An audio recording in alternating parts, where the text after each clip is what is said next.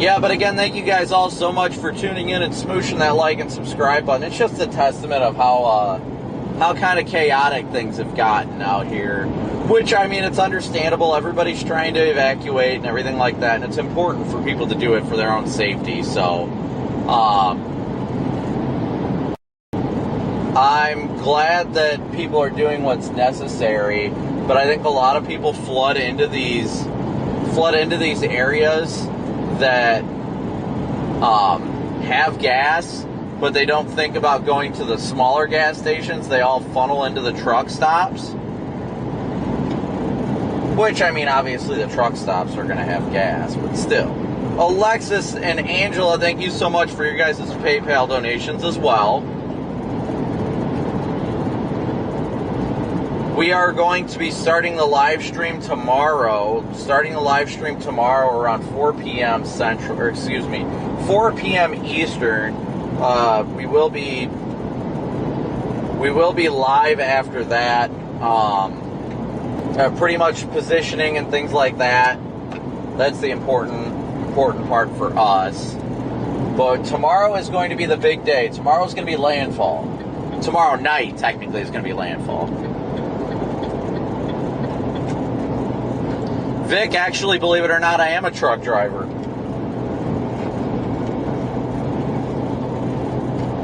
Pull doubles and triples for XPL Logistics.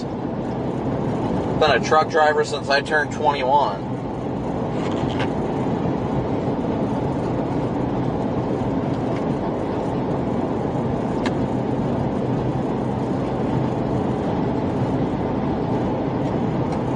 Hey, Laura, good to see ya.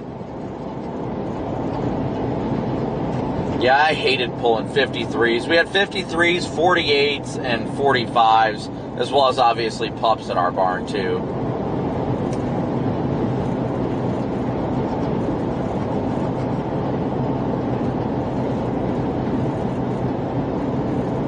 Hey, Dustin, good to see ya. I loved driving a truck, personally. I absolutely loved driving a truck. I enjoyed it. But, you know, it wasn't what I was passionate about, you know? I love driving a truck, though. Man, did I love it. It was great.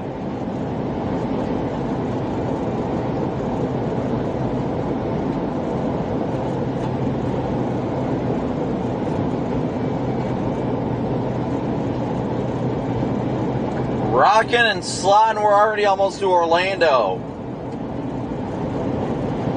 JC Glock, congrats on 37 years at FedEx Freight. That's awesome.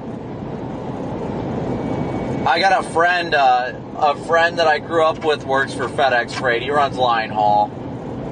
I ran line haul for the most part for XPO. Well, when I got hired in, it was still Conway Freight. Good times, good times. I miss those days at times. I really do. Pulling doubles and triples was fun.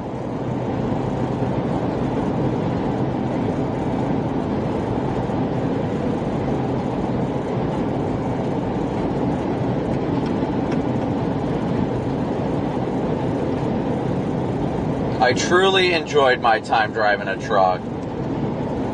I know FedEx was a great company. Conway was a great company. I loved working for Conway. Hi, Zara. Thank you so much for 8 months of membership.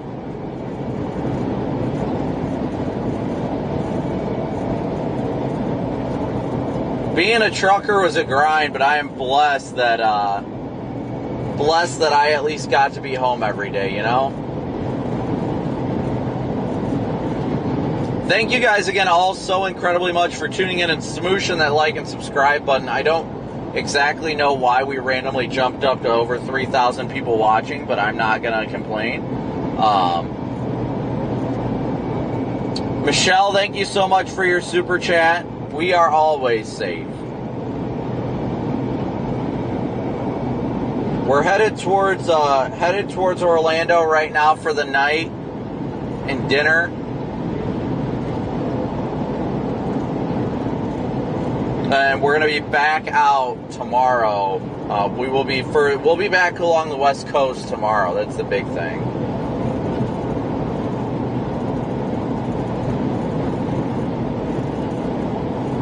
Oh, has the new update from the Hurricane Center come out? Yeah, I don't blame everybody, other streamers, for taking a break right now. It's been exhausting for nonstop coverage for everybody. You know, I think Ryan's still live. Ah, no, Ryan just finished his stream. Okay, that explains the influx in viewers. Yeah, I know Max is about to go live too. Thank you guys so much for tuning in, smooshing that like and subscribe button, all the new subscribers as well.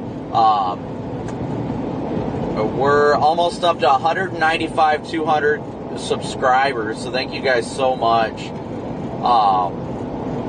Really appreciate the support. Like I said, we'll be on the ground tomorrow, straight up on the ground tomorrow, doing coverage from the coast. Right now we're headed towards Central Florida for the evening to get dinner and kind of relax. We got some more stuff to do to the cars and such.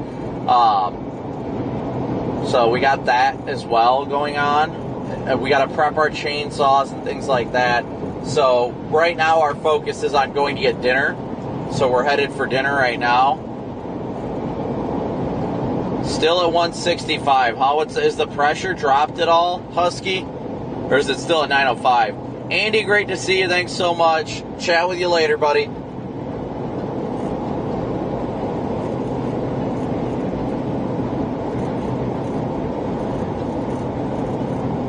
It's still centered on Sarasota, huh? Oh, is it down to 902? Jeez. Richard, I appreciate it. I really appreciate it. Yeah, we're probably going to go invade an Applebee's real quick.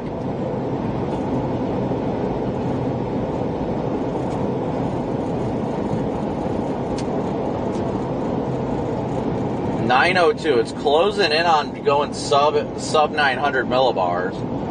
All right, let me ask you guys. We're probably going to go get something to eat at Applebee's. Do you guys want to not join us? Do you want me to leave the stream up, or do you guys want to shut down when we go? Obviously, I'm not taking the stream in with me, but we will be doing some stuff afterwards. Like, we've got passion, we've got determination. Like, and if we set our sights on something, you better believe it's happening. Fully engaged in the preparation for Hurricane Milton. That includes FEMA, that includes the United States Coast Guard, that includes the National Hurricane Center and the National Weather Service. It was very important that the FEMA Administrator, Deanne Criswell, was here in St. Petersburg yesterday, meeting with Mayor Welch and his team. She is assuring everyone that FEMA has the resources necessary to respond to this disaster. This is the largest mobilization of FEMA personnel in recent history, and they have pre-positioned supplies that are needed in the recovery phase and response phase as well. That includes meals, water, tarps. They have search and rescue teams poised to go out into the bay, into the waters, to make sure that they are able to respond to any life-threatening situations. We're also fortunate here in St. Petersburg to have a very active Coast Guard presence. And the personnel from Sector St. Pete and the Clearwater Air Station are poised for their search and rescue and their post-Hurricane Milton response activities. They are fully devoted to this community and keeping everyone safe and well. The National Hurricane Center has been issuing its updates, and I think it's very important that you listen to their terminology, because this terminology is unlike anything that we have heard in past decades. I don't remember any time, there's not been any time when a community was socked with a double whammy like we are about to experience, to have a devastating storm surge from Hurricane Helene, followed by the triple threat that Hurricane Milton poses to us. The National Hurricane Center is talking about that. Hurricane Helene was a devastating surge with little rain and not a lot of high winds. But this is the triple threat that we have feared for decades and decades, because it involves storm surge, it involves flash flooding, and it involves high winds. The National Hurricane Center emphasizes that Milton is expected to grow as it approaches the west coast of Florida. It will approach as an extremely dangerous hurricane with a large destructive storm surge that they call life-threatening. So follow all of the local authorities. Listen to what the City of St. Petersburg and Mayor Welch are advising about getting out of your evacuation zones. The National Hurricane Center is advising that these will be devastating hurricane force winds. They advise to protect life and property now. You have a rapidly closing window to secure your life and your valuables. They are predicting heavy rainfall, flash urban flooding that will all combine to increase the overall threat. And Mayor, I have to say, I'm a little bit concerned because I've heard from some people this morning that they think it will be okay if they're on a second story of a building. They think, well, after the storm surge of Helene, if you were in an evacuation zone, but you were able to get up on the second and third story, you're going to be safe. I think that that is a colossal life-threatening error. Do not put your life at risk, because the National Hurricane Center also advises that after this catastrophe, large portions of the Tampa Bay area are going to be uninhabitable. You're not going to have power. You may not have other essentials. The time is now for you to evacuate. Take this storm seriously and listen to Mayor Welch and the St. Petersburg Emergency Response Team. Thank you. Thank you for your leadership and partnership, Congresswoman. Okay, we'll now take any questions. Mayor, the cranes from these construction sites, these four mentioned, is that something that could have been addressed days ago or taken care of, taking those cranes down? I don't believe so, and I'll ask my City Development Administrator or Don Tyra, our building officials, speak to it. But let me just say there are things that we're learning because of the strength of this storm. This was a tropical storm that turned into one of the most powerful storms in the history of our nation very rapidly. So we're learning things that we're going to use to update our procedures and processes going forward, but there's just no way in this window of time to bring those cranes down. We've never had a storm this powerful with winds this strong that would have required that. And so there are things that we're learning, just like our sewer systems, that we're going to have to incorporate in our planning going forward. Don, can you come give us some specifics on that?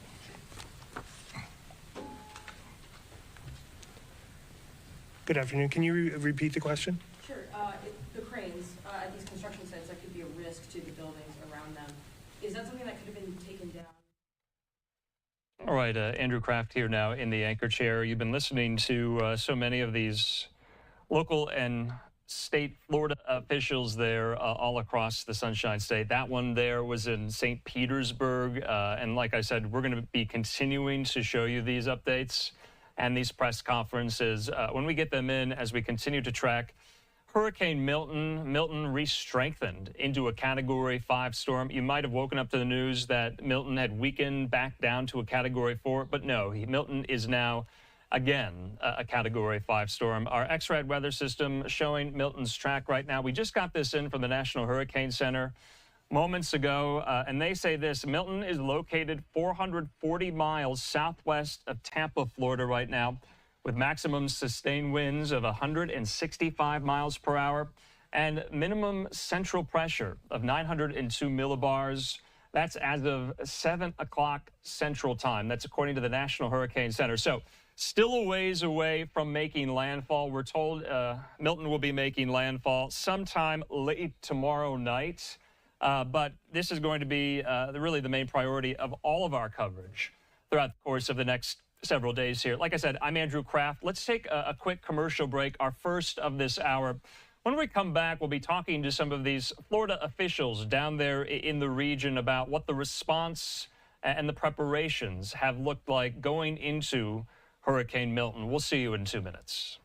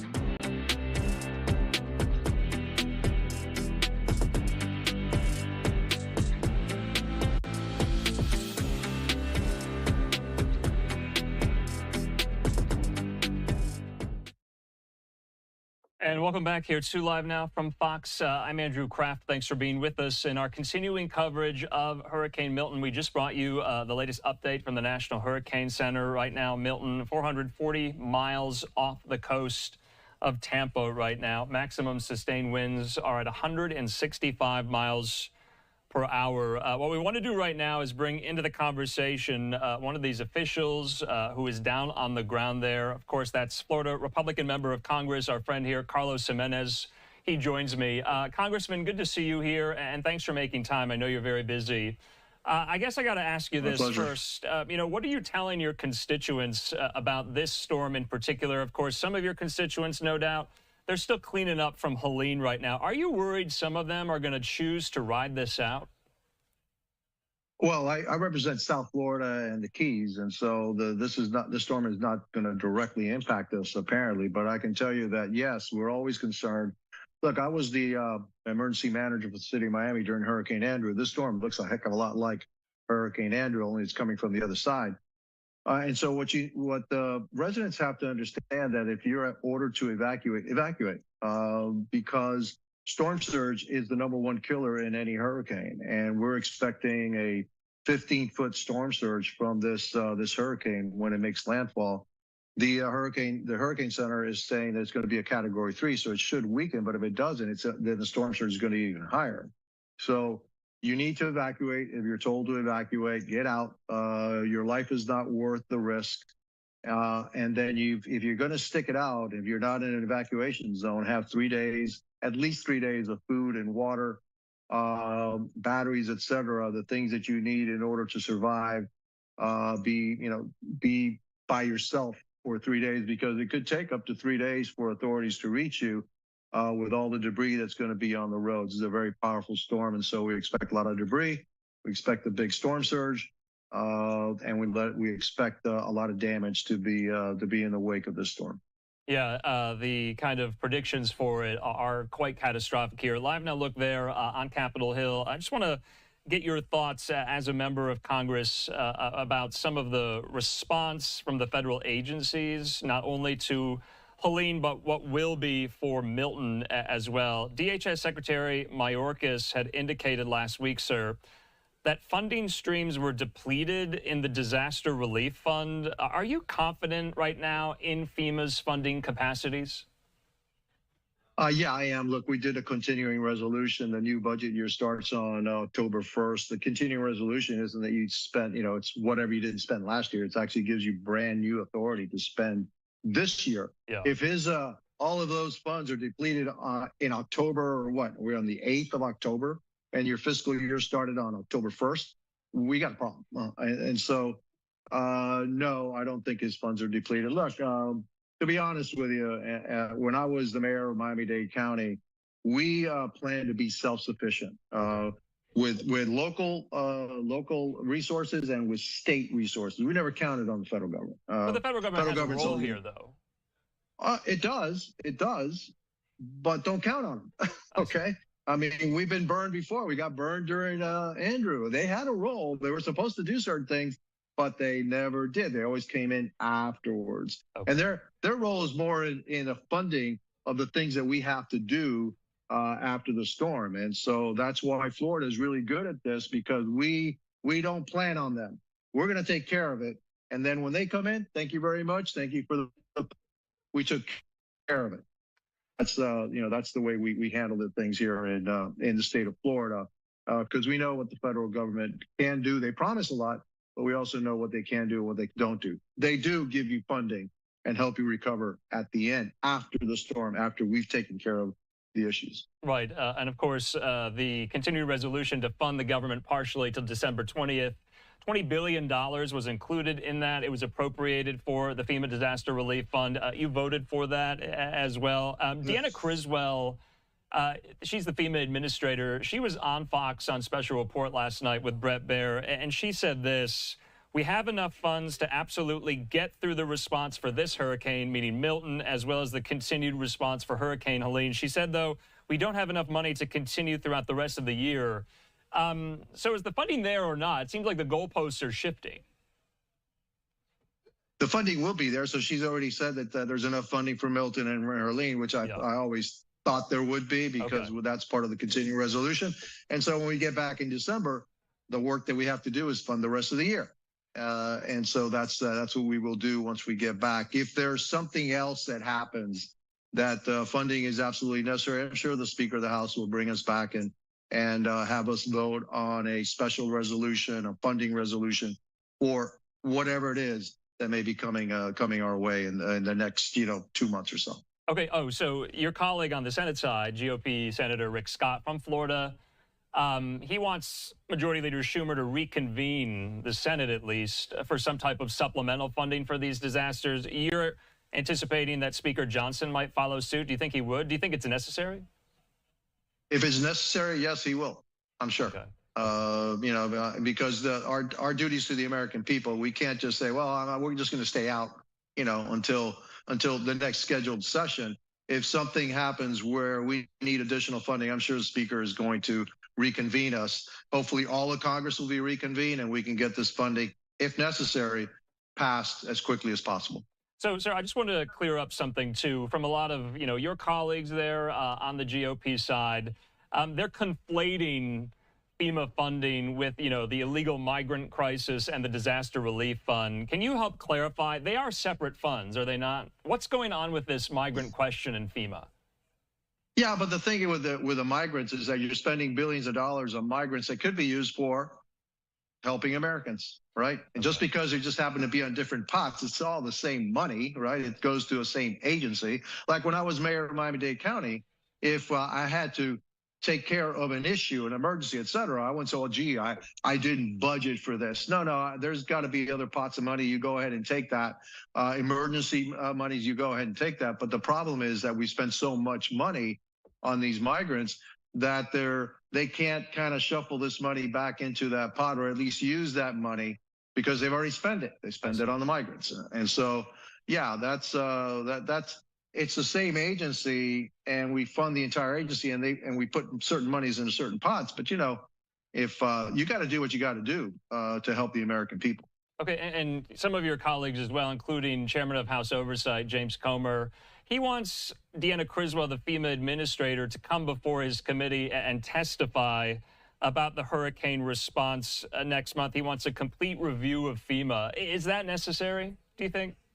Oh, yeah, I do. And not just for this. Yeah, I do. Because I think that Secretary Mayorkas is completely incompetent.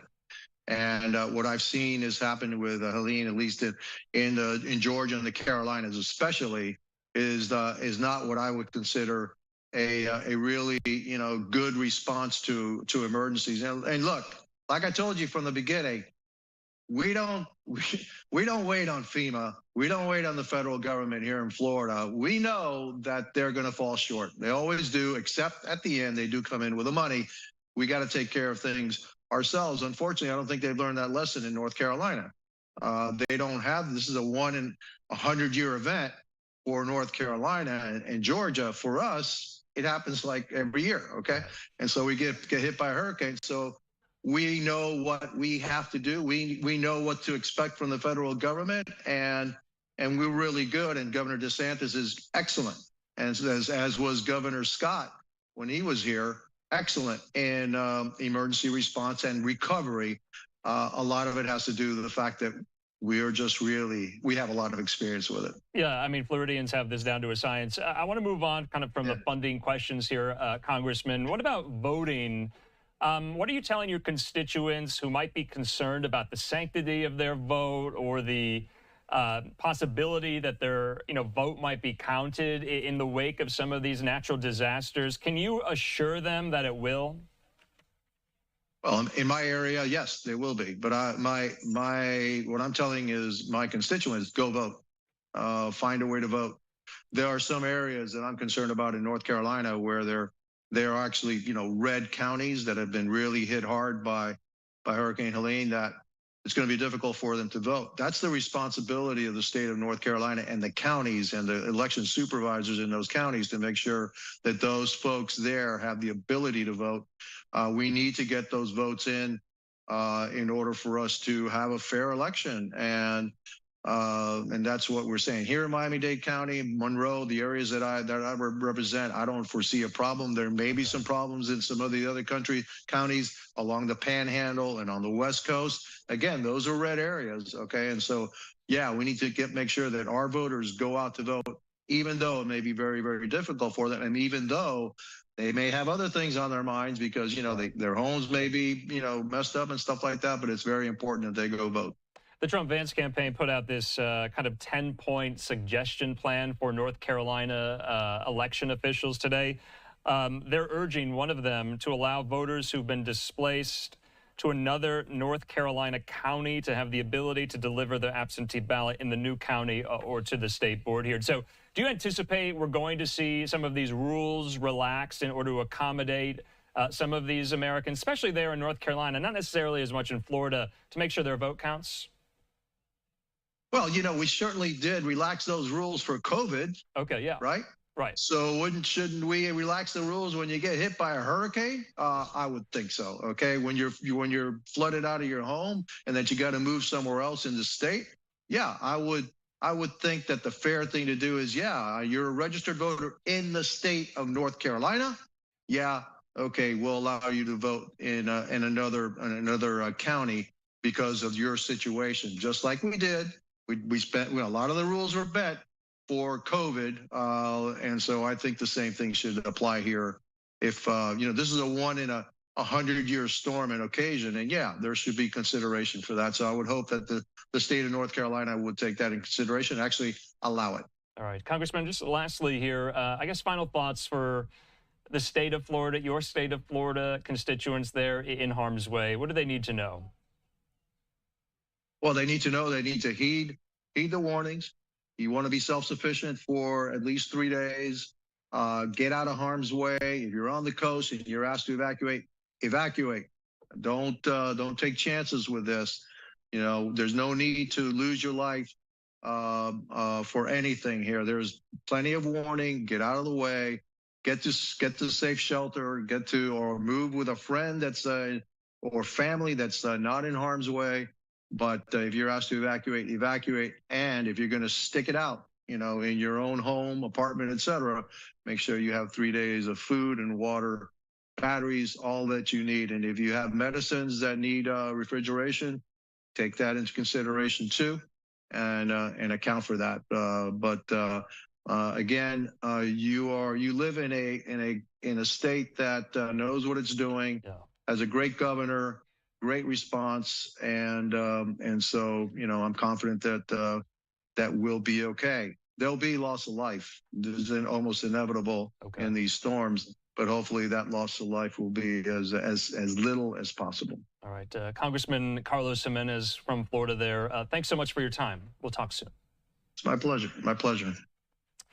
All right, in the meantime here, let's take a quick commercial break. We're fastly approaching the bottom of the hour. When we come back, we're going out to Fox 13 Tampa. We also have Fox 35 Orlando as well. They're tracking all of Milton's movements as right now he is at Category 5 strength. To what the congressman just said, this is a once-in-a-century level storm here. We'll have more on it in 2 minutes.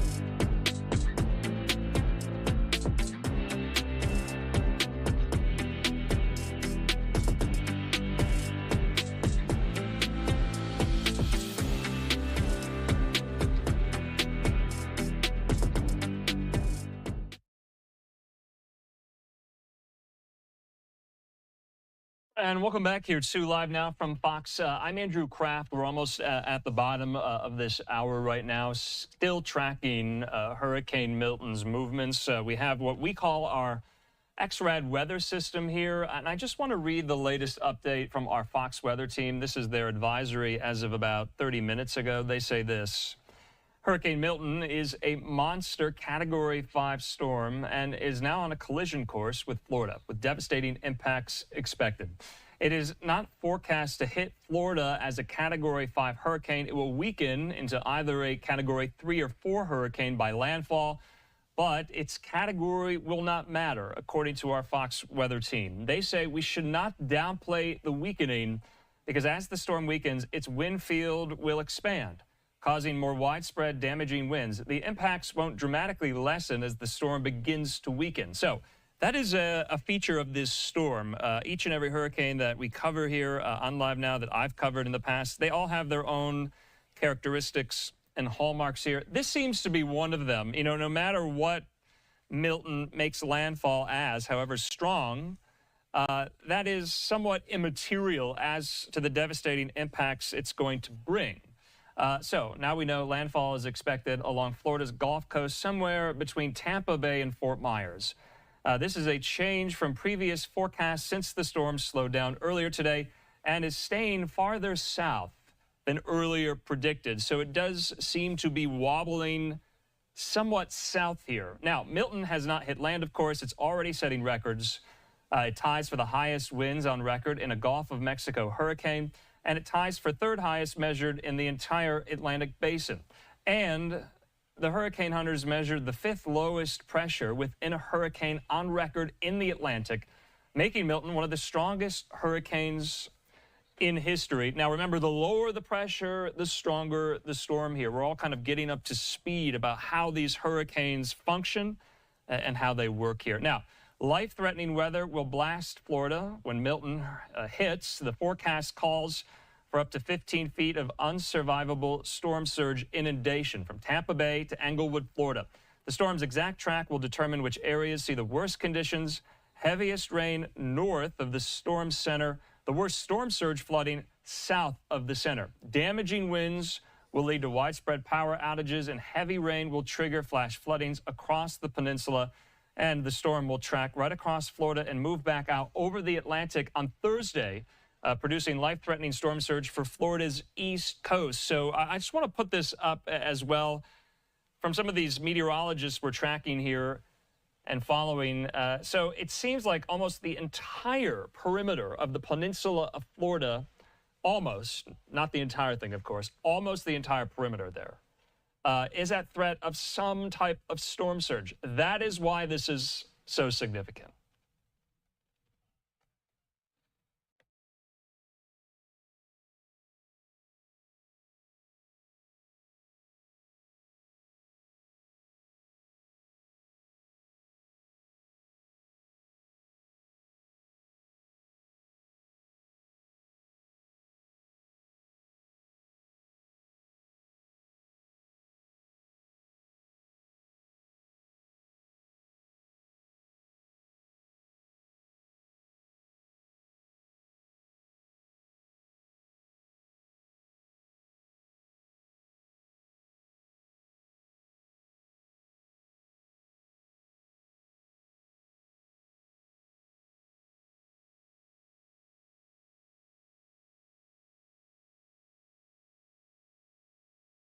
Okay, so just wanted to let you look at this map here. It is quite stunning to just see the impacts of what the storm surge will bring, not to one part of Florida, not to a tiny sliver of the coast, but to almost the entire perimeter of the coast of the Sunshine State here. So this is going to be quite significant here. And anyway, we do want to continue talking to those of our friends in the region who now are tasked with covering this storm from every angle down on the ground. We're going to do that, of course, with our friend there at Fox 13 Tampa, Lloyd Sowers. He's standing by with the latest. And Lloyd, thanks for being with us. You helped us get through Hurricane Helene. I can't even believe we're talking to you again, Lloyd, frankly. But what are you tracking? What are you watching for? And who have you spoken to down there? Well, I tell you, I think that the experience of Helene just 2 weeks ago has sort of heightened the awareness of everyone about how destructive the storm surge can be. We saw 7- and 8-foot storm surge with Helene. The forecast that you just went over showed a possible 10- to 15-foot storm surge with this storm. So people who lost their furniture, lost their appliances in Helene are thinking if another one bigger comes, we're going to need to get out of here. And so a lot of people have evacuated. Let's show you some video, though. Show you a wild ride in the sky as hurricane hunters go through that storm today. As you reported, this is one of the strongest hurricanes on record, and they get a bumpy ride out of this. I think that, you know, a lot of the storms they go into aren't like this, but they got some valuable data helping with the forecast track here. On the ground, a much slower ride. People getting out of Florida, I-75 northbound out of Florida, at times bumper to bumper, but still moving when we checked, and also I-4 going up toward Orlando and Daytona Beach. But you got to remember that unlike Helene, which kind of dragged up the coast, sort of skirted the coast as it went north, this storm is coming in perpendicular and will run right into the west coast of Florida and across Florida, okay? So there's all this debris stacked up that's going to become flying missiles and hurricane-force winds. People who have evacuated twice now in the last 2 weeks. People who are frustrated, like this building manager I talked to on Clearwater Beach. Take a listen. In fact, everything that you're looking at here was about 4 feet underwater, all the way. Entire beach got dumped all the way through to the front and all the way through the garage.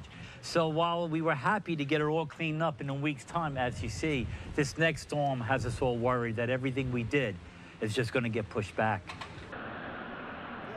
And dozens of cars were flooded in that parking lot alone, as you heard from him there. Cars at the gas pumps today, some of them finding no gas at some stations, out of gas. Governor Ron DeSantis said this morning that gas supplies would be still coming to the state, that those stations would be replenished with gasoline. But it's just some neighborhoods like ghost towns. As a lot of people, more than I've ever seen, I've been covering the west coast of Florida now for 40 years, and the biggest, most compliant, I will say, evacuation order that I've seen, at least here in the Tampa Bay area. If this thing, though, continues to drift to the south, our friend Sarasota Bradenton is impacted greatly, that storm surge on the south end. And then if you drift further south, you're getting into Sanibel, Captiva, Fort Myers Beach. Remember a couple of years ago, they had Ian, 15-foot storm surge on Fort Myers Beach, flattened it. They are just getting rebuilt now. If this storm were to come ashore with that kind of storm surge, they would have to start all over. So a lot of folks are afraid of this storm, as authorities say they should be, because it's a very dangerous storm, and a lot of people complying with those evacuation orders on the west coast of Florida here today. Back to you. You know, Lloyd, I just had to ask, because it does look like at least the latest tracks have Milton kind of veering and wobbling, like you said, a little further south than when it was first anticipated, because it was going to be a direct hit on Tampa Bay. And I don't want to get ahead of ourselves here. Maybe you guys are out of the woods just yet for a direct hit, but when you talk about the history of a hurricane having a direct hit on Tampa Bay, it's been more than 100 years, has it not? Yeah, it was 1921 was the last time that a hurricane made a direct hit. At that time, the eye came ashore in Tarpon Springs, just to the north, which in that counterclockwise scenario sends now water pushing up Tampa Bay in a storm surge. We saw pictures from 1921 of streetcars turned over, houses along Tampa's Bay shore destroyed. But this is a much different place 100 years later. A fraction of the population there in 1921, that last direct hit. But yeah, if it goes south, if it tracks just a little bit south, and you know, it's somebody else's nightmare. Sarasota, Bradenton, they've had mandatory evacuations. All the barrier islands there, mandatory evacuations. Siesta Key, Longboat Key, Lido Key, Anna Maria Island. You get down into Captiva and in St. Joseph Sound and down toward Fort Myers Beach. You got a whole other population down there. So it's going to be somebody's storm on the West Coast, and it's not going to be good. Wherever it lands, it's not going to be good. But, you know, it's still going to land here on the West Coast, and people are taking it very seriously. All right, Lloyd Cyrus, can't thank you enough. I think we'll be talking a lot in the next couple of days, Sure. and stay safe. Sure, you too.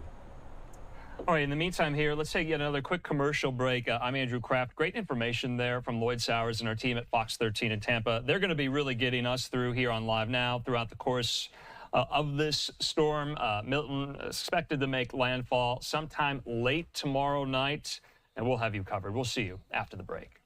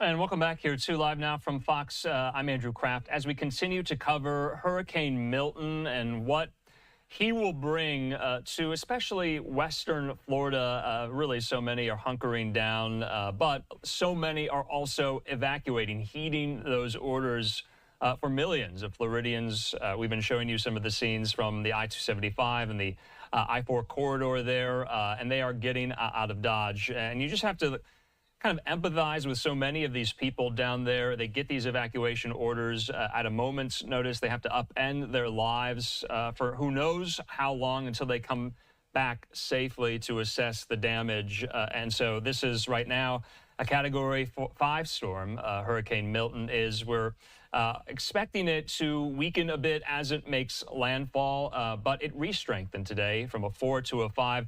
Meteorologists and forecasters are telling us that the level of strength, the category number doesn't necessarily matter at the end of the day because of the high wind speeds, the storm surge, the storm will bring nonetheless. And this, as so many communities there, especially in the Big Bend area of Florida and the Carolinas, are still picking up the pieces from Hurricane Helene. This was a key feature today at the Pentagon press briefing. Deputy spokesperson Sabrina Singh talking about what assets have been deployed from that level, the military level, in response to the run-up to Hurricane Milton. Let's listen.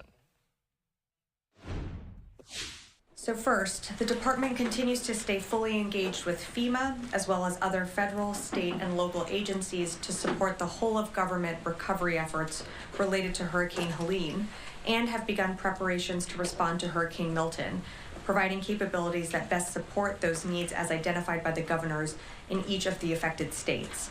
As previously mentioned, in North Carolina, we've deployed over 1,500 active duty soldiers helping with emergency route clearance, rotary wing search and rescue, and the delivery of food, water, and other needed resources to residents in the hardest affected areas in Western North Carolina. On top of that, you have the U.S. Corps of Engineers, who have nearly 500 personnel manning 12 emergency operations centers throughout the areas impacted by Hurricane Helene, to include 3 of those in North Carolina. We know the foundation of our uniformed response comes from our National Guard, who now have roughly 5,000 Guard members from 19 different states doing just phenomenal work across the board, serving these impacted communities. And in Florida, more than 5,000 members of the Florida National Guard have been mobilized to prepare for recovery efforts from the imminent arrival of Hurricane Milton. Additionally, U.S. Army North is preparing high water vehicles, helicopters for search and rescue operations, forces logistics support to FEMA search and rescue teams, medium lift helicopters for moving personnel and equipment, and command and control and sustainment for DoD forces, and has moved personnel and equipment from their contingency command post to Fort Moore, Georgia, as they stand ready to respond to support requests from FEMA and state leadership. Shifting gears, this morning Secretary Austin spoke by phone with Japan's Minister of Defense, Nakatani. Secretary Austin congratulated Minister Nakatani on his recent appointment at a time when the United States and Japan continue to make historic progress on alliance priorities. The two officials reaffirmed their commitment to modernize alliance command and control and expand bilateral presence in Japan's Southwest Islands. They also reiterated the importance of deepening defense cooperation with regional partners to advance a shared vision of a free and open Indo-Pacific region. Secretary Austin also spoke by phone today to new NATO Secretary General Mark Rutte. The Secretary congratulated him on his recent appointment as the alliance's new Secretary General, and the leaders reaffirmed their commitment to advancing NATO's priorities. Readouts of both calls will be available on defense.gov later today. On Secretary Austin's bilat with Minister Gallant, we were just informed that Minister Gallant will be postponing his trip to Washington, D.C. Secretary Austin looks forward to seeing him soon. And finally, as many of you are aware, due to Hurricane Milton, President Biden is no longer traveling to Ramstein to participate in the Ukraine Defense Contact Group. We are still working through what that means for the Secretary's schedule, but when we have an update, we'll be happy to share. With that, I'd be happy to take your questions. I don't see AP. AP's on the phone. Lita Baldor, Associated Press. Hi, thanks, Sabrina. On the postponing of the Gallant visit, Do you have any sense whether this has an impact on what Israel may or may not do regarding strikes on Iran at all? And did the secretary speak with him, or is there a call on that planned? Thanks, Lita, for the question. So in terms of impact on Israel's response, again, I'm not going to speak for the Israelis and their operations. We certainly can remain in touch, whether it be in person via a meeting, should that be scheduled for a later time, or via phone. I'm not aware that the secretary has spoken to Minister Gallant today, but of course, it's still early, and they're in touch pretty frequently, so a call could always be scheduled for later today or later this week. And that being said, we still continue to consult with the Israelis on, what their response might be, but I'm just not going to speculate further beyond what I said. I'll come to the room. Jen. So what was the reason that Minister Gallant gave for canceling the trip? You'd have to speak to the Israelis on that one. I was just told that that he postponed his trip. How much equipment has CENTCOM moved out of Tampa? How many warplanes, ships? What's happening? And have they moved all personnel out, or are they keeping a skeleton staff? So in terms of how much equipment has been moved from CENTCOM, from MacDill, I would refer you to them to speak to that. I don't have those specific numbers, but I know that they've taken a number of precautions to move aircraft out, taking protective measures. There is an evacuation order in place. I believe there will be, only essential personnel needed at the base during this time, but for the most part, I think most folks are, following those orders and leaving the affected area. But can the ops center stay open and function if there's a massive hurricane? Is it protected, and what impact will it have on U.S. operations in the Middle East in the coming days? So in terms of operations in the Middle East, I do not anticipate any impacts to forces and our operations in the Middle East. They're going to continue to be able to conduct those missions. In terms of how the Ops Center will be able to operate, I'd really refer you to CENTCOM to speak to that. I just don't have that level of detail from here. Warren, did I see you? Yeah, two questions. You say you don't have a readout of a call today between Secretary Austin and Minister Gallant. Do we expect the pace of calls to continue as it has? And is there something the Secretary wanted to convey to Gallant in person that cannot be conveyed in a phone call? Meaning, is there in other words, will the in-person meeting simply turn into a phone call now that it's delayed, and do you have any sense of how long it's being delayed?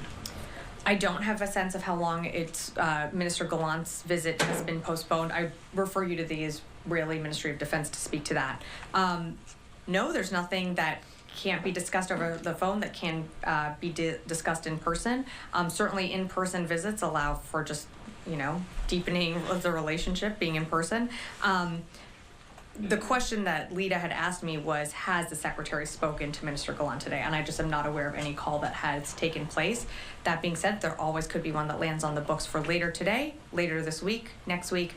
I think that they remain in regular touch. I'll say about that. Yes, Charlie. I'm curious to know who initiated Gallant's visit here to begin with. Was he beckoned by the Secretary of Defense, or was it maybe his idea that maybe they needed to have a face-to-face? I don't think the Secretary of Defense beckons anyone. This was a visit that was scheduled by Minister Gallant, and of course the Secretary would always love to host him at the Pentagon, and that's what we were going to do tomorrow. The visit's been postponed, and we'll work with Minister Gallant's office, should his trip be rescheduled to a later date. I'm sure the Secretary would be happy to host him again at the Pentagon. But it was Minister Gallant's idea to come visit.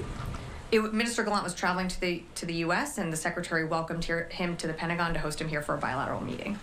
Joe. Thank you, Sabrina. I guess you are aware of some reports are saying that Prime Minister Netanyahu asked Minister Gallant not to go to Washington. I guess you are aware of that, and if you have anything to say in regards to those reports. Thanks for the question. I am aware of those reports, and I think I'm going to stay out of Israeli politics. I mean, would you rule out such a thing between U.S.-Israel relations? I don't have any comment on the reporting that's coming out of the region. What I can tell you is that the Secretary has a great relationship with Minister Gallant. I think they've now spoken probably over 80 times, ballpark. You know, they remain in constant communication, whether it be an in-person meeting here or, you know, meetings, phone calls that need to be done remote. That relationship still maintains and can be done, you know, at any time, any place in the world, including when the Secretary is back on, has been on travel and taken calls, you know, over the Mid-Atlantic. Okay, my last question is, we all know that Secretary Austin was planning to go to Israel, and then he canceled it. And then now Minister Gallant was planning to come to the Pentagon tomorrow, and then it got postponed. Would you say, can we say, is it fair to say that there are kind of tension between both Secretary Austin and Minister Gallant? No, to the contrary. I mean, I would push back on that. I don't think there's tension. I don't think, you know, you can have frank, you can have direct conversations with your friends. You're not always going to agree on everything, but that doesn't mean that there's tensions. I certainly wouldn't read into anything there. So, they're not on the same page. Can we say that? Could you expand on what you mean by they're not on the same page? I mean, in regards to, let's say, in regards to how Israel is going to strike back on Iran. What I will tell you, Joe, is that we are talking to them about their response. I wouldn't read too much into that, other than that's all I'm going to be able to say at this moment. Fadi. So thank you, Sabrina. You said you're going to stay out of Israeli politics. Yeah. Are Israeli politics getting in the way of your consultation with the Israelis on the potential response to Iran? And I'm asking this question because any response by Israel, whether in Lebanon or Iran, as you said, or Pentagon officials, will have an impact on U.S. forces and U.S. interests in the region. Mm-hmm. So in terms of the question on the Minister Gallant's visit, I've seen the reporting coming out of the region. I just don't have anything to add to that, and I don't have anything to add additional comments on. In terms of a response from Israel to Iran, it's something that we're, you know, continuing to hear from them, understanding that, you know, they are also thinking through how they're going to respond, but I'm just not going to speculate on what a response might look like. Okay, and a follow-up. At this moment, with the tensions, what's happening in Lebanon, what's happening in Gaza in terms of the renewed Israeli offensive on northern part of the Strip, tension between Iran and Israel, does the Secretary think it is helpful for the Israelis to postpone Gallant's visit? What does that have to do with tensions? Is it helpful to postpone Gallant's visit to the Pentagon? Was he going to discuss all of these topics? And my question is, do you think that will have an impact on the depth of discussions?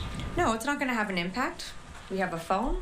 We've spoken, the Secretary has spoken to Minister Gallant, I think, you know, probably more than 80 times. Don't, you know, quote me on that. Although I'm saying it from a podium, so I guess you can. But, you know, approximately over 80 times he's spoken to Minister Gallant. They have a good relationship with each other, Fadi. They can pick up the phone at any time, at any hour of the night, and speak very candidly to each other, whether that's a meeting that's done in person or a meeting that's done over the phone.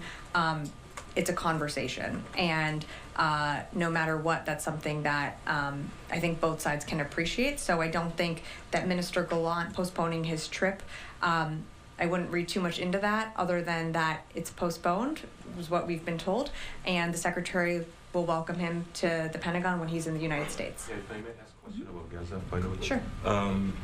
So the administration position and the Secretary was very clear that you don't want to see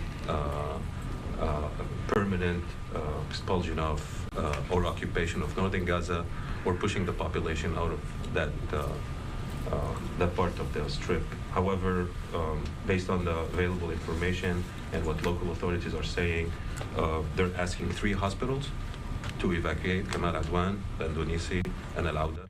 All right, you've been listening there to Deputy Spokesperson at the Pentagon, Sabrina Singh, also with some updates on Hurricane Milton and the relief efforts of Hurricane Helene, but also talking about what we brought you just yesterday, that there was going to be this meeting this week between the Israeli Defense Minister, Yoav Gallant, and Secretary of Defense Lloyd Austin here, and that was confirmed there. The meeting has been postponed temporarily. It's off for now. Barak Ravid at Axios has this, that Netanyahu refused to approve Gallant's trip to Washington planned for tonight until he gets a phone call with President Biden and until the Israeli cabinet approves the response to Iran's missile attack. That's according to a source familiar with the matter. Barak Ravid reports as well. He goes on to say that the Israeli Minister of Defense Gallant postponed his trip to Washington planned for tonight after Prime Minister Netanyahu's objection.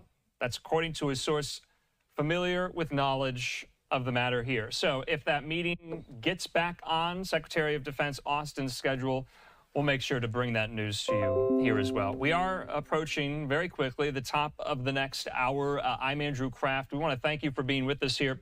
We do have, though, some breaking news to report. We're going to move from the Pentagon now to the Department of Justice here. I have a press release in my hand, and this is quite a huge story here. I want to put up some of this video. Take a look at this. All right, so this is what we know right now, that according to the Justice Department, they today announced charges against a citizen of Afghanistan residing in Oklahoma City, Oklahoma, for conspiring to conduct an Election Day terror attack in the United States on behalf of ISIS. As you know, ISIS, of course, is a designated foreign terrorist organization. According to the criminal complaint filed today, that who you see there, his name, Nasser Ahmad Tawedi. He's 27 years old. He conspired and attempted to provide material support to ISIS and obtained firearms and ammunition to conduct the violent attack on U.S. soil in the name of ISIS. As part of the plot, the defendant allegedly took steps to liquidate his family's assets, resettle members of his family overseas, acquire AK-47 assault rifles and ammunition, and commit a terrorist attack in the United States. I'm reading from the press release by the Department of Justice. It's quoting Attorney General Merrick Garland. Garland says this, as charged, the Justice Department foiled the defendant's plot to acquire semi-automatic weapons and commit a violent attack in the name of ISIS on U.S. soil on Election Day. So Garland went on to say, we will continue to combat the ongoing threat that ISIS and its supporters pose to America's national security, and we will identify, investigate, and prosecute the individuals who seek to terrorize the American people there. So I want to go on to say just a little bit more about the criminal complaint itself. The DOJ says as part of the investigation into Tawedi right there, the FBI searched his phone and obtained communications between Tawedi and a person who facilitated recruitment, training, and indoctrination of persons who expressed interest in terrorist activity and who Tawedi understood to be affiliated with ISIS there. So this is quite something, quite a plot being foiled right now by intelligence agencies and the Department of Justice 28 days ahead of the presidential election here. So that's why we're bringing you this story right now. This is really quite something, and you're seeing that right there. We also have some tweets as well from members of Congress and reporters reacting to this. Reading more, though, from the criminal complaint, they say this, Tawedi was also seen in a video, and that's what you're seeing, a still image from that video right there, recorded on July the 20th, reading to two children text that describes the rewards a martyr receives in the afterlife. Tawedi also allegedly accessed, viewed, and saved ISIS propaganda on his iCloud and Google account, participated in pro-ISIS Telegram groups, and contributed to a charity which fronts for and funnels money to ISIS. The complaint alleges that while liquidating their family's assets prior to the attack, Tawedi there and his co-conspirator, who is a juvenile, advertised the sale of the family's personal property on Facebook. Now, at the FBI's direction, a confidential human source responded to inquire if a computer was still for sale. The FBI source noted that he needed the computer for a new gun business he was starting, which ultimately led Tawedi and the juvenile to meet with the source and other FBI assets at a rural location to test firearms. Tawedi also expressed interest in purchasing two AK-47 assault rifles, magazines, and ammunition from the source. Now, the case is being investigated by the FBI Oklahoma City field office with assistance with the Oklahoma City Police Department and the Moore, Oklahoma Police Department. He was charged with conspiring and attempting to provide material support to ISIS, which carries a maximum prison sentence of 20 years, and receiving a firearm to be used to commit a felony or a federal crime of terrorism. That carries a maximum prison sentence of 15 years here. So I want to put this up from our colleague, Fox's Bill Malugin, with a screen grab there of the criminal complaint itself. And Bill has it that the FBI has arrested an Afghan national who they say was plotting an ISIS-inspired terror attack on Election Day to target large crowds. According to the FBI, he entered the United States on September 9th, 2021 on a special immigrant visa.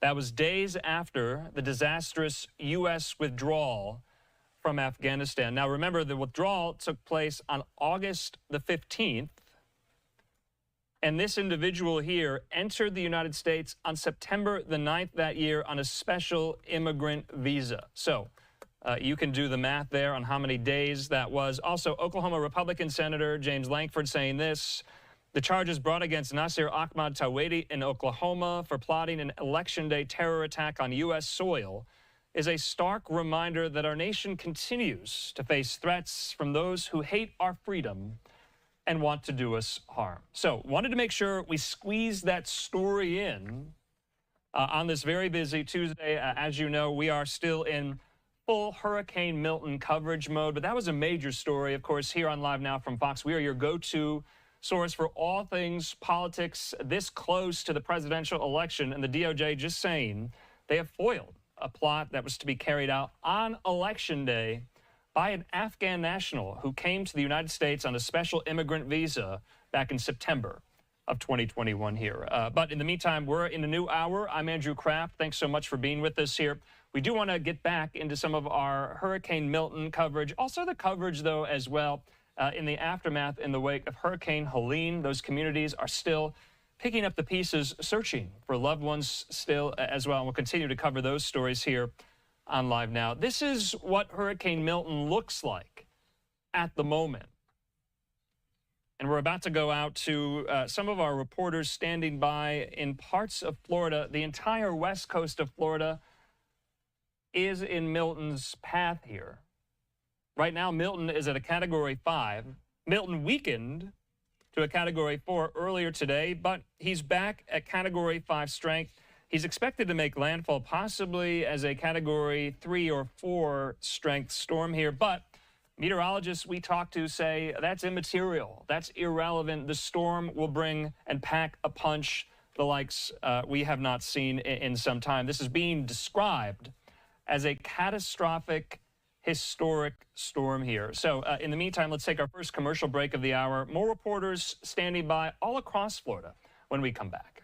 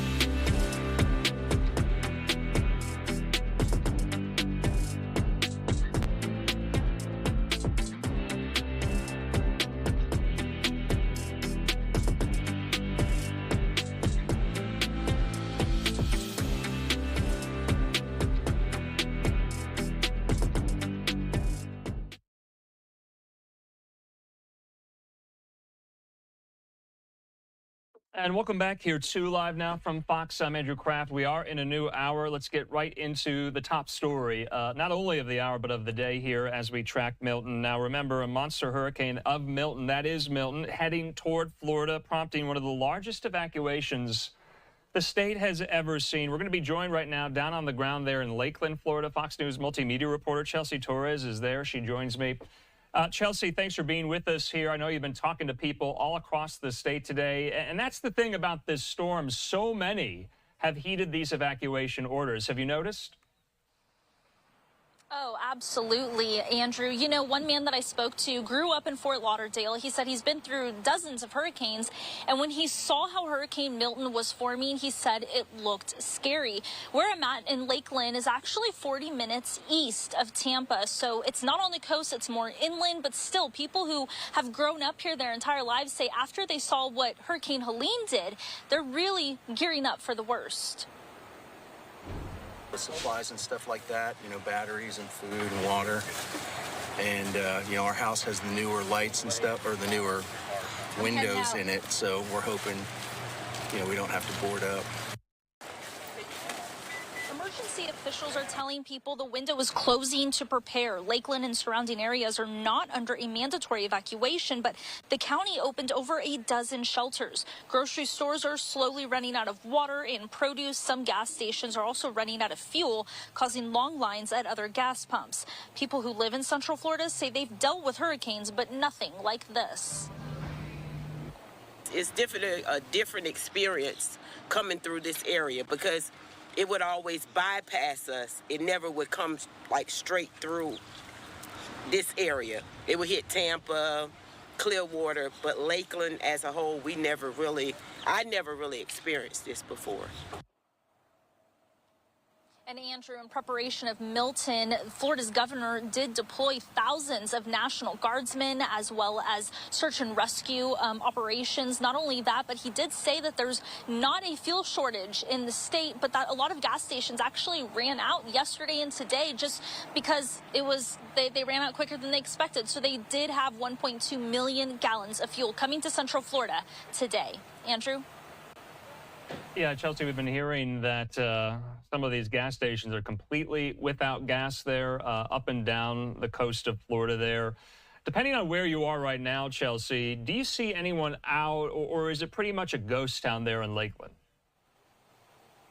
Well, where I'm at, it really feels like the calm before the storm. There's people that are still moving around, and actually, I'm actually in a parking lot of a gas station, Andrew, and this gas station was where I came earlier because there were long lines, and now there are bags on all of the gas pumps that are not diesel. But there's still people that are coming around, driving around to see if the gas pumps are available. They're still going inside this gas station. This gas station did tell me that if they don't have people come in tonight, they will close, but they're usually open 24/7. So that just kind of goes to show most of the businesses around here have been closed all day, or they're closing early. And so I think right now people are still trying to go out and get those last minute items. And so that's what you'll see as of right now. Chelsea, what about the traffic? I mean, we've been seeing some of these incredible scenes of just bumper to bumper traffic on the interstate there. Have you experienced that? I experienced it more so yesterday and a little bit this morning and afternoon. Yeah, definitely. People, I think, are just trying to get out and get all of the preparations that they need or just get out of Dodge if they can. I've definitely experienced that today. All right, Chelsea Torres there live for us in Lakeland, Florida. Chelsea, stay safe. I'm sure we'll be checking in with you over the course of the next few days. Thank you, Andrew. All right, in the meantime here, we do have some of these live vantage points. This is a Florida Department of Transportation camera. That's in Collier County on the Gulf. Of course, if you're familiar, that includes the community of Naples, Florida as well. We also have this vantage point as well here. This is Daytona Beach at the moment. So literally what Chelsea Torres just told us, the calm before the storm. You can see it, you can feel it, and you can sense it there just in that image. In the meantime here, more updates from some of these Florida officials, including Governor Ron DeSantis. This is his latest press conference from earlier today. Let's take the opportunity to replay that for you right now.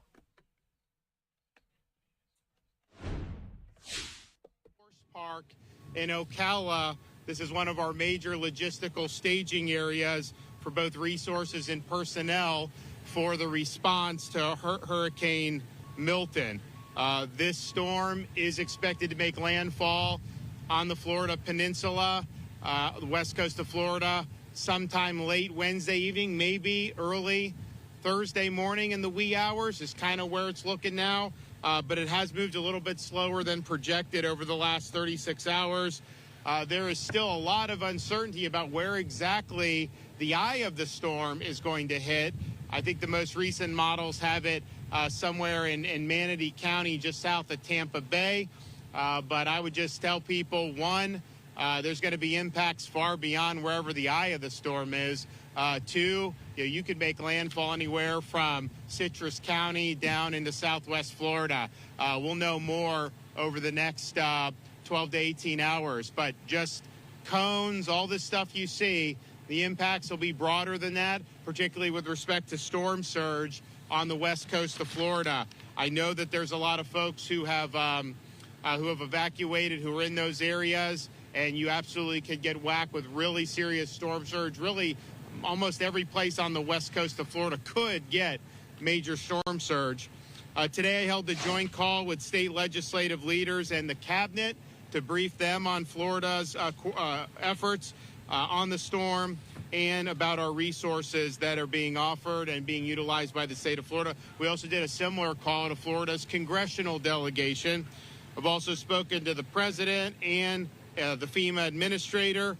We've had our request approved for pre-landfall. We will get a landfall, major disaster declaration approved once the storm hits, and that will be things like debris removal and individual assistance. We still have 51 counties that are under a state of emergency. There's pretty much warnings or watches on almost the entire Florida peninsula. A lot of attention is being paid to the storm surge on the west coast of the Florida peninsula, and rightfully so, because that's probably the most serious threat to people's lives and property. But this storm is going to go across the Florida peninsula, and it's going to exit on the east coast of Florida into the Atlantic Ocean, likely still as a hurricane. So that is going to bring significant impacts all across the state. So just be prepared for that. That may mean mobile homes, even interior, other structures that may not be hurricane proof, that could create hazards, rivers, other bodies of water. As you have more rain and you have flooding, that could be an issue. And then you could have surge on the east coast of Florida. You could have erosion. You could have different things at the coast. So this is not just an event about the west coast of Florida. That will be where the initial impacts and probably the most significant, but the impacts will not be limited there. So here we are at the Florida Horse Park. We have staging areas around different parts of the state. And there are different sites that are doing different things. I mean, for example, you go to like Lake City, you got a lot of the utility linemen there that are staged. We've had a lot of people staged in the Tampa Bay area for utility and other things. But this one right here is really good. I'm not saying Ocala is not going to have any impacts from the storm, but we fully anticipate be able to move people where they need to go very quickly once the storm passes. And we have different partners that the state contracts with. They have personnel. I think as you see, they camp out here. This is where they are, and then they're able to respond. We got massive amounts of equipment here. Land, air, sea vehicles, supplies, generators, equipment, bucket trucks, you name it. This stuff is here. And so this is just one of many sites that are ready to go. The reason why we do state of emergency, we did it over the weekend on Saturday. We knew the storm wasn't likely to hit until middle of the week at the earliest, because you want to start amassing these resources. And that's what we've done. I think it's been really, really important. So on this property, you got over 2,000 pieces of equipment, including a lot of pumps, a lot of generators, light plants, display boards, restroom trailers, laundry trailers, forklifts, air conditioning units, electrical equipment, water hoses, bunk trailers, and rollback trucks. 400 personnel here, including riggers, equipment operators, pump crews, and drivers. Fuel trucks are also here to be deployed as needed. Florida DEM is currently in the process of completing 1,200 missions. So far, you're looking at deploying hundreds of thousands of shelf-stable meals, hundreds of thousands of water bottles, hundreds of thousands of sandbags, a lot of tarps and a lot of generators, and many other things. And so that is being resourced to the counties. And then, of course, we also have staging areas that we'll do with our pods once the storm passes. We have utilized flood protection devices in areas to protect against storm surge. We've now deployed more than 11,000 feet of those Tiger dams. That's really important to protect hospitals, wastewater facilities, and electrical infrastructures. Of course, we've been outfitting counties for years now with Starlink internet, so that's going to be available to be used as needed. In terms of fuel, we amassed a lot of fuel before this particular emergency. We actually had it for Helene, didn't really need to use it for that. We have 268,000 gallons of diesel, 110,000 gallons of regular gas on standby. That's just from the state. You still have the fuel at the ports that are being brought in.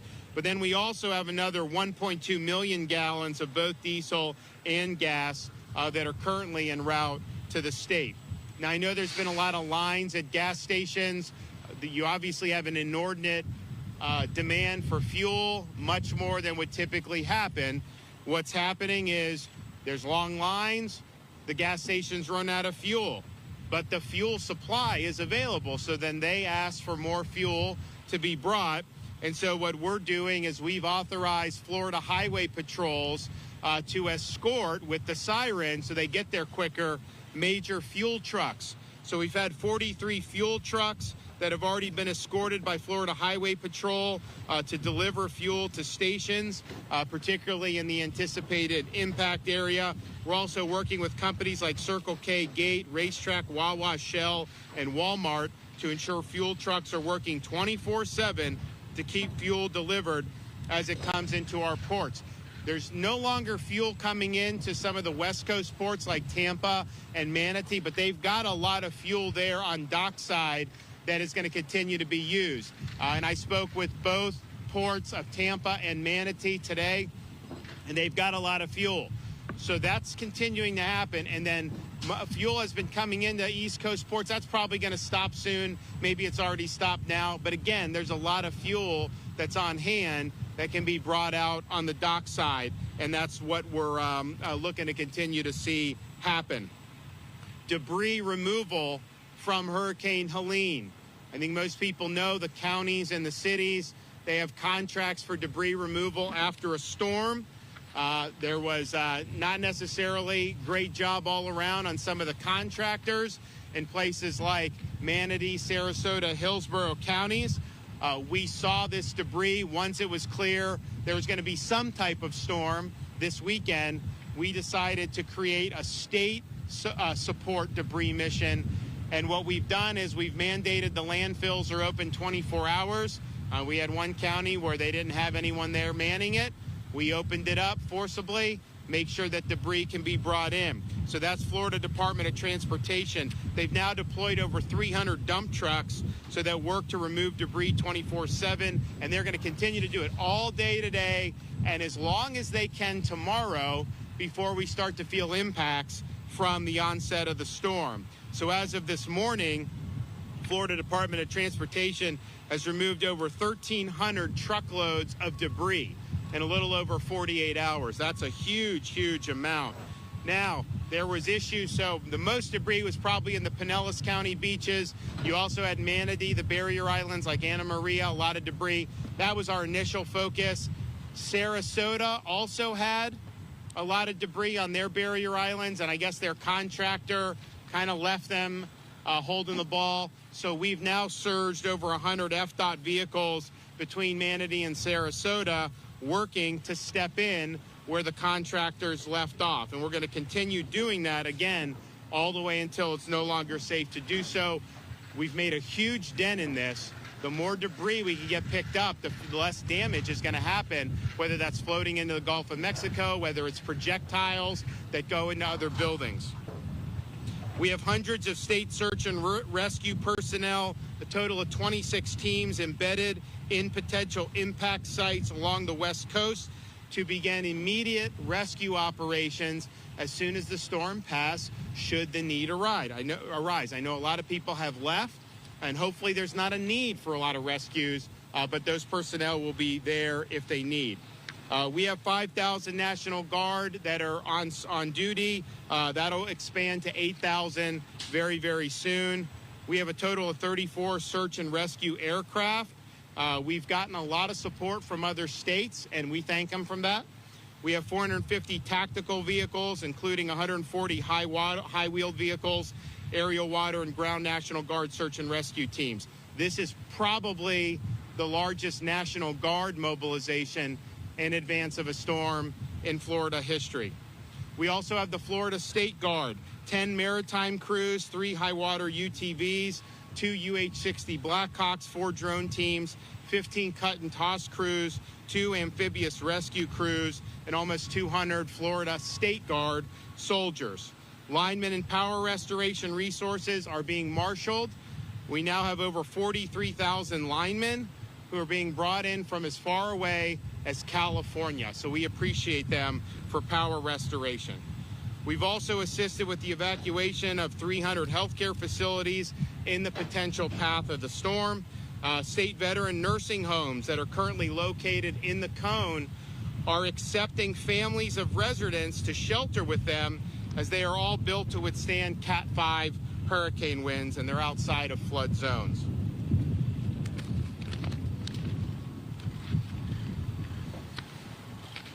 Florida Disaster Fund. This was activated after Ian, Idalia, and Helene. If you want to support for Milton, go to floridadisasterfund.org. This is really, really significant way to help people. You should be executing your plan now. If you're going to get out now. You have time today. Time will be running out very shortly if you wait any longer. Of course, there's a lot of mandatory evacs that have been done. We have done the shoulders on the I-4 and the I-75. Veterans Expressway and Suncoast Parkway tolls have been waived. Those can also be used as evacuation routes. I-4 is doing a lot better today than yesterday. Still traffic, but that's it. That's the norm for that. I-75 northbound, 20 to 30% higher volumes. Alligator Alley is pretty jammed right now.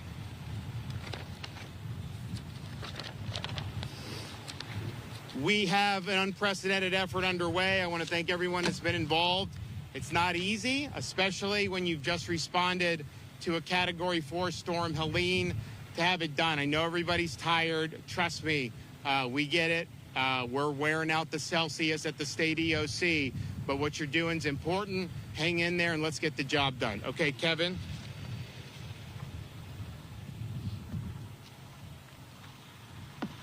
Thank you, Governor, for your leadership and commitment so that we have the resources that we need to respond to this unprecedented event.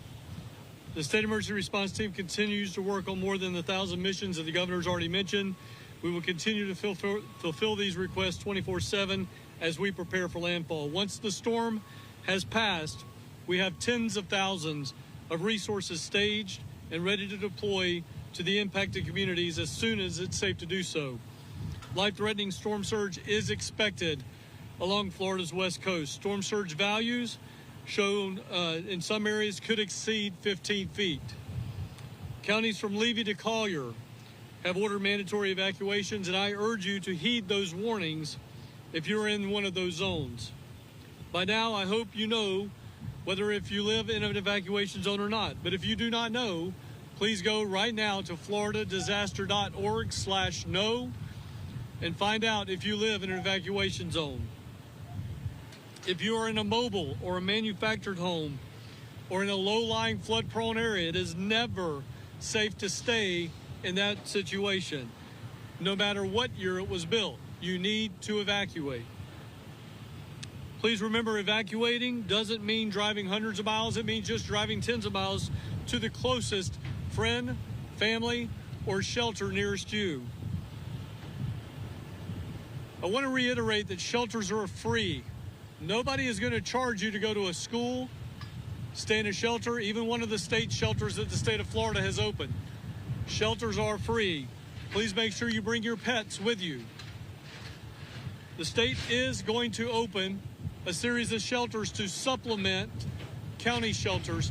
Should the need arise, we will be ready to take the surge capacity.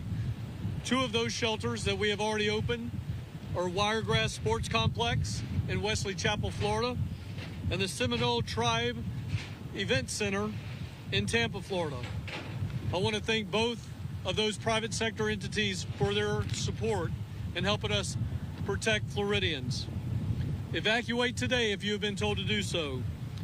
If you have been asked to evacuate and you ask yourself, should I would ask you to ask the next question, is it worth the risk? As the governor said before, there are options to assist residents with evacuating. We have a shuttle system that the state of Florida provides. If you need a ride, you can certainly go to Lyft or Uber and put in Milton Relief. That's Milton Relief to get a free ride, or we'll send a bus to pick you up. That number is 1-800-729-3413. Power outages are expected with this storm. Widespread tree and foliage damage is expected with this storm. Right now is a great time to make sure all of your portable electronic devices are charged. Please make sure your supply kit has at least 7 days worth of food in it. Again, today is the day. Today is the day. Time is running out. You need to start to execute your plan. Please be sure to follow our agency on X and Instagram at FLSERT, that's at Florida CERT, and on Facebook at FDEM, as we continue to share important information in real time. Again, Governor DeSantis, thank you so much for your support. All right, thank you, Governor, for your leadership, and good afternoon. So FDOT has been hard at work, not only responding to hurricane.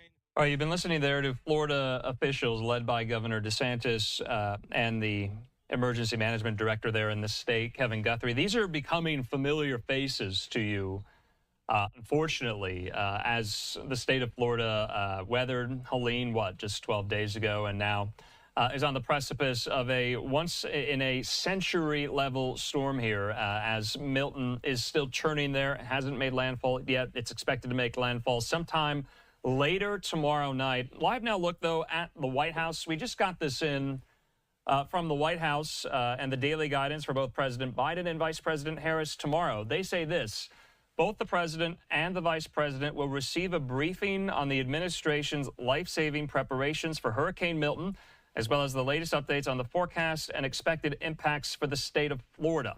The president and the vice president will also receive an update on the ongoing response to the impacts of Hurricane Helene across the southeast.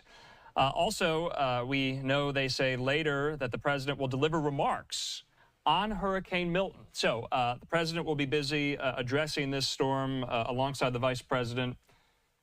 Tomorrow, the vice president will join some of this virtually, as she is still in New York City on this, what's being described as a media blitz. As you know, she appeared on 60 Minutes just last night. Today, she was on The View and the Howard Stern radio program, and she'll be doing more media interviews throughout the course of the week here. But in the meantime, we do want to take a quick commercial break. I'm Andrew Kraft. Thanks so much for being with us here. We're at the bottom of the hour. When we come back, we'll be tracking and telling you some of these stories about how colleges and universities are being impacted by Hurricane Milton and what they're doing to prepare. We'll see you in 2 minutes.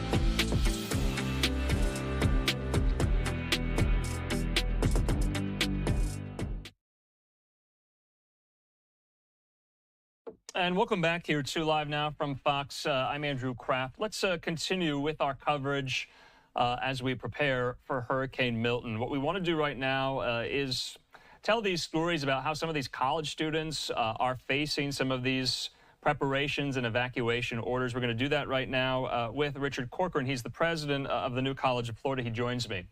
Richard, thanks for being with us here. Just give us a sense. I mean, have you evacuated yourself?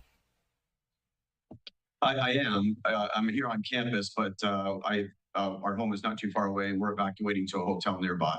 But our students on Sunday, we sent out a letter to the entire college family saying that, hey, this is imminent and it's going to be very dangerous. And so we canceled class for the whole week and had a mandatory evacuation in effect by noon on Monday. So our entire campus is a ghost town.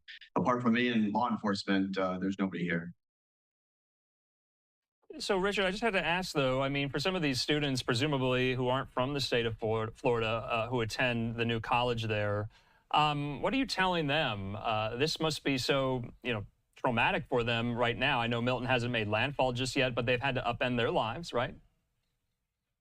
Yeah, so we're Florida. So, I mean, this isn't unfortunately a regular occurrence. We're sort of like the special forces of natural disasters. And so what we do, every student in every university in the state has a hurricane plan before school even starts. Where are you going to go? If we have to evacuate, what's your housing situation? What will you need from us? All of those things are already pre-ordered. And then our students already went through it 2 weeks ago, almost to the day, with Helene. And now really what we had to do this time was say, hey, Helene was tropical storm winds on the periphery in storm surge. This is a direct hit from Milton with winds that could be 3 times what we saw, and a storm surge 3 times what we saw from Helene. And so take it more seriously. Don't think it's going to be like Helene, and get home and get to safety. So, Richard, the new college is right on the coast here, and we're seeing the track of Milton kind of veer and wobble ever so slightly south. So Tampa might not see a direct hit. Sarasota, though, might. That means the new College of Florida right in its path here. Are you worried about, some damage the infrastructure on campus, might sustain, that, students might not be able to come back right away? Absolutely. I mean, you could see, months worth of damage. I mean, obviously, we have a governor and Governor DeSantis who rebuilds bridges in a day or two. So we know if there's any state that's going to build back their infrastructure faster than anywhere else in the country, Florida's done that under Governor DeSantis.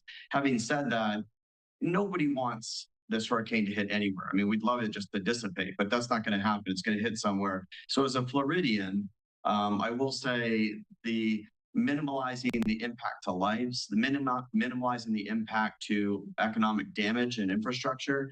The further it dips south, as much as that puts us in harm's way, or if it goes south of us and it puts others in harm's way, you really want a storm that goes, southern Sarasota across the heartland, which is open area, and then out, Brevard and St. Lucie. I think if that happened, most of the state would say that we dodged a bullet. It's still horrific. It's still terrible.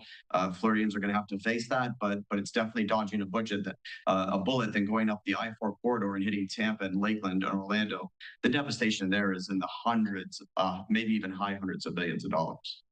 Richard, just hearing you, kind of speak about these massive storms, and you're a Floridian and you've been around the block. It is striking to see, I think, for so many of our viewers watching across the country. Floridians know how to do this. They have this response down to a science, and you're so frank and forthcoming about it. That's the reality at play for so many Floridians like you, the trade-offs of living in paradise and facing these storms potentially each and every year, multiple times a year here. Say whatever happens and the campus does incur some damage here. What then? Will you reach out to the state for, say, financial assistance, more resources here? I know I don't want to get, put the cart ahead of the horse here about what will this look like after Milton is all said and done, but what will it? Well, obviously, again, because we're Florida, because we deal with this, we have tremendous, and under Governor DeSantis' leadership in the last 7 years, the amount of money we have in reserves is greater at any point in the history of the state. In addition to that, the legislature and the governor required universities to have the highest amount of reserves for their universities. So just from Helene, the damage we suffered from Helene, we checked with our board of governors, who's our regulatory agency, and talked about, hey, we're going to dip into some of our reserves so that we can pay for all of this stuff. Ultimately, we'll get reimbursed from FEMA. We'll get reimbursed.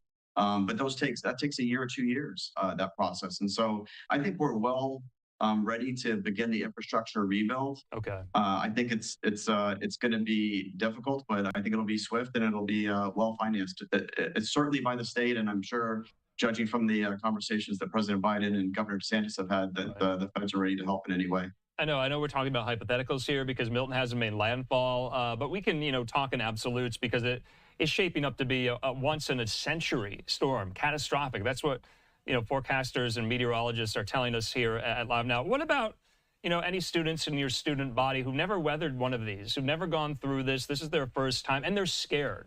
What do you tell them?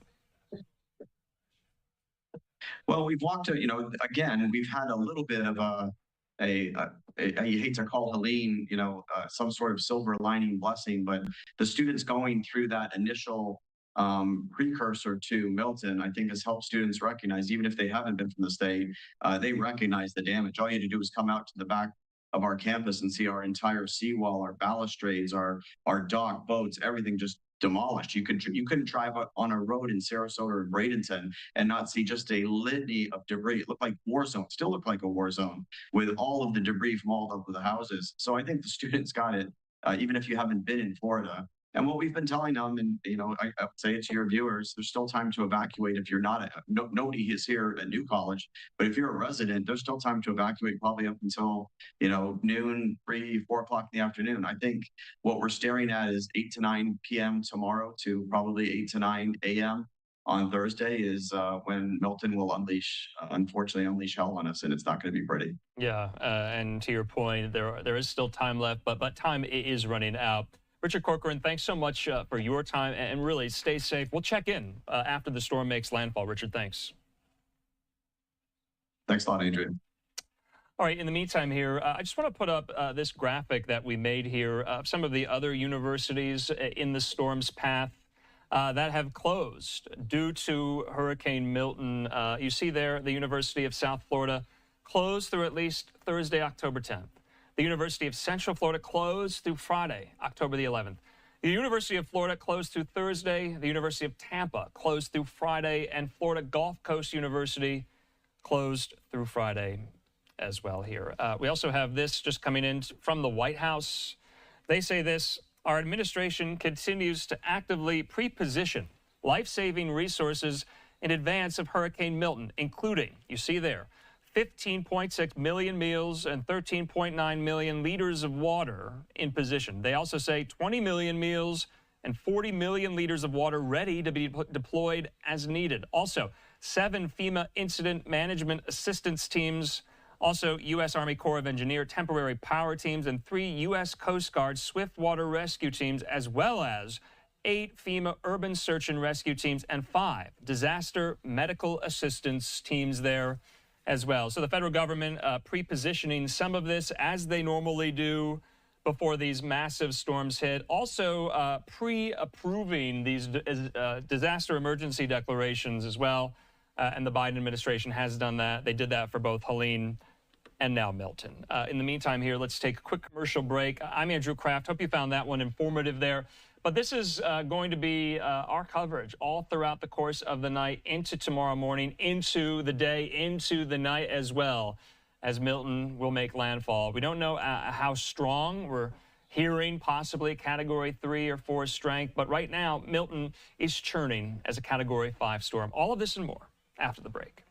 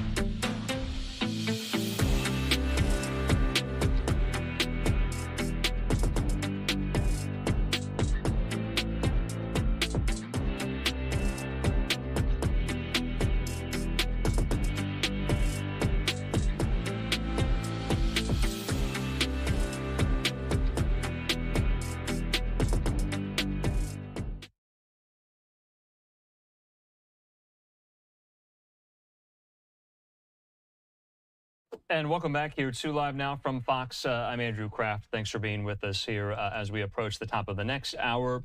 Let's migrate into some more of these top headlines today. We still got our eye, of course, on Milton. Our X-Red weather system shows you just how massive it is. It's still, according to the National Hurricane Center, about 400 miles off the coast of Florida, where it's expected to hit Tampa Bay, the Tampa Bay region, late tomorrow night. Could veer a little south, as we have seen. But we do want to get into some of these other headlines of the day on this very busy Tuesday. We also have this pretty cool live picture there in Las Vegas, Nevada, Sin City, the Sphere there in the distance, also the Link and some of the hotels on the Strip. Well, let's go north to northern Nevada. Minnesota Governor Tim Walz, he's speaking to a crowd of supporters there in Reno, Nevada. We are 28 days away from the presidential election here. Tim Walz just took the stage. Let's watch.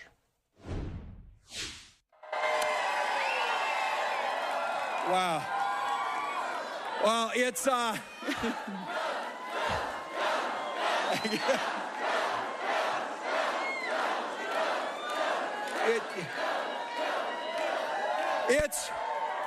It's a Tuesday. I'd like to see this crowd on Saturday night. I'll tell you so. Ready to go. First of all, thanks to Ed Helms. Can we give him another round of applause? That guy's amazing. Look, he could be doing anything else, but he came here because he loves this country, and so I am grateful.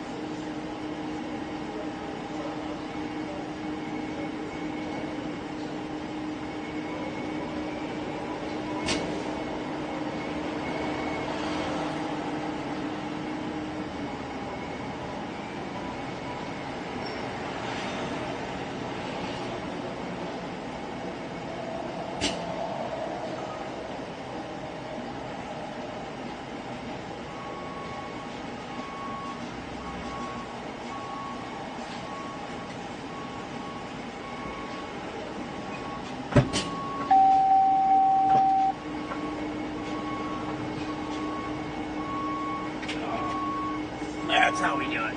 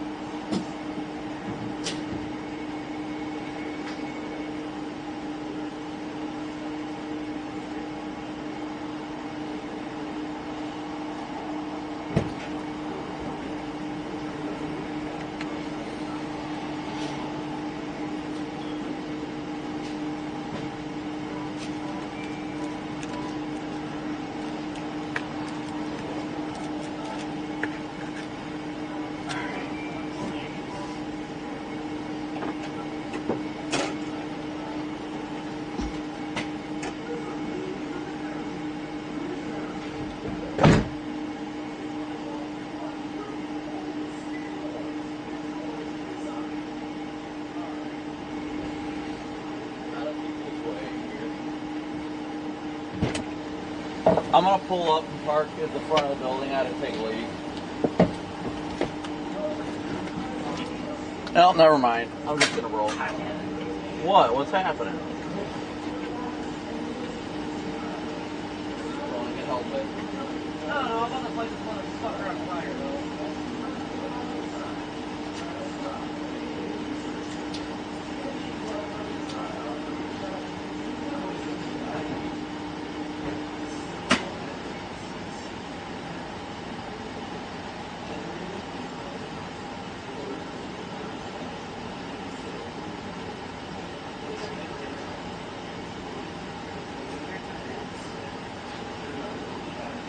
Fair enough.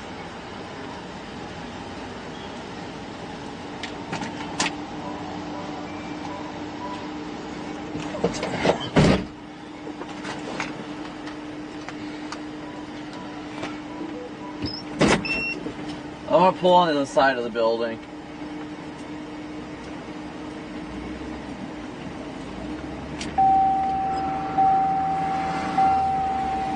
Alright guys, I gotta run in and take a leak real quick. We'll be winding down the live stream in a minute though.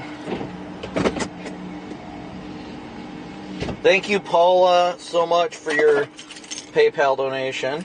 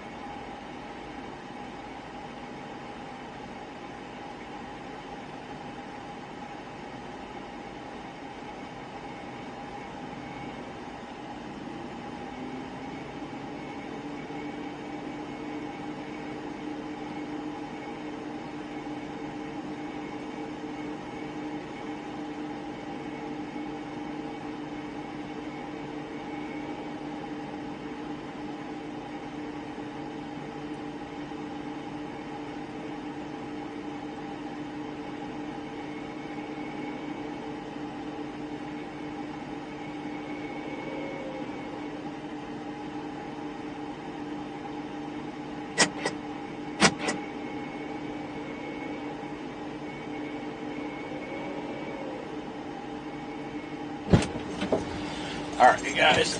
I was going to wait for Corey, but I'm just going to pull out somewhere.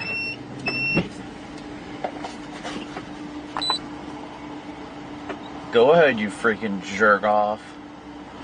I hope you get blinded as you go by me.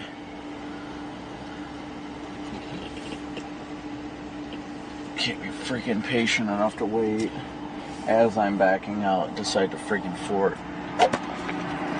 Sorry, patience level dwindling with people, but it's understandable around here. I shouldn't be impatient.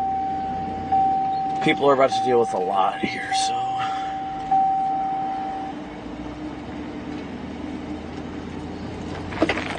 Oh.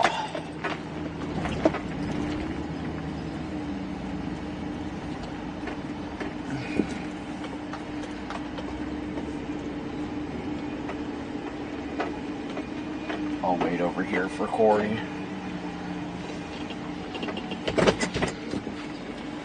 Wait for him to come out. So if you guys have any questions or anything, please let me know. Do we celebrate when we hit 200,000? I mean, yeah, I think we should. I think we definitely should when we hit 200,000. Let me see where we're at right now. We are at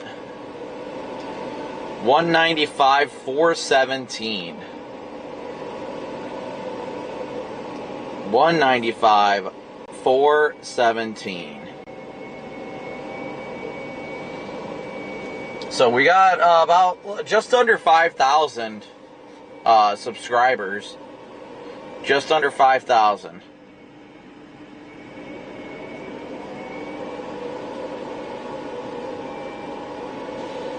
So 5,000 more and we'll hit that 200,000 mark. So thank you guys so much.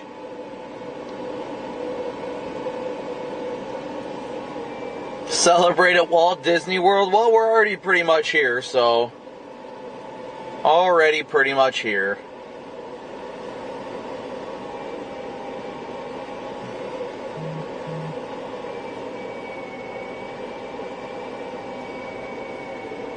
That's the big thing. We're just chilling at Walt Disney World.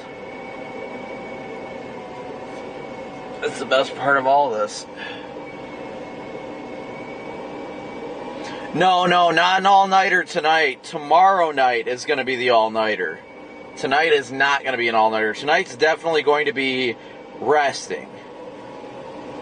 We get our rest tonight and through the early part of the day tomorrow, and then we will be live again tomorrow afternoon and evening as we prepare for Milton to make its landfall. Hello? Alright, I'm going.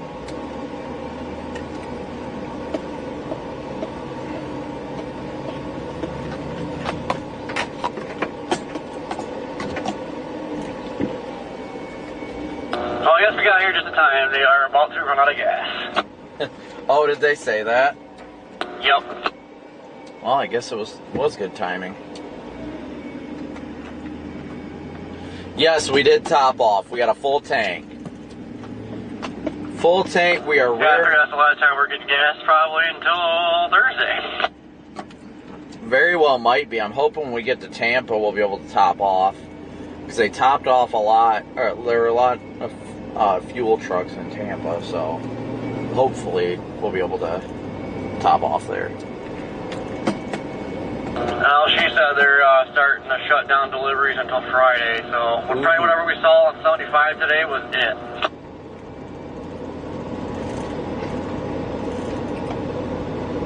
Well, good thing we topped off, huh? Good thing we topped off.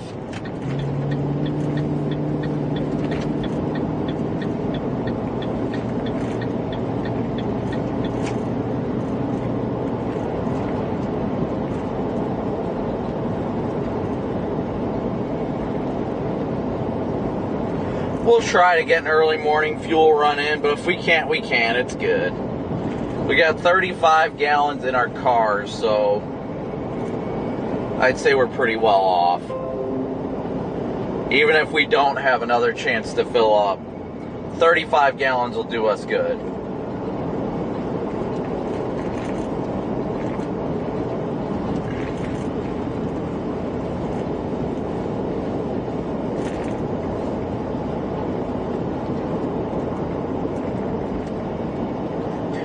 Alright guys, well if you have any final questions for the stream or anything, let me know. We're going to wind down the stream now.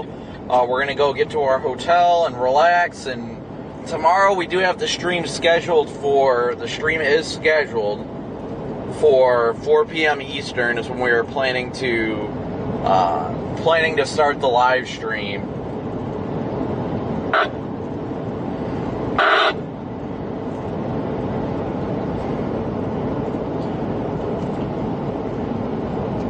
So if you guys have any final questions, feel free to shoot them in chat, but we're going to wind it down here in the next few minutes. Again, thank you guys all so much for tuning in, smooshing that like and subscribe button. Hey, Nicole, I wish I could drive 155. I don't think my Tahoe goes that fast. But we will catch you guys for tomorrow's stream. Around 4, we might start earlier. We might start earlier tomorrow. I don't know. We haven't made that decision yet.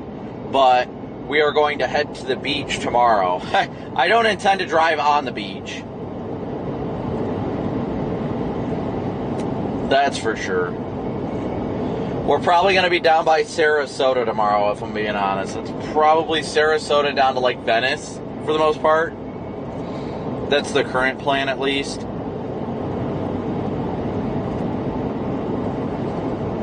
No getting stuck on the beach, correct.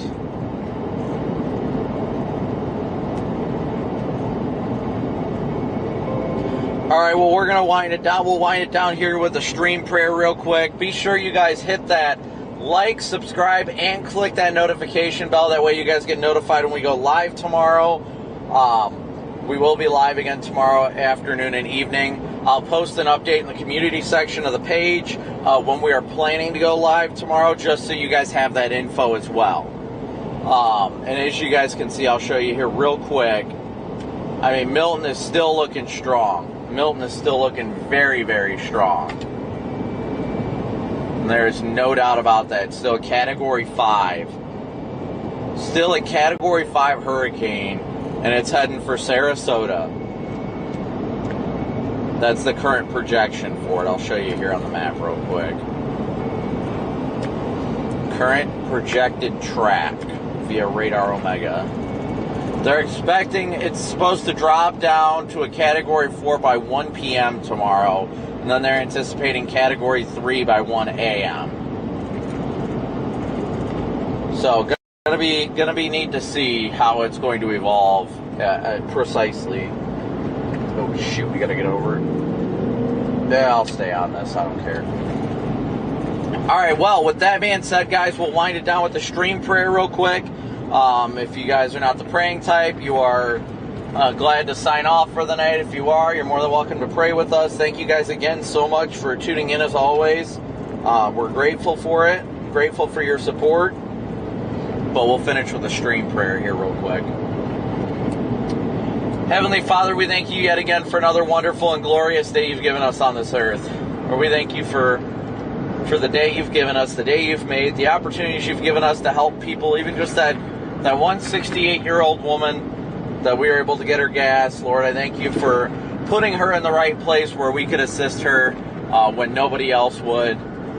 Lord, I just thank you for the blessing that is, that the opportunity arises that you allow us to help others. Lord, I thank you for the continued growth and prosperity of this channel. I pray that we continue to do all things to glorify you through it and in it. That we continue to do nothing but people and do our best to keep people aware of the threats, the weather threats, as well as Lord, just helping people in whatever way it is you call of us. And we pray that we continue to glorify you through all of these things. Lord, I pray that we all get ample rest tonight. Everybody stays safe during the hurricane, and that you use us as your hand on this earth to help others during the duration of the hurricane.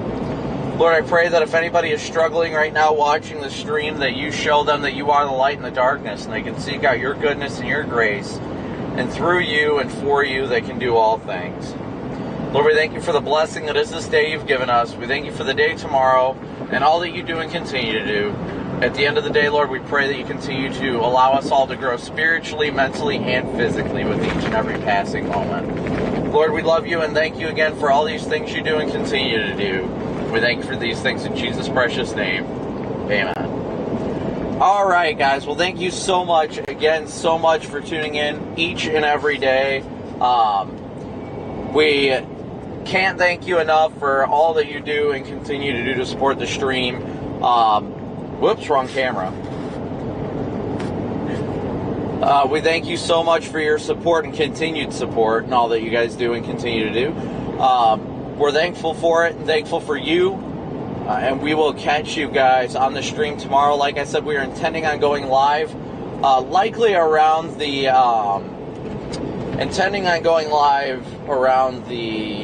4 p.m. hour, more than likely. That's our most likely time for going live. So be sure to tune in then. Like I said, hit that like and subscribe button, as well as hitting that notification bell. That way you get notified every time we go live, where YouTube will send you a push notification. But with that being said, guys, again, thank you so much for your support, and we will catch you on tomorrow's stream. So a big old, we'll end it with a hand cam, a big old moo out.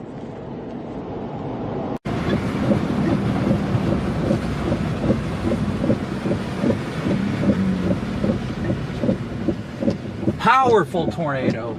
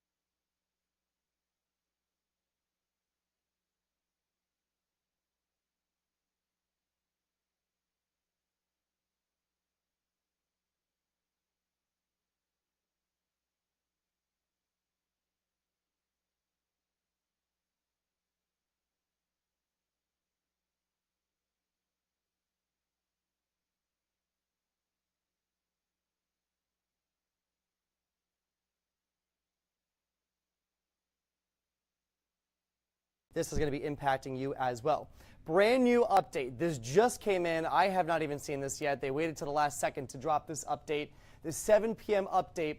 The wind speed has not changed. They held it steady at 165 miles per hour, but the pressure dropped. So we went from 905 millibars to 902 millibars, a sign that this storm is still trying to intensify, as if that weren't obvious from the satellite imagery. So what we're looking at here, this is infrared satellite imagery.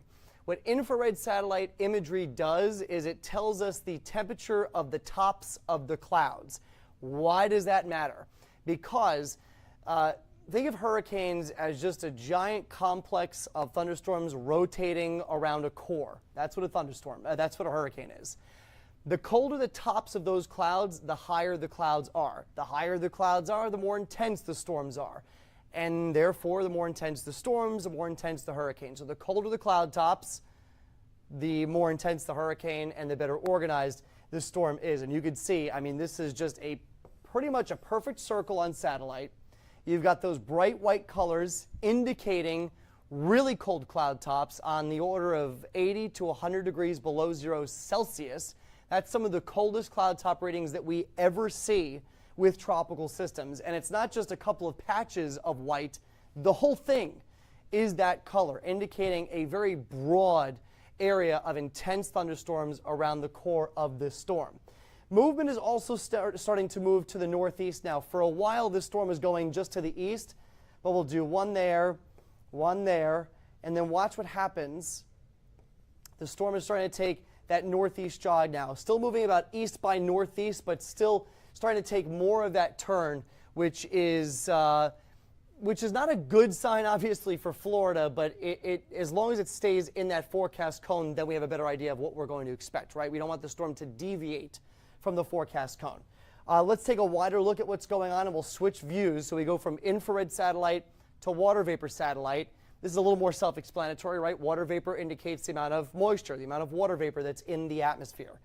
So the green here indicating a very saturated atmosphere. That's obvious around the hurricane.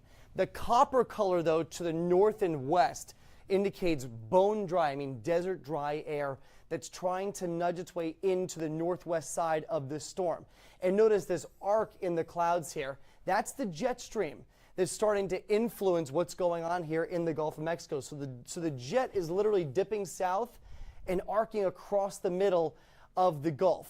It's not close enough to the storm yet that it's going to have a negative impact on what the storm looks like, the health of the storm. But eventually, as the storm begins to move closer to the jet stream, that's when the jet will start to work in our favor, and it will start to weaken the storm. So right now the storm looks incredible on satellite, but of course the more incredible something looks, the better something looks on satellite, the more dangerous it is, the worse it is. So just a little bit of vocabulary background there as we get into this live update. If I ever say something looks amazing or it looks beautiful or whatever, it means that it's bad, basically. The better something looks, the more dangerous it is. And we have a dangerous, healthy-looking storm there on satellite, but our saving grace as we get into tomorrow will be it starting to move closer to this jet stream, this really fast river of air in the upper levels of the atmosphere. That's what's going to start to weaken it. On the flip side, as it weakens, it will start to expand, and we'll touch on that in just a second.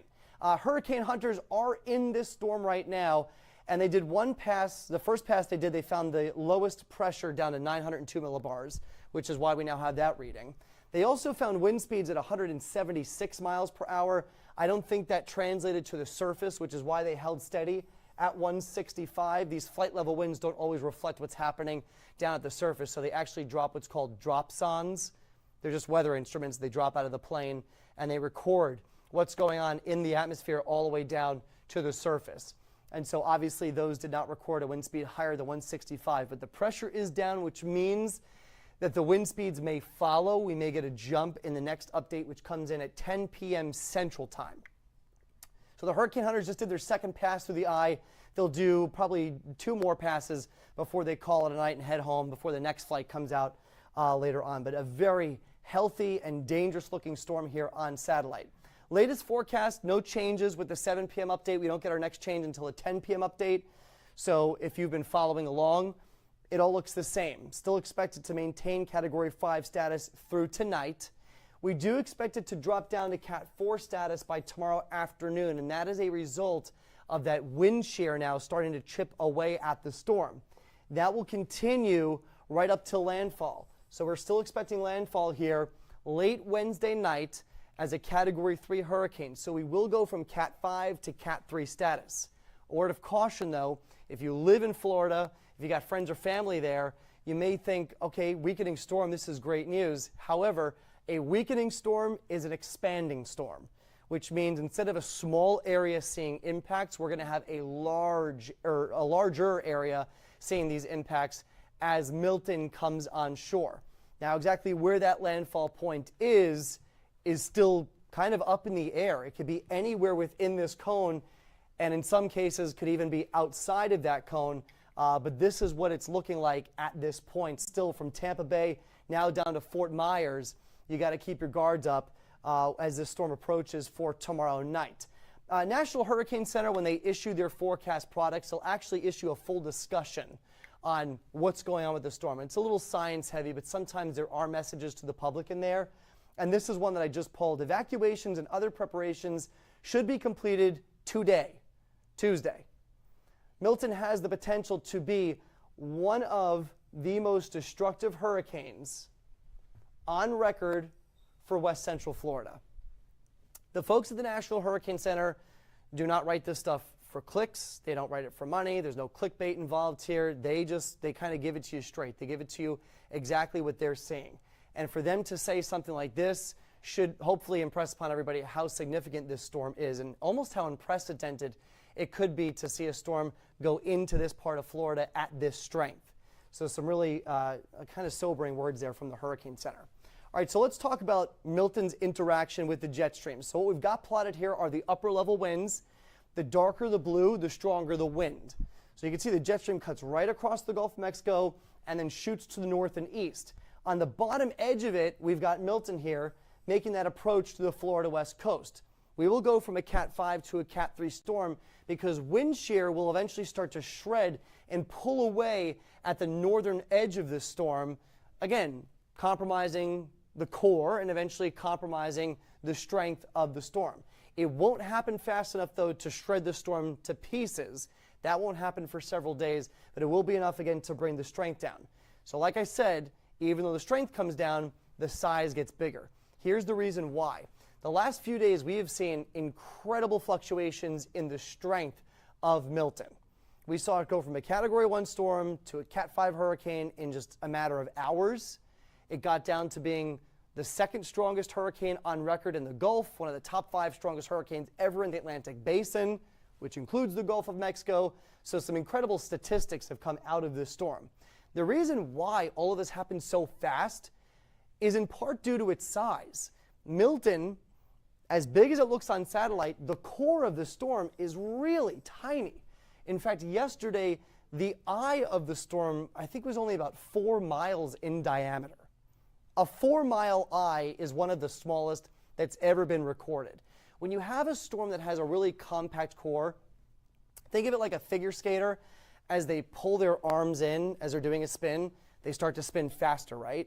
All of that energy is brought into the center of the storm, and it's allowed to operate more efficiently. That's what's happening here. As that core gets tighter, as it's a smaller core, it's able to intensify a lot faster than if it were a large storm with a big eye. So this storm so far has had a really compact core, which is why it's been able to intensify so fast.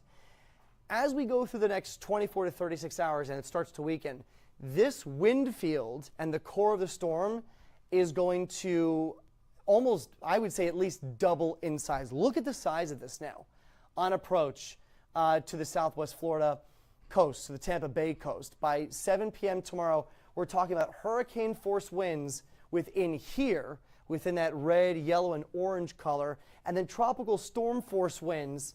I mean, it's going to be a huge storm. We're talking about widespread impacts. And that's going to be twofold. Not only are the wind impacts now going to extend a considerable distance away from wherever the landfall point is, but when you have a bigger wind field, that leads to more storm surge. And the reason for that is just simply because you've got more wind over more area, so that's more water to pick up.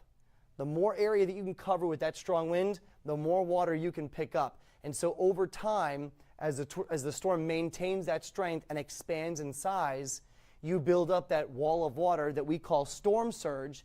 And ultimately, even as the storm weakens, that storm surge doesn't go down. It stays at that Cat 4 or Cat 5 level, and it's got to go somewhere. And it goes right into the west coast of Florida. So from southwest Florida up to Tampa Bay, the biggest risk for storm surge as this system makes landfall late Wednesday night. Here's a different view of it on future track. You can see tomorrow morning, we're already starting to get more of an asymmetrical shape here, right? We've got a tight core of precipitation around the eye, and then this huge precipitation field that's getting pulled away from the center. That's the influence of the jet stream. You see it even more as we fast forward this. And look at how big the eye is now. So instead of that 4-mile wide eye, we've got like a 40-mile wide eye here. It could be 10 times bigger than it was at its smallest point yesterday by the time we get to landfall. But now we've also got rain extending all the way out towards the east coast. So it becomes a very lopsided storm. And so with this, you've got two threats now. You've got freshwater rain flooding that's going to happen on the north side of the system, where you get some of those heavier rainfall values. So Tampa Bay, tremendous amounts of rainfall and a lot of wind too. You're on the north side here of that eye wall. On the south side of the storm, not a lot of rain, so we're not worried about rainfall flooding, but incredible amounts of storm surge getting pushed in by that storm. You're talking about winds coming onshore 100 miles per hour. That's pushing feet and feet and feet of water from the Gulf of Mexico into those communities. And in some of the videos that we've been doing the last few days, we've had people comment saying, I'm watching the Carolinas, I'm watching from Georgia. Is this storm going to impact us? Does it loop around and hit us? So we're going to take Future Track out even further. We go out in time. That cold front that's coming into the Gulf of Mexico right now, it's not just going to stop in Texas and Louisiana. It goes through the whole country. And that is going to literally sweep this thing. First of all, it's going to shred it to pieces. Look at that. By Thursday night, it's a mess as it goes out to sea.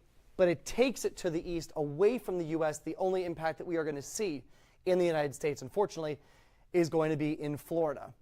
But areas like Georgia, the Carolinas, this is not your storm. Thankfully, you've got enough to deal with.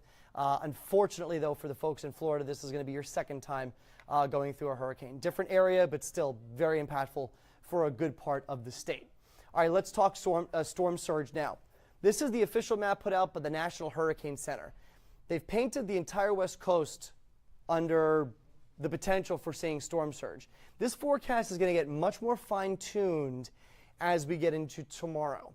But right now the forecast calls for 10 to 15 feet of storm surge for all of Tampa Bay. 10 to 15 feet of storm surge would be the highest value that they've ever seen in Tampa Bay. So if you have family that lives in Tampa, they're by the water, they're saying, I'm not leaving, I've been through storms before, I know how this goes. There's no other way to say this than if this verifies in the worst case scenario, Tampa's going to run out of luck. This will be the worst storm they've seen in over 100 years. That being said, there is the potential that the storm goes farther south and Tampa Bay gets lucky again. That's not a gamble you want to take, though, because it's going to be a last-minute decision, and by that point, it's too late to evacuate. Best case scenario, you get out, and you come back the next day, and your home is still there. Worst case scenario, you stay, and you end up on the roof of your home as a storm comes in with 15 feet of storm surge. Just some words of wisdom there, and if you don't believe me, ask some folks down at Fort Myers Beach that went through this 2 years ago, the folks that stayed in Fort Myers Beach, what that experience was like. A little farther down the coast, speaking of Fort Myers Beach, this is terrible because, again, just 2 years ago they went through Hurricane Ian, wiped out a large part of Fort Myers Beach, which is its own city separate from Fort Myers. And now we're forecasting, again, 8 to 12 feet of storm surge for that area. And that forecast may go up depending on what this track actually looks like by the time it gets tomorrow. But big-time evacuations going on in Cape Coral, Fort Myers, the outer islands of Lee County, and also Port Charlotte. Port Charlotte didn't get a huge hit from storm surge with Ian. Unfortunately, it looks like this will be your storm for storm surge. And then the values do drop off as you get farther to the south. All right, let's take a look at the model plots. We start with the current satellite image, and we send all the models on their way. So each one of the white lines here indicates a different computer model. We can look at these until, you go blurry vision-wise, just looking at the computer screen. So what we've done is we simplify it. We take a cluster of these models, we average them, and we get what's known as the consensus. That's the black lines that are going through the screen. We zoom in, and remember I was talking about Tampa Bay could get lucky. There's a chance. If you've been following along with these model plots, they've been going back and forth. North, south, and a difference of only 20, 30, 40 miles. This latest run, the models are south of Tampa Bay. Tomorrow morning, The models could be north of Tampa Bay. But this is where things stand right now. The models take this storm just to the south of Tampa Bay into the Sarasota-Bradenton area, which would mean the worst storm surge comes in on the south side into southwest Florida. And you get a north wind, which means a reverse storm surge in Tampa Bay where the water actually leaves the bay. Speaking of that, let's talk about the storm surge impacts. This is the most important takeaway that I'm going to give you with this video. Someone watching this, or someone that has friends or family, someone that's in Florida, is going to get unlucky. That's the bottom line. If it's not Tampa Bay, it's Southwest Florida. That's what's going to happen. We have a major storm that's coming for the west coast of Florida. Somebody's going to get unlucky. I hate to say it, but that's just the way it is. Whether or not Tampa Bay is spared will really hinge on the exact track. And the reason why we keep mentioning Tampa Bay is because, first of all, haven't taken a direct hit in over 100 years. But second of all, that bay is so large and shaped in such a way that if you get the storm making landfall like this, where it goes right through northern Pinellas County. Pinellas County is where St. Petersburg is, right here, okay? That is going to take all of this water and it is going to push it into the bay. And that bay is a bowl. It has nowhere to go. So once you fill that bowl with water, then it will start to empty into neighborhoods and communities and cities. That's the issue with Tampa Bay. And nobody that has lived there in modern history has experienced this yet because, again, it's been over 100 years since they've taken a direct hit from a storm like this. So since then, obviously this area has built up significantly. So there's a lot of folks that have never been through this, that aren't from the area, that just moved there. Just think about how much the population has increased in the last 10 years, okay? And so now you've got all this developed area, homes, communities, cities, towns that are going to be impacted by this.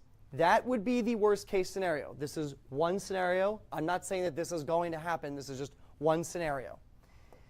The other scenario and how things look as of this evening, again, this could change by tomorrow morning because it's only a difference of a 40-mile track shift.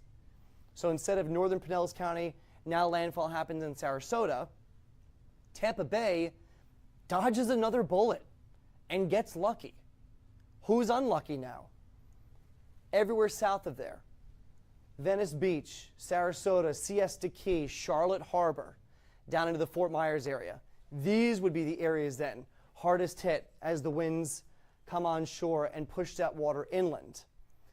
St. Pete and Tampa get lucky, and that's pretty much what this is luck at this point because you're talking about 40 miles of difference because with a track like this, the winds are going to be ripping out of the east.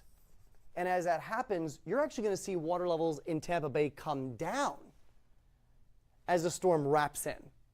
And all that water then goes into areas to the south. That's what's so complicated about this forecast. So you might be saying, okay, well then why are they evacuating people if there's still this unknown? Because it takes a lot of time to evacuate hundreds of thousands of people. So they can't do it the night before, right? That's the answer. I wish that we were at the point where we could give you a forecast down to 5 miles. We're not there yet. We're not going to be there probably until 12 hours before landfall, if that. And even then, these storms still wobble. But as we get into tomorrow, it will become more clear if that southward jog is a trend or if it's just a wobble. We can wake up tomorrow morning, the models could be back to the north again, Tampa Bay back in the crosshairs. We don't know. Regardless, though, of storm surge impacts, even if the storm takes this south track, major wind damage through the Tampa Bay area. This is going to be a very impactful storm for Tampa Bay. This is going to be an extremely impactful storm for this entire area, from Tampa Bay all the way down into southwest Florida. So this is the bottom line. The storm will expand as it weakens. A weakening storm is an expanding storm. It gets bigger as it loses its strength. You're talking about catastrophic storm surge somewhere on the west coast of Florida. That I can tell you with certainty. Exactly where that happens, we don't know yet. Could be Tampa Bay. I will tell you for sure, it is looking like it will be Charlotte Harbor potentially into southwest Florida as well. But I would say anywhere from Venice to Charlotte Harbor, you are looking at catastrophic storm surge regardless of this little wobble, Tampa Bay, not Tampa Bay, because it looks like this storm is going to be somewhere to your north, which puts you on the worst side of the storm. So the big question is what happens with Tampa Bay. We'll wait and see what happens with that. But widespread wind damage is likely, not just for coastal areas, for the entire stretch of the state going from the west coast along I-4 through Orlando and coming out the east coast. This storm is expected to maintain hurricane strength across the entire peninsula. So that's the bottom line. That's what we got for you. That's the latest on Hurricane Milton as it makes that approach to Florida. Expected to maintain that Category 5 strength through the overnight. Drops down to Cat 3 by tomorrow night. If you live in the area, listen to the evacuation orders. If you have friends or family there, make sure that you're in touch with them. Make sure that they're staying safe. And remember, you run from the water, you hide from the wind. If you're not being told to evacuate, don't, unless you live in a mobile or modular home. If you don't live in a sturdy structure, then find a safer place to live. But if you live away from the water, you should be fine. Just make sure that you're hunkering down and getting ready for a big windstorm. That's the latest on Milton. Thank you for watching. Stay safe, and we'll keep you updated here as the storm gets closer.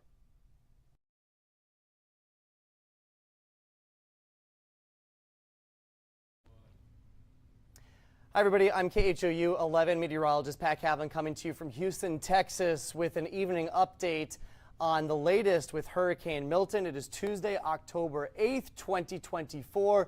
We're doing this live update just because there's so much interest in what's going on with this storm. This has been one of the most impressive, one of the most historic storms that we have seen in a very long time, in nearly 20 years in the Atlantic Basin. And of course, this is going to impact a lot of folks, a lot of friends and family that we have in Florida. And of course, if anyone from Florida is watching, this is going to be impacting you as well. Brand new update. This just came in. I have not even seen this yet. They waited to the last second to drop this update. The 7 p.m. update. The wind speed has not changed. They held it steady at 165 miles per hour, but the pressure dropped. So we went from 905 millibars to 902 millibars, a sign that this storm is still trying to intensify, as if that weren't obvious from the satellite imagery. So what we're looking at here, this is infrared satellite imagery. What infrared satellite imagery does is it tells us the temperature of the tops of the clouds. Why does that matter?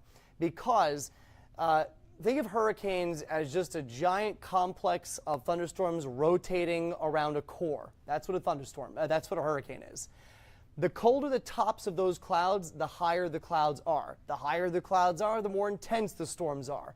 And therefore, the more intense the storms, the more intense the hurricane. So the colder the cloud tops, the more intense the hurricane and the better organized the storm is. And you can see, I mean, this is just pretty much a perfect circle on satellite. You've got those bright white colors indicating really cold cloud tops on the order of 80 to 100 degrees below 0 Celsius. That's some of the coldest cloud top readings that we ever see with tropical systems. And it's not just a couple of patches of white. The whole thing is that color, indicating a very broad area of intense thunderstorms around the core of this storm. Movement is also starting to move to the northeast now. For a while, this storm is going just to the east, but we'll do one there, and then watch what happens. The storm is starting to take that northeast jog now. Still moving about east by northeast, but still starting to take more of that turn, which is not a good sign, obviously, for Florida, but as long as it stays in that forecast cone, then we have a better idea of what we're going to expect, right? We don't want the storm to deviate from the forecast cone. Let's take a wider look at what's going on, and we'll switch views. So we go from infrared satellite to water vapor satellite.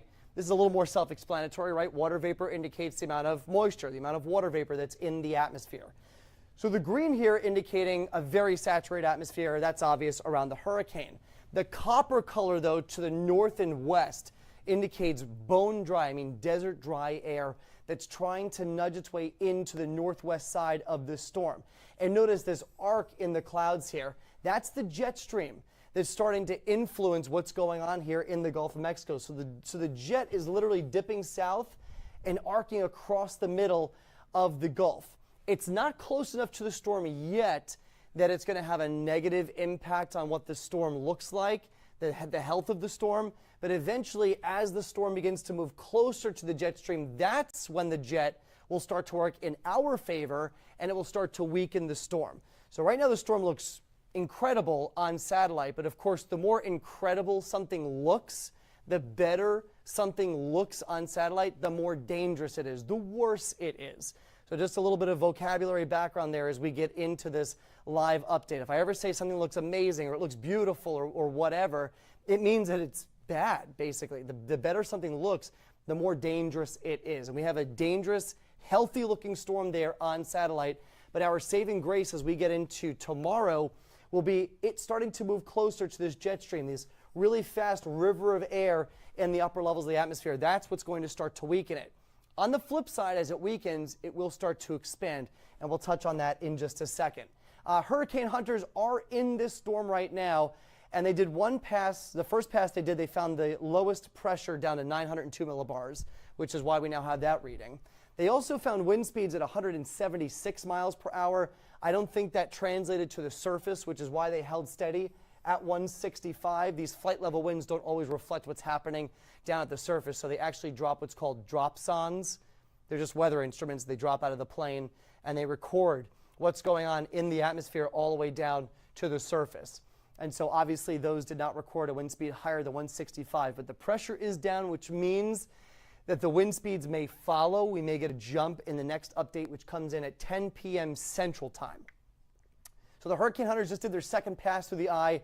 They'll do probably 2 more passes before they call it a night and head home before the next flight comes out later on. But a very healthy and dangerous looking storm here on satellite. Latest forecast, no changes with the 7 p.m. update. We don't get our next change until a 10 p.m. update.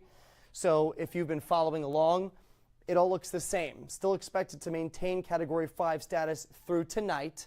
We do expect it to drop down to Cat 4 status by tomorrow afternoon, and that is a result of that wind shear now starting to chip away at the storm. That will continue right up to landfall. So we're still expecting landfall here late Wednesday night as a Category 3 hurricane. So we will go from Cat 5 to Cat 3 status. A word of caution, though, if you live in Florida, if you got friends or family there, you may think, okay, weakening storm, this is great news. However, a weakening storm is an expanding storm, which means instead of a small area seeing impacts, we're going to have a larger area seeing these impacts as Milton comes on shore. Now, exactly where that landfall point is still kind of up in the air. It could be anywhere within this cone, and in some cases could even be outside of that cone. But this is what it's looking like at this point, still from Tampa Bay now down to Fort Myers. You got to keep your guards up as this storm approaches for tomorrow night. National Hurricane Center, when they issue their forecast products, they'll actually issue a full discussion on what's going on with the storm. It's a little science heavy, but sometimes there are messages to the public in there. And this is one that I just pulled. Evacuations and other preparations should be completed today, Tuesday. Milton has the potential to be one of the most destructive hurricanes on record for West Central Florida. The folks at the National Hurricane Center do not write this stuff for clicks. They don't write it for money. There's no clickbait involved here. They kind of give it to you straight. They give it to you exactly what they're saying. And for them to say something like this should hopefully impress upon everybody how significant this storm is and almost how unprecedented it could be to see a storm go into this part of Florida at this strength. So some really kind of sobering words there from the Hurricane Center. All right, so let's talk about Milton's interaction with the jet stream. So what we've got plotted here are the upper level winds. The darker the blue, the stronger the wind. So you can see the jet stream cuts right across the Gulf of Mexico and then shoots to the north and east. On the bottom edge of it, we've got Milton here making that approach to the Florida west coast. We will go from a Cat 5 to a Cat 3 storm because wind shear will eventually start to shred and pull away at the northern edge of this storm, again, compromising the core and eventually compromising the strength of the storm. It won't happen fast enough, though, to shred the storm to pieces. That won't happen for several days, but it will be enough, again, to bring the strength down. So like I said, even though the strength comes down, the size gets bigger. Here's the reason why. The last few days, we have seen incredible fluctuations in the strength of Milton. We saw it go from a Category 1 storm to a Cat 5 hurricane in just a matter of hours. It got down to being the second strongest hurricane on record in the Gulf, one of the top 5 strongest hurricanes ever in the Atlantic Basin, which includes the Gulf of Mexico. So some incredible statistics have come out of this storm. The reason why all of this happened so fast is in part due to its size. Milton, as big as it looks on satellite, the core of the storm is really tiny. In fact, yesterday, the eye of the storm, I think, was only about 4 miles in diameter. A 4-mile eye is one of the smallest that's ever been recorded. When you have a storm that has a really compact core, think of it like a figure skater. As they pull their arms in, as they're doing a spin, they start to spin faster, right? All of that energy is brought into the center of the storm, and it's allowed to operate more efficiently. That's what's happening here. As that core gets tighter, as it's a smaller core, it's able to intensify a lot faster than if it were a large storm with a big eye. So this storm so far has had a really compact core, which is why it's been able to intensify so fast. As we go through the next 24 to 36 hours and it starts to weaken, this wind field and the core of the storm is going to almost, I would say, at least double in size. Look at the size of this now on approach to the southwest Florida coast, to the Tampa Bay coast. By 7 p.m. tomorrow, we're talking about hurricane force winds within here, within that red, yellow, and orange color, and then tropical storm force winds. I mean, it's going to be a huge storm. We're talking about widespread impacts. And that's going to be twofold. Not only are the wind impacts now going to extend a considerable distance away from wherever the landfall point is, but when you have a bigger wind field, that leads to more storm surge. And the reason for that is just simply because you've got more wind over more area, so that's more water to pick up. The more area that you can cover with that strong wind, the more water you can pick up. And so over time, as the storm maintains that strength and expands in size, you build up that wall of water that we call storm surge. And ultimately, even as the storm weakens, that storm surge doesn't go down. It stays at that Cat 4 or Cat 5 level, and it's got to go somewhere. And it goes right into the west coast of Florida. So from southwest Florida up to Tampa Bay, the biggest risk for storm surge as this system makes landfall late Wednesday night. Here's a different view of it on Future Track. You can see tomorrow morning, we're already starting to get more of an asymmetrical shape here, right? We've got a tight core of precipitation around the eye, and then this huge precipitation field that's getting pulled away from the center. That's the influence of the jet stream. You see it even more as we fast forward this. And look at how big the eye is now. So instead of that 4-mile wide eye, we've got like a 40-mile wide eye here. It could be 10 times bigger than it was at its smallest point yesterday by the time we get to landfall. But now we've also got rain extending all the way out towards the east coast. So it becomes a very lopsided storm. And so with this, you've got two threats now. You've got freshwater rain flooding that's going to happen on the north side of the system, where you get some of those heavier rainfall values. So Tampa Bay, tremendous amounts of rainfall and a lot of wind too. You're on the north side here of that eye wall. On the south side of the storm, not a lot of rain, so we're not worried about rainfall flooding, but incredible amounts of storm surge getting pushed in by that storm. You're talking about winds coming on shore 100 miles per hour. That's pushing feet and feet and feet of water from the Gulf of Mexico into those communities. And in some of the videos that we've been doing the last few days, we've had people comment saying, I'm watching from the Carolinas, I'm watching from Georgia. Is this storm going to impact us? Does it loop around and hit us? So we're going to take Future Track out even further. We go out in time. That cold front that's coming into the Gulf of Mexico right now, it's not just going to stop in Texas and Louisiana. It goes through the whole country. And that is going to literally sweep this thing. First of all, it's going to shred it to pieces. Look at that. By Thursday night, it's a mess as it goes out to sea. But it takes it to the east, away from the U.S. The only impact that we are going to see in the United States, unfortunately, is going to be in Florida. But areas like Georgia, the Carolinas, This is not your storm. Thankfully, you've got enough to deal with. Unfortunately, though, for the folks in Florida, this is going to be your second time going through a hurricane. Different area, but still very impactful for a good part of the state. All right, let's talk storm surge now. This is the official map put out by the National Hurricane Center. They've painted the entire West Coast under the potential for seeing storm surge. This forecast is going to get much more fine-tuned as we get into tomorrow. But right now the forecast calls for 10 to 15 feet of storm surge for all of Tampa Bay. 10 to 15 feet of storm surge would be the highest value that they've ever seen in Tampa Bay. So if you have family that lives in Tampa, they're by the water, they're saying, I'm not leaving, I've been through storms before, I know how this goes. There's no other way to say this than if this verifies in the worst case scenario, Tampa's going to run out of luck. This will be the worst storm they've seen in over 100 years. That being said, there is the potential that the storm goes farther south and Tampa Bay gets lucky again. That's not a gamble you want to take, though, because it's going to be a last-minute decision, and by that point, it's too late to evacuate. Best case scenario, you get out and you come back the next day and your home is still there. Worst case scenario, you stay and you end up on the roof of your home as a storm comes in with 15 feet of storm surge. Just some words of wisdom there, and if you don't believe me, ask some folks down at Fort Myers Beach that went through this 2 years ago, the folks that stayed in Fort Myers Beach, what that experience was like. A little farther down the coast, speaking of Fort Myers Beach, this is terrible because, again, just 2 years ago they went through Hurricane Ian, wiped out a large part of Fort Myers Beach, which is its own city separate from Fort Myers. And now we're forecasting, again, 8 to 12 feet of storm surge for that area.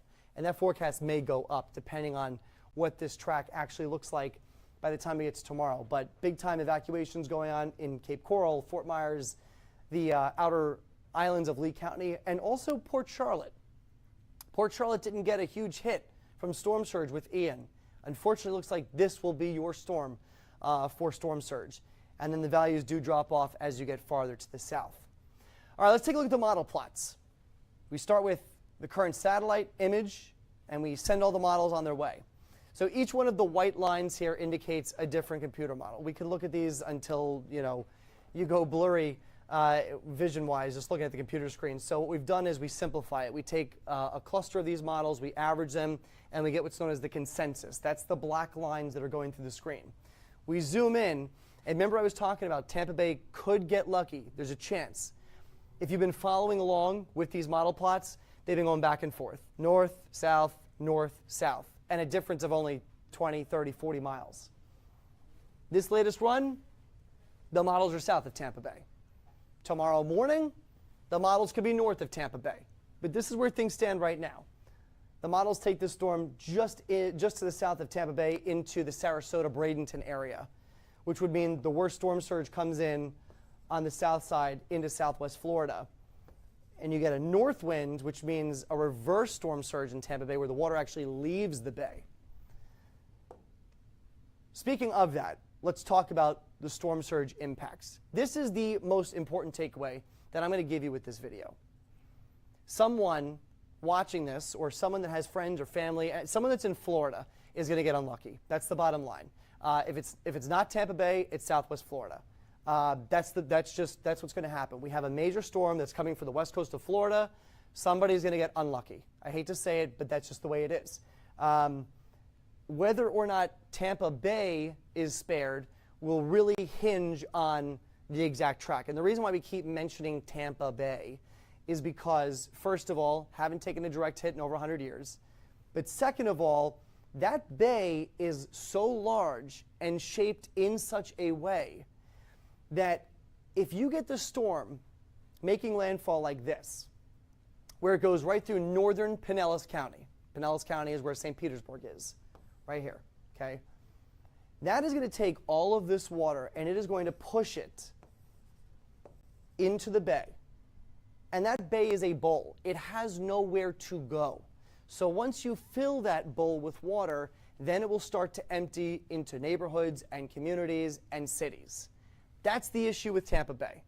And nobody that has lived there in modern history has experienced this yet because, again, It's been over 100 years since they've taken a direct hit from a storm like this. So since then, obviously this area has built up significantly. So there's a lot of folks that have never been through this, that aren't from the area, that just moved there. Just think about how much the population has increased in the last 10 years, okay? And so now you've got all this developed area, homes, communities, cities, towns that are going to be impacted by this. That would be the worst case scenario. This is one scenario. I'm not saying that this is going to happen. This is just one scenario. The other scenario and how things look as of this evening, again, this could change by tomorrow morning because it's only a difference of a 40-mile track shift. So instead of northern Pinellas County, now landfall happens in Sarasota, Tampa Bay dodges another bullet and gets lucky. Who's unlucky now? Everywhere south of there. Venice Beach, Sarasota, Siesta Key, Charlotte Harbor, down into the Fort Myers area. These would be the areas then hardest hit as the winds come on shore and push that water inland. St. Pete and Tampa get lucky, and that's pretty much what this is luck at this point, because you're talking about 40 miles of difference. Because with a track like this, the winds are going to be ripping out of the east. And as that happens, you're actually going to see water levels in Tampa Bay come down as the storm wraps in. And all that water then goes into areas to the south. That's what's so complicated about this forecast. So you might be saying, okay, well then why are they evacuating people if there's still this unknown? Because it takes a lot of time to evacuate hundreds of thousands of people. So they can't do it the night before, right? That's the answer. I wish that we were at the point where we could give you a forecast down to 5 miles. We're not there yet. We're not going to be there probably until 12 hours before landfall, if that. And even then, these storms still wobble. But as we get into tomorrow, it will become more clear if that southward jog is a trend.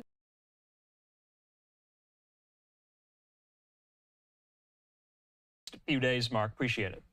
You're welcome, Andrew. Take care. All right, in the meantime here, let's take our final commercial break of the hour. When we come back, we do want to just switch gears briefly. We want to give you an update on a story we have literally been following for several weeks here, the scandal that is plaguing City Hall in the Big Apple and Mayor Eric Adams' administration. Another person, another individual in Adams' orbit charged today. We'll tell you with what in 2 minutes.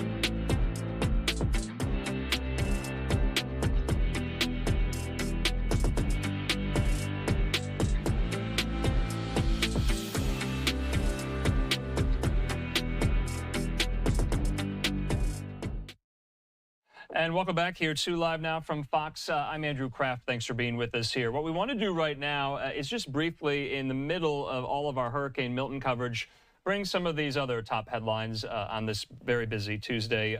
We go to New York for our next one. There, a former New York City official today charged with witness tampering and destroying evidence in a sweeping federal investigation that led to Mayor Eric Adams' indictment just last week. Now, remember, we brought you the news late last week that prosecutors were indicating more people would be charged in this scandal here. Fox 5 New York has more. Let's listen.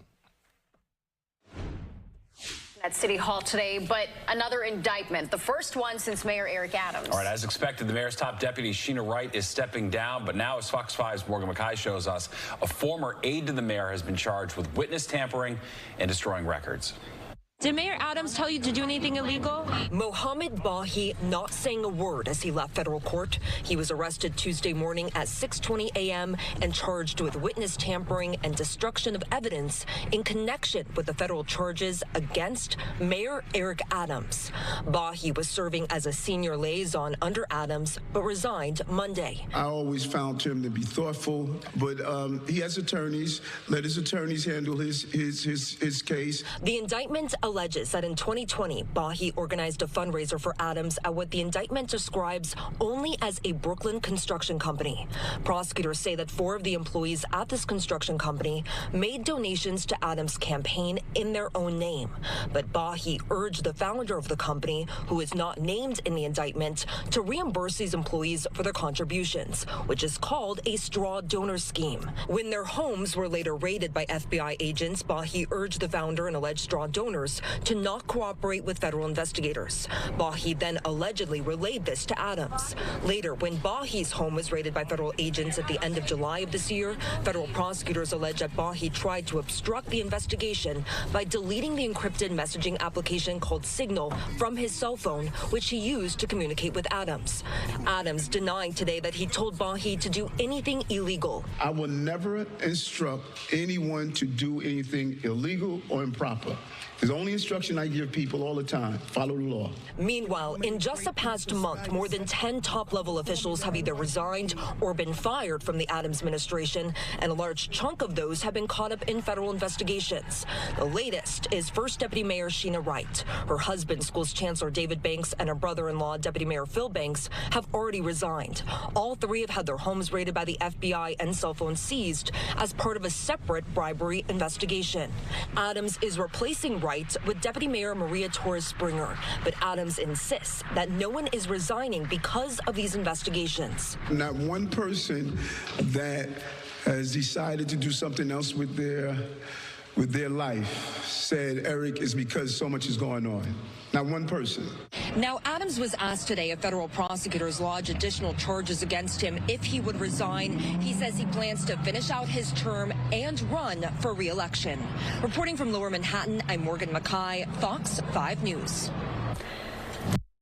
All right, Morgan, can't thank you enough for that. She's been great resource for this story. Back out live there to the Big Apple. You see there Lady Liberty in the distance in New York Harbor. It's almost 11 o'clock there on the East Coast. I'm Andrew Kraft. Well, that does it here for my time on the desk. I want to thank you for being with us. Well, we have to keep it going. Hurricane Milton still churning there out in the Atlantic, and we have you covered here, and we will throughout the course of the week, including my friend and colleague, Austin Westfall. He joins me in the Live Now newsroom with what's in store for the next couple of hours. Austin, what do you have in mind? What's in store for the next few hours, Andrew? It's going to be all Milton all night, and we're going to be covering not only tonight, we're going to be covering into the morning. We're not going to be going off the air like we normally do in the overnight hours. What we're going to be doing is I'm going to be on the desk for the next few hours. I'll eventually hand it off to my friend and colleague, Josh Breslow, who's on the East Coast. We're going to keep this coverage going for the next couple of days here because we know that this storm is expecting to pack a punch and sadly impact the western coast of Florida in a big way. Take a look at our XRAD weather monitoring system. Millions in Florida are bracing for a potentially catastrophic punch from this hurricane. It's threatening a historically deep and dangerous storm surge to a large swath of Florida's west coast, along with wind gusts well over 100 miles per hour when the storm strikes on what we expect to be Thursday morning at this point. Milton regaining Category 5 strength earlier today, a day after it became among the strongest hurricanes on record in the Atlantic Basin. When it reaches the Florida coast, it is still forecast to be a major hurricane. Where exactly it makes landfall and exactly when it makes landfall, it's impossible to predict. But of course, all of the officials in cities like Fort Myers, Tampa, they're watching this incredibly closely, and doing their best to broadcast tips to the public ahead of this very dangerous situation. I believe we have some remarks teed up from Tampa City officials that we can listen into. Yeah, let's listen. Of course, I think our viewers are now familiar with the mayor of Tampa, Jane Castor, kind of leading the charge there for her residents. She spoke out this morning. Like you said, let's watch. Anymore. So a couple of things that I want to go over since our last press conference. Gas. We're starting to see some less than cordial Tampa Bay behavior at some of our gas stations. So please, please, please, everybody, patience. We're all in this together. I have talked to Paul Anderson, the CEO at Port Tampa Bay. I am on that board, and the tanks in the port are full. And so it's just an issue right now of people going and filling up all at once. So it's a demand, it's not a supply. The tankers are coming out of the port to replenish those filling stations as quick as they can. My filling stations in neighborhood or in Seminole Heights were out yesterday, and several of them are pumping gas today. So again, patience on that front. We have the gas situation covered in our city. I also want to talk a bit about rumor control. There are rumors that we don't have enough resources. That could not be further from the truth. The federal government, the state government, the county, the city, private entities are working hand in hand. First and foremost, to get that household debris up and out of the way. And secondly, to make sure that everyone is safe as we endure whatever Milton brings our way. Tampa General Hospital has the aqua fence that has a capacity of handling 15 feet of storm surge. It saved the hospital during Helene, and we're hoping that it does the same through Milton, because as everyone knows, that is our Trauma 1 location. And also, again, to the resources, the collaboration, the cooperation. I have talked to the president.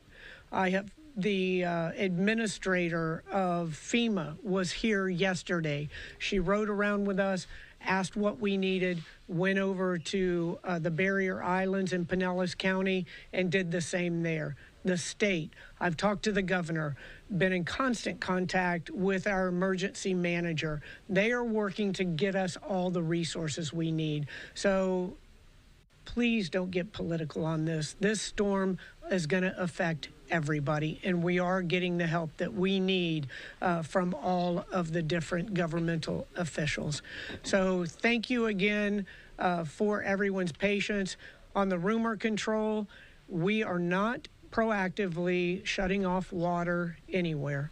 Tico, who is going to speak, is not shutting off electricity either. There's the possibility that the storm surge or the wind will knock down trees, power lines, everything else that will affect different services, but we will be sure to keep you informed in a timely manner. And to that end, if you haven't already, please text Tampa Ready to 888-777. You'll get real-time updates with factual information. Hate to break it to you, but a lot of what you see on social media is not factual. Stick with the facts. For those alerts in Spanish, text 888-777 to Tampa Lista to 888-777.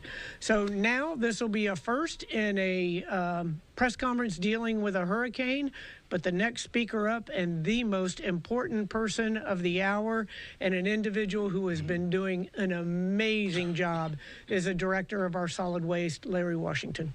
All right. Well, thank you, Mayor. I truly appreciate the kind words. First and foremost, thank you, City of Tampa, for your patience. There's a lot of debris out there, whether it's household debris or it's vegetative debris. There's a lot of debris there, and it's been a full court press on debris cleanup. And that's not just the solid waste department, that's citywide. We have contractors in place right now, and we're still currently collecting debris. Our primary focus is the household debris. So if you have vegetative debris, please try to store it in some type of garage, bring it into some type of shelter, so then we can try to weather out Hurricane Milton. Since September 29th, we have been actively collecting debris. Now, currently, we have collected 26,000 cubic yards of debris, and we store these at our debris management sites. We have one in South Tampa, and we have one over next to the port as well. So, for those of you that have the ability to bring your debris to the transfer station, please do so. I was there this morning, and we only had a line of 4 or 5 people. So with all those households with debris curbside, if you have the ability, bring it on to us. But if you don't, then we're still trying to collect your debris.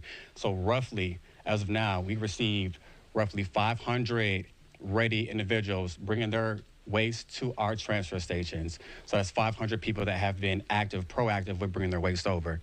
Now that equates to roughly 400,000 pounds of debris from our residents alone. So great job there. In addition, if you are trying to utilize our transfer station, we've heard your concerns about the process. So if you have an ID, a City of Tampa ID, and you receive some type of solid waste service, please come to the front, to our scale house, and we will process you. We are no longer requiring any water bill or a bill of that nature. In addition, so we are still actively collecting garbage and recycling. Yesterday, we ran routes, and today we will run routes until we are complete. After that, we go into emergency response mode. Now, please stay patient with us while we continue to collect. We're going to end collection for debris at 7 a.m. So that's 7 a.m. Wednesday morning. We don't want to sacrifice service over safety, so we have to end it there. But thank you again, Mayor. We're trying to actively collect all the debris that's curbside, but if we do not get to you, we will definitely respond after Hurricane Milton. So thank you again. Thank you, Larry. And as he said, all hands on deck. It wasn't just the solid waste. We have parks and recreation, we have mobility, we have water, wastewater, a lot of private entities that we did emergency contracts with. So, doing everything that we can. I believe it takes 3 weeks to a month to clean up after one of these storms, such as Helene, and they've done the vast majority of it in a week. And so they've really done a great job. Next, we have our fire chief, Barbara Tripp. Thank you, Mayor. First of all, we just want to thank the community. Thank you for listening to the local officials when it comes to evacuation. I want to thank everyone who has taken heed to this evacuation policy. We want everyone to be safe out there and want to continue to follow the news and get continued updates through our social media as well as the different information that's been given to you all. We cannot stress enough when the situations get to a point that we will not be able to respond. The first responders are here for you, but we need you to help us. Please do not stay in those disaster areas because it will be very difficult for us to respond once the winds get a certain speed. With that being said, the mayor talked about as far as receiving a lot of resources throughout from the state and local. I can attest to that. We have received multiple strike teams here to assist Tampa Fire Rescue. We are in communication with the National Guards as well. So we are definitely prepared for whatever Milton is going to bring us, but we want everyone to be safe with that. As we continue to collaborate with all of the local and stakeholders, as she spoke of with Tampa General, we are here to assist, but we need you guys to take heed. The City of Tampa has also opened up the downtown garages to take your vehicles. We continue to talk about electrical vehicles, and as far as hoverboards, scooters, all of that lithium-ion batteries, you need to make sure that it does not mix with water. We ask you to take heed to all of the services, take your vehicles to higher grounds so they will be taken care of. With that being said, we know with this storm, it's going to produce a lot of wind, rain, which cause power lines to go down. Please take precautions when you're approaching any line. Assume that that power line is live. call 911, so we'll be able to assist. With that being said, the power lines itself will cause some serious danger if you touch it, including up to death. We definitely don't want you all to take heed to those power lines. Power for some residents will be out. No, Tico is here to talk about it, and they will give additional information. But some of you all have generators in which you would put generators into service. We continue to tell you to make sure those generators are operated in a well-ventilated area, not inside your home or garage. Make sure you follow the manufacturer's instructions when it comes to that. If you have any questions, feel free to reach out, text to 888-777, Tampa Ready, all one word, 888-777 to text the word Tampa Ready. And for Spanish, Tampa Lista, 888-777. Thank you, and we want everyone to be safe. I'll turn it over to Chief Burkle.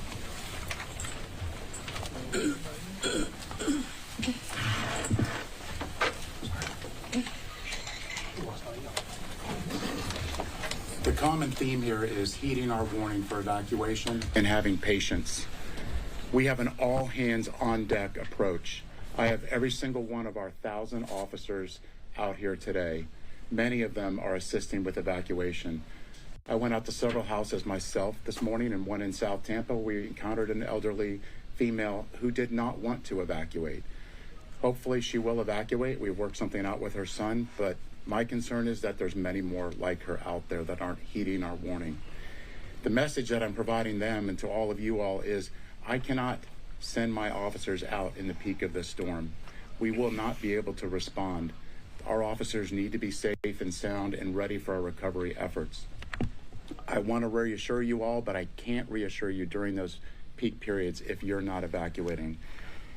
If you're under a mandatory evacuation order, it's mandatory for a reason. Please do that. And when you're at the gas stations, have patience. We don't need to unnecessarily tie up our police officers for a minor disturbance at a gas station. Our officers are going door to door in low-lying areas and assisting. We've never seen anything like this before. This is the storm of the century, and we just need everybody to have patience, to stay safe, and to follow our direction. And for now, I have our Council Chair, Guido Maniscalco. Thank you very much. Okay, so before the council chair steps up, we are going to have to take a commercial break. We're going to pick this press conference up where we're leaving it in 2 minutes. More storm coverage when we return.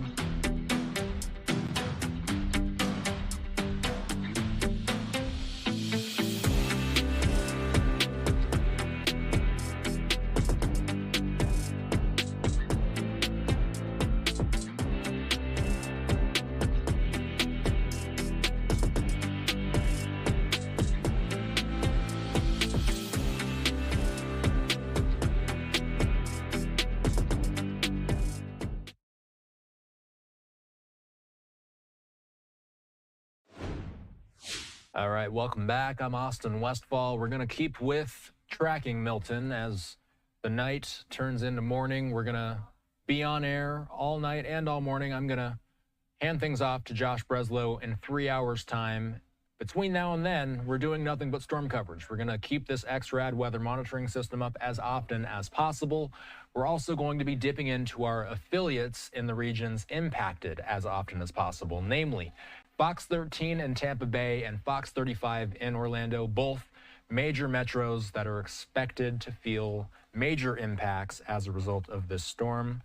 We just saw Fox 13 tracking this storm out with their meteorologists in real time. Let's listen in. The difference of surge and no surge. So where this makes landfall, it's a big deal. And then this core of the hurricane is going to slide all the way across the state and bring with it. Remember, when you look at this graphic, this isn't weather. This is just the center point. The weather extends all out in all directions. So if the storm is here, the weather is still here, and the weather is still down here, and the heavy rain and the wind. So, yeah, look at the line, look at the 4 and the 1, but the weather is really what matters, and that will kind of follow along. This tide, 3:37, this tide, 3:37, 4:21 Thursday morning, that will probably be the problematic tides.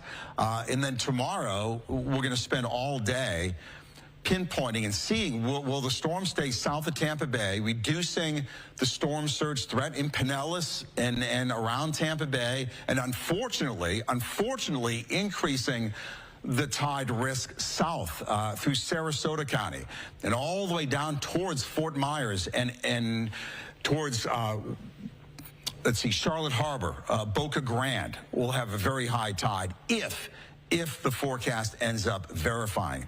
And then tomorrow night, when we're live on TV, we're going to do some real nowcasting, and we're going to track the eye that's going to move across the peninsula from west, southwest to east, northeast, and there'll be some really high wind speeds in that cone or in that core as it slides, maybe 90, 100, 115 as it moves across the state. So you should be all set, being in your safe place, and we're going to be just kind of watching this and kind of babysitting it step by step as it moves towards our state. I'll see you again at about 11:20. All right, Paul, thank you. Tonight, gas stations here packed with drivers filling up. Some pumps ran out. You've probably seen them around town, but Governor DeSantis says more is on the way. We're told people are filling up faster than it could get here. Fox 13's Jordan Bowen joins us in the newsroom now. Jordan, the supply is there. It's just a matter of getting it here. Yeah, Haley, over the last 24 hours, Governor DeSantis says they have been dispatching fuel reserves to gas stations that have run out. He wants to reassure people, though, there is no fuel shortage. He says right now they have 1.2 million gallons of gasoline, the same amount of diesel on the way to Florida as of this afternoon. Throughout Tampa Tuesday afternoon, gas stations were busy with people filling up ahead of Hurricane Milton. We're not in an evacuation zone at all, so we're pretty high and dry. So we just bought a couple of things of plywood to put up on a couple windows. At this Wawa on Northdale Mabry in Tampa, the line of cars stretched down the street. At this location, only about 4 pumps were open, the rest of them out, and others were reserved for first responders. It was the same case at this 7-Eleven on McDill. All the pumps now reserved for first responders. Meanwhile, up the street at this 7-Eleven on Northdale Mabry in Tampa, there was still plenty of fuel for people in need as of late Tuesday afternoon. I've got myself, my family, I've got my brother's kids over there. We got a couple dogs, cats. We're going up to Georgia. As of Tuesday afternoon, all 3 gas stations we visited in Tampa only had unleaded fuel still available. If your car usually takes premium, AAA says 1 tank of unleaded gasoline shouldn't do any damage to your car. In a situation like this, I think it's probably okay just to go ahead and do it, because if it's a difference of, being able to get to your destination and not, go ahead and just go for it. I think that as long as you go back to using premium on a normal routine basis, then you're probably okay. As for the supply, we noticed several pumps were out, but according to Governor DeSantis, more is on the way. He says people are filling up faster than it can get here. Last night, 27 fuel trucks were escorted by the Florida Highway Patrol to deliver fuel to stations in the anticipated impact area. We're also working with fuel companies such as Racetrack, Wawa, Shell, and Walmart to ensure fuel trucks are working 24/7 to keep fuel delivered. All 3 gas stations we visited on McDill and those 2 on Northdale Mabry, they say they plan on staying open for people inside depending on how bad conditions get. Haley. That's good to hear. Appreciate them keeping open as long as they can to make sure people, they need to get out, they can get out. All right, Jordan, thank you. And your chances to get supplies are running out. Businesses across the Bay Area are shutting their doors and shuttering their windows ahead of the hurricane. From grocery to hardware stores, even gas stations, you may have struggled to find anything open today, and many more will be closed tomorrow. Fox 13's Genevieve Curtis joins us now with a look at what's closed and the few options that will remain open. Well, this is Beach Drive tonight, and it is weird to see such a popular area so empty. Every business here is closed. There were mandatory evacuation zone closures for all businesses in zones A, B, and C at 5 a.m. today. But we found businesses all over St. Petersburg were closed regardless of their evacuation zone, and it seems many are heeding those warnings. It's the final hours of preparation in Pinellas County for Milton, and for some, there isn't much left to do. All businesses in zones A, B, and C closed at 5 a.m. Even some grocery stores like Publix were closed. Some places like Home Depot remained open, and that was good news for Brian Perrette, who still has work to do on his home in Campbell Park. He was planning on riding out the storm at a co-working space downtown, but at the last minute, because of a few large cranes downtown that can't be secured, the fire department told them they'd have to leave that space, leaving him resorting to Plan B. We've got buildings that are over 100 years old. They've never seen this kind of wind. They've never seen this kind of rain, and it's coming. Be scared. Options are still available. The county opened additional shelters in Clearwater and St. Pete, including Melrose Elementary, Campbell Park Elementary, and Clearwater Fundamental Middle School. Families have already started arriving to the shelter at Gibbs High School. More than 6,000 people are finding refuge at county shelters, and officials want you to be in your safe place soon. St. Petersburg police tell us that those who don't follow the closures, the mandatory business closures, could face fines or arrests, but really have not seen that be an issue so far. Most people seem to be following those orders. Reporting in St. Petersburg, Genevieve Curtis, Fox 13 News. Genevieve, thank you. Tonight, the barrier islands in Pinellas County are closed. From the Dunedin Causeway through Tierra Verde, no one is allowed on or off the islands. They closed at 7 p.m. and they will remain closed until further notice. Officials say they believe most listened to the orders this time around, and the mayor of St. Pete Beach says it's currently a ghost town. If you live in Hillsborough... You've been listening into Fox 13 Tampa's coverage. We are going to be tapping into their coverage over the next 2 to 3 days as they continue to track this incredibly dangerous system that's inching its way closer and closer to the Florida Peninsula. Of course, it's going to make landfall on the western side of the peninsula, but still, communities in central Florida and on the eastern side of the peninsula will be impacted as well. We're going to take a break and check in with Fox 35 based in central Florida when we return.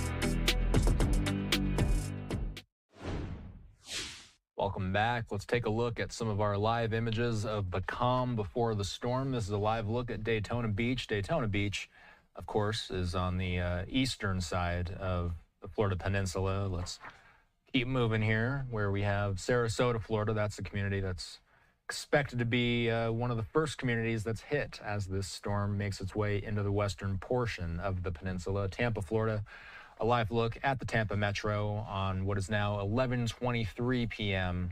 on this Tuesday evening, 8:24 now on the West Coast. We did get an update from Fox 13's chief meteorologist, Paul Delgado. He's in Tampa. Quick update. Confidence in the landfall point will rise Wednesday as Milton approaches our state. Due to a delay in the hurricane turning to the northeast today, Milton ended east of the predicted forecast points. This resulted in the National Hurricane Center correcting for this delayed turn by shifting the forecast track to the east and south. More than likely, landfall will be south of Tampa Bay, but this is not a lock, he underscores. Track wobbles will make a difference. We will have to closely watch satellite and radar trends Wednesday to pinpoint exactly where Milton will come on shore. Storm surge will be 10 to 15 feet to the south of the landfall and much lower north of the landfall point. Core of the hurricane will move across the state, bringing with it the strongest winds. Rainfall along and north of the path of Milton will likely exceed a foot in spots, resulting in flash and river flooding. We will keep you posted every step of the way. That's I just read the full readout there of Paul Delgado. He is the chief meteorologist at Fox 13. Of course, Fox 13 going to be tracking this storm very closely. I believe they come back on air with their newscast in the morning tomorrow at 4 a.m. Eastern time. We're going to keep dipping into their news coverage before they go off the air tonight as well, though. The National Hurricane Center, this is specifically their storm surge account, saying, and this is an update as of 10 p.m. Central Time, a large area of destructive storm surge from Milton is expected along portions of the west coast of Florida. If you are in the storm surge warning area, this is an extremely life-threatening situation. You should evacuate if ordered to do so by local officials. This was something I was seeing online earlier today, is the fact that one of the major hospitals in the Tampa Metro has put up what they call the aqua fence, and they put it up for this exact reason. There's expected to be so much storm surge that if they didn't put a fence up, a aqua fence up, it very well could inundate very critical points of infrastructure like hospitals. Before the commercial break, though, I mentioned that we'd be checking in with our partner in Central Florida. That's Fox 35 based in Orlando.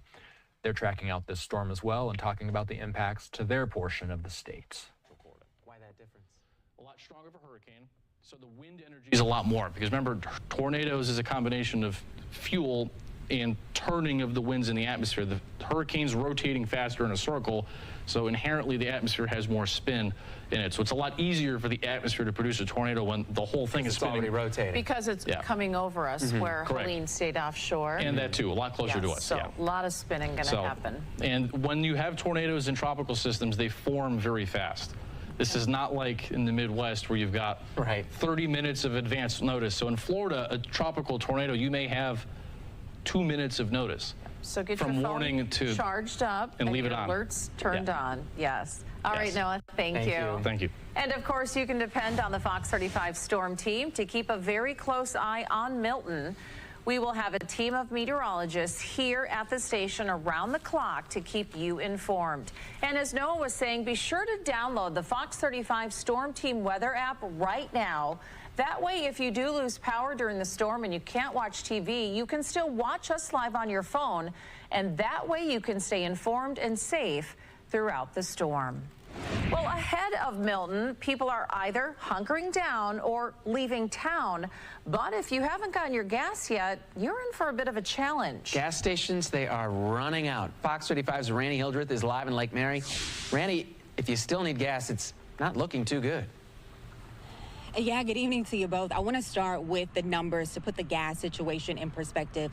Gas Buddy released some numbers around 8 o'clock today. The very latest shows that about 21% of gas stations across Florida are without gas right now. They estimate that's about 1 in 5 gas stations without gas. Now, if we just zoom in and focus on Central Florida, Orlando to Daytona Beach, they estimate about 17% of gas stations in our area are without gas. Now, I'm at the Wawa off Airport Boulevard. I'm going to step to the side so that you can see what's going on here. They have run into a bit of a gas issue here. First, you see the caution tape surrounding the majority of the gas pumps here, and then you see some folks in the lines in 2 of the bays just parked right now. If I sound a little bit out of breath, I ran over to try to talk to people because I heard that they were starting to run out of gas. The people who were over there said that they have learned that there's just diesel fuel available for folks. One guy said that this is his second stop or I think he'd already been to 2 other gas stations to try to get gas. This is his 3rd stop, and so now he's trying to figure out where he's going to go next.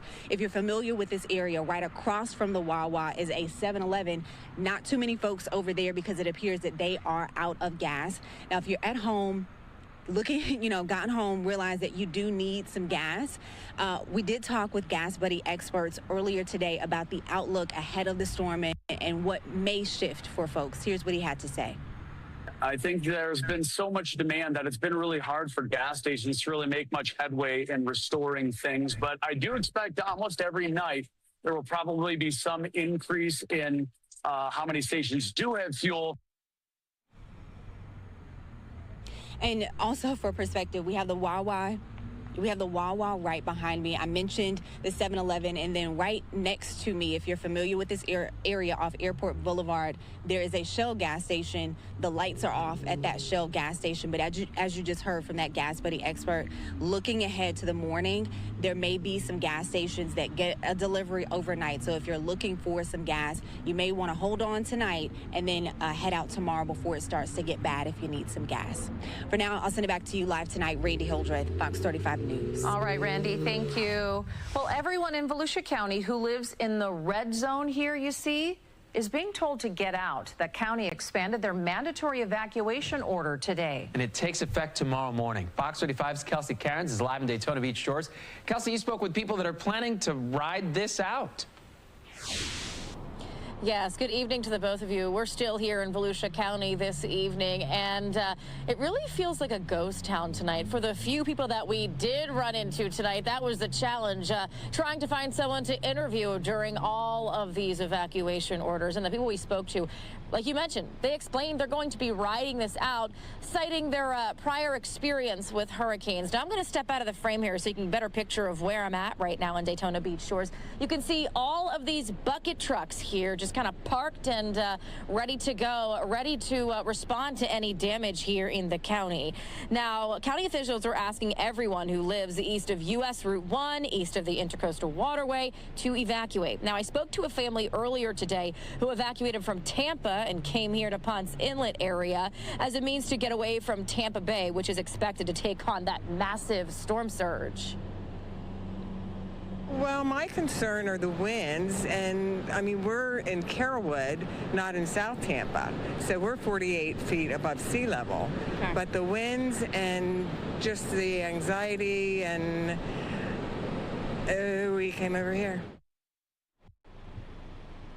Sure, and that evacuation order really starts back up tomorrow morning at 8 o'clock. That's the official start of this, and by 8 o'clock tomorrow night. So you've got a 12-hour window on Wednesday. By 8 o'clock tomorrow night, Volusia County Sheriff's Office is asking everyone to be off the roads because that's when that mandatory curfew will start to kick in. So what does that mean? If there's anyone else on the roadways, if you're walking around town, the sheriff will be fining you $500. They really don't want anyone out in the elements as this monster storm Milton is really heading towards Central Florida.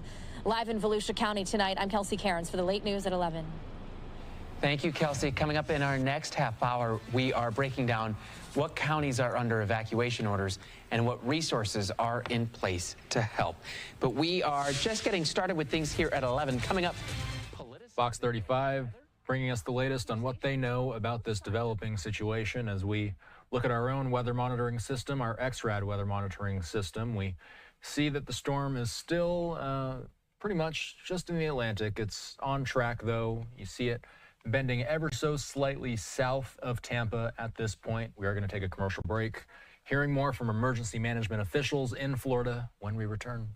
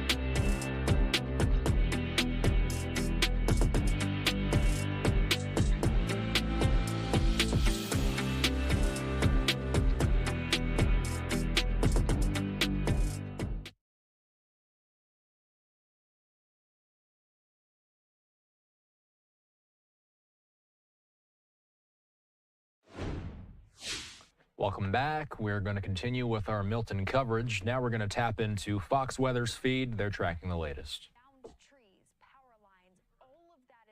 Pushing through. You could see damage to your property as this storm cuts a path across central Florida. It's why those hurricane warnings were extended all the way to the East Coast earlier today, because this storm is expected to maintain hurricane strength all the way through to the Atlantic. Now, the storm is going to be taking on a different structure. It is donut in structure now, but eventually we'll see a bit more of a comma-like structure. Wind and rain surge, all of this slamming into Florida. As residents across the southeast begin to pick up the pieces left behind in Helene's wake, Floridians are now on high alert as Milton charges towards the state's Gulf Coast. But where do they begin after losing nearly everything from these devastating storms? Fox Weather's Ian Oliver discussed it all earlier with Steve Powell, Executive Vice President of Property and Catastrophe at Sedgwick. These back-to-back hurricanes with Helene and Milton, they highlight the importance of having a real plan so that you can mitigate risk and navigate the unexpected. I've got three things I'd like to share just off of that question. One, run from the water. We've heard it all day on Fox Weather. If you reside anywhere within the area that is susceptible to storm surge, you need to run. You need to get away. It is not safe. It is unfair to our first responders to have to come try to rescue you. And you've heard from the mayors, you're on your own if you're in those areas. To hide from the wind. You need to get to a safe, secure place. So three, it comes in. This has to do with your claim. There is so much debris around, and it is not that the wind is blowing 100+ miles per hour. It is what the wind is blowing at you 100+ miles per hour. The debris is coming at you. If you have the opportunity, board it up. My bonus tip on this regarding claims is if you're one of the 65,700 Floridians that have already filed a claim for Hurricane Helene, Go now, video your entire property, get documentation of that claim as it exists today. Have that documentation so that when Milton arrives, you have what you need so that you can process that claim. 65,700 people in Florida that have already filed claims. That's mind-blowing when you consider that an even stronger storm is now moving in that direction. As folks are documenting all this, when you consider the claim, if you're early on in the process, it's a weird question, I know. Does it matter which storm did what from an insurance standpoint if folks are having this damage to their homes and their cars? It does, it can, and what you should refer to is your policy. So every policyholder, whether it's business owners or for homeowners or renters, you should refer to your policy. You receive a policy declaration page from your insurance company that will describe the coverages that you have, what's included, what's excluded, how much the deductible or the self-insured retention is. You need to refer to that policy to understand what is covered, what is not, and which events are covered and what coverage is included with those. With 2 events, you've got 2 different claims. Steve, at Sedgwick, I'm sure you're monitoring all this closely. Is there any thought of a projection of the possible loss here? Because this is a storm, at least from a Florida standpoint, where you have Helene moving into a much more heavily populated area than the brush that we had with Milton, than we had with Helene. Tampa's only experienced 2 direct hits from a major hurricane. A Category 3 in 1921 and a Category 4 way back in 1848. Tampa's had a lot of near misses and a lot of brushes with other hurricanes, but never a direct hit. This is widely alarming because there are 3.2 million people in the greater Tampa area. This storm's not going to slow down much as it crosses the Florida Peninsula or the greater Orlando area. There's another 2.7 million people in that area. The Central Florida. Okay, we do want to break into Fox Weather's coverage because we do have, and we do prioritize live breaking news here. What we're looking at right now is a live image out of Southern California where we understand that an ambulance is being pursued and it just stopped. So we're looking at what appears it very well could be the end of a police pursuit of a suspected stolen ambulance leading police on a chase in Southern California. And we see somebody with their hands behind their head, likely submitting to police. Police giving those very specific instructions to lift their shirt to make sure that they do not have any weapons. More than likely, the police will, and you see there that they're checking to make sure that this person is not armed. This pursuit coming to a close. Fox LA on top of this pursuit as we don't see this every day. A stolen ambulance making its way through Southern California, marked as the property of, I believe, Orange County, which is a county right next to LA County. This suspect now being instructed to walk back. The police will no doubt bring this person into custody and then check the ambulance to make sure that there's nobody else inside. It is interesting that the back doors of this ambulance are open. And they're going to move in for the detainment. And more than likely, they will very, very carefully scope out the rest of that ambulance to make sure there are no other suspects inside. Officials believe the chase started in Newport Beach. It's unknown how the ambulance was allegedly stolen in the first place, according to Fox LA, but you see that suspect now being walked back into custody as it looked like the other officers up on top were perhaps going to scope out the vehicle. I wanted to make sure we brought you that live as that chase comes to a close.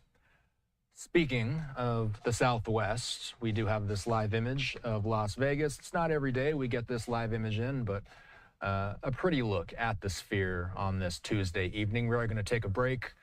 More Milton coverage when we return.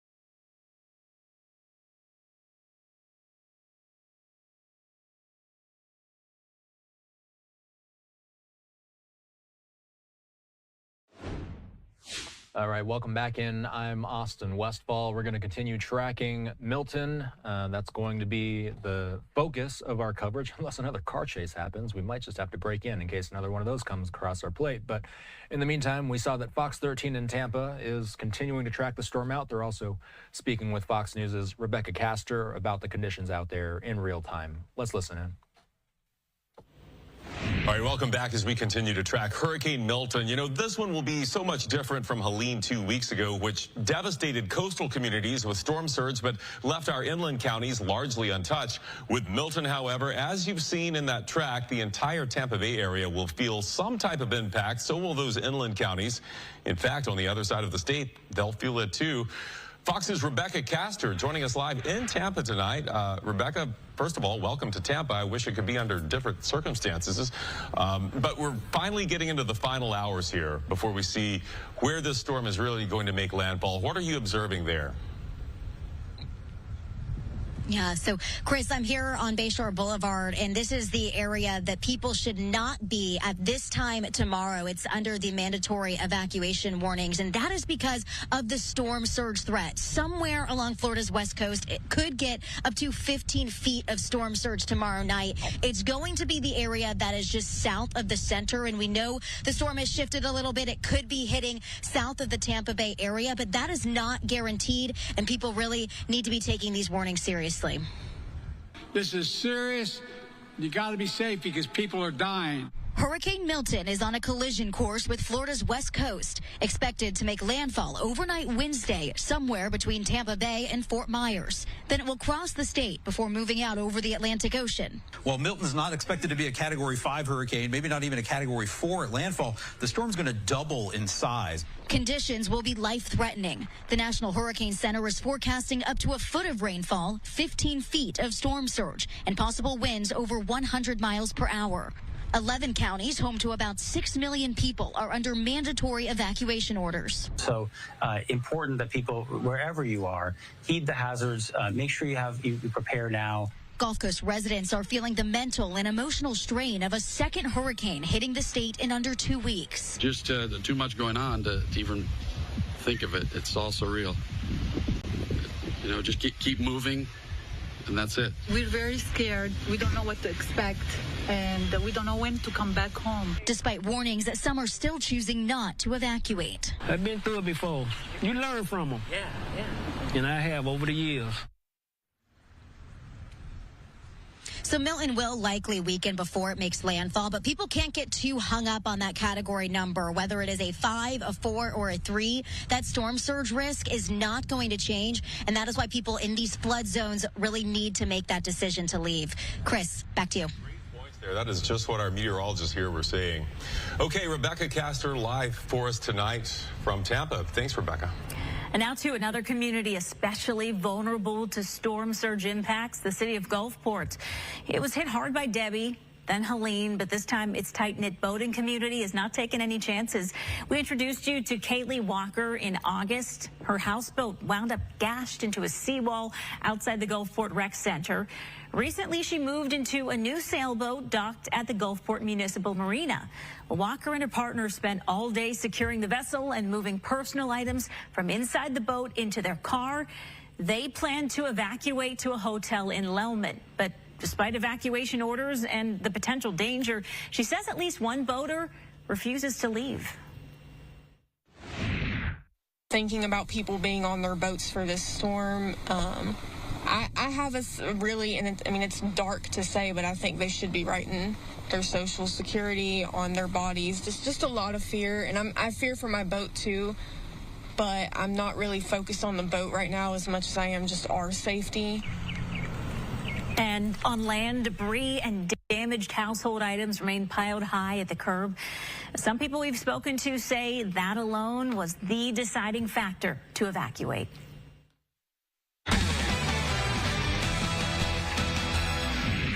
Well, the Bucs will hit the practice field in New Orleans tomorrow. That will be on Tulane's game field, actually, Yeoman Stadium. The Bucs arrived earlier in the day to beat the severe weather here in the Bay Area, 5 days ahead of their Sunday game against the Saints, which will take place at the Superdome. Big news in advance of that game. Saints starting quarterback Derek Carr will not be playing. In fact, he's going to miss multiple games due to an oblique injury suffered in last night's loss to the Chiefs. The Saints' second... All right, we wanted to make sure that you listened into at least a little bit of Fox 13 Tampa's coverage as they tracked Hurricane Milton. Of course, there's a number of stories that our affiliates are covering this evening, and we do know that some of the impacts that are felt from these storms are even football games. I mean, it's a bizarre thing to mention at a time like this, but that is something that impacts people's weekends when these things happen, especially when you're hitting major metro areas where the Buccaneers play. We are going to continue playing coverage from our affiliates throughout the evening. We are going to hit one more commercial break before the hour ends. We'll bring you a little bit more from emergency officials when we return.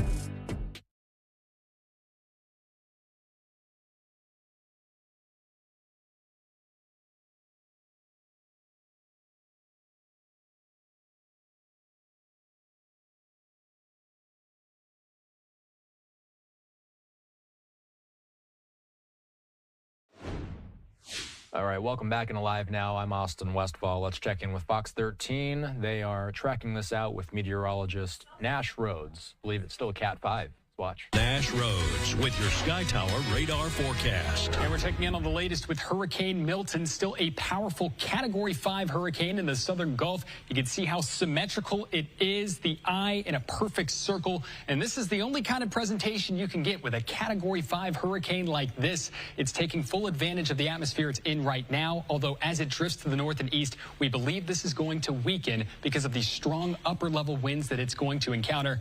Here is the latest advisory. The 11 p.m. advisory keeps it with winds at 160 miles per hour with a pressure down to 915 millibars. The pressure awfully low, indicating a very strong hurricane. Additionally, this is 405 miles now southwest of Tampa, moving to the northeast, if not the east-east, so kind of a little bit east of northeast, I would say. And if anything, we'd expect it to take more of a correction turn back to the north. As you can see here in the latest forecast cone, that would take it a little bit closer to the center line, which we're expecting it to still follow. This is why we watch these things, because this has taken quite a few wiggles and wobbles over the past several hours, even over the past 24 hours, which has allowed for the correction of the forecast cone.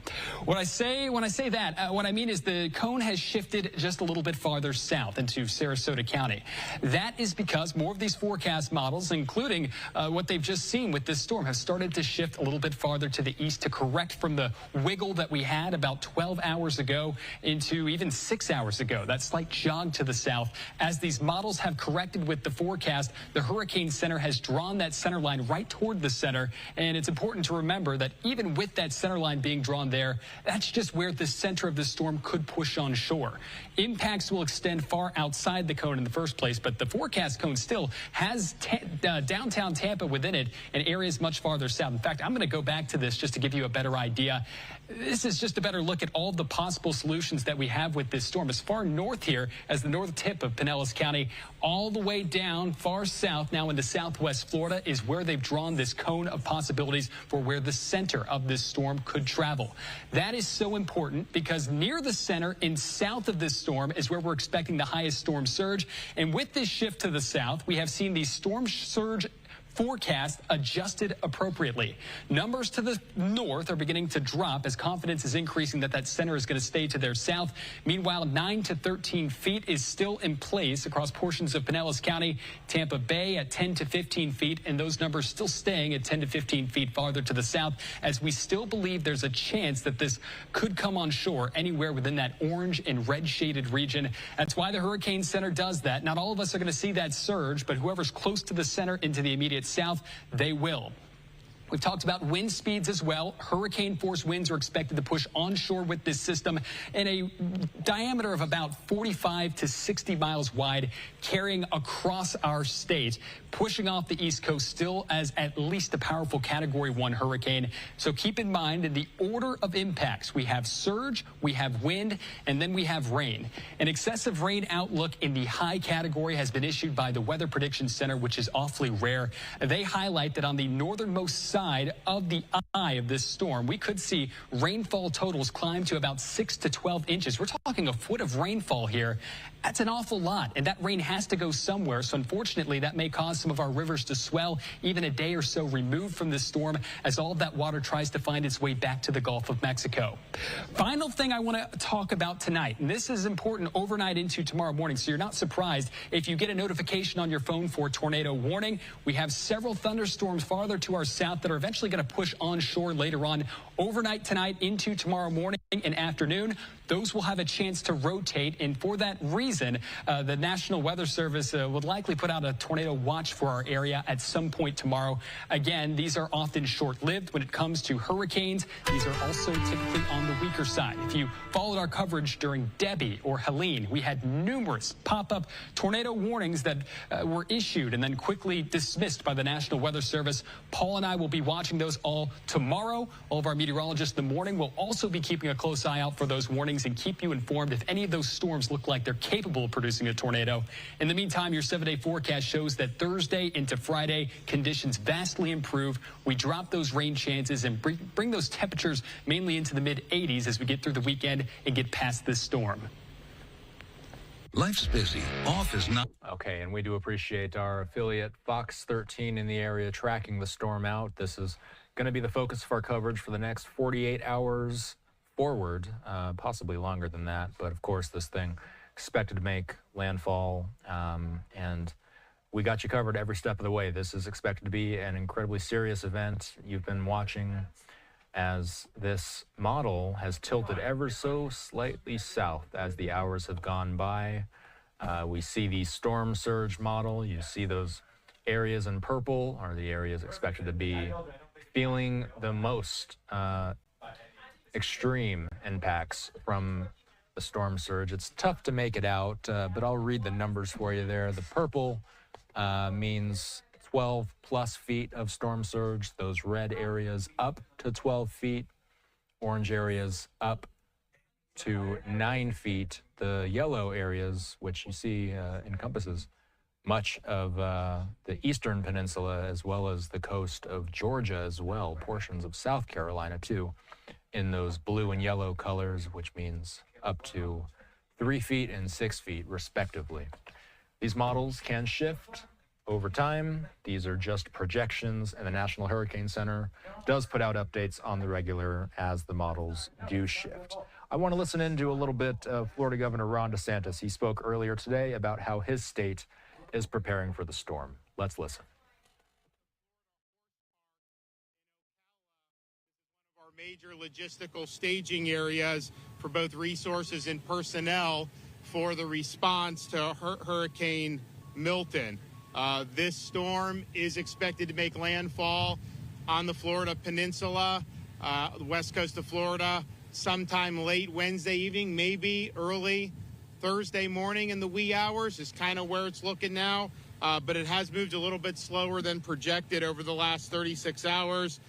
There is still a lot of uncertainty about where exactly the eye of the storm is going to hit.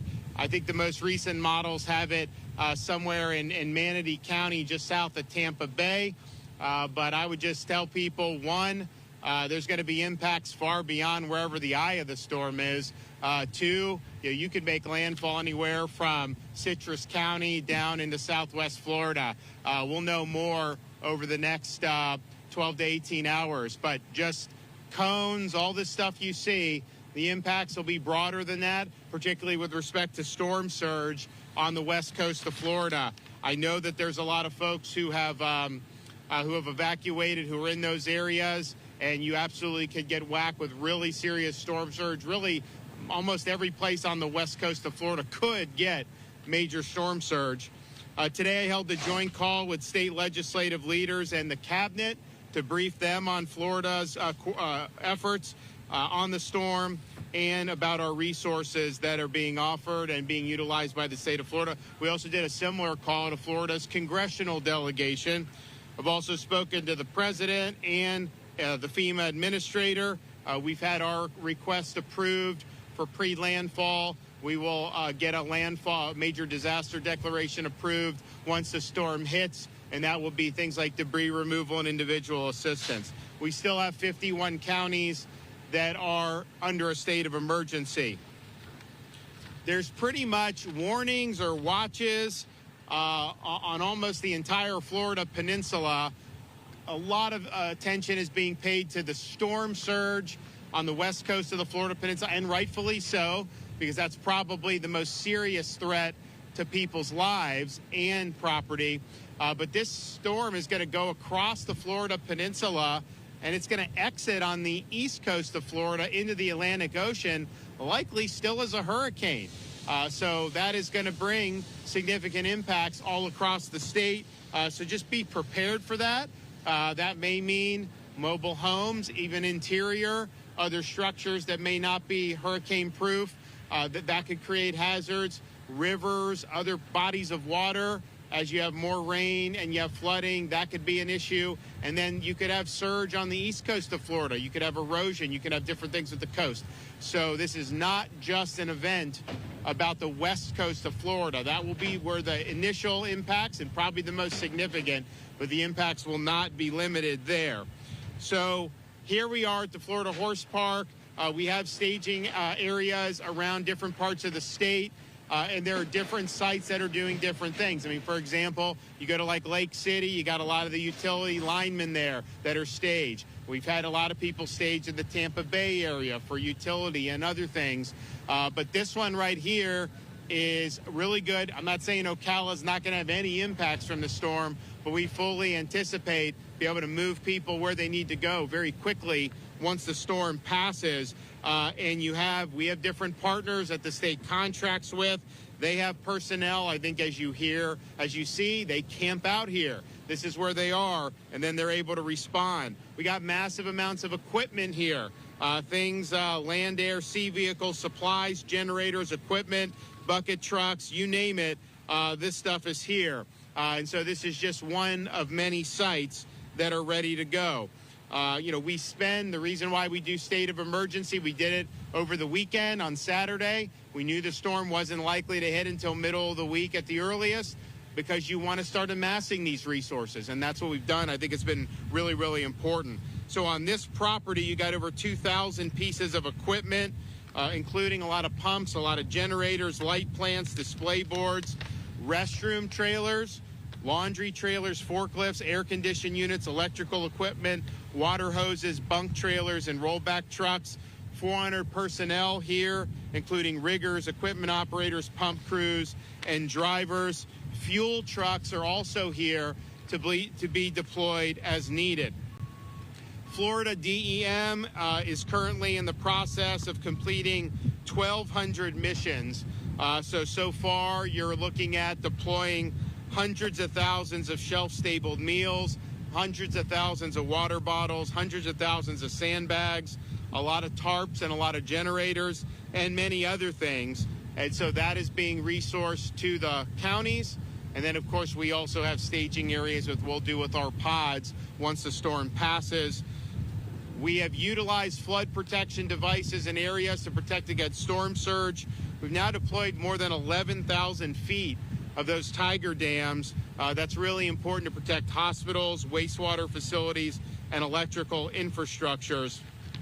Of course, we've been outfitting counties for years now with Starlink internet, so that's going to be available to be used as needed. In terms of fuel, we amassed a lot of fuel before this particular emergency. We actually had it for Helene, didn't really need to use it for that. We have 268,000 gallons of diesel, 110,000 gallons of regular gas on standby. That's just from the state. You still have the fuel at the ports that are being brought in. But then we also have another 1.2 million gallons of both diesel and gas that are currently en route to the state. Now, I know there's been a lot of lines at gas stations. You obviously have an inordinate demand for fuel, much more than would typically happen. What's happening is there's long lines, the gas stations run out of fuel, but the fuel supply is available. So then they ask for more fuel to be brought.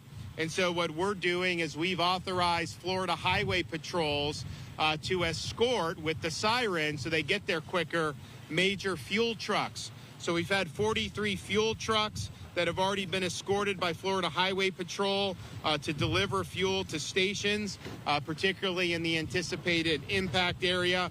We're also working with companies like Circle K, Gate, Racetrack, Wawa, Shell, and Walmart to ensure fuel trucks are working 24/7 to keep fuel delivered as it comes into our ports.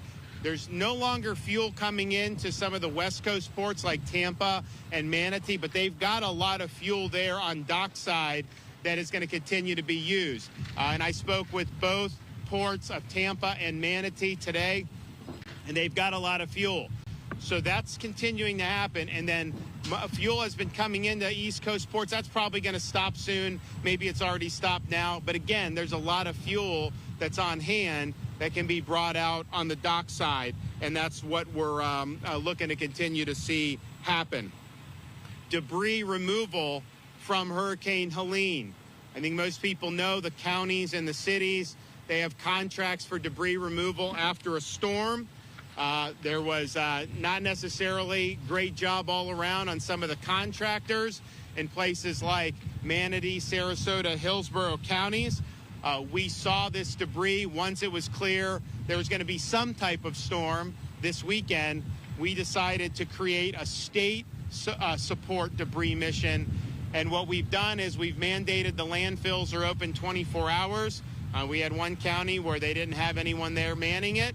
We opened it up forcibly, make sure that debris can be brought in. So that's Florida Department of Transportation. They've now deployed over 300 dump trucks so that work to remove debris 24/7, and they're going to continue to do it all day today and as long as they can tomorrow before we start to feel impacts from the onset of the storm. So as of this morning, Florida Department of Transportation has removed over 1,300 truckloads of debris in a little over 48 hours. That's a huge, huge amount. Now, there was issues, so the most debris was probably in the Pinellas County beaches. You also had Manatee, the barrier islands like Anna Maria, a lot of debris. That was our initial focus.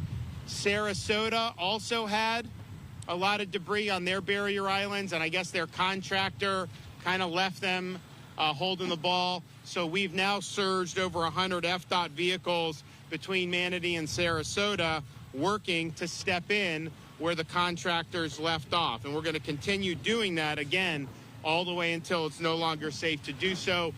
We've made a huge dent in this. The more debris we can get picked up, the less damage is going to happen, whether that's floating into the Gulf of Mexico, whether it's projectiles that go into other buildings. We have hundreds of state search and rescue personnel, a total of 26 teams embedded in potential impact sites along the West Coast to begin immediate rescue operations as soon as the storm passes, should the need arise. I know a lot of people have left, and hopefully there's not a need for a lot of rescues, but those personnel will be there if they need.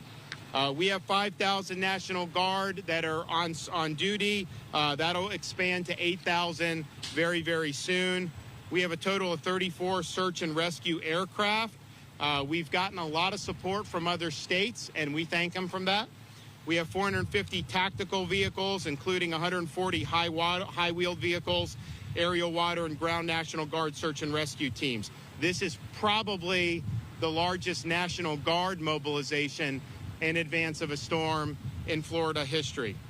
We also have the Florida State Guard, 10 maritime crews, 3 high-water UTVs, 2 UH-60 Blackhawks, 4 drone teams, 15 cut and toss crews, 2 amphibious rescue crews, and almost 200 Florida State Guard soldiers. Linemen and power restoration resources are being marshaled. We now have over 43,000 linemen who are being brought in from as far away as California. So we appreciate them for power restoration. We've also assisted with the evacuation of 300 healthcare facilities in the potential path of the storm. State veteran nursing homes that are currently located in the cone are accepting families of residents to shelter with them, as they are all built to withstand Cat 5 hurricane winds, and they're outside of flood zones.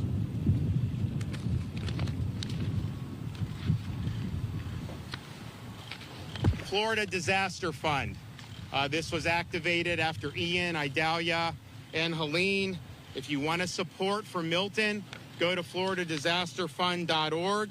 This is really, really significant way to help people. You should be executing your plan now. If you're going to get out now. You have time today. Time will be running out very shortly if you wait any longer. Of course, there's a lot of mandatory evacs that have been done. We have done the shoulders on the I-4 and the I-75. Veterans Expressway and Suncoast Parkway tolls have been waived. Those can also be used as evacuation routes. I-4 is doing a lot better today than yesterday. Still traffic, but that's it. That's the norm for that. I-75 northbound, 20 to 30% higher volumes. Alligator Alley is pretty jammed right now.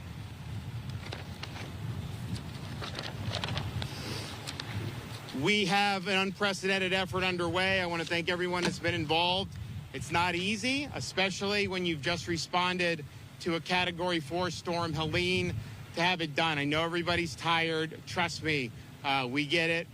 We're wearing out the Celsius at the state EOC, but what you're doing is important. Hang in there and let's get the job done. Okay, Kevin?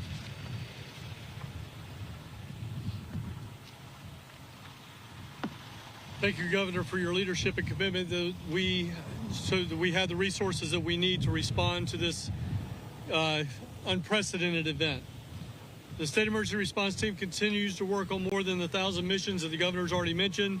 We will continue to fulfill these requests 24/7 as we prepare for landfall. Once the storm has passed, we have tens of thousands of resources staged and ready to deploy to the impacted communities as soon as it's safe to do so.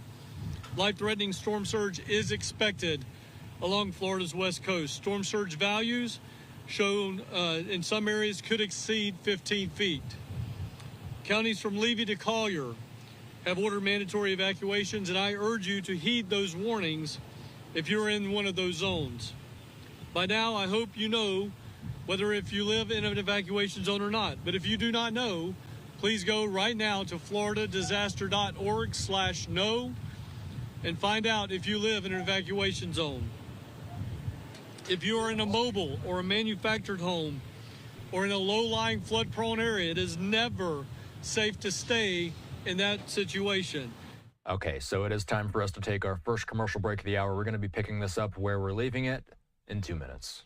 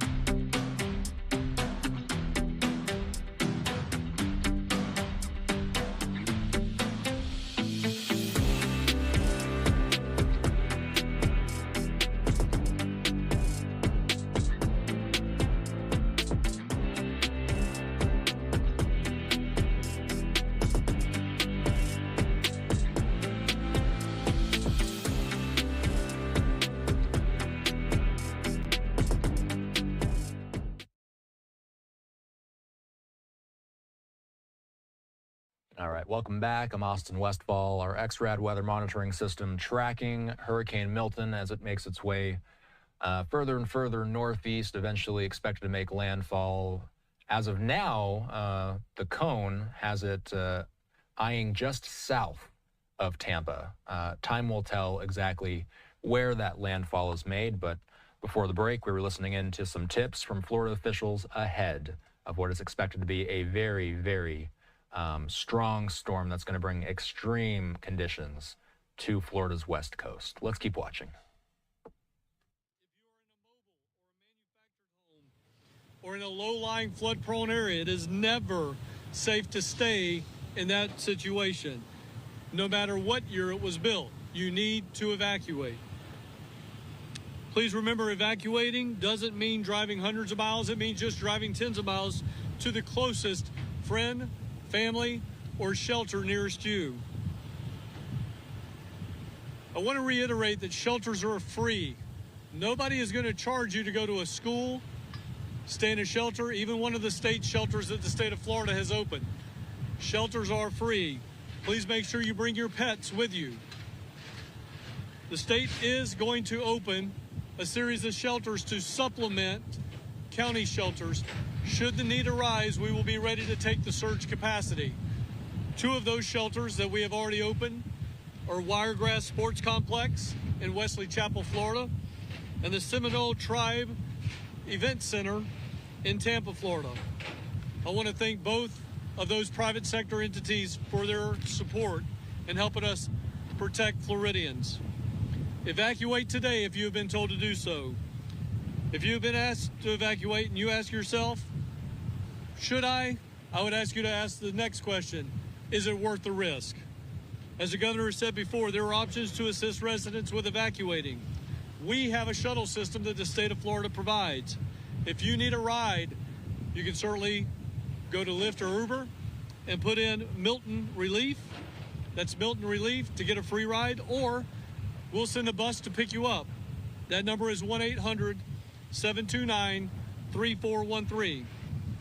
Power outages are expected with this storm. Widespread tree and foliage damage is expected with this storm. Right now is a great time to make sure all of your portable electronic devices are charged. Please make sure your supply kit has at least 7 days worth of food in it. Again, today is the day. Today is the day. Time is running out. You need to start to execute your plan. Please be sure to follow our agency on X and Instagram at FLSERT, that's at Florida CERT, and on Facebook at FDEM, as we continue to share important information in real time. Again, Governor DeSantis, thank you so much for your support. All right, thank you, Governor, for your leadership, and good afternoon. So FDOT has been hard at work, not only responding to Hurricane Helene, but also switching our focus to preparing for Hurricane Milton.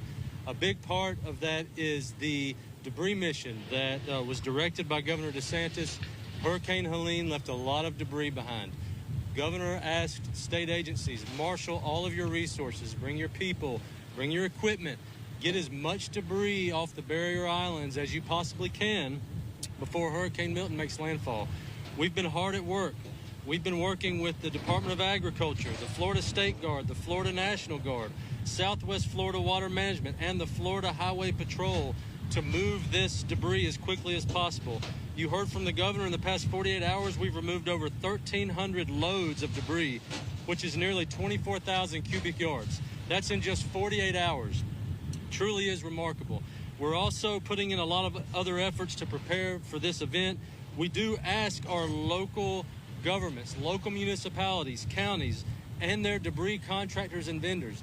This is a 24/7 operation. Bring your resources to the table. Continue to move debris. The more debris we remove, the better off these communities are going to be. We have suspended tolls in Central and West Florida and also along Alligator Alley and 595 Express in South Florida to facilitate evacuations.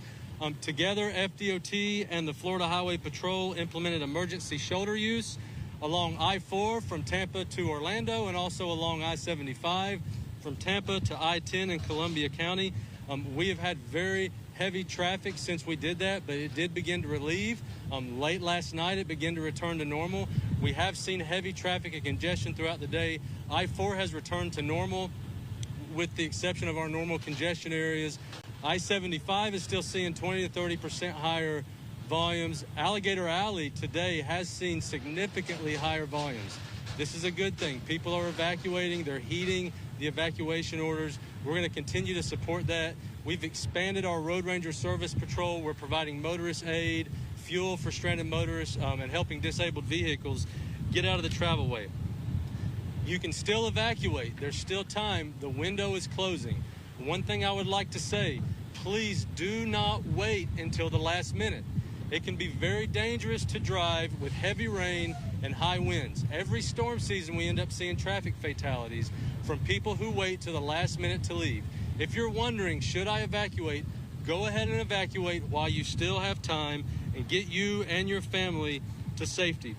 We're monitoring causeways and bridges on the West Coast, specifically in the Tampa Bay region. If you're planning to evacuate, keep in mind that at some point, the bridges and causeways will have to close. When winds exceed 40 miles per hour and the wave impacts make travel unsafe, we will coordinate with Florida Highway Patrol and local law enforcement to close the bridges and causeways for travel.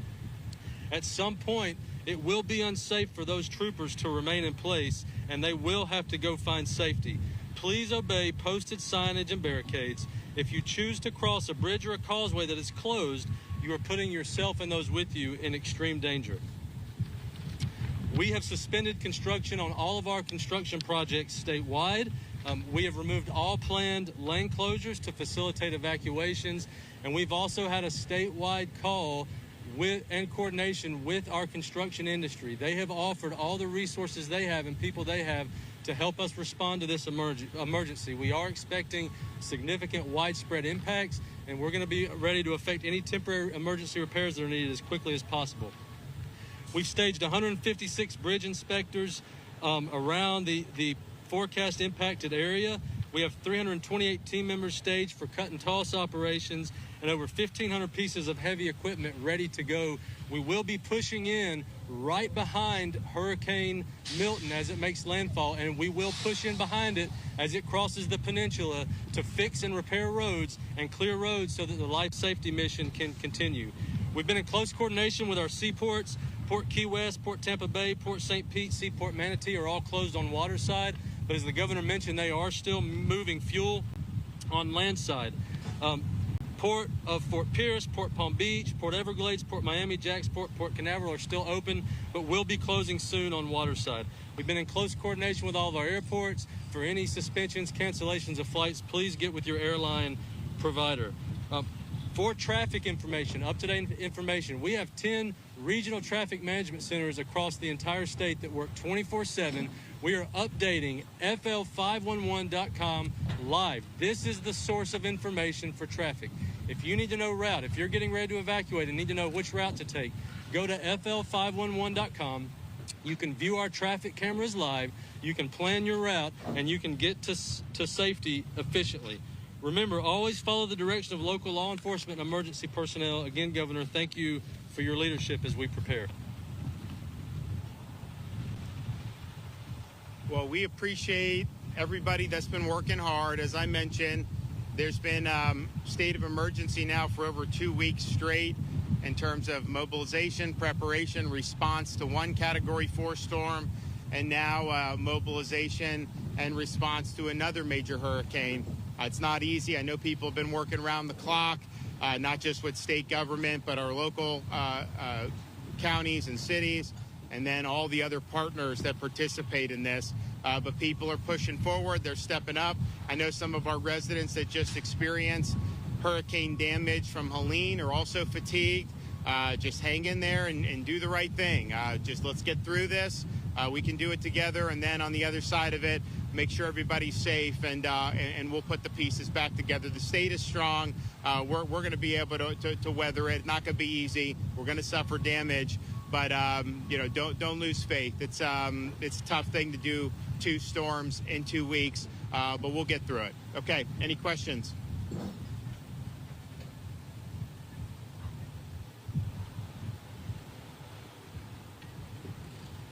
So the question's about what happens with the price gouging at gas stations. Attorney General Moody is on that. That's her purview. I know she's actively policing that. So if you do have examples of that, I know she'll want to follow up with that very quickly.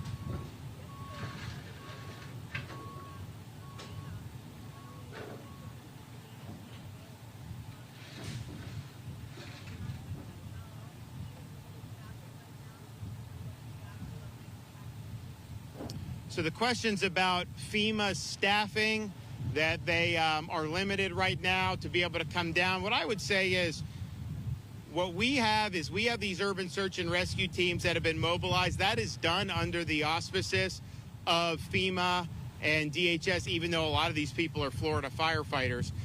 So that is being done. I think that's an important component. In terms of like staffers and some of the bureaucracy, fortunately for Florida, we have a machine. I mean, this is something that we work on. We know we've got to deal with it, being a tropical state, and we do. And so I think what will happen is once we get major landfall, major disaster declaration post-landfall, that we'll be able to hopefully get that individual assistance, get the debris kicking. So I'm not sure how much of an effect it's going to have on us because we're going to have a robust response. I think you look at some of the other parts of the country, the state that didn't have as much of a robust response in some of those areas. So we have more people on hand than we've ever had. I'm confident that the federal government will approve what we need approved going forward, and we'll make sure that we continue doing the best we can for the people of this state.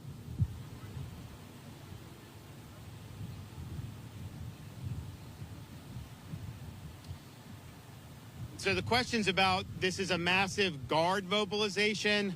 What necessitated that? Well, part of it is it's a big storm, powerful storm, and it's going in an ominous track. One of the worst places to take a major hurricane is the Tampa Bay area. It's low-lying. You have Pinellas County as a peninsula surrounded by water. The prospect for devastating storm surge is high, and it has a chance to damage a lot of property and put a lot of people's lives at risk. Now, I think most people have gotten out, but the reality is this is something that we planned for. This is something that we knew could be something that happened, and it's not guaranteed this is going to go into Tampa Bay, as I mentioned. It could go north of it. It could go down further into southwest Florida. That's all possible as this thing continues to approach the Florida peninsula. But, you know, to compare to like Helene made landfall in the Big Bend of Florida. We had no fatalities in Taylor County at all from a major 15, 20-foot storm surge. That's pretty remarkable, but there's also much fewer people there. You start talking about the greater Tampa Bay area, you know, that's millions of people. And then if the storm rides I-4 out to the Atlantic, that's many millions more. So I think that reality and possibility necessitated the robust response. Okay, thanks, everybody.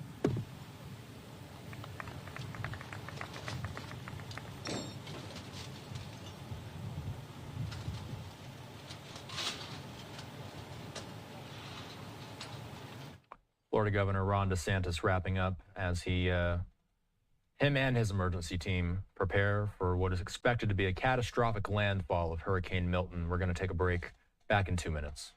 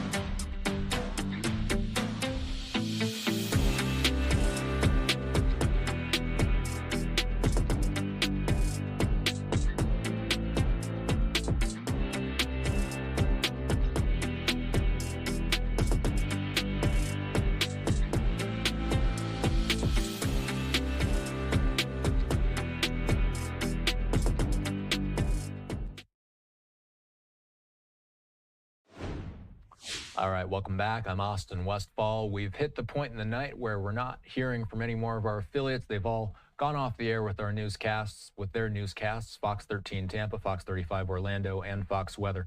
All of their live coverage, we expect them to start back up at 4 a.m. Eastern time. All three of them coming back online to track the storm out. They will all be presumably wall to wall until the point of landfall, and then after that, that's when you start reporting on the destruction, the devastation, and the recovery efforts. This storm is expected to pack a significant punch. This is where it's at right now, according to our weather monitoring system. If you're just tuning in, the track has ever so slightly shifted south. You still see within the cone the Tampa metro, but it doesn't really matter what part of the western coast of Florida you're talking about. There's a good amount of people that live all up and down that coast. Tampa happens to be the most populated metro area on the coast, but all up and down western Florida, there are cities. Naples down there near the bottom. Fort Myers and Fort Myers Beach specifically took a particularly nasty hit from Hurricane Ian just 2 years ago. You go further up north and you reach communities like Northport and Sarasota and eventually up to St. Pete and Tampa. Speaking of St. Pete, we heard from officials in St. Petersburg. They're talking about some of their hurricane preparations. We're going to be playing out a lot of these press conferences from all these different city officials for much of the rest of the night, and we'll be sure to sprinkle in some updates from the National Hurricane Center as those updates come through as well. St. Pete.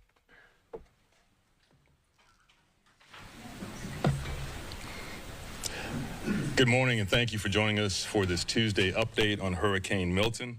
I'm Ken Welch, Mayor of the City of St. Petersburg. I'm happy to be joined by Representative Kathy Castor, also our Chair of the City Council, Deborah Fick-Sanders, and our Emergency Management Manager, Amber Bolding. And we have our St. Pete team here as well. There hasn't been much change in the latest Milton updates. Milton continues to rapidly intensify and is on track to make landfall on Florida's west coast. I'll reemphasize in the strongest terms possible. This is an incredibly powerful storm, and we all need to take it seriously. There will be extremely high winds with this storm. We're expecting winds of over 100 miles per hour, winds we did not receive with Hurricane Helene. We're also expecting to receive between 10 to 15 feet of storm surge. That is an unprecedented level of storm surge and is twice the level of Hurricane Helene's surge. There are mandatory evacuations in place in zones A, B, and C and all mobile homes. There's currently a pet-friendly shelter in place at Gibbs High School with plenty of capacity. There are resources to help you get to a shelter if you need transportation. There are free evacuation shuttles that you can call to transport you to those shelters. Please call 800-729-3413 from 7 a.m. to 7 p.m. for evacuation assistance. That's 800-729-3413. The shelters are there for your safety. Please use them if you are in an evacuation zone. Please heed those evacuation orders and evacuate as soon as possible. The time to evacuate is shortening. Now, we have identified another issue related to the rapid strengthening of this hurricane that I want you all to be aware of, and that is the cranes that are operating in our city. Due to Hurricane Milton's rapid intensification and potential wind speeds, there is a risk related to some of the construction cranes that are operating in our city. Due to tower crane height and design, there are 4 construction sites in the downtown St. Petersburg area and Gateway that are susceptible to the anticipated high winds forecast for the approaching hurricane. This means residents near those 4 construction sites are at risk for those cranes malfunctioning during the storm. The 4 construction sites within the city are at 400 Central Avenue, 275 First Avenue North, 1000 First Avenue, and 101 Main Street. Now, due to the specialized nature of crane operations, lowering or securing a tower crane is scheduled weeks in advance and is not a feasible solution within the time frame of the approaching storm due to the rapid intensification and the forecasted path. Now, while these cranes will be weather vaned, which is the safest way for them to operate during a storm, we want residents in the surrounding areas to be aware of this potential hazard. We are recommending that residents in this area either relocate or move into an inner room without windows as the storm is passing. This includes a stairwell or inner room in the building. The city is working to notify residents in the surrounding areas, and we are distributing informational materials to inform the residents of the potential hazard. Every resident in those areas should take the necessary precautions to prepare for the storm. We want to make sure you have all the information you need to make smart decisions as Milton approaches our state. As we start to feel the impacts from Milton in the coming hours, the city is closely monitoring the storm and will take all necessary precautions to prepare our city. Please take this storm seriously. Your safety is the greatest priority during this storm. I'll now turn it over to Yolanda for Spanish translation, and she'll be followed by our city emergency manager, Amber Bolding. Yolanda. Thank you, Mayor. El huracán Milton continúa intensificándose rápidamente y está en camino de tocar tierra en la costa de la Florida. Esperamos vientos de más de 160 millas por hora, vientos que no recibimos durante el huracán Helene. También esperamos recibir entre 10 y 15 pies de marejada ciclónica, el doble que con el huracán Helene. Hay evacuaciones obligatorias en las zonas A, B y C y todas las casas móviles. Actualmente hay un refugio para personas y sus mascotas abierto en St. Petersburg, Gibbs High School. Hay recursos para ayudarle a llegar a ese refugio. Por favor, llame al 800-729-3413 hasta las 7 p.m. para asistencia de evacuación.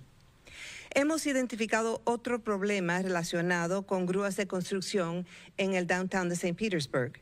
Debido a las velocidades potenciales del viento, hay 4 sitios de construcción que son susceptibles.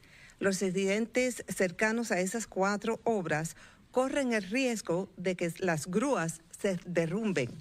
Recomendamos que se trasladen a una habitación interior sin ventanas cuando pase la tormenta. Esto incluye una escalera o también una habitación interior en el edificio. En fin, todos los residentes de la ciudad deben tomar las precauciones necesarias para prepararse para esta tormenta. Thank you, Yolanda. Amber? Good morning. I want to start by thanking everyone who's followed the evacuation order that's been given and gotten themselves and their family to safety. For those of you who have not left yet and you're in an evacuation zone, you still have time. However, that window is closing. Please make your final preparations at your home and make your way to a shelter by tomorrow morning. Visit disaster.pinellas.gov for the latest open shelter locations, or you can call the County Information Center at 727-464-4333. Hurricane Milton will make landfall as a major hurricane somewhere near the Tampa Bay area. I want to caution everybody to focus too close on these small shifts that we see. Tampa Bay remains in the cone and very close to that projected center line. So on its projected path, Tampa Bay, St. Pete could see the northern eye wall of that storm, and any type of wobble could bring the storm right back over our city, just north of our city, which is that worst case scenario, or it could take it a little further south. We just don't know, and we have to prepare for that scenario of what the National Hurricane Center is telling us is that of that 10 to 15 feet of storm surge and winds up to 100 miles per hour. I just want to remind everybody, once we get through this storm with these high winds and this flood, we're going to see impacts like we've never seen before here in Tampa Bay. And I want to caution everybody, to be safe once we get through the storm. We don't want to go out. We don't want to sightsee. We're going to have hazards out there that we're just not used to. So we want you to shelter in place, stay at your shelter if you evacuated, and wait for official word from the city and from the county to let you know when it's all clear to get out. Our first responders will push out as soon as they can to help those residents in need. But part of that first push is also clearing the roadways so that we can get folks to the hospital and to emergency care if they need it. So the less residents that we can have out on the road, the better. And we'll continue to update that safety message as we get closer to landfall and we get to that recovery piece. I just want to end to say, please stay safe. Please take care of one another. Check on your neighbors, and we'll stay in touch with you throughout the process. Thank you, Amber. We are really blessed to have a great congressional representative in Kathy Castor, who is always engaged in our community, even before a storm like this, but especially during this hurricane, engaging the federal government, making sure we get all the support we need. So just want to thank you for being here, Representative. I'd like to hear from you. Thank you, Mayor Welch, and thanks to everyone here at the St. Petersburg Emergency Operations Team, to the St. Pete Police Department and Fire Rescue. I want to assure everyone, all of our neighbors across the city of St. Petersburg, that your federal partners are fully engaged in the preparation for Hurricane Milton. That includes FEMA. That includes the United States Coast Guard. That includes the National Hurricane Center and the National Weather Service. It was very important that the FEMA Administrator, Deanne Criswell, was here in St. Petersburg yesterday meeting with Mayor Welch and his team. She is assuring everyone that FEMA has the resources necessary to respond to this disaster. This is the largest mobilization of FEMA personnel in recent history, and they have pre-positioned supplies that are needed in the recovery phase and response phase as well. That includes meals, water, tarps. They have search and rescue teams poised to go out into the bay, into the waters, to make sure that they are able to respond to any life-threatening situations. We're also fortunate here in St. Petersburg to have a very active Coast Guard presence. And the personnel from Sector St. Pete and the Clearwater Air Station are poised for their search and rescue and their post-Hurricane Milton response activities. They are fully devoted to this community and keeping everyone safe and well. The National Hurricane Center has been issuing its updates, and I think it's very important that you listen to their terminology, because this terminology is unlike anything that we have heard in past decades. I don't remember any time, there's not been any time when a community was socked with a double whammy like we are about to experience, to have a devastating storm surge from Hurricane Helene, followed by the triple threat that Hurricane Milton poses to us. The National Hurricane Center is talking about that. Hurricane Helene was a devastating surge with little rain and not a lot of high winds. But this is the triple threat that we have feared for decades and decades, because it involves storm surge, it involves flash flooding, and it involves high winds. The National Hurricane Center emphasizes that Milton is expected to grow as it approaches the west coast of Florida. It will approach as an extremely dangerous hurricane with a large destructive storm surge that they call life-threatening. So follow all of the local authorities. Listen to what the city of St. Petersburg and Mayor Welch are advising about getting out of your evacuation zones. The National Hurricane Center is advising that these will be devastating hurricane force winds. They advise to protect life and property now. You have a rapidly closing window to secure your life and your valuables. They are predicting heavy rainfall, flash urban flooding that will all combine to increase the overall threat. And Mayor, I have to say, I'm a little bit concerned because I've heard from some people this morning that they think it will be okay if they're on a second story of a building. They think, well, after the storm surge of Helene, if you were in an evacuation zone, but you were able to get up on the second and third story, you're going to be safe. I think that that is a colossal life-threatening error. Do not put your life at risk, because the National Hurricane Center also advises that after this catastrophe, large portions of the Tampa Bay area are going to be uninhabitable. You're not going to have power. You may not have other essentials. The time is now for you to evacuate. Take this storm seriously and listen to Mayor Welch and the St. Petersburg Emergency Response Team. Thank you. Thank you for your leadership and partnership, Congresswoman. Okay, we'll now take any questions. Mayor, the cranes from these construction sites, these four mentioned, is that something that could have been addressed days ago or taken care of, taking those cranes down? I don't believe so, and I'll ask my City Development Administrator or Don Tyra, our building officials, speak to it. But let me just say there are things that we're learning because of the strength of this storm This was a tropical storm that turned into one of the most powerful storms in the history of our nation very rapidly. So we're learning things that we're going to use to update our procedures and processes going forward. But there's just no way in this window of time to bring those cranes down. We've never had a storm this powerful with winds this strong that would have required that.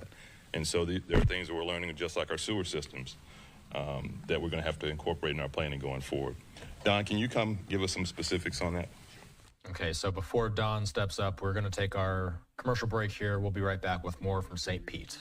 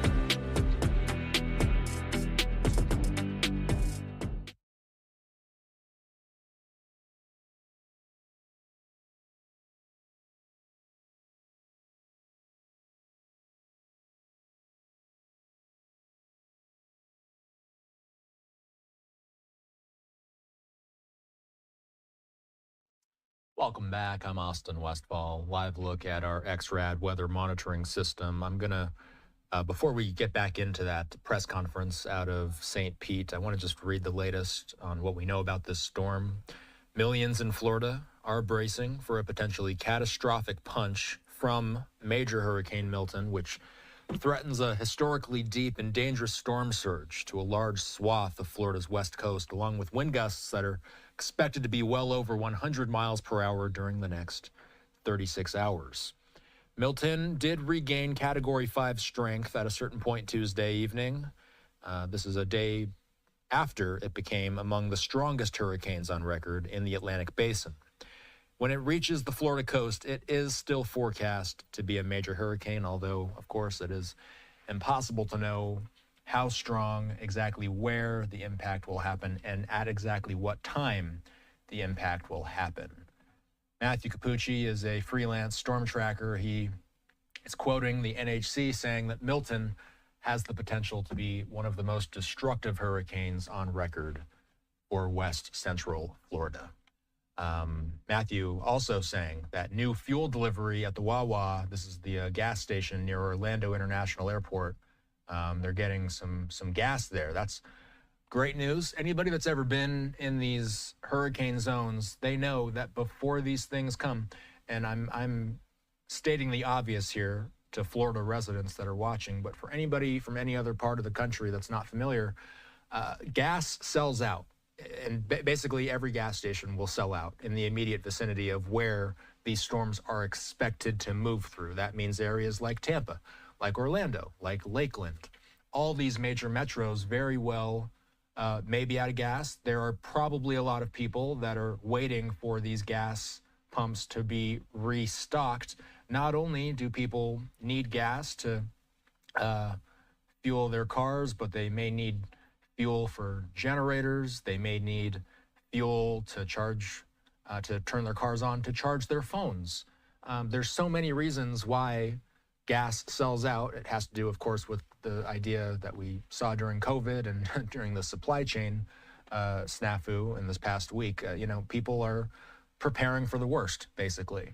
And that's what people are doing at this Wawa near Orlando International Airport, one of the main airports, if I recall correctly, for American Airlines. So nonetheless, at least one example of one major gas station being restocked with fuel. No doubt there's going to be a lot of discussion over the coming days about supplies, about electricity, about fuel, about basic necessities like food and water, getting into some of these areas that are going to be most heavily impacted. I'll pull up our XRAD system one more time just to show where the current trajectory is sending us. Just south of Tampa is where the cone is forecasting right now.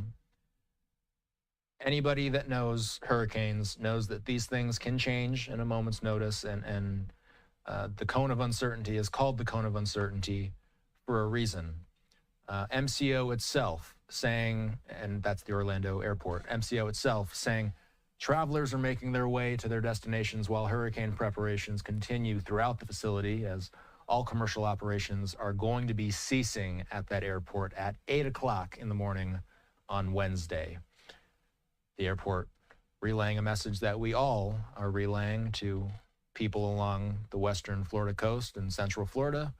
Stay safe, everyone. We have a couple live looks. I believe this is Daytona Beach. The calm before the storm is something that we've been hearing from reporters all throughout Florida today. This image is Sarasota, Florida. It is dark. You see some of those police lights there. I think we might have, no, it looks like we don't have any more live feeds coming in. But for the time being, let's get you back out to St. Pete. They were giving updates ahead of the storm. Here's some of those emergency officials and city officials speaking. Don, can you come give us some specifics on that?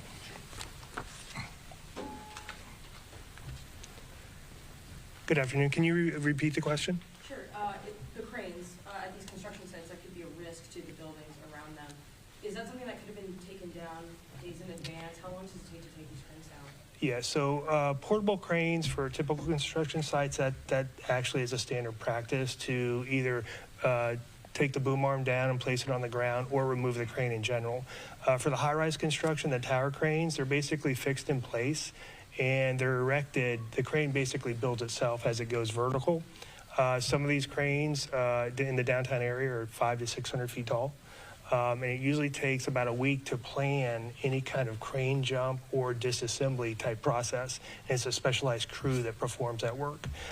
So with a storm approach, it wasn't even a hurricane, a week ago. So it's very hard to plan for that in advance. What's your name and title? My name's Don Tar. I'm the city building official. What are the winds need to be like for it to pose a danger like that? Well, there's 4 construction sites with tower cranes on them. Each crane's a little different with their design wind speed for the structural integrity of it. 3 of the cranes are rated for 145-mile-an-hour winds. One construction site, they have 3 tower cranes, and they're rated for 110-mile-an-hour winds. And, we have to be careful about that's, every storm when it approaches the hurricane, we talk about the sustained wind. There are gust cycles in those storms, and the 3-second gust speed is really what could be a contributing factor. Remember, those winds only are very close to the eye wall, so we're looking at the cranes being a potential hazard if we basically get a direct eye impact in St. Pete. Just to clarify, that's the speed it needs to be sustained and not gust? No, it could be a gust wind speed. Yeah, they're designed for that. I mean, there's safety factors in the structural design of those cranes, but our advisory is basically if we anticipate wind speeds above 100, even though the safety factor is 110 to 145 for those cranes, it could be a potential hazard because of the gust wind speed. Well, we had an 82 mile an hour gust in Helene, which was hundreds of miles away. I guess my question is it a good idea to have these cranes up during hurricane season in general? Well, I mean, that is a factor, and typically the cranes are safe in weather vane mode up to about 100 miles an hour. So it really takes a direct impact from a storm that would possibly create this potential hazard. Last question, I promise. Is that crane down because they haven't started vertical construction yet? No, they dropped that crane, yeah, So as a safety. prepare, but others didn't? Well, again, that's a mobile crane, so they can do that. The tower crane, I'm just going to use one of the downtown project sites. It's 600 feet in the air. Okay, it's a tower crane that has a tower similar to a monopole tower for a cell tower site, and it has a T-crane portion of the jib arm that's attached to it, and it's attached to the building with tiebacks, and that's how they erect a high-rise, building. Is that 400 Central you're speaking to? Yes. 400 Central, yes. 400 Central is a concern because it's the tallest cranes. They have one at 500 feet, one at 600 feet. So, I apologize, I really thought I was done. If one of those fall, what's that process like? It seems like it would be quite the ordeal. It's variable. I mean, we plan for the worst case scenario, and that's why we're advising people to, shelter in place, go to an interior room. If you're living in an adjacent high-rise or mid-rise building, those are typically like the stairwell or the elevator core of the building. It would sustain any kind of impact, like that. And it's really just trying to be safe. Now, they don't have to, shelter in place there for the entire duration as the storm approaches. It could take a turn to the south, turn to the north, and we may not get those hurricane, winds. So, monitor the storm and then take appropriate action as needed. Did the city communicate like a week ago when we were seeing this happening, like, hey, you might want to take down your cranes or be proactive? We talked to the developers. It just wasn't practical to have any kind of work done to lower the cranes. And we sent out a notice to all developers. We do that on every storm. We visit all the construction sites, have them secure all the debris, try to make preparations best they can for the storm event, and we ask them to deal with the cranes. The mobile cranes are easy to deal with. It's the tower cranes that are the issue. And how many tower cranes are there? 400 Central? 400 Central has 3 tower cranes. Yeah, 3 tower cranes. One is... Yes, yeah. One is for the parking garage. It's much shorter, maybe 100, 150 feet. And then there's 3 other sites, one in the downtown area, one in Carillon, one on in the 1000 block of First Avenue North. Could you speak to the possible shutdown of the sewer treatment facilities and what residents in those affected areas, what they need to know, what they should go through if that does happen? Mayor. Claude Tankersley, our Public Works Administrator. Thank you for that question. So this, as we've said, is an unprecedented storm with unprecedented storm surge and wind and rain. Our hope and our desire is to save lives and keep people safe. So we have asked, everybody to evacuate that needs to evacuate. So therefore, they shouldn't be here. We do anticipate once the storm has left that we'll be able to get back on site to the 2 plants within 24 hours. And start back up the plants. So, and we have state resources and federal resources helping us out. We also have contractors helping us out. We've staged up so that we can get back on those plants immediately and get the water flowing as quickly as possible. When could that happen, and then what do residents need to know if they did, if they are possibly still there, not to flush the toilet, what could happen? Sure. To that, what may be research that will be turned off?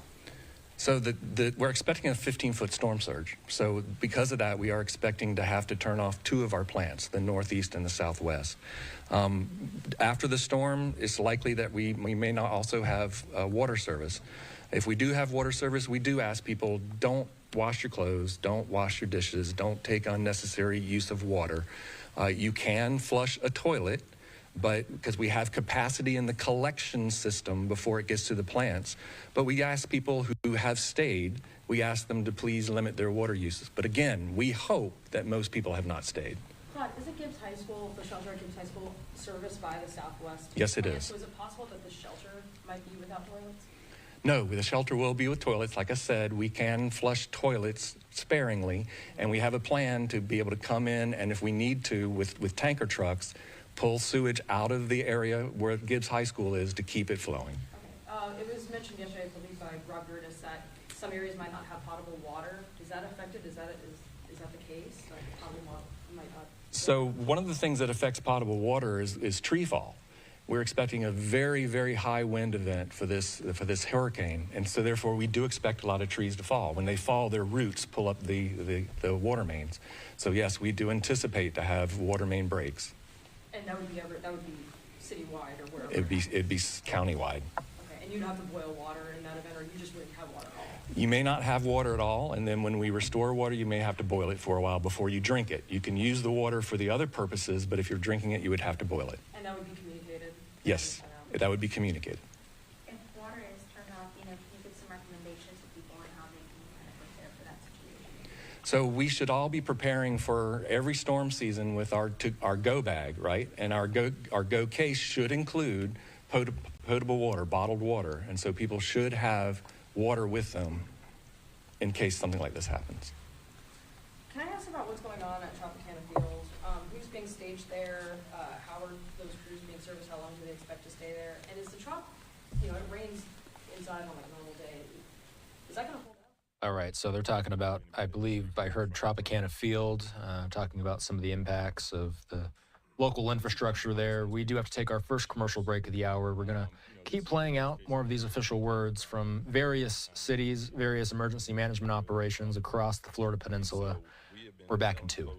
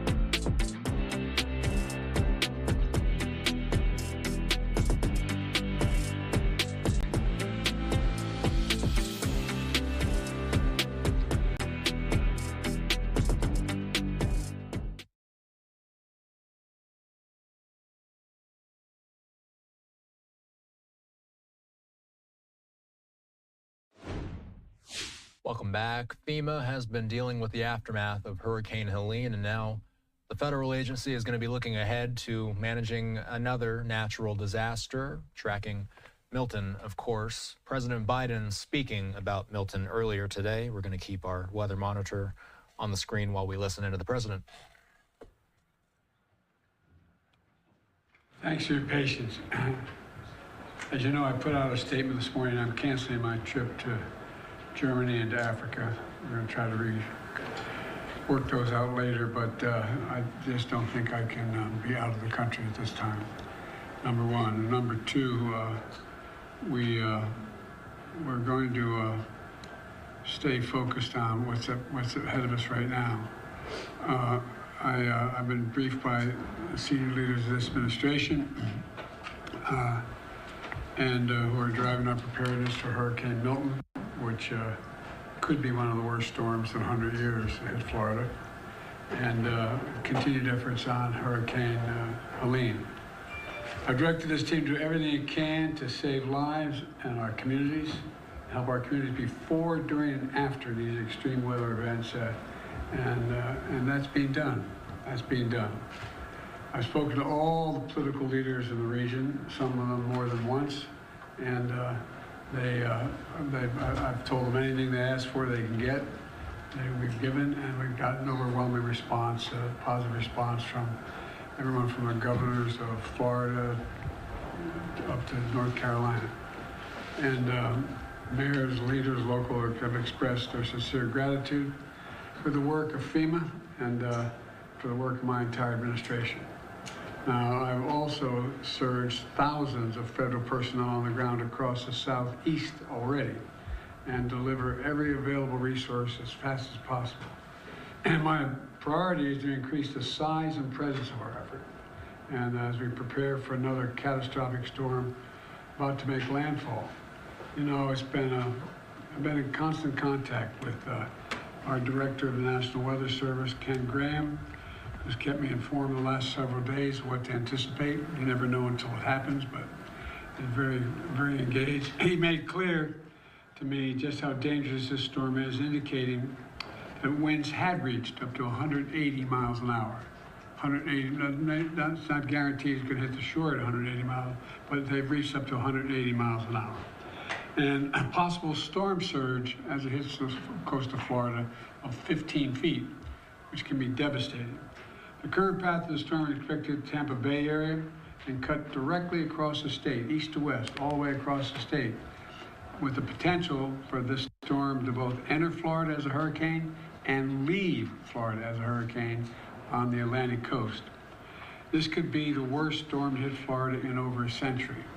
And God willing, it won't be, but that's what it's looking like right now. Immediately approved the pre-landfall emergency declarations in Florida. This is the second one in a week, the second time in a week, and there have been two before that, by the way. I sent FEMA Administrator Criswell down to Florida yesterday to work intensively with the state and local partners as we prepare to deploy more resources. She's going to continue that work between Florida and North Carolina in the coming days. I'm calling on the airlines and other companies to provide as much service as possible to accommodate evacuations and not to engage in price gouging, to just do it on the level. And last night I spoke again with the governor of Florida, DeSantis, and Tampa Mayor Castro, Castor, and I made it clear to them they should reach out, including to me directly, with everything else they may need as they see this storm hits. I gave them my personal number to contact me here in the White House. Most importantly, I've urged everyone currently located in Hurricane Milton's path to listen to local officials and follow safety instructions. You all have been reporting on the highways, shoulders being opened, everybody's heading out.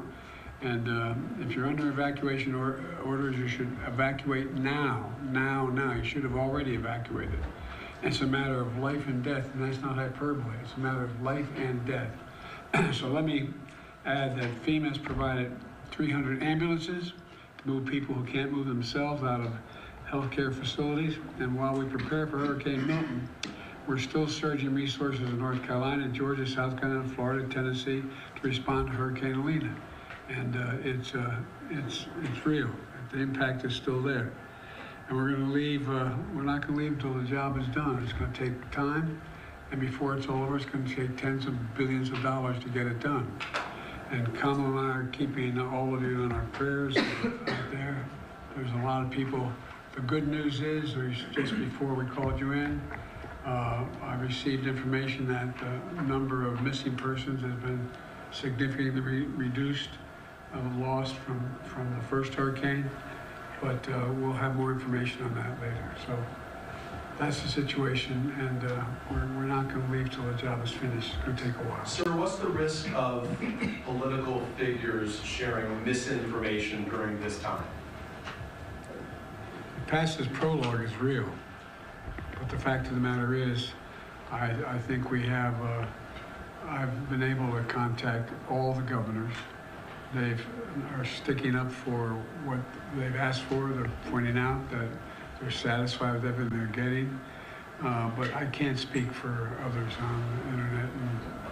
And I mean, just, look, those who do it to try to damage the administration. Well, we can take care of ourselves.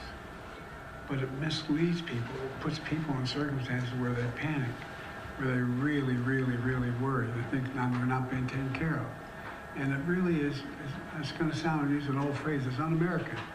It really is. People are scared to death. People know their lives are at stake. All that they've worked for, all that they own, all that they value. And it's just, anyway. Mr. President, can you give us a sense of how Vice President Germany and can you give us a sense of Vice President Harris's role in this? Wait. I'll have plenty of time to talk about Angola. I still plan on going to Africa. I'll have plenty of time to talk about what's going on in Latin America and South America in terms of the Amazon. And I'm going to be talking today with my friend, the Chancellor of Germany, and we're going to try to work that out. We've already... Okay, we did want to listen into the portion of Biden's remarks earlier today when he was talking about the storm. Of course, a number of political issues come up in these media scrums, as well as we take a live look at where Milton sits at this hour. Let's take a break. Back in 2.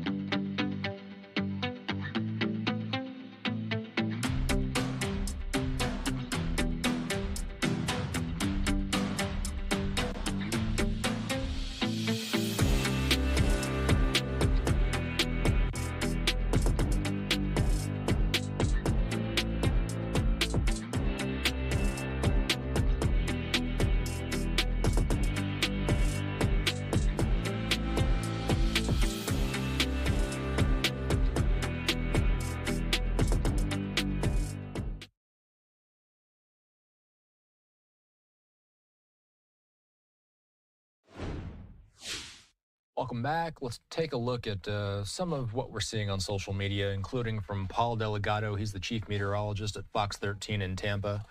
The tweet gets cut off on screen, but I have the full thing in front of me. I'll read it.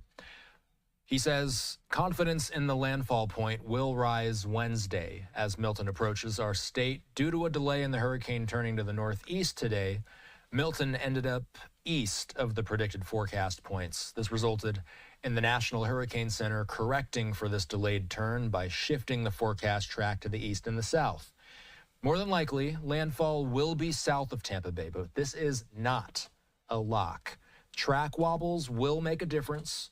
He says they'll still have to closely watch satellite and radar trends on Wednesday in order to pinpoint exactly where Milton will come ashore.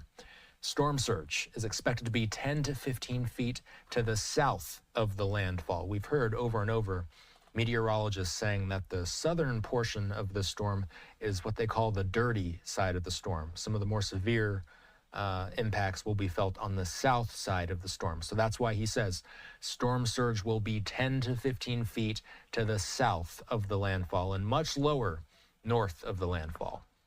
He says the core of the hurricane will move across the state, bringing with it the strongest winds. Rainfall along and north of the path of Milton will likely exceed a foot in spots, resulting in flash and river flooding.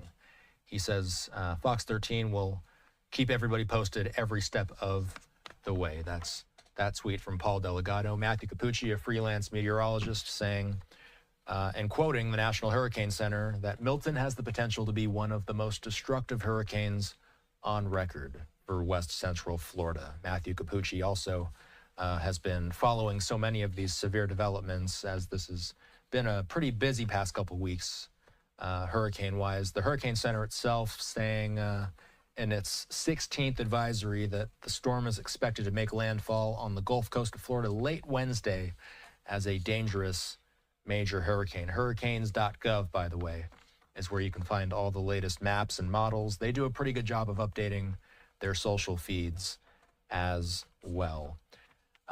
Speaking of storm surge, the National Hurricane Center has a social media account dedicated to storm surge. They say a large area of destructive surge from Milton is expected along portions of the west coast of Florida. If you are in the storm surge warning area, this is an extremely life-threatening situation, and you should evacuate if ordered to do so by local officials. You just heard President Biden saying before the break that you should have probably already evacuated at this point, but if you haven't, it's time to go. You see some of the graphics there kind of outlining where the most significant surges are expected. It looks right along Bonita Beach, it looks, where the red is located.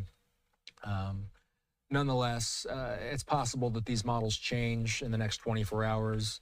As we heard from Fox 13, everything is dependent on Wednesday, and it is already the early morning hours on the East Coast. So, of course, as this thing gets closer to landfall, we will have a better focus and a better understanding of what exact path it will take. For now, we just work with these forecast cones, and these cones do their best to give us a rough idea of where landfall is expected, but as we saw in 2022 with Hurricane Ian, that storm also looked like it was going to make a direct impact along the Tampa Bay region, and then it basically right before impact, it made a turn, and there's no telling that could happen this time. There's no telling what could happen at all this time. All we're saying is that somewhere within that forecast cone, there will be extreme conditions, and all the officials involved say that you need to take this seriously. You need to get out of the way before it's too late. So let's keep listening into some of those emergency management officials. We have, I believe, an update from some of the officials that are in, I just want to make sure I have my counties correct here, because Hernando County, yes, Hernando County is an update that we did have. Hernando County is just 2 counties above Tampa, above Pinellas County. Let's listen into them as they give updates and tips ahead of the storm's impact. Went into effect today at 8 a.m. We have 3 shelters that are currently open. We have the Richmond Center located in Brooksville that has general population and pets. We have Challenger K-8 school, which is taking special needs, general population, and pets. We also have West Hernando Middle School that's open for general population and pets as well. Transportation to the shelters will run all night tonight and into tomorrow morning. We'll downgrade that as weather conditions permit. So keep an eye out and we'll keep you posted. But transportation to the shelters are available all night long and into tomorrow morning. So with some other emergency protective measures, I turn it over to Commissioner Navarro to give you the update on that. Commissioner? Thank you so much. Well, one of the things I do want to talk about is I just want to let you know, currently we have 300 people in shelters. We have 22 with special needs, 36 dogs, 41 cats, and 4 birds. We also have about 48 more dogs on the way. And I just want to give a shout out to the company Chewy. They donated 250 crates to our county, which I thought was pretty awesome. And to show that we're just, everybody does what they need to do. Our clerk of court went to go pick them up in Ocala in a truck. So I thought that was pretty impressive that you've got everybody working on behalf of the residents in the community. We're asking the residents to please take shelter. Don't be a statistic.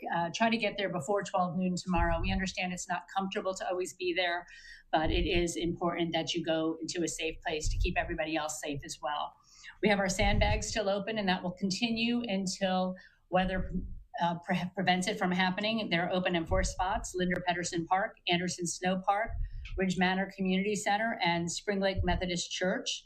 As of today, we had 58,947,000 sandbags provided in the last 3 days alone. Many residents still have sandbags from Hurricane Helene. So it's important, to get the sandbags, but it's really important to learn how to use them properly. If you're not sure, please ask. Also, we have debris removal. We had 20,000 cubic yards removed in the past 2 days, bringing the total to 35,000 cubic yards since last week's storm, Hurricane Helene. Also, our landfill is open 24 hours, and that will stay that way until weather doesn't allow for that. And then we also had some hindsight actions that we took. After Helene, we learned some things about boats. And we worked with our commercial fishing industry to secure 30 large commercial fishing vessels with over 3,000 feet of rope. Okay, we also installed a tiger dam around a polling location to make sure that that place doesn't get destroyed prior to the election, because that would be a logistical nightmare for our supervisor of election. Standing by, we have 56 National Guardsmen that are housed at Weeki Wachee High School and ready for deployment. Withlacoochee is staged and ready to go, and they said to prepare for outage, some possibly lasting weeks, not just days. Duke Energy has set up 4 base camps at our Brooksville Airport, and we have linemen arriving from North Dakota and Canada to assist our community. So I'll tell you, we are truly blessed in that. We have 2 4,000-gallon tankers with fuel, diesel, and gasoline to ensure our county rescue vehicles can get to you and help service our citizens. We also have radio communication to back up our regular communication if cell service and all of that goes down. The emergency management warehouse was restocked and is ready to serve our community. And I'd love to give a big shout out to Richie Russell for taking charge of the emergency management supplies for our community and making sure we have everything that we need. Again, we're very blessed to be in this community. What would bless us more is if you get safe and you go to a safe place, go to a shelter. Don't wait till it's too late. Please, I implore you. And thank you so much. And I'm going to go ahead and pass that on back. Thank you, Commissioner. As the Commissioner mentioned, you could be expecting with the northernmost effects of the storm that we could possibly face is power outages. So please expect the potential long-term power outages after Hurricane Milton. Both Duke and Withlacoochee Electric Co-op have crews standing by and ready to be deployed once the storm debris is cleared and it's safe to do so. The linemen are on their way here. But in further information in regards to power outages, I turn it over to Commissioner Steve Champion. Commissioner? Thank you, sir. Good evening, everyone. I want to start by thanking the county staff and emergency management. They've been doing a fantastic job of keeping the public informed. And I know we've repeated this over and over, but you should go on our website and watch the updates. Follow us on social media for all the updates. Commissioners as well as staff share updates as we receive them. So some of the tips that I have are mainly for after the storm. So with a high likelihood of losing power, there's a couple of non-common tips that you would have. Like, for example, you want some cash on hand, because if there's no power, you're not going to be able to use your credit card and stuff out there. So if you need some cash to buy goods, your documents, you want to make sure you have copies of them and put them in a safe place to make sure you have those if need. Also want to take pictures or video your belongings, your home, your belongings for insurance purposes. So if there is, God forbid, some damage to your property, that you have documentation of that. And last is charging all of your devices. So a lot of times while you have power, let's charge your phones, let's charge your tablets, just make sure your laptop, and make sure you're ready to go. But again, I want to thank the county and emergency management for doing a great job of keeping the public informed. I'll turn it back over to Mike. Thank you. Thank you. Again, we're ready for response, and we're here for you, for your needs. Again, sandbag locations will remain open, weather permitting. Transportation to the shelters will be remaining open throughout the night and into tomorrow. Debris collection will continue. We understand there's still the aftermath and the effects of Hurricane Helene. As the commissioner mentioned, please take pictures of your property so you can distinguish through your insurance company if you sustain damage from Hurricane Helene via Hurricane Milton. Okay, so that's going to be important to do as well. We're also planning for inland flooding with the amount of rain that we are expected to get from the northernmost part of the storm, anywhere from 10 to 15 inches of rain. We're getting prepared and have a plan in place for inland flooding as well. Also, we have a plan in place for reentry. We will stick to the governor's order to get people back in their residential areas as soon as possible, but it'll be when it's safe to do so. My whole thing is it's about life safety, paramount. I want to make sure everybody's safe, our first responders, our linesmen, and our residents. So as soon as it's open and get the all clear, we'll absolutely allow you back into your residence if you have evacuated. We want to make sure that everybody's safe and sound. If you have any storm-related questions, please call our public information line. It is open now 24 hours. That number is 352-754-4083. Again, 352-754-4083. If you want more information, you can go to our website at www.hernandocounty.us/EM. And please, yes, call for storm-related questions, call the information line. Please do not call 911. Please leave 911 open for emergency services only, for if you need law, fire, or EMS. One last thing I want to remind you about with the flooding that we're expected to get. If you have any electric vehicles with lithium-ion batteries, please remove them from your garage or from within your house if you think you're going to get flooded. We responded to several fires during Hurricane Helene. 4 were just based off of those lithium-ion batteries, e-bikes, golf carts, solar-powered generators, getting saturated with salt water and then pretty much exploding and causing a fire within the house. Put that stuff outside. Do not leave that inside your residence. So we'll continue to monitor the storm and keep you updated. We're here for you. We're ready to respond. We have state and local assets in place. We're waiting on power companies to get their crews here. So we're ready to respond. If you have, again, storm-related questions, call the Public Information Center at 352-754-4083. And continue to monitor us on Hernando County Emergency Management Facebook page, and we'll continue to update you, the citizens, because you come first. Remember, Hernando prepares.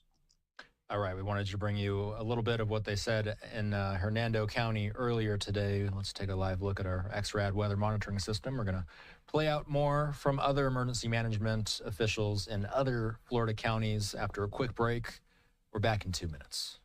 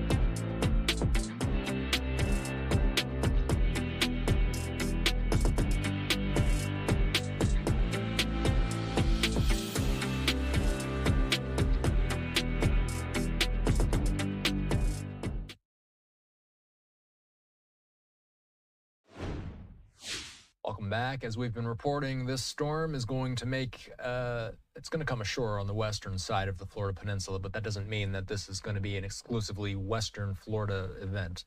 The storm is going to continue over the Florida Peninsula. It's going to impact communities in central Florida and on the east coast of the state as well. That includes central cities like Orlando and counties like Seminole County. We heard from Seminole County officials earlier today. Here's what they had to say. There's going to be major power outage in Irma. It was 75%. That wasn't a hurricane, so expect 80 to 90% of the power here in Seminole County to be out. Expect that to be out for weeks, not days, so that's something to think about. Flooding is going to be a concern for this event, so flooding along the St. Johns River as well as localized flooding along those tributaries, so think about that as well. As power goes out, it's important to think about if you do need to get on the road, and I know the sheriff's going to talk about this in just a moment, how do you to travel safely through the community, so please think about that as well. We would not be able to do this without our wonderful partners at the Florida Department of Health and the Sheriff's Office, and specifically the school board. The school board provides staffing at each one of our shelters to support folks here at the General Population Shelter. We just have I have a wonderful relationship with our superintendent, Sarita Beeman, and she has been such a wonderful blessing, and I would like to ask her to come up and talk a little bit about the school board and some of the things that they're doing.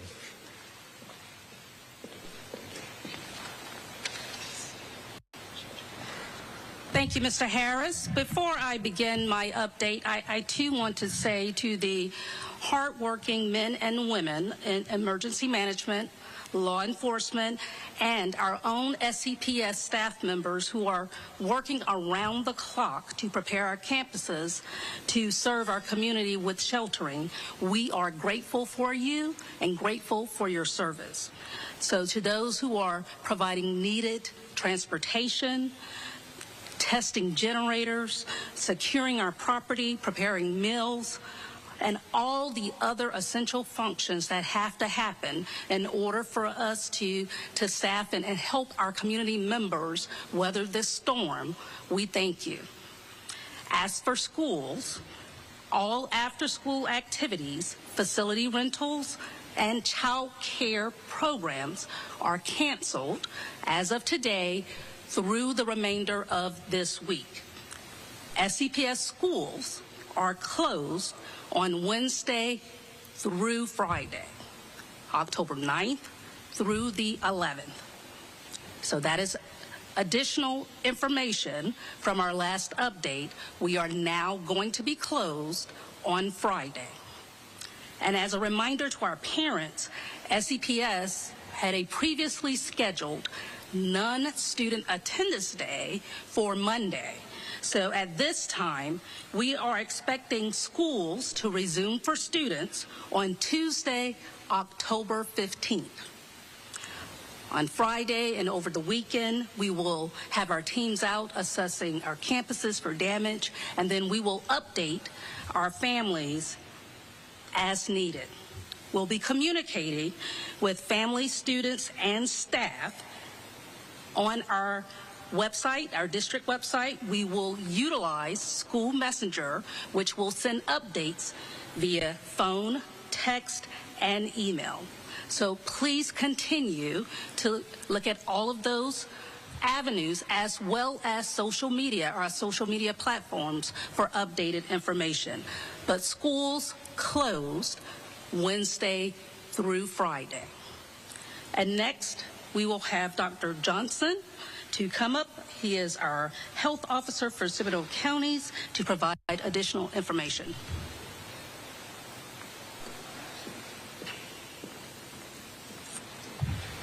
Good afternoon. The Seminole County Health Department, nurses and staff operate the special needs shelters in our community. Special needs shelters provide shelter for residents who are medically dependent on electricity, require medical cots during sheltering, and require possibly limited nursing, monitoring, or assistance. Medical staff will be present at our special needs shelters. However, we strongly encourage you to bring along your caregiver with you. As mentioned earlier, special needs shelters should be considered as a last option, not a first option. But if you do need to come into one of our shelters, be sure to remember your medications and any medical support equipment such as walkers, wheelchairs, or oxygen, your caregiver, personal hygiene items, and any sleep clear blankets, pillows to make yourself comfortable. Food is provided at these shelters, but keep in mind if you have any special dietary needs, you should bring that along with you as well. And also, as mentioned, if you haven't done so already, to pre-register for the special needs shelter, please visit prepareseminole.org, or you can call the Citizens Information Line 407-665-0000. And now we will have Sheriff Limo. Thank you, Dr. Johnson, and I want to thank the superintendent for, of course, opening these wonderful school campuses with all of her staff and support personnel, and of course, Alan for his coordination. This is the time. The storm is still approaching. Many people may be at home right now trying to make that decision. Do I stay? Do I go? It's always better if you're debating that option. Just go be around, go to one of the shelters. As you can see, not only will we provide security and safety is from the storm, and we're going to have police officers and deputy sheriffs at every one of these locations. Actually, 4 police officers or 4 deputy sheriffs that are going to be at every one of our shelters around the clock, 24 hours. And they're going to be there not only to provide safety and security, but they're going to be able to relay to you what's going on out in the community. We'll have deputies on the road. They'll be in communication with deputies on the road. You may have concerns about flooding or what the storm is doing in your area or when it's safe to go back. So please make those decisions now, and we'll be here to assist you. As you're making those decisions, you're gathering your items, you're thinking about going to the shelter, I want to remind you to bring your ID to the shelter. One of the things that will happen is when you arrive at the shelter, everyone will be checked just to make sure that the people that are coming to the shelters don't have a background that may be concerning to others.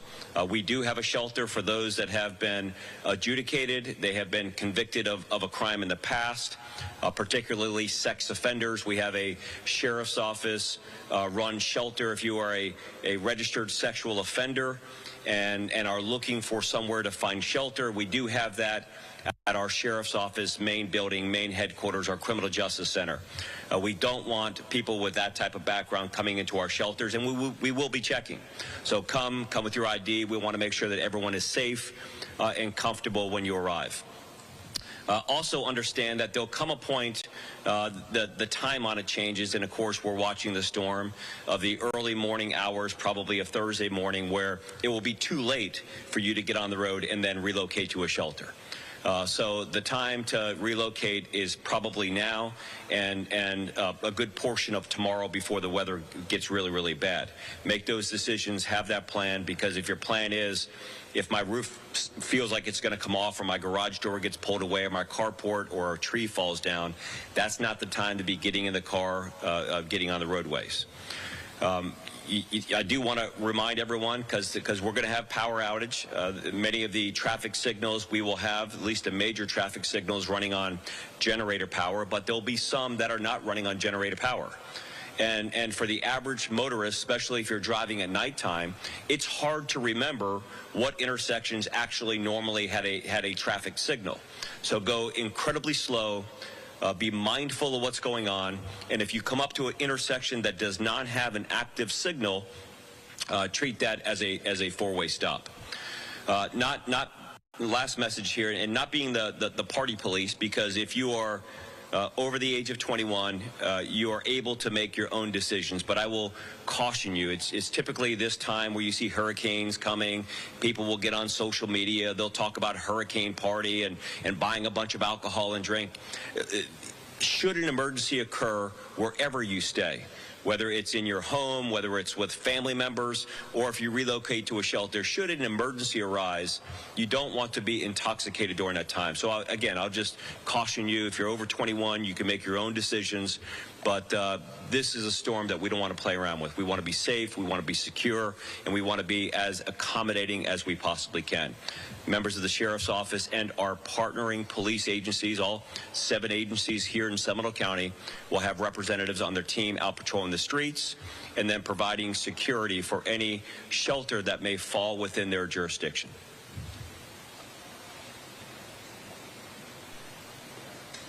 All right, thank you, Sheriff. Just to reiterate, shelters won't open until 8 o'clock tomorrow morning. Please don't go to the schools tonight. They will not be open this evening. We will open them at 8 in the morning. We will be issuing an evacuation order expected at 8 o'clock in the morning. That will be for low-lying areas, flood-prone areas, mobile and manufactured homes, and persons with special needs. So that executive order will be signed at 8 o'clock in the morning. An alert will go out, and the shelters will open. Are there any questions? Can you be more specific about what pets people can bring to a pet friendly? Sure, that's a great question. So we actually allow just about every pet as long as you bring an aquarium, a pen, a crate. So we've had everything from hermit crabs to snakes to iguanas to birds to... In fact, we normally get a rundown of all the different animals, and just about every animal. We haven't had a mini horse yet, but if we have one, we'll try to accommodate it. So I hope we don't get a run on mini horses based on that question, but we'll try to accommodate any type of household pet. So for years ago, there were so many houses that they had floodings and it has never happened. So now this time we got information that they're having a past. Were there any concerns specific for these areas, like either the spring, river, or down there, like there was more communication, more effective with them? Yes, so we are monitoring some areas that are more, or at least what we saw was flooding concerns during Hurricane Ian. Of course, that was a historic flood. So G Creek, Howell Creek, Little Econ, the Little Kaiva River, those basins are all of concern to us. So we are monitoring those very closely. I know the law enforcement, the Sheriff's Office has specialized vehicles to get back in there, as well as the fire department. So we are quite comfortable in making sure that we can get back there. When we respond back there, it needs to be a safe time for us to do that there. So there could be a window where we really can't respond because the wind is so high. So in an emergency critical situation, we may be able to do that, but for lower level cases, it would be after those winds pass by. But we feel relatively comfortable. We will be able to get into any type of flood, whether it's a boat, we use one of those high flood vehicles. We're gonna find a way to get to you.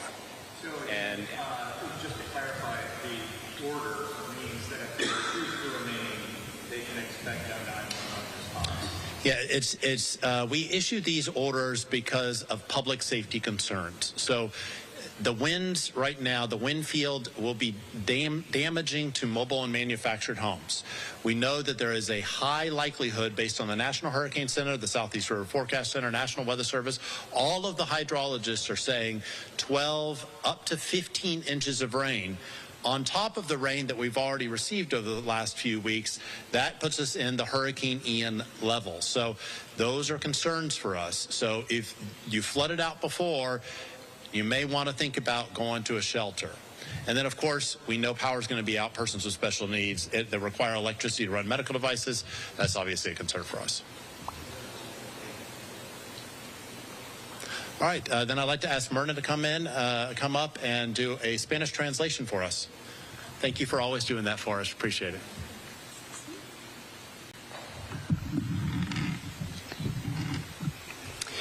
En resumen de la conferencia de prensa del condado Seminole, habló primeramente el director de manejo de emergencias, Alan Harris.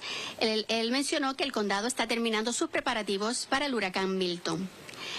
Comenzando hoy, las oficinas del gobierno están cerradas. El vertedero permanece abierto hasta las 5:30 de la tarde hoy y para las personas que necesitan llevar su basura.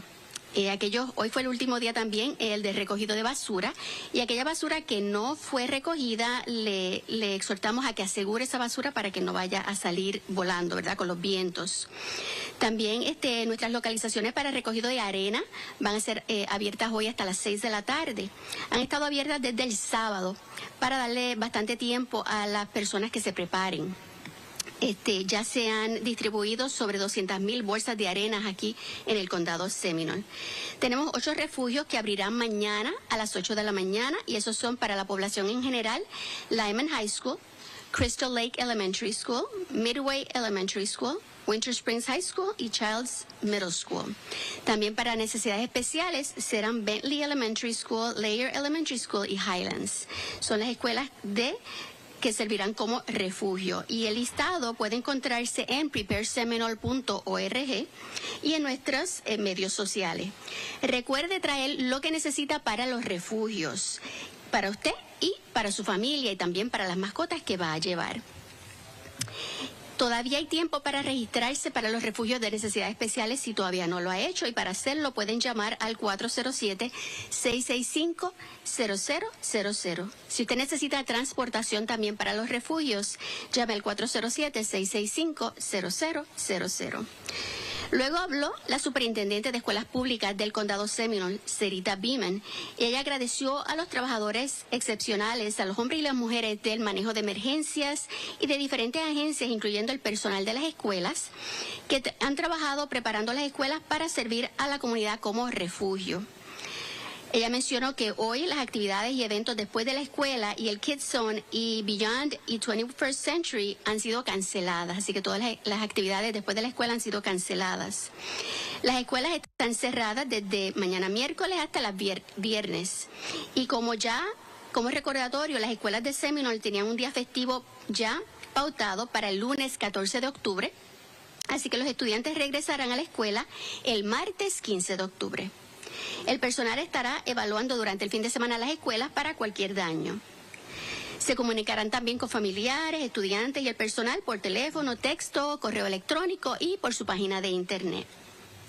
Luego, el Departamento de Salud, el director del Departamento de Salud, Dr. Ethan Johnson, habló de que las enfermeras y el personal del Departamento de Salud del condado Seminole operan los refugios para necesidades especiales. Los refugios para necesidades especiales brindan refugio a los residentes que tienen una condición médica y equipo médico que depende de electricidad, que requieren catres médicos y que pueden necesitar supervisión o asistencia de enfermería limitada. Aunque hay personal médico presente, se solicita a las personas que cuiden a aquellos. So obviously a large portion of the community that's going to be impacted by these storms are Spanish-speaking communities, and these messages being broadcasted out are all important for everybody along this coast, and it's for these reasons that you're looking at right now. You see the storm surge that's expected. Of course, models change over a 24-hour period, but for now, this is what we're working with, and we have our live weather monitoring system that's tracking this thing to make impact somewhere just south of Tampa at this point. Time will tell exactly where it comes ashore and exactly when it'll come ashore.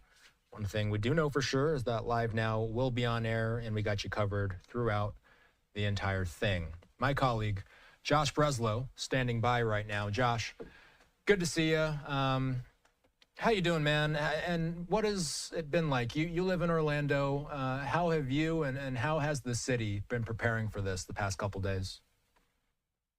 Well, I don't want to say it came on suddenly, because it really didn't. Of course, we've been tracking the system for several days, but I can tell you even inland over in Orlando, folks are definitely paying attention, because we know the storm is going to make landfall somewhere just south of the Tampa Bay area, but you have to keep in mind that it will likely still be a hurricane, fairly strong, as it does strike the Orlando area. So I can tell you, I went to some of the different places yesterday, gas stations, to fill up my car, and they're sold out of gas in a lot of those locations, but also Publix sold out of bottled water. Same situation over at Target. So everyone, even though in this specific area isn't going to get hit necessarily directly, everyone is preparing, and it's kind of the same situation if you go over toward the Gulf Coast there in Tampa or even a little bit north. My brother is over in Ocala, Florida, which is north. It's around Gainesville, where the University of Florida is located, and they're also out of all of those prep materials as far as wood to put on your windows, things of that nature. So everyone around Florida definitely preparing for what is going to be a monster storm. Josh, what do you got on the docket for this morning? You're going to be taking over the reins from here on out.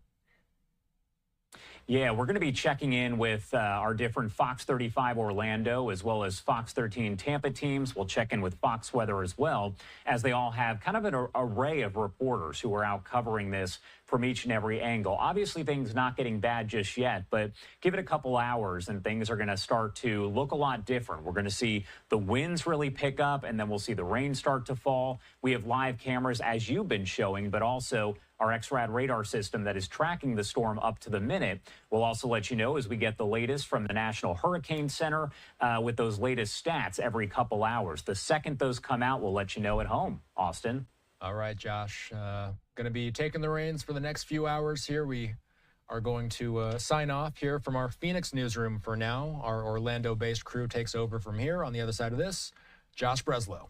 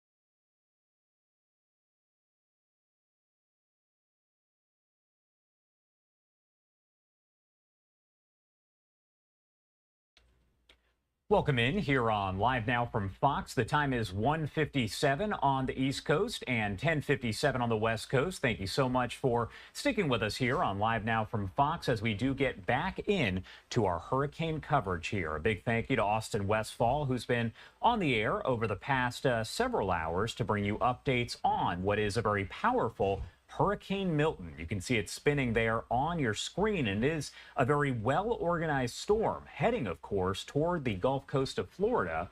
Do want to go over the latest stats here that we do have from the National Hurricane Center. This is their update that it's 2 a.m. Eastern time, so we got it about 2 minutes early. But here are the latest details. We do know that the storm does have maximum sustained winds of 160 miles per hour. So at this point, it is still a Category 5 major hurricane. And it's important to note that even if it does dip in strength there, it is still going to be very, very powerful. So the Gulf Coast of Florida, as well as the state as a whole, going to see a lot of these impacts, especially stats here that we do have from the National Hurricane Center. This is their update that it's 2 a.m. Eastern time, so we got it about 2 minutes early, but here are the latest details. We do know that the storm does have maximum sustained winds of 160 miles per hour. So at this point, it is still a Category 5 major hurricane. And it's important to note that even if it does dip in strength there,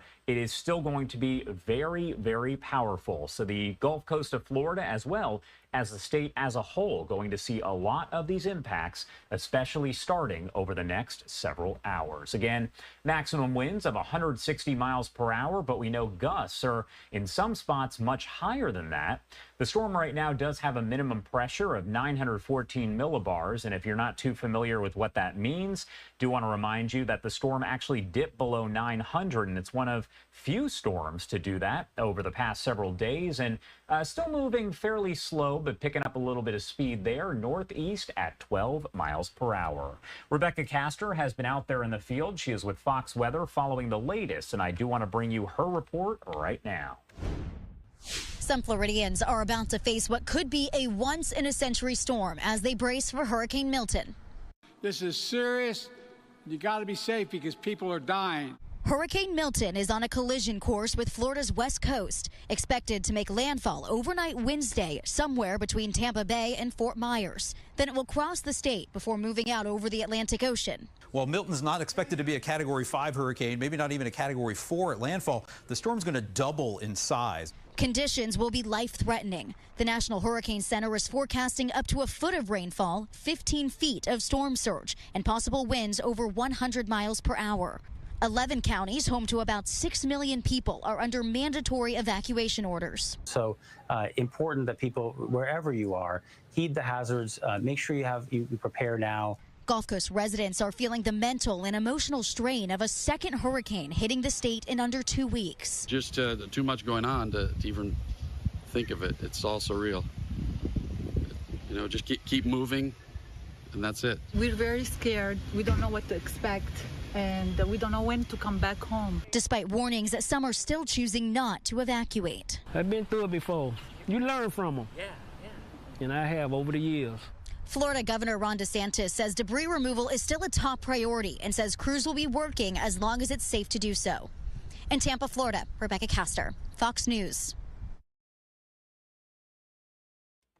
All right, Rebecca, thank you so much. Again, taking a live look here at our XRAD radar system. We are going to continue to keep you updated, but we're also going to be checking in with our Fox 13 Tampa and Fox 35 Orlando teams. For now, though, I do want to head out live over to Melbourne, Florida, not far from Melbourne Beach. We have Ed Till, who is a former radio show host there, former news reporter and talk show host. Thank you so much, Ed, for taking the time to join us.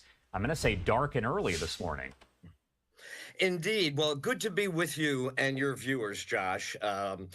Lot going on, and I've been out driving from Flagler down to Port St. Lucie and back and forth over the last couple of days. Tell me kind of what you're seeing out there in Melbourne, because we know that the system's not really moving through yet. I would imagine where you are, it's probably the calm before the storm. Exactly. If you looked outside right now, outside of our studio, it looks like a beautiful evening. But if you just get out to the main road, State Road 514 is Malabar Road. If you get over to the central portion of Melbourne, or if you get near Melbourne Beach, you will see our great people prepped. You will see our public service folks everywhere you look. The staging and the preparation here has been remarkable. As I went up to Volusia, I saw more of the same, and then also in Indian River County. When you take those three counties together, you're talking more than 1 million Floridians and almost 200 miles of coastline. It is really impressive, and the determination comes down to storekeeper by storekeeper. household by household, a lot of folks helping one another put up the shutters, take in the items that might become airborne in the backyard. It's been an extraordinary look at this community, a snapshot of how it can really work well together.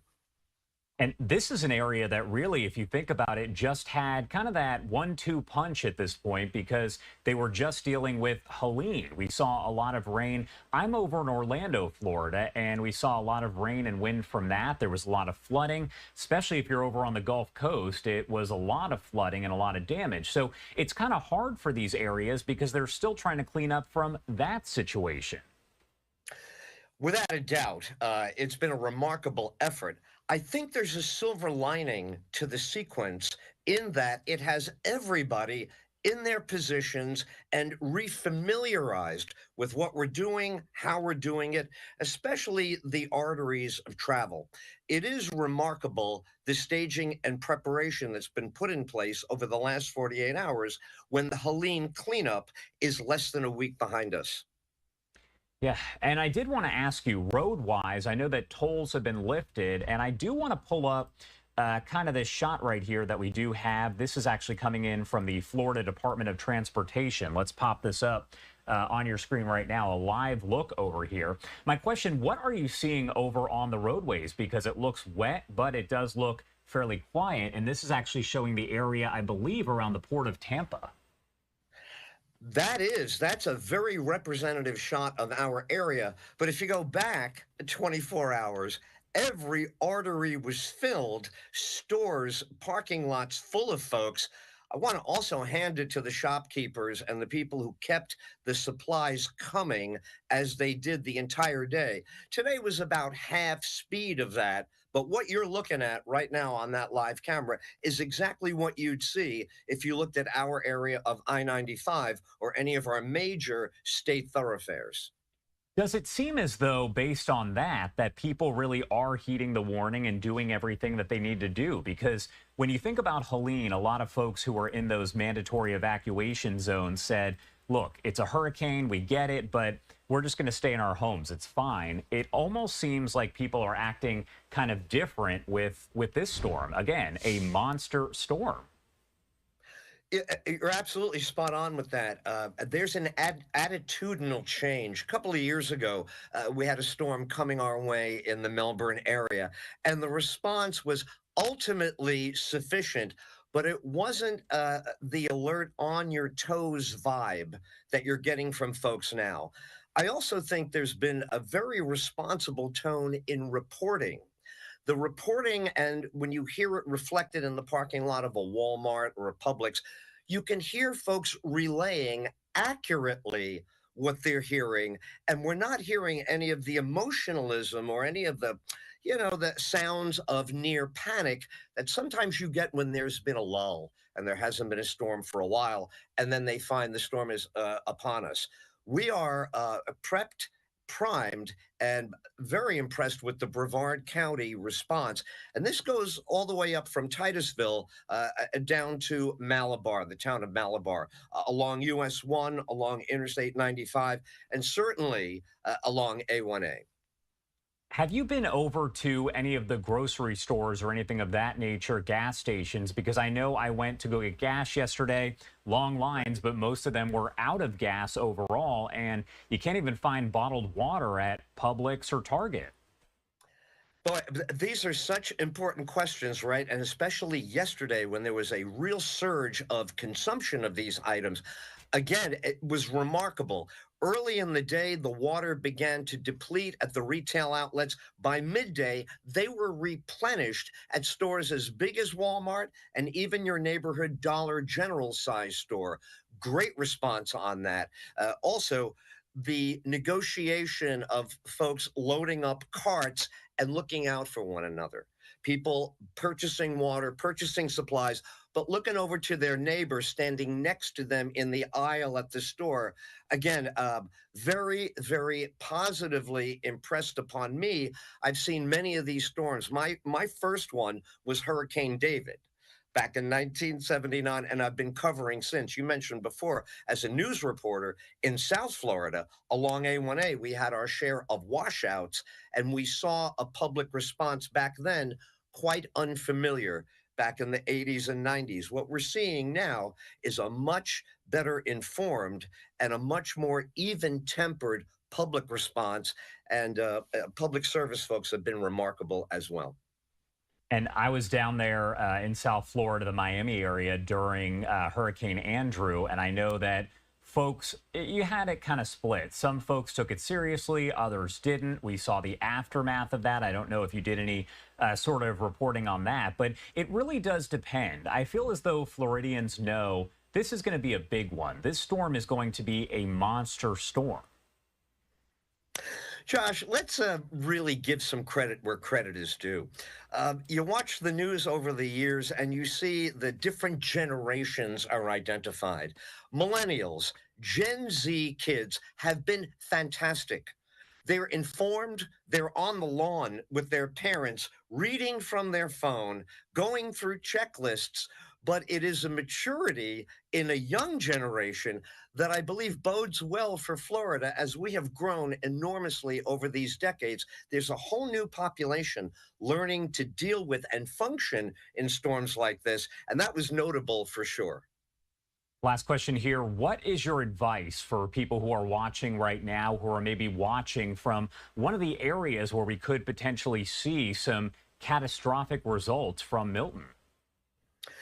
Best advice I give people, especially folks who are new to the state, is you're going to learn a great deal from exactly what's on the screen right now. Carefully follow these pictures, what these storms do. This has been my education over the decades, the remarkable technological look that we get.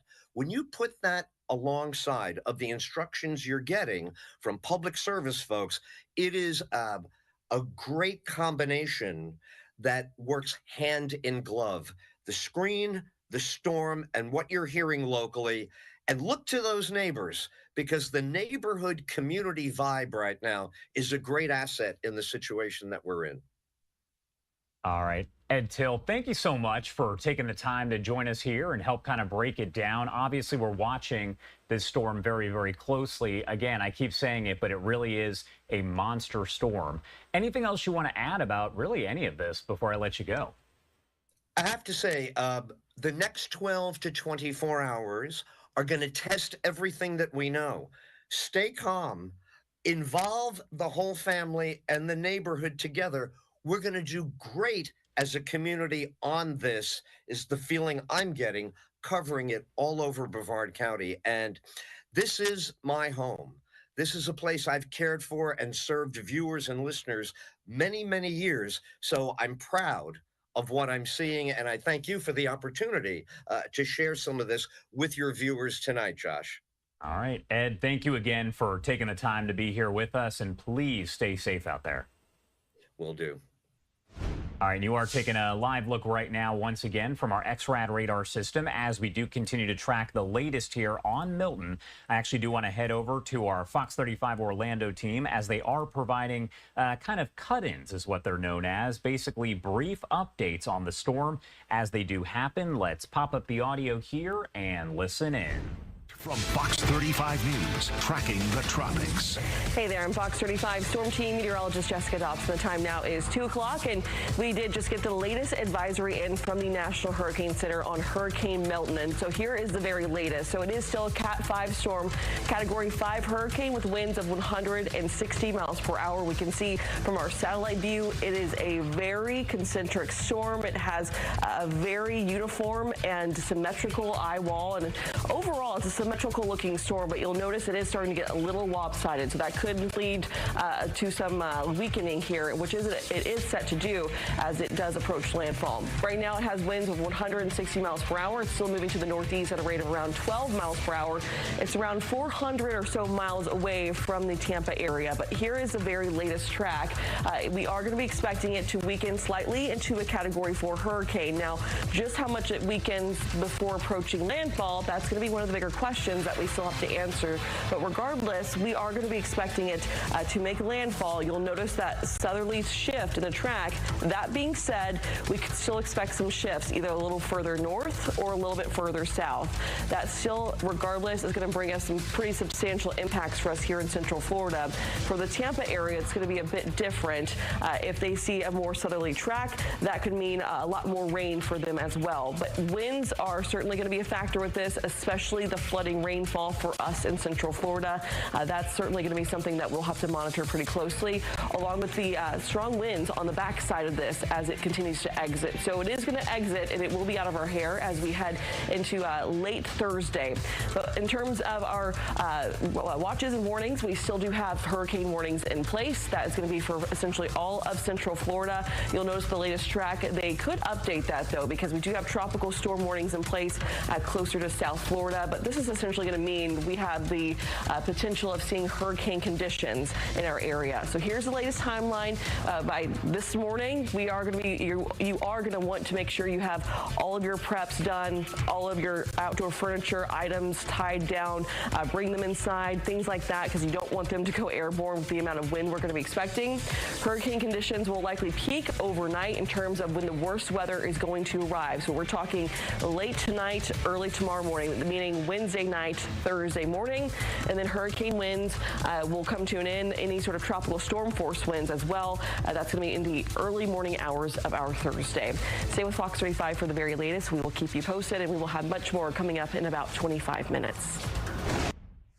And we do appreciate our team out there over with Fox 35 as well as Fox 13 Tampa. We're going to be checking in with them quite a bit here over the coming hours. All right, I do want to go to the latest information right here. Take a look at this on your screen. As we know, Hurricane Milton is currently a Category 5 storm. That is the highest level of hurricane on the Saffir-Simpson scale. We're talking winds of about 160 miles per hour. Landfall expected late tonight into early Thursday. It looks like it will be in the overnight hours. We also know that 5,000 Florida National Guard troops have mobilized for the response to this hurricane. Again, we're going to have live coverage all throughout the morning here into tonight, and we're going 24/7 as we track this storm ahead of landfall and then during landfall and after. 2:14 on the East Coast, 11:14 on the West Coast. My name is Josh Breslow, and I'm here for the next several hours to bring you all of your top stories, live events, and breaking news, but all of it related here to tracking Milton. We're going to head to a quick 2-minute commercial break, the first one of the hour, but a lot more news to get to in just a matter of minutes. You're watching Live Now from Fox.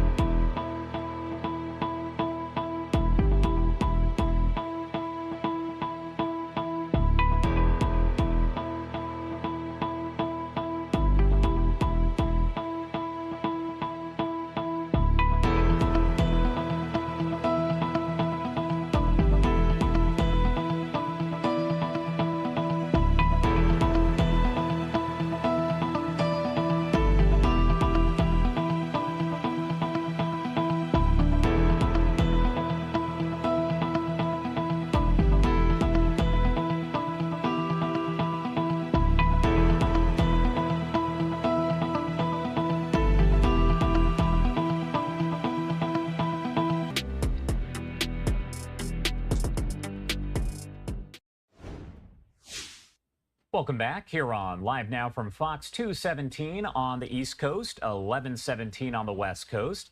My name is Josh Breslow, and I'm here for the next several hours to bring you all of your top stories. And the big one that we are covering is, of course, Hurricane Milton. Now a Category 5 storm once again as it does track toward the state of Florida.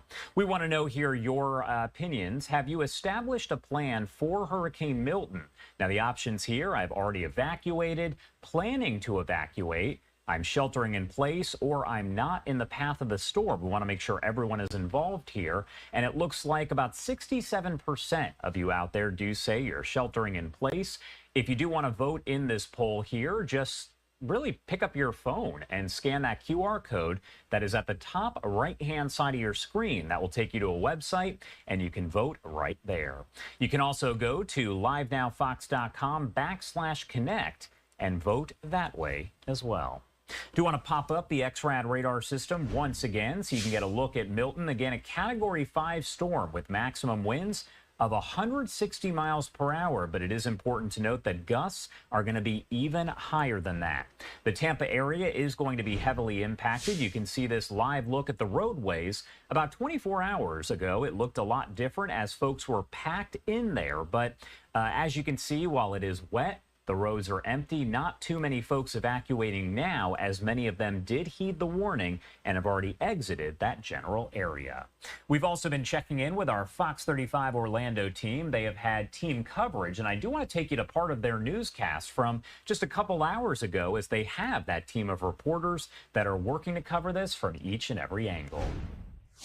Terrifying to see those piles of debris already stacked up, and with those high winds coming through, I mean, Projectile City. I just feel so bad for the people who are still trying to clean out their homes and everything from Helene, and now this comes, you know, 14 days later. Maybe it's kind of a blessing that it happened so quickly, because it's not like they were rebuilding. You know, it wasn't 3-4 months down the line where they were just getting back on their feet and another everything blow. was restored, and now it's going to get ruined again.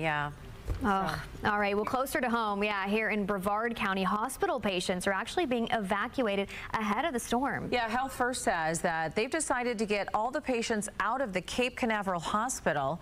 That's because Fox 35's Esther Bauer is reporting that hospital is right on the water. The hospital tells us Hurricane Dorian back in 2019 was the last time they made the call to completely close down the Cape Canaveral Hospital and take patients somewhere else. They are worried about storm surge, and they're not alone. It's not just patients being evacuated. We met other people who are also choosing to leave their homes behind. We have 5 cats, so we've got everything they need. We have clothes and food for 3 to 5 days a week. The Robles left Merritt Island behind on Tuesday. They're staying at a hotel in Cocoa during the storm. Everything's off the floor just in case, and it is what it is. The couple booked their room on Sunday. And we've had friends that are looking now, and they can't find any. Other neighbors haven't left the barrier islands, but they are in storm mode. Hope for the best and pray. Ronald Patrick is securing his windows and front door. He doesn't want to leave, but I can grab my puppies, put them in the car, grab what things I have to have, and take off. The homeowner also surveyed nearby storm drains for debris because he doesn't want streets or homes to flood. Hope everybody's safe. Really do. And do keep in mind there are no mandatory evacuation orders in place here in Brevard County, but if you do feel unsafe where you are in your home, the county's opening up 3 emergency shelters in Brevard County. They open on Wednesday at 9 a.m. Locations in Melbourne, Mico, and Cocoa. You're able to go there and ride out the storm. Officials really are asking anyone who lives in a flood-prone area or in a mobile home park to leave those behind and head to a shelter instead. Reporting in Brevard County, Esther Bauer, Fox 35 News. The governor and the president teaming up ahead of the hurricane. Both say they are making sure Florida is ready for the storm. Fox 35's Marie Edinger was at the governor's news conference this afternoon as we prepare for Hurricane Milton. The governor spoke here in Ocala at a state equipment staging area. It's one of several in the state. This one alone has over 2,000 pieces of equipment. You can see some of it behind me. They've got generators, they've got fuel trucks, they have lights to put out. They're all ready to go at a moment's notice. That equipment is all set to go immediately after the storm passes. But as for today, you should be executing your plan now. The governor and the officials flanking him say if you want or need to evacuate, do it now. You do still have time, but the window is closing. It can be very dangerous to drive with heavy rain and high winds. Every storm season, we end up seeing traffic fatalities from people who wait to the last minute to leave. If you live in a mobile or manufactured home, or if you're in a low-lying, flood-prone area, it is never safe to stay. The prospect for devastating storm surge is high, and it has a chance to damage a lot of property and put a lot of people's lives at risk. The governor is expecting a major impact. He says this is the largest National Guard mobilization ahead of a storm in Florida's history. We have an unprecedented effort underway. I want to thank everyone that's been involved. It's not easy, especially when you've just responded to a Category 4 storm, Helene, to have it done. I know everybody's tired. Trust me, we get it. We're wearing out the Celsius at the state EOC. I mentioned some of the equipment here at this particular staging site are fuel trucks, and the state has a plan to get those in place as quickly as possible. So they said that if gas stations run out, they just give these fuel companies a call. The state will send an escort from the Florida Highway Patrol to make sure that gas gets to where it needs to be as quickly as possible. In Ocala, Marie Edinger, Fox 35 News. All right, check this out. This is what Milton looks like from space. NASA astronaut Matthew Dominic captured this time lapse this morning as the ISS flew right over the storm. Quite a phenomenal sight to see as this monster storm draws closer to the Sunshine State. In Seminole County, the sheriff is warning people about hurricane parties. He says this isn't the type of storm to mess around with. Not being the party police, because if you are over the age of 21, you are able to make your own decisions, but I will caution you, it's typically this time where you see hurricanes coming, people will get on social media, they'll talk about hurricane party and buying a bunch of alcohol and drink. Should an emergency occur wherever you stay, whether it's in your home, whether it's with family members, or if you relocate to a shelter, should an emergency arise, you don't want to be intoxicated during that time. The sheriff says his team spent the day clearing out schools to get them ready to be used as shelters. 4 of his deputies will be stationed at each of the county's 8 shelters.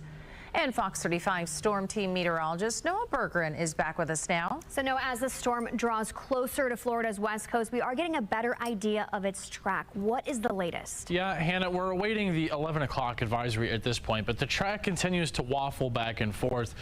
It was north, it was south, it was north, it was south. Right now it's south, so we're watching that close. But out there tonight, there's not much going on right now, just some rain, light to at times moderate rain in Brevard County. Once you go back towards Sarasota, Manatee County, some rain there and also some rain off the coast. But there is the latest with Milton. 8 o'clock, 165, still northeast 10, 902 millibars. Something to look for here. This is the water vapor imagery, and I want you to notice how dry the air is right here in the western Gulf. If that were in the hurricane right now, this thing would be dying quickly. It's not there yet. Notice how, remember the hurricane's rotating like this. This dry air over here, it's trying to get into the core, except the moisture canopy, you see the green there, is so dense and strong that dry air can't penetrate into the hurricane yet. Now, I've also plotted the jet winds and the wind shear above the clouds, and notice here, and then it comes like that. Right now, that shear that eventually will weaken Milton is actually helping it to still strengthen because this is what's called the jet streak, and the hurricane being just behind it. Notice how the clouds, the green up here, see these clouds right here, watch. Notice how they're getting pulled up to the north. They're getting caught in this wind then blown this way. That's helping to ventilate the hurricane. Think about it like holding a vacuum, you know, over piping hot cup of coffee, and you imagine the steam getting sucked off the top of the coffee. Up in the atmosphere is getting ventilated by that. So right now it's still strengthening, but once the hurricane gets closer to that shear, the actual core of it, that will start to knock down the category of the storm. But also it's interesting because this is the jet pattern, and this dip right here over Baton Rouge should start to grab this and swing it more north. Right now it's running a little bit southeast of expected course. So there's a lot of nuances here with both the steering and the wind shear, because there's an argument to be made that if this does trend even further south, is it going to weaken as much? Which is why I have stressed repeatedly here, let's focus less on the category going from this to that and more on the impact, which is going to be hurricane force winds, flooding, and some tornadoes regardless. But if by some chance this ended up at Fort Myers, I'm not convinced that it wouldn't stay a 4 all the way to Fort Myers, because the shear doesn't really pick up till once you get to north central Florida. If the further south this stays, the less wind shear there is to rip it apart. So that's an interesting nuance, that a track here, right here, is very different than a track up here in terms of how much it's going to get pulled apart when it comes in. It actually is yet to hit the hottest ocean water, which it will in the next couple of hours. So here's the storm status. The intensification is going to continue for about another 6 hours or so.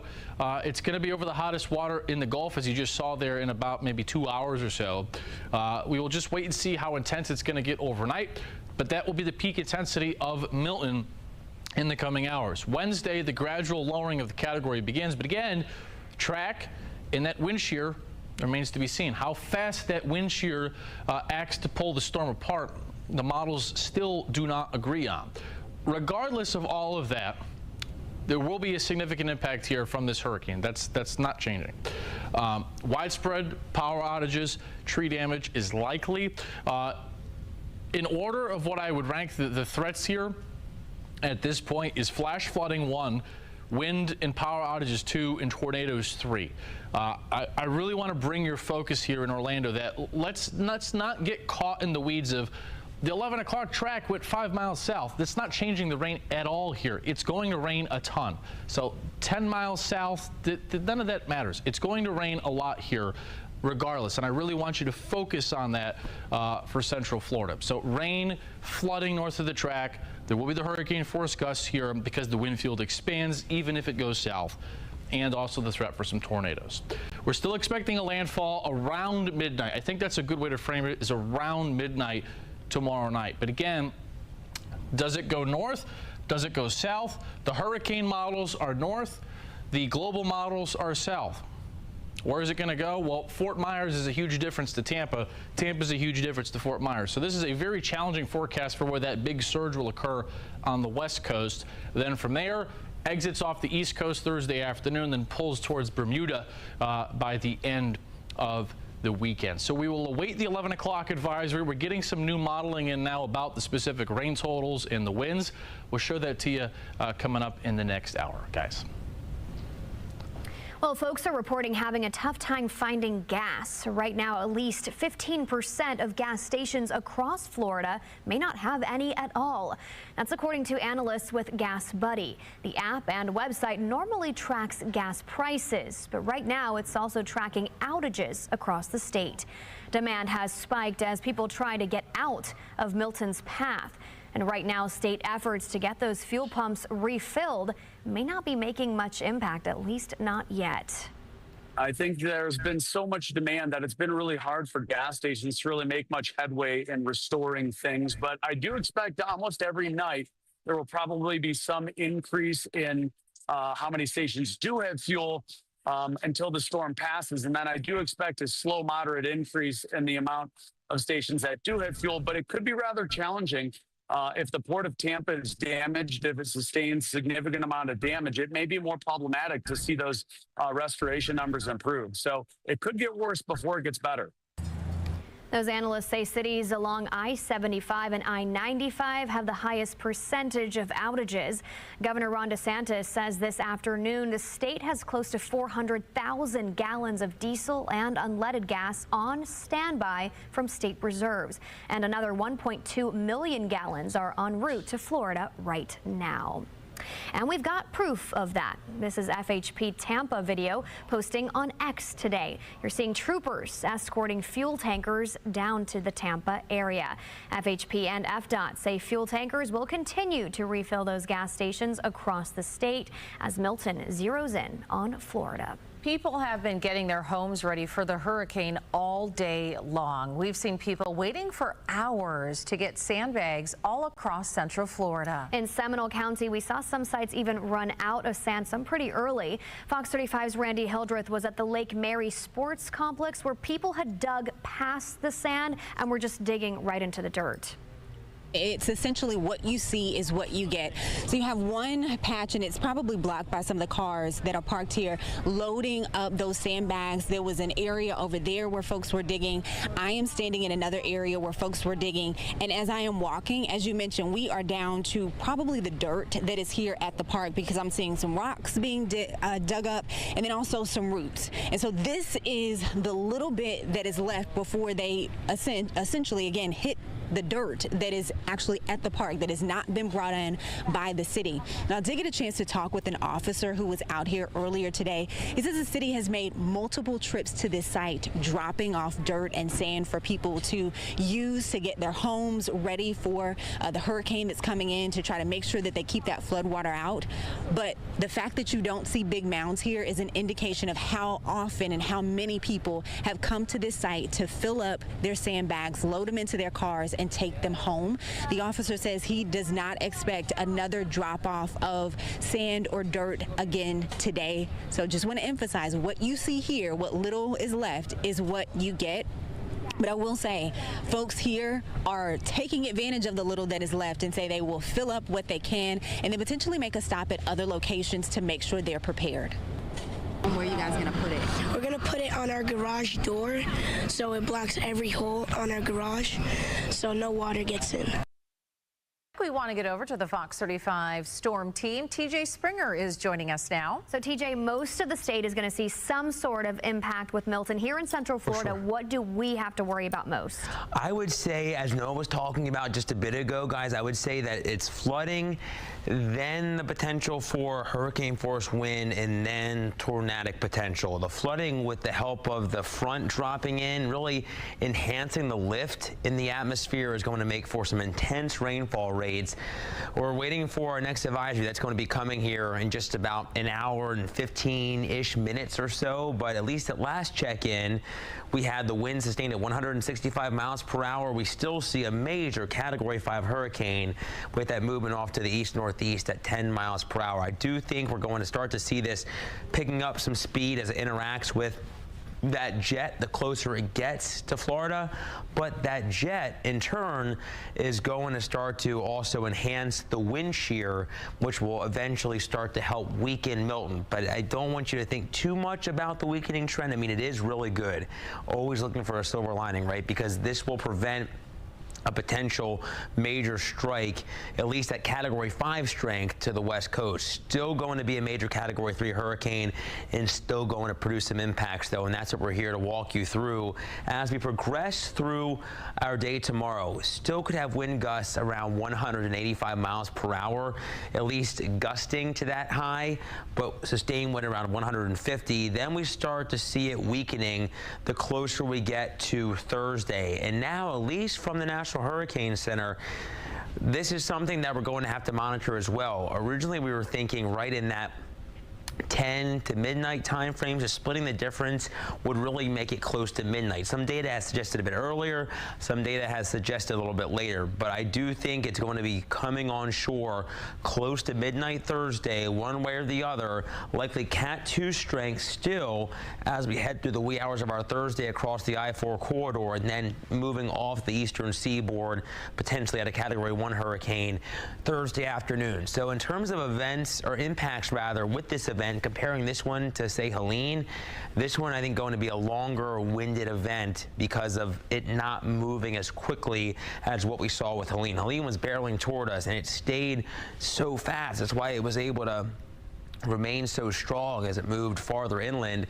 Either way for us, storm alert days Wednesday and Thursday for the torrential downpours, hurricane force wind, and the potential for a few tornadoes later Wednesday into Wednesday night, especially in those outer bands. Now, as we look at our advisories, hurricane warnings for all of us. That's one big change. If, say, you just moved here, you went through Helene, this is your second hurricane, this is different. We were under tropical storm warnings with Helene. We're under hurricane warnings for all of us across Central Florida, meaning the impacts are going to be a bit worse. And as I mentioned, wind is big, flooding bigger, but the tornado threat not zero, that is for sure. And just like with Helene, we had some tornado warnings. Thankfully, none were confirmed, but we're going to have to watch closely tomorrow afternoon and evening with the stronger wind coming our way with Milton and a stronger storm. We're going to have to watch those outer bands for the potential for some rotation. And with the Storm Prediction Center pinpointing a good chunk of the Fox 35 viewing area here in this brown shaded area, that's a likelihood of a tornado or two with the help of this dynamic atmosphere that we're going to be dealing with. I wanted to walk you through hour by hour. This is our tornado potential, and you can see those shadings of yellows and reds as we head through the afternoon and evening tomorrow, leading to that tornado threat. So make sure you have a way to receive those watches and warnings like the Fox 35 Storm app. That'll let you get those alerts in the palm of your hand, and make sure your phone's on so you can get your sounds on so you can hear those alerts getting issued. Now the wind, that's the other big impact with this, because in terms of widespread hurricane force wind, we had that potential with Milton. Here in the red, I think the likelihood of a 110 mile per hour wind is quite low, but we think that there is the potential for at least some spots here in the red to maybe get in excess of 100 miles per hour, especially closer to landfall out there in the pink, closer to Tampa Bay. But here in the red, I would say more numerous wind gusts in that 75 to maybe 95 realm, but there's still that potential with the help of that wind really wrapping around Milton to get some gusts up that high as we see Milton interacting with that cold front. No, we'll have more talking about all the impacts that this will bring us here, guys, as we progress through our Wednesday and Thursday coming up in just a little bit.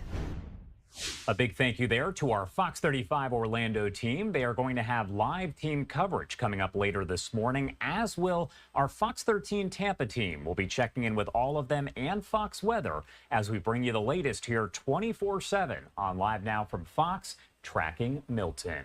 My name is Josh Breslow, and I'm here for the next several hours to bring you all of your top stories and live events from across the country and across the world. And no question, the big one that we are tracking here is Milton. We're going to have extensive coverage as the storm gets closer and closer to landfall, expected, as Noah said, around midnight tonight. So we're going to say late Wednesday into early Thursday morning. Now, we do want to get your take here. Have you established a plan for Hurricane Milton? If you do want to vote, all you have to do is grab your phone and scan that QR code that is right there on the top right-hand side of your screen. It'll take you to a website, and that will allow you to cast your vote. It's livenowfox.com/connect if you just want to go to a computer or your phone and type that in manually. Now, as far as the answers right here, so far we have 19% saying that I have already evacuated, 8% saying they are still planning to evacuate, but the highest number, more than half, 53% saying that they are sheltering in place. About 21% of you out there say you are not in the path of the storm. We want to make sure everyone can take part in this poll here. So again, we are including that not in the path of the storm. But as of right now, more than half of you at home are sheltering in place. Do have to head to a quick break now at 2:40 on the East Coast and 11:40 on the West Coast. A lot more to get to, though, here on Live Now from Fox.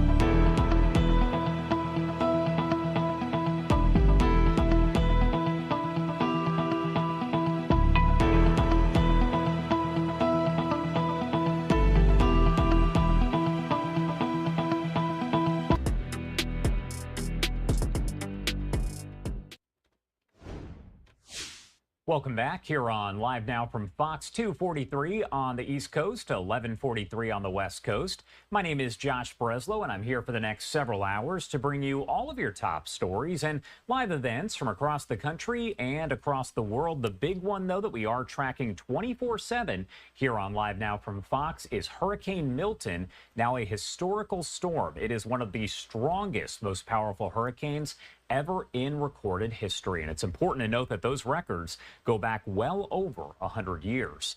As of right now, Milton is a Category 5 hurricane with those maximum sustained winds of 160 miles per hour. A Category 5, the highest level of hurricane on the Saffir-Simpson scale. That is what is used to rate those storms. Landfall is expected along Florida's Gulf Coast. It looks like it's going to be south of Tampa right now as the track has changed just slightly. The original track showed it making landfall around Tampa, but now it's going to be south of there, possibly around the Sarasota area. That's expected to happen around midnight Eastern time. So we are going to say Wednesday night into Thursday morning. But of course, there are storms that are ahead of that. The winds are going to pick up well in advance of that landfall.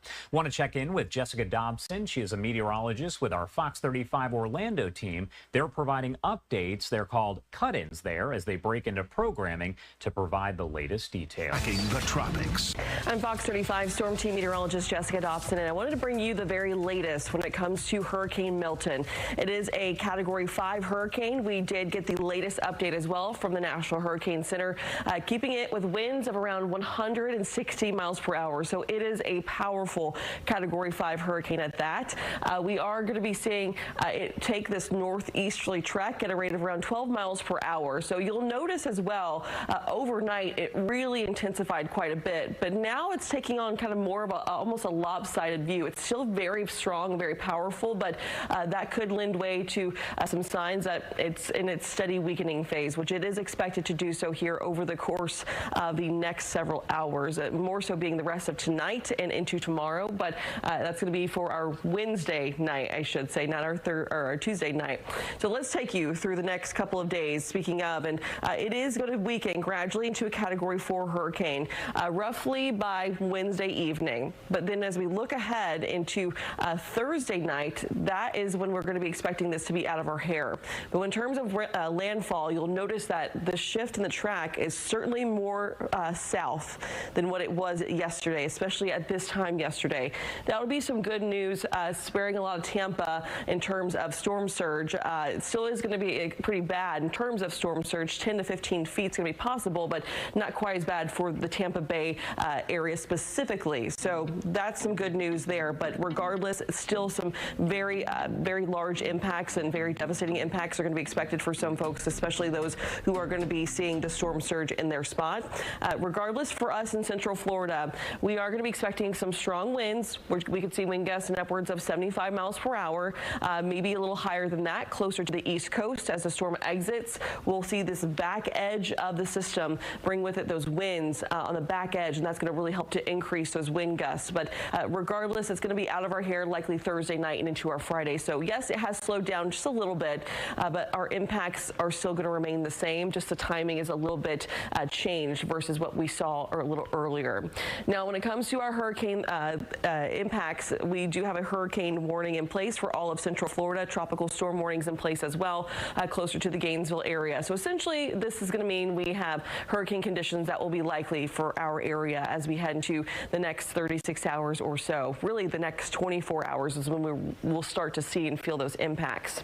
So for Wednesday morning, you want to make sure you have all of your preps done, your hurricane kit topped off, make sure your home is good to go, tie up any loose ends. That's both literally speaking and just metaphorically speaking. And then as we head into Wednesday night and Thursday morning, that's when we start to see conditions really start to deteriorate, and we're going to be expecting the worst of the weather to likely arrive overnight into the very early morning hours of our Thursday. And then hurricane winds are going to likely end by the mid to early afternoon hours of Thursday. So here's our impacts. We're going to be expecting a flood potential, many spots with anywhere from around 10 to even 15 inches of rainfall. That's going to be the biggest impact we feel. Power outages are going to be likely as well. We could see some extended power outages, especially a little closer to the Tampa area where winds will be much stronger. And then we also have a tornado risk and a tornado threat. We don't want to discount that because that's going to really start to take off by Wednesday afternoon and into Wednesday night. Now, we mentioned that flood potential. We have a large swath of Central Florida that is under this high risk of flooding. Essentially, that's just going to mean you want to make sure that you are aware of your flood zone as well, and just be mindful. Don't drive through flooded waters.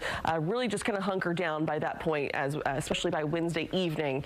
We really will start to feel the brunt of these impacts. But the rainfall is going to be one of those bigger impacts we feel, because we could see totals as high as around 12, 15 inches. This pink and white swath you see, that's going to be north of the track.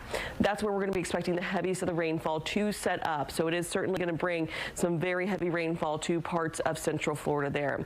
Now, when it comes to our spaghetti models, did want to show you the latest with this, because you'll notice that southerly trend with a lot of the models that really help to bring it closer to the Bradenton area in terms of landfall. Wobbles are possible still, meaning there are shifts in the track that will still be possible, but we will keep you posted if that does change. We'll keep you posted of all things Hurricane Milton. We'll have coverage throughout Good Day Orlando, and as we head throughout the rest of your Wednesday. That's going to be coming up all day long. Be sure to stay with us.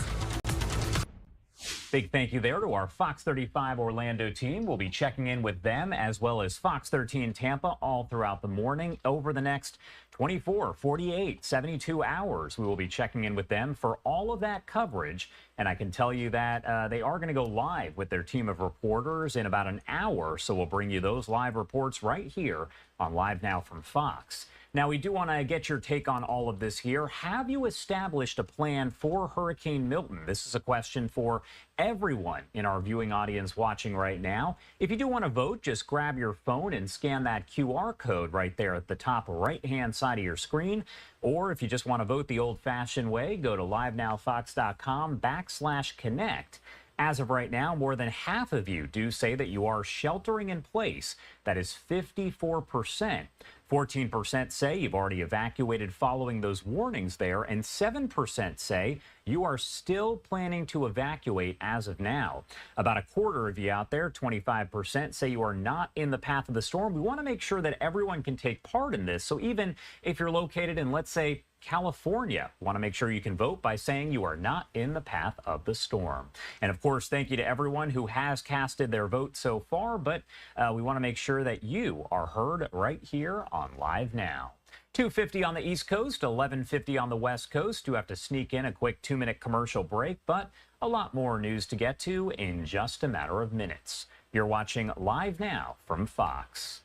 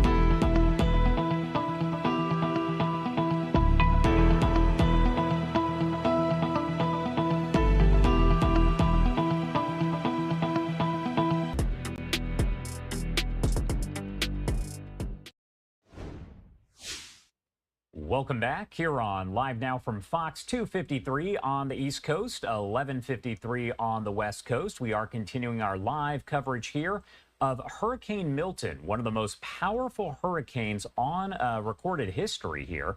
This is a post coming in from Noah Berggren. We heard from him a bit earlier. He is a meteorologist at Fox 35 Orlando. He says this is the recommended time, quote, to be in your place of shelter today, where you'll ride out the hurricane. Again, as of right now, the storm is a Category 5 with those maximum winds of 160 miles per hour, as well as gusts that are even higher. We've also been checking in with our Fox 13 Tampa team as they file reports all around the area. They did file this report out of Pinellas County that is just outside of Tampa. It's more St. Petersburg, Clearwater, as they do prep, making those final preps for Hurricane Milton. We are into the final hours. The final hours of preparations in Pinellas County for Milton, and for some, there isn't much left to do. All businesses in zones A, B, and C closed at 5 a.m. Even some grocery stores like Publix were closed. Few places like Home Depot remained open for those finishing up last-minute preps. And that's good news for Brian Perrette, who still has work to do on his home in Campbell Park. We've got buildings that are over 100 years old. They've never seen this kind of wind. They've never seen this kind of rain, and it's coming. Be scared. He was planning on riding out the storm at a co-working space downtown. It's a very sturdy building. It's hurricane rated. But at the last minute, because a few large cranes downtown can't be secured, he says the fire department told them they had to leave that space, leaving him resorting to Plan B. My plan was to bring me and my dogs here and ride the storm out. Now I got to have a plan to ride the storm out back at home. Options are still available. The county opened additional shelters in Clearwater and St. Pete, including Melrose Elementary, Campbell Park Elementary, and Clearwater Fundamental Middle School. Families have already started arriving to the shelter at Gibbs High School. More than 6,000 people are finding refuge at county shelters, and officials want you to be in your safe place soon. We're going to get hit, and it's going to be hard.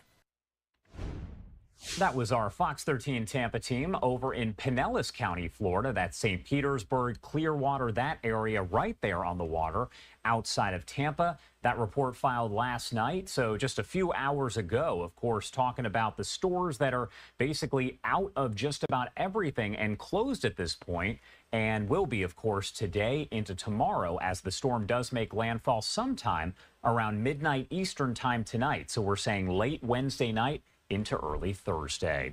Do have to head to our final 2-minute commercial break now at 2:56 on the East Coast and 11:56 on the West Coast. My name is Josh Breslow, and you're watching Live Now from Fox.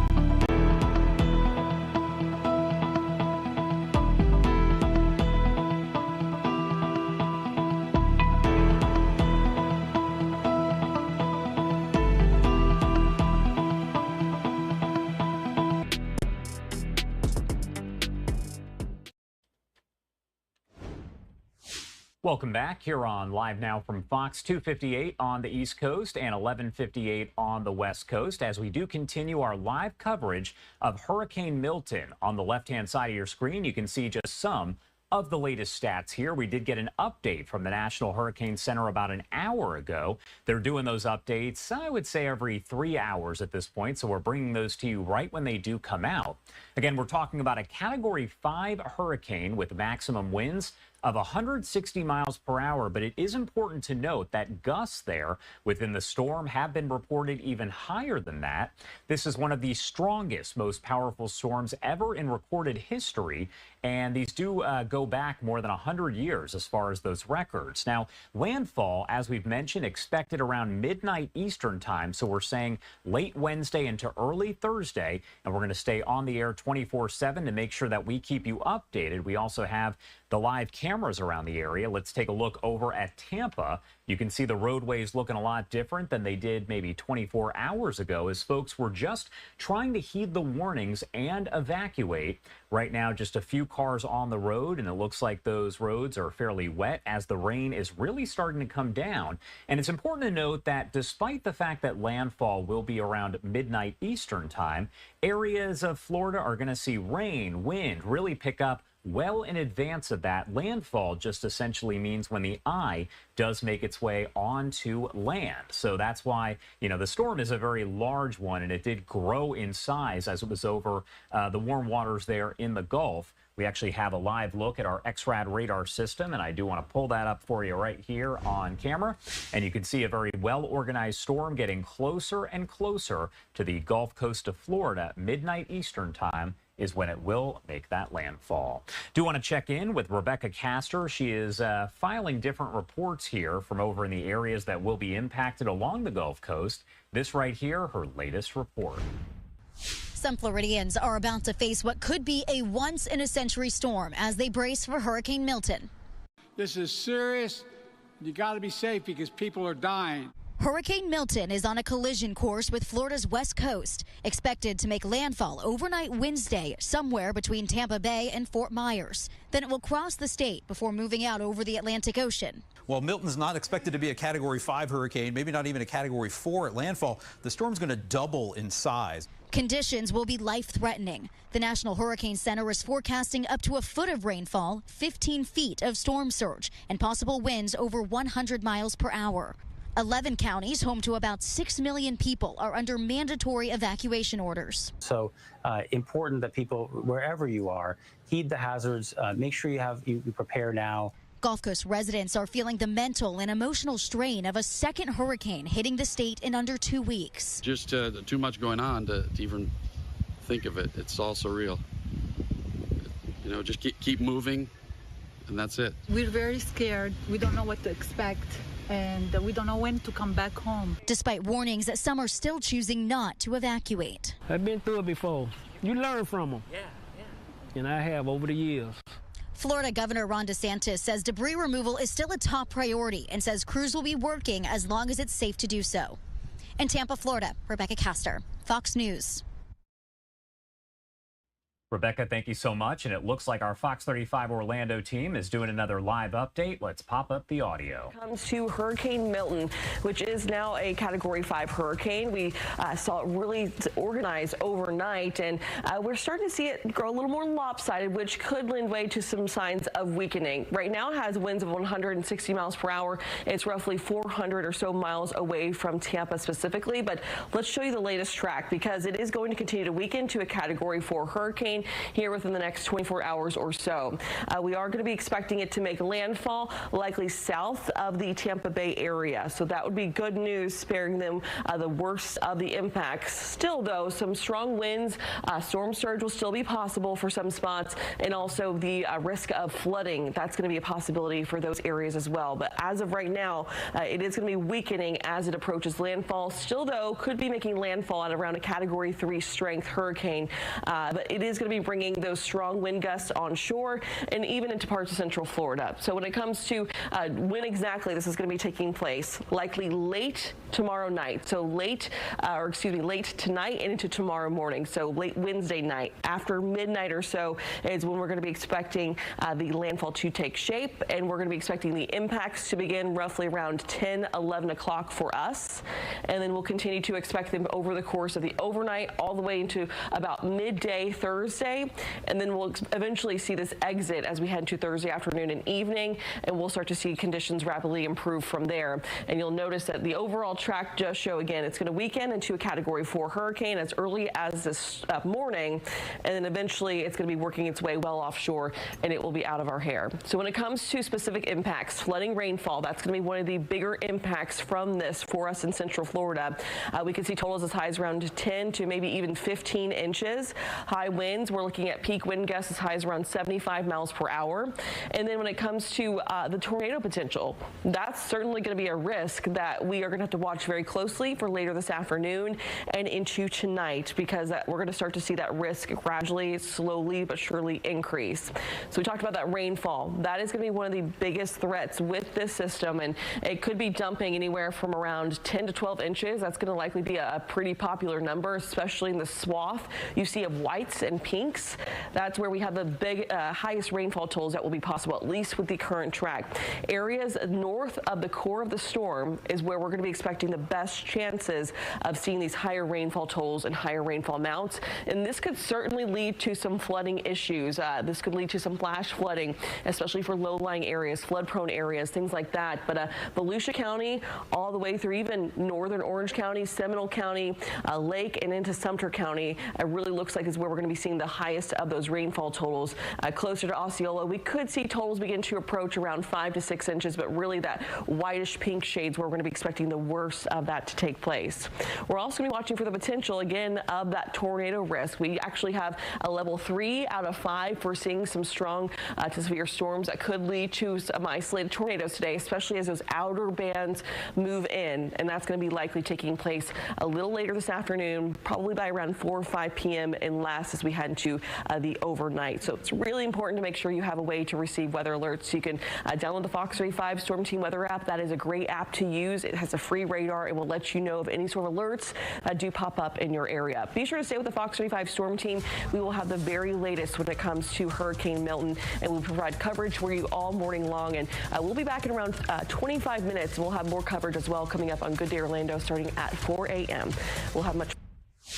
And that was Jessica Dobson, meteorologist there with Fox 35 Orlando. She will be joining us live, I would say, in about 30 minutes or so to break down the latest on the storm. Now, we do want to give you the chance to kind of vote as you are watching at home or wherever you are located. Have you established a plan for Hurricane Milton? 12% of you saying, I have already evacuated. 6% saying you are still planning to evacuate. 50% of you are sheltering in place, and about 32% are not in the path of the storm. We wanted to make sure to include that. So even if you're watching from, I don't know, Texas, Nebraska, we want to make sure that you do have the option to vote. All you have to do is grab your phone, open the camera app, and scan that QR code that is right there on the top right of your screen. Or if you want to do it old school, you can go to livenowfox.com/connect. The time now 3:06 on the East Coast and 12:06 on the West Coast. We have been checking in with our different Fox affiliates, and one thing I want to do is check in with our Fox 13 Tampa team, as they have been filing different reports, and they did speak with some of the folks who are evacuating over in Gulfport, that is over in the St. Petersburg area. Let's pop up the audio and listen to this report. This is Kaylee Walker. We introduced you to her back in August following Debbie. And this was the sailboat she weathered the storm inside. I lost my boat, and that was my home. Now, with a new boat docked at the Gulfport Municipal Marina, ahead of Milton, trauma is resurfacing. What happened with Debbie was enough to make me, this thing petrifies me. I can't eat, I can't sleep. I can't think right. She and most other Gulfport boat owners aren't taking any chances this time, securing their vessels and evacuating further inland. Thinking about people being on their boats for this storm, I have a really, and it's dark to say, but I think they should be writing their social security, on their bodies. And on land, just a block away, this is what some streets still look like. It looks like a war zone, and a lot of it has been taken away, and the sanitation department is doing all they can do. But still too much of a hazard for Patricia Garrison, her 96-year-old mom, and dogs to stick around. It's just horrible. We were just driving around, looking at it and thinking how much worse it could be. They, like most of the city, aren't staying to find out. We've got a big one coming. Instead, leaving buildings boarded up and sandbagged in hopes this time Mother Nature will take it easy.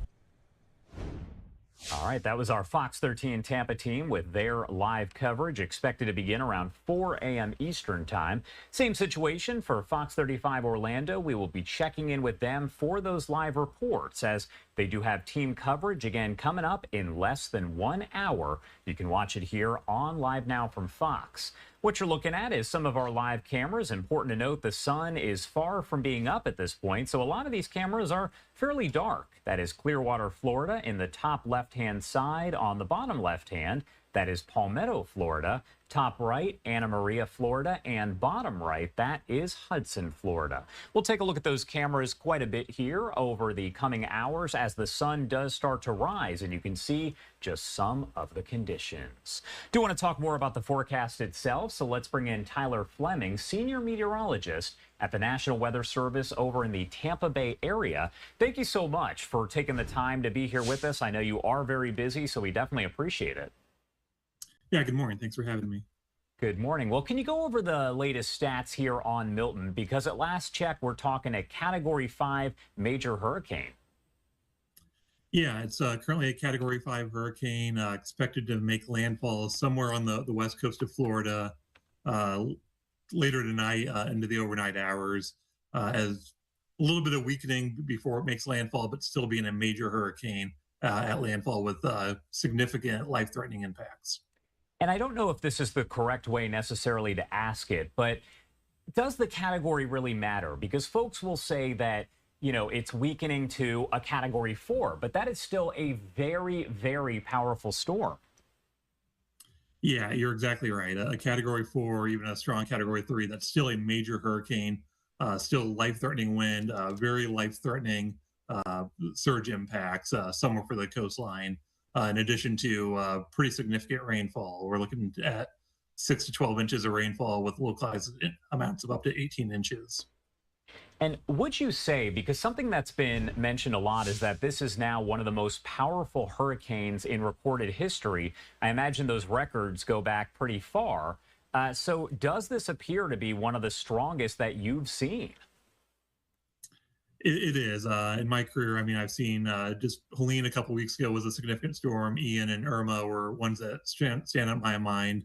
But seeing what this is doing out in the Gulf really kind of wakes you up and makes you concerned for what could happen tomorrow or tonight, I should say.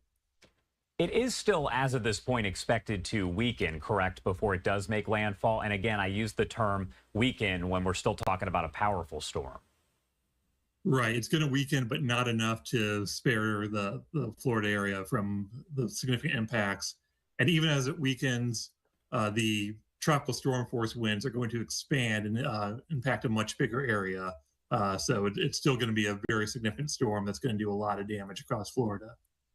Tampa Bay, that area specifically, doesn't necessarily see a direct hit from hurricanes. And at this point, I noticed that the track did go a little bit south. So the impacts, though, will still be felt in Tampa, right? And they're going to be very powerful. We have seen the trend of the track shifting south the last couple of advisories. But remember, this far out, we're 24, 30 hours away from landfall.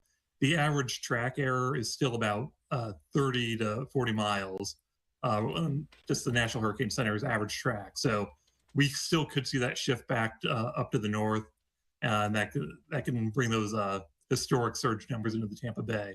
But wherever it hits will cause a significant, very life-threatening storm surge. I asked about the fact that the category itself, folks shouldn't necessarily pay close attention just to that because it doesn't really factor in necessarily the rainfall, the flooding, that sort of situation. But as far as the cone itself, should folks really be focused on that? No, the cone is showing just the uncertainty of where the center of the storm could be. The impacts can and will be felt well outside of that cone, especially what I said. The wind field, the tropical storm force wind field, is going to be expanding later today. It's going to be a very wide impacts well outside of where that cone is. Inland, places like Orlando, Florida, for instance, we've been checking in with our Fox 35 Orlando team a lot. Those areas that are far inland could still see hurricane effects, right? Absolutely. I think it's forecasted to maintain about a Category 1 strength all the way across the Florida Peninsula. So we could see those very strong winds being felt inland, in addition to the rainfall I mentioned earlier, causing flash flooding and urban flooding and river flooding that's going to last into next week. And a lot of people who were impacted by Helene, it looks like, are going to be impacted again by this storm. Yeah, I know a lot of the area is still in the process of cleaning up and recovering from Helene.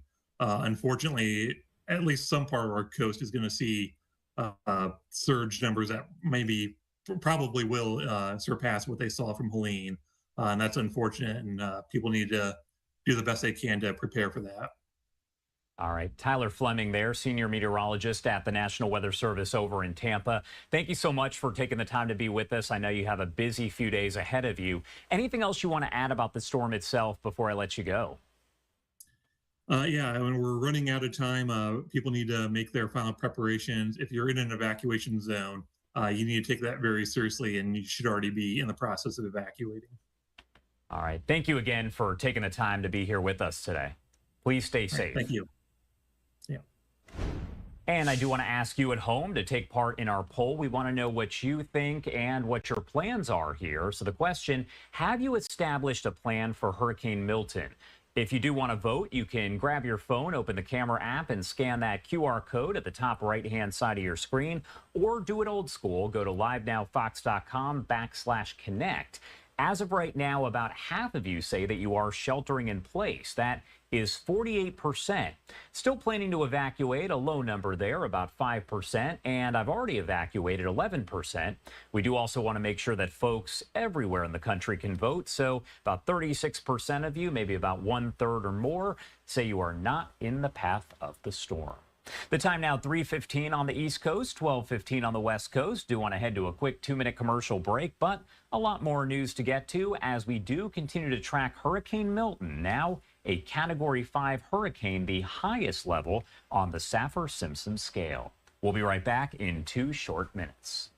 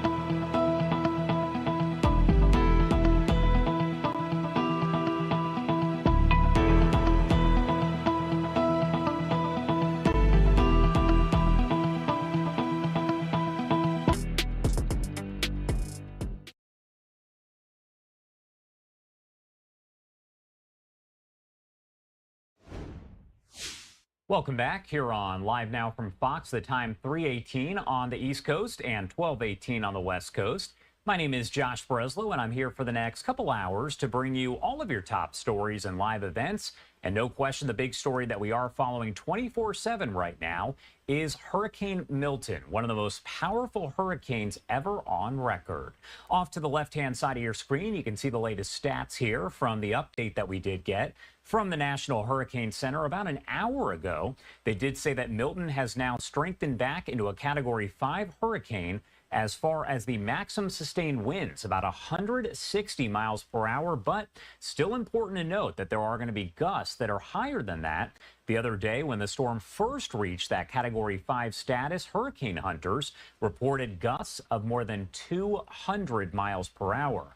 Now, landfall is expected to take place around midnight Eastern time tonight, so we're saying late tonight into early tomorrow. But it's important to note as well that the impacts of the storm will be felt far sooner than that. Landfall is essentially just when the eye moves over land, but you can see how major of a storm we're talking about as we do pop up the XRAD radar system. A live look at a very well-organized Milton right there on your screen. Very easy to see the eye in the center of that storm as it does get closer and closer to the Gulf Coast of Florida. The updated cone right there on your screen shows the system is now expected to make landfall south of Tampa. So the Sarasota area appears to be getting the worst of it. But as you heard from the National Weather Service moments ago, it does appear that, we're about 24 hours away. So the track itself could change as there are a lot of factors that are at play. Now, we are going to be checking in with our Fox 35 Orlando senior meteorologist, Brooks Garner, in a matter of minutes to give us the latest. But their live coverage, and it is going to be team coverage in a variety of locations, will start at 4 a.m. Eastern time in just about half an hour. Same situation with our Fox 13 Tampa team, so we will check in with them for their latest reports. In the meantime, though, I do want to take you to the latest comments from Florida Governor Ron DeSantis as he speaks about the severity of the situation. Again, not going to play this in full, but I do want to bring you his comments here as he explains why folks do need to evacuate if they are told to do so.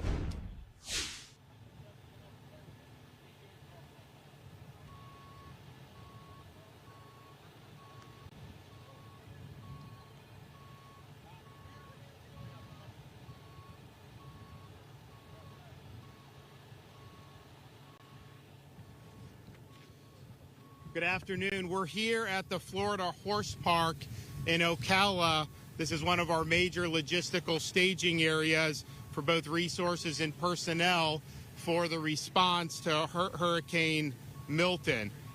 This storm is expected to make landfall on the Florida Peninsula, the west coast of Florida, sometime late Wednesday evening, maybe early Thursday morning in the wee hours is kind of where it's looking now. But it has moved a little bit slower than projected over the last 36 hours. There is still a lot of uncertainty about where exactly the eye of the storm is going to hit. I think the most recent models have it somewhere in Manatee County, just south of Tampa Bay. But I would just tell people, one, there's going to be impacts far beyond wherever the eye of the storm is.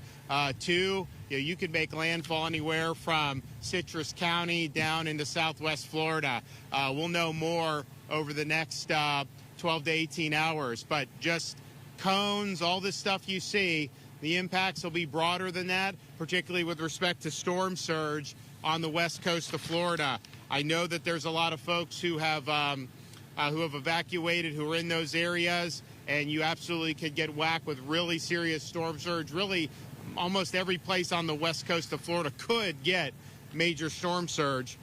Today I held a joint call with state legislative leaders and the cabinet to brief them on Florida's efforts on the storm and about our resources that are being offered and being utilized by the state of Florida. We also did a similar call to Florida's congressional delegation.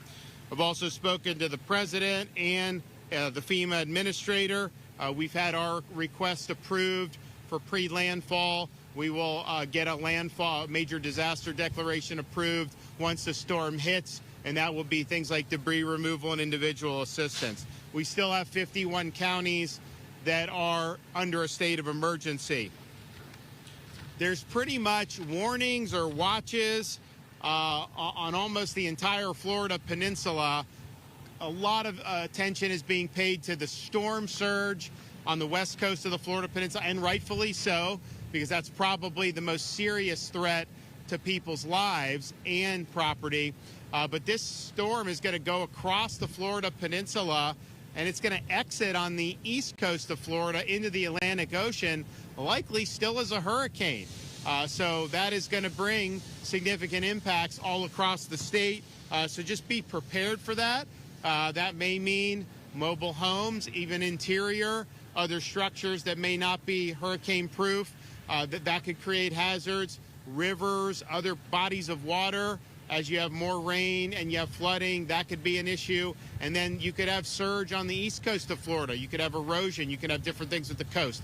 So this is not just an event about the west coast of Florida. That will be where the initial impacts and probably the most significant, but the impacts will not be limited there. So here we are at the Florida Horse Park. We have staging areas around different parts of the state. And there are different sites that are doing different things. I mean, for example, you go to like Lake City, you got a lot of the utility linemen there that are staged. We've had a lot of people staged in the Tampa Bay area for utility and other things. But this one right here is really good. I'm not saying Ocala is not going to have any impacts from the storm, but we fully anticipate be able to move people where they need to go very quickly once the storm passes. And we have different partners that the state contracts with. They have personnel. I think as you see, they camp out here. This is where they are, and then they're able to respond. We got massive amounts of equipment here. Land, air, sea vehicles, supplies, generators, equipment, bucket trucks, you name it. This stuff is here. And so this is just one of many sites that are ready to go. The reason why we do state of emergency, we did it over the weekend on Saturday. We knew the storm wasn't likely to hit until middle of the week at the earliest, because you want to start amassing these resources, and that's what we've done. I think it's been really, really important. So on this property, you got over 2,000 pieces of equipment, including a lot of pumps, a lot of generators, light plants, display boards, restroom trailers, laundry trailers, forklifts, air conditioning units, electrical equipment, water hoses, bunk trailers, and rollback trucks. 400 personnel here, including riggers, equipment operators, pump crews, and drivers. Fuel trucks are also here to be deployed as needed. Florida DEM is currently in the process of completing 1,200 missions. So far, you're looking at deploying hundreds of thousands of shelf-stable meals, hundreds of thousands of water bottles, hundreds of thousands of sandbags, a lot of tarps and a lot of generators, and many other things. And so that is being resourced to the counties. And then, of course, we also have staging areas that we'll do with our pods once the storm passes. We have utilized flood protection devices in areas to protect against storm surge. We've now deployed more than 11,000 feet of those Tiger dams. That's really important to protect hospitals, wastewater facilities, and electrical infrastructures. Of course, we've been outfitting counties for years now with Starlink internet, so that's going to be available to be used as needed. In terms of fuel, we amassed a lot of fuel before this particular emergency. We actually had it for Helene, didn't really need to use it for that. We have 268,000 gallons of diesel, 110,000 gallons of regular gas on standby. That's just from the state. You still have the fuel at the ports that are being brought in. But then we also have another 1.2 million gallons of both diesel and gas that are currently en route to the state. Now, I know there's been a lot of lines at gas stations. You obviously have an inordinate demand for fuel, much more than would typically happen. What's happening is there's long lines, the gas stations run out of fuel, but the fuel supply is available. So then they ask for more fuel to be brought. And so what we're doing is we've authorized Florida highway patrols to escort with the siren so they get there quicker major fuel trucks. So we've had 43 fuel trucks that have already been escorted by Florida Highway Patrol to deliver fuel to stations, particularly in the anticipated impact area. We're also working with companies like Circle K, Gate, Racetrack, Wawa, Shell, and Walmart to ensure fuel trucks are working 24/7 to keep fuel delivered as it comes into our ports. There's no longer fuel coming into some of the West Coast ports like Tampa and Manatee, but they've got a lot of fuel there on dockside that is going to continue to be used. And I spoke with both ports of Tampa and Manatee today, and they've got a lot of fuel. So that's continuing to happen. And then fuel has been coming into East Coast ports. That's probably going to stop soon. Maybe it's already stopped now. But again, there's a lot of fuel that's on hand that can be brought out on the dockside. And that's what we're looking to continue to see happen. Debris removal from Hurricane Helene. I think most people know the counties and the cities, they have contracts for debris removal after a storm. There was not necessarily great job all around on some of the contractors in places like Manatee, Sarasota, Hillsborough counties. We saw this debris once it was clear there was going to be some type of storm this weekend. We decided to create a state support debris mission. And what we've done is we've mandated the landfills are open 24 hours. We had one county where they didn't have anyone there manning it. We opened it up forcibly, make sure that debris can be brought in. So that's Florida Department of Transportation. They've now deployed over 300 dump trucks so that work to remove debris 24/7, and they're going to continue to do it all day today and as long as they can tomorrow before we start to feel impacts from the onset of the storm. So as of this morning, Florida Department of Transportation has removed over 1,300 truckloads of debris in a little over 48 hours. That's a huge, huge amount. Now, there was issues, so the most debris was probably in the Pinellas County beaches. You also had Manatee, the barrier islands like Anna Maria, a lot of debris. That was our initial focus. Sarasota also had a lot of debris on their barrier islands, and I guess their contractor kind of left them holding the ball. So we've now surged over 100 FDOT vehicles between Manatee and Sarasota working to step in where the contractors left off. And we're going to continue doing that again all the way until it's no longer safe to do so. We've made a huge dent in this. The more debris we can get picked up, the less damage is going to happen, whether that's floating into the Gulf of Mexico, whether it's projectiles that go into other buildings.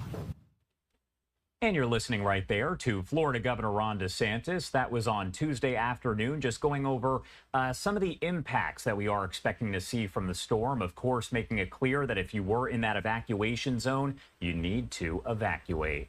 What you're looking at on the top right-hand side of your screen, that is a live look at our XRAD radar system and Hurricane Milton, now a Category 5 storm. That is the highest level on the Saffir-Simpson scale. One thing that I do want to pop up right here is actually a post coming in from producer-director at Fox Weather. This is Alexandra Hall, who says this is the first tornado warning officially of Milton just now issued for Marco Island, Florida. She sent me a radar image right there to make sure to mention that. So I do actually want to talk a little bit more about the storm itself, what we can expect from it, the impacts over in Tampa, and even over in Orlando. Let's bring in senior meteorologist Brooks Garner over at our Fox 35 Orlando station to talk much more about this. Thank you so much, Brooks. I know you have busy times ahead of you, so I appreciate you being here with us. Morning.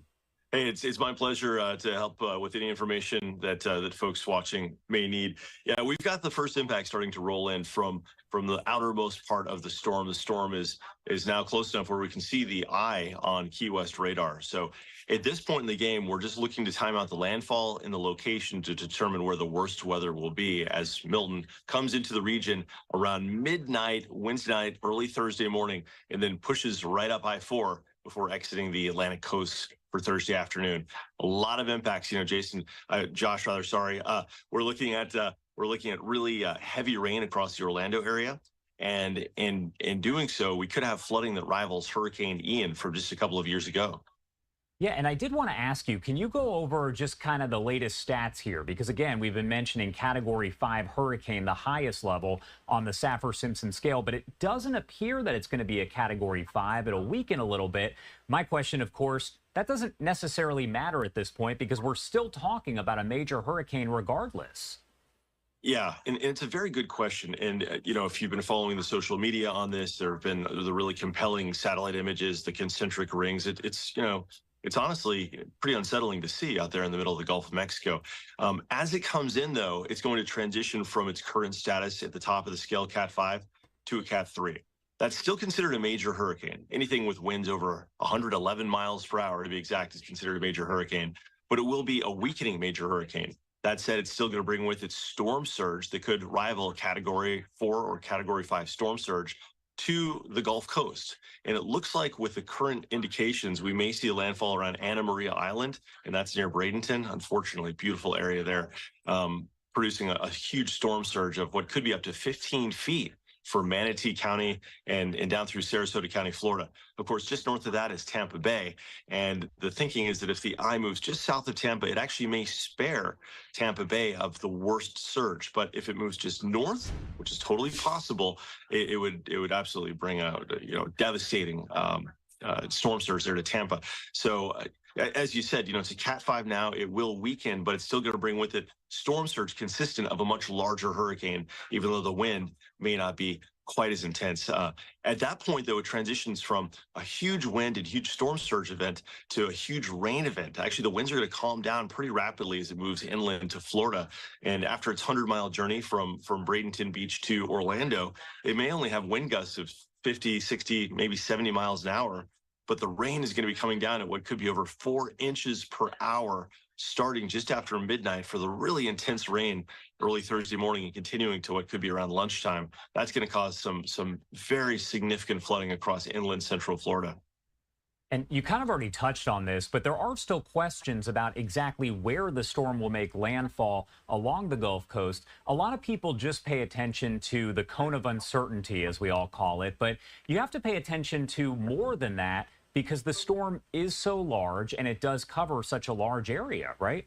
Well, that's just it. Yes, it's so easy to focus on just the cone and even more misleading, just the central line, thinking, okay, good. The center's going to miss me. It's going to be just south of me, 30 miles. But unfortunately, the storm is so big that if you're within 200 miles of the center, you're going to have severe impacts. You're probably going to lose power. There's going to be the flooding issues. And of course, on the coast, all the storm surge.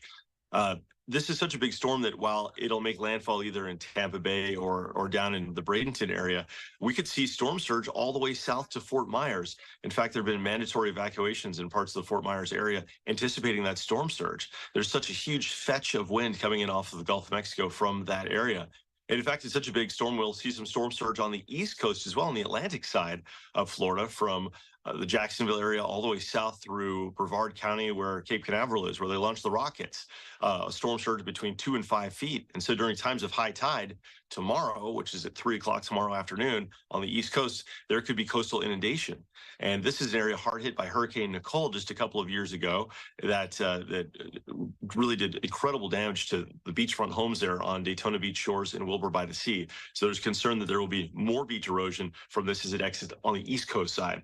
So there's so many impacts. It's not just, you know, it's so easy to have that tunnel vision of, okay, the now it's a Cat 5 and it's heading for Tampa and Bradenton, but you know the impacts are going to be so much more extensive. And even though it's weakening, it's still going to have major impacts.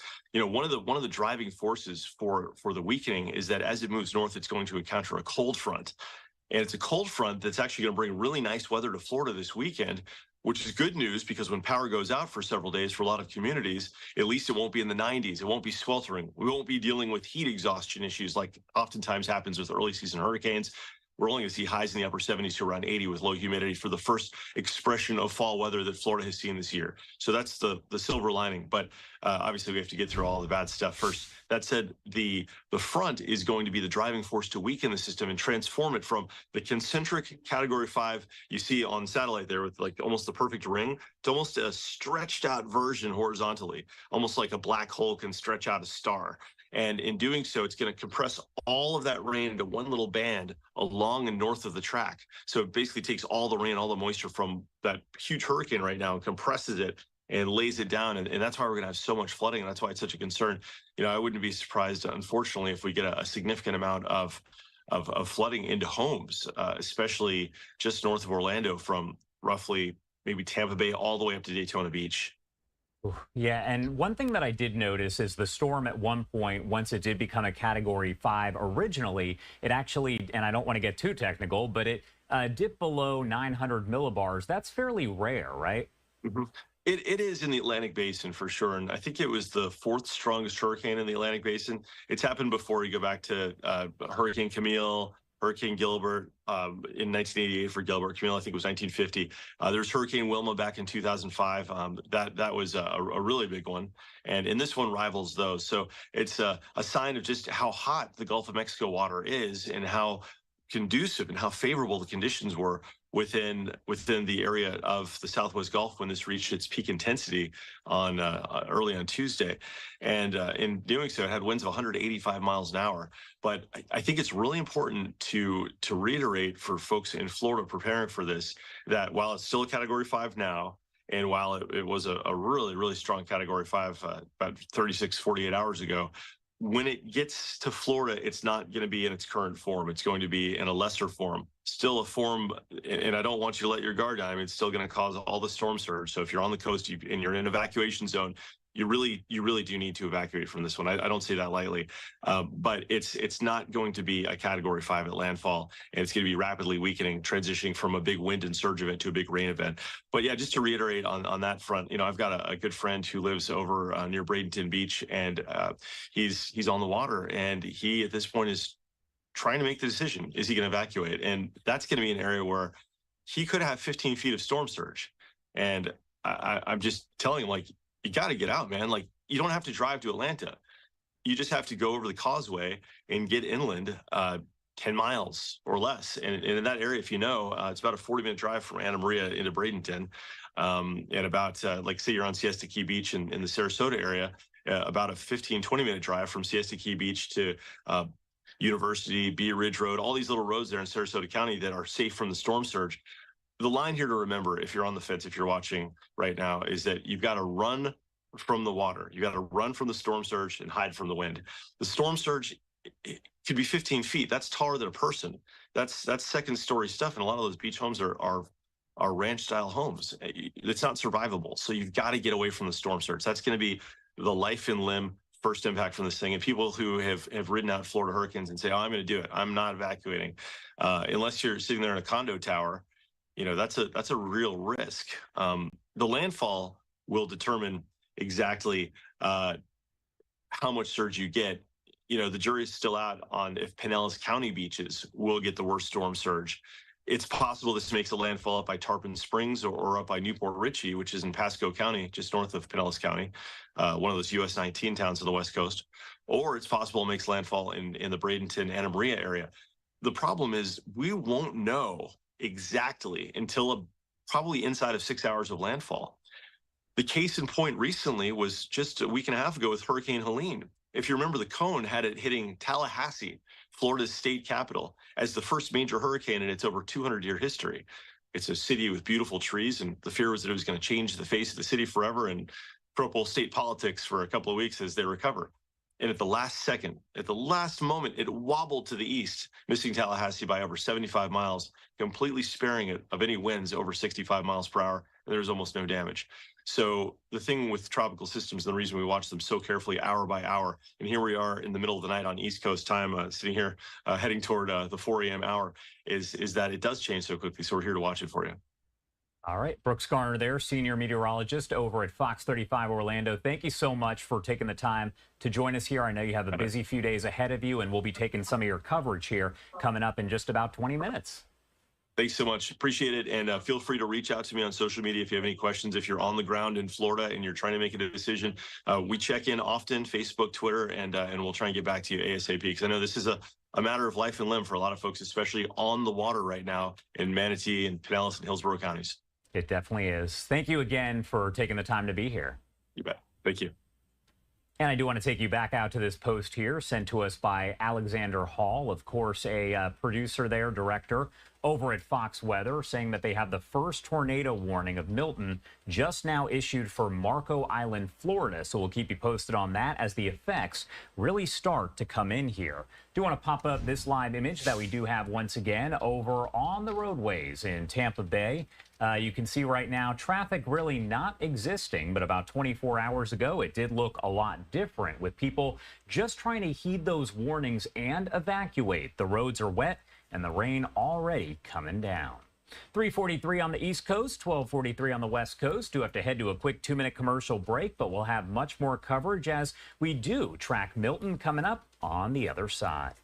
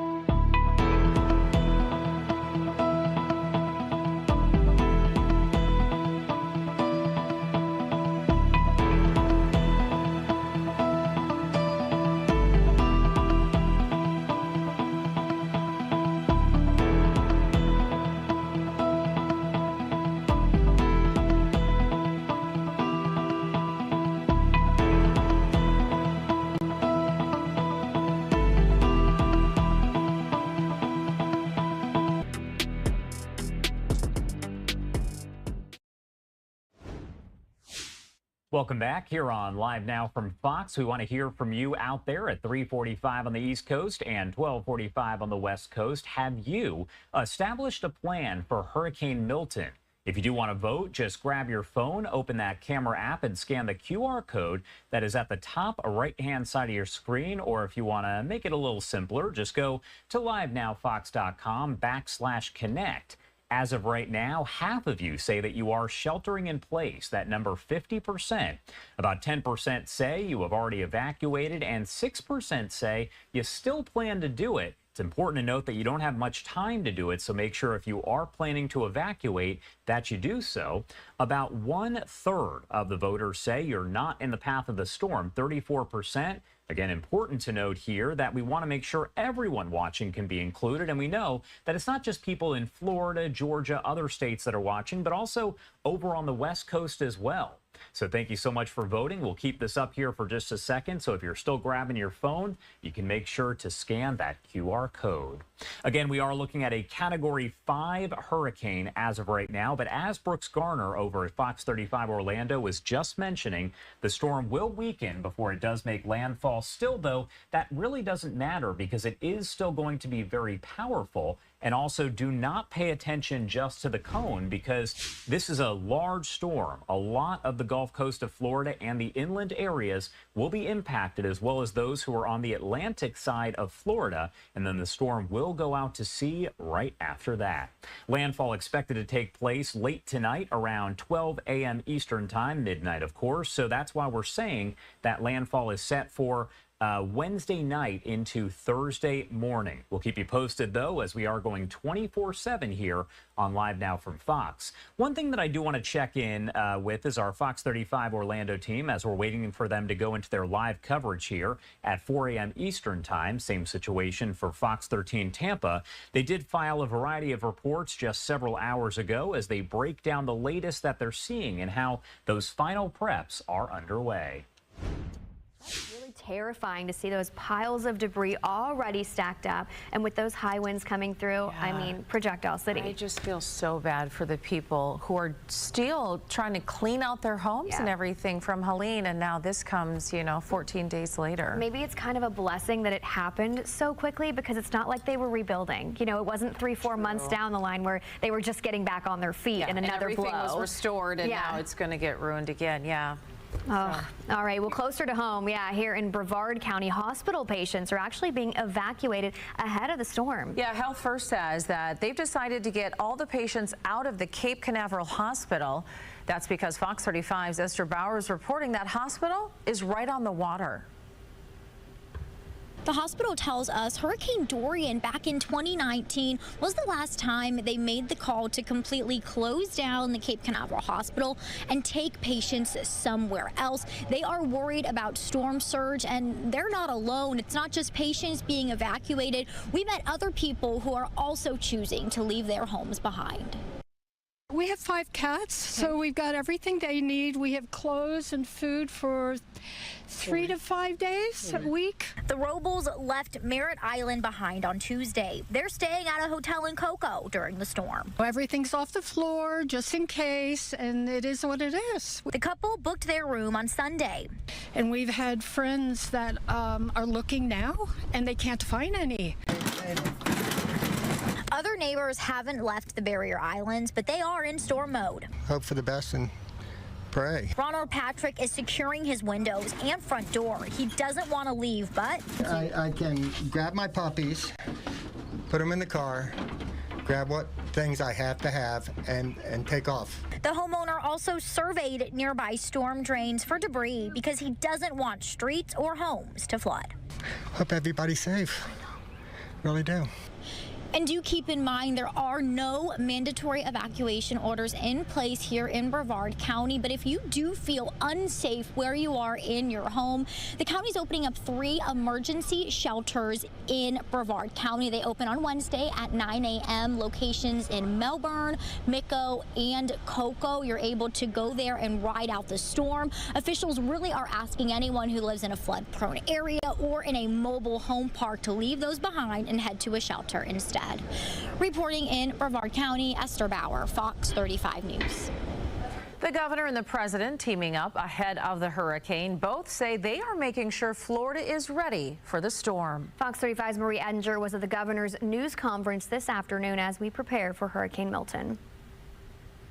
The governor spoke here in Ocala at a state equipment staging area. It's one of several in the state. This one alone has over 2,000 pieces of equipment. You can see some of it behind me. They've got generators, they've got fuel trucks, they have lights to put out. They're all ready to go at a moment's notice. That equipment is all set to go immediately after the storm passes. But as for today, you should be executing your plan now. The governor and the officials flanking him say if you want or need to evacuate, do it now. You do still have time, but the window is closing. It can be very dangerous to drive with heavy rain and high winds. Every storm season, we end up seeing traffic fatalities from people who wait to the last minute to leave. If you live in a mobile or manufactured home, or if you're in a low-lying, flood-prone area, it is never safe to stay. The prospect for devastating storm surge is high, and it has a chance to damage a lot of property and put a lot of people's lives at risk. The governor is expecting a major impact. He says this is the largest National Guard mobilization ahead of a storm in Florida's history. We have an unprecedented effort underway. I want to thank everyone that's been involved. It's not easy, especially when you've just responded to a Category 4 storm, Helene. to have it done. I know everybody's tired. Trust me, we get it. We're wearing out the Celsius at the state EOC. I mentioned some of the equipment here at this particular staging site are fuel trucks, and the state has a plan to get those in place as quickly as possible. So they said that if gas stations run out, they just give these fuel companies a call. The state will send an escort from the Florida Highway Patrol to make sure that gas gets to where it needs to be as quickly as possible. In Ocala, Marie Ettinger, Fox 35 News. A big thank you there to our Fox 35 Orlando team. We do expect that they are going to go into their live coverage alongside Fox 13 Tampa and Fox Weather in just a matter of minutes, so we will take you to that live team coverage. Let's head to a quick 2-minute break, but we'll be right back on Live Now from Fox.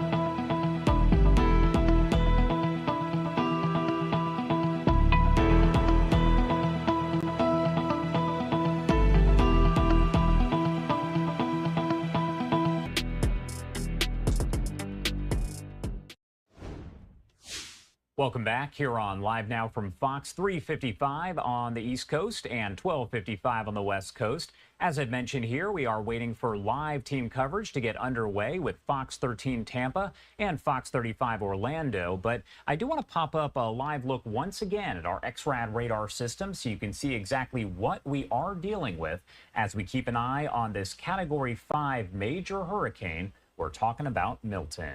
Now, we were talking with senior meteorologist Brooks Garner at Fox 35 a short time ago, but we also just got an update coming in from Jessica Dobson. She is a meteorologist at Fox 35 as well, and I do want to play that for you here as we await their live coverage getting underway. Report from Fox 35 News, tracking the tropics.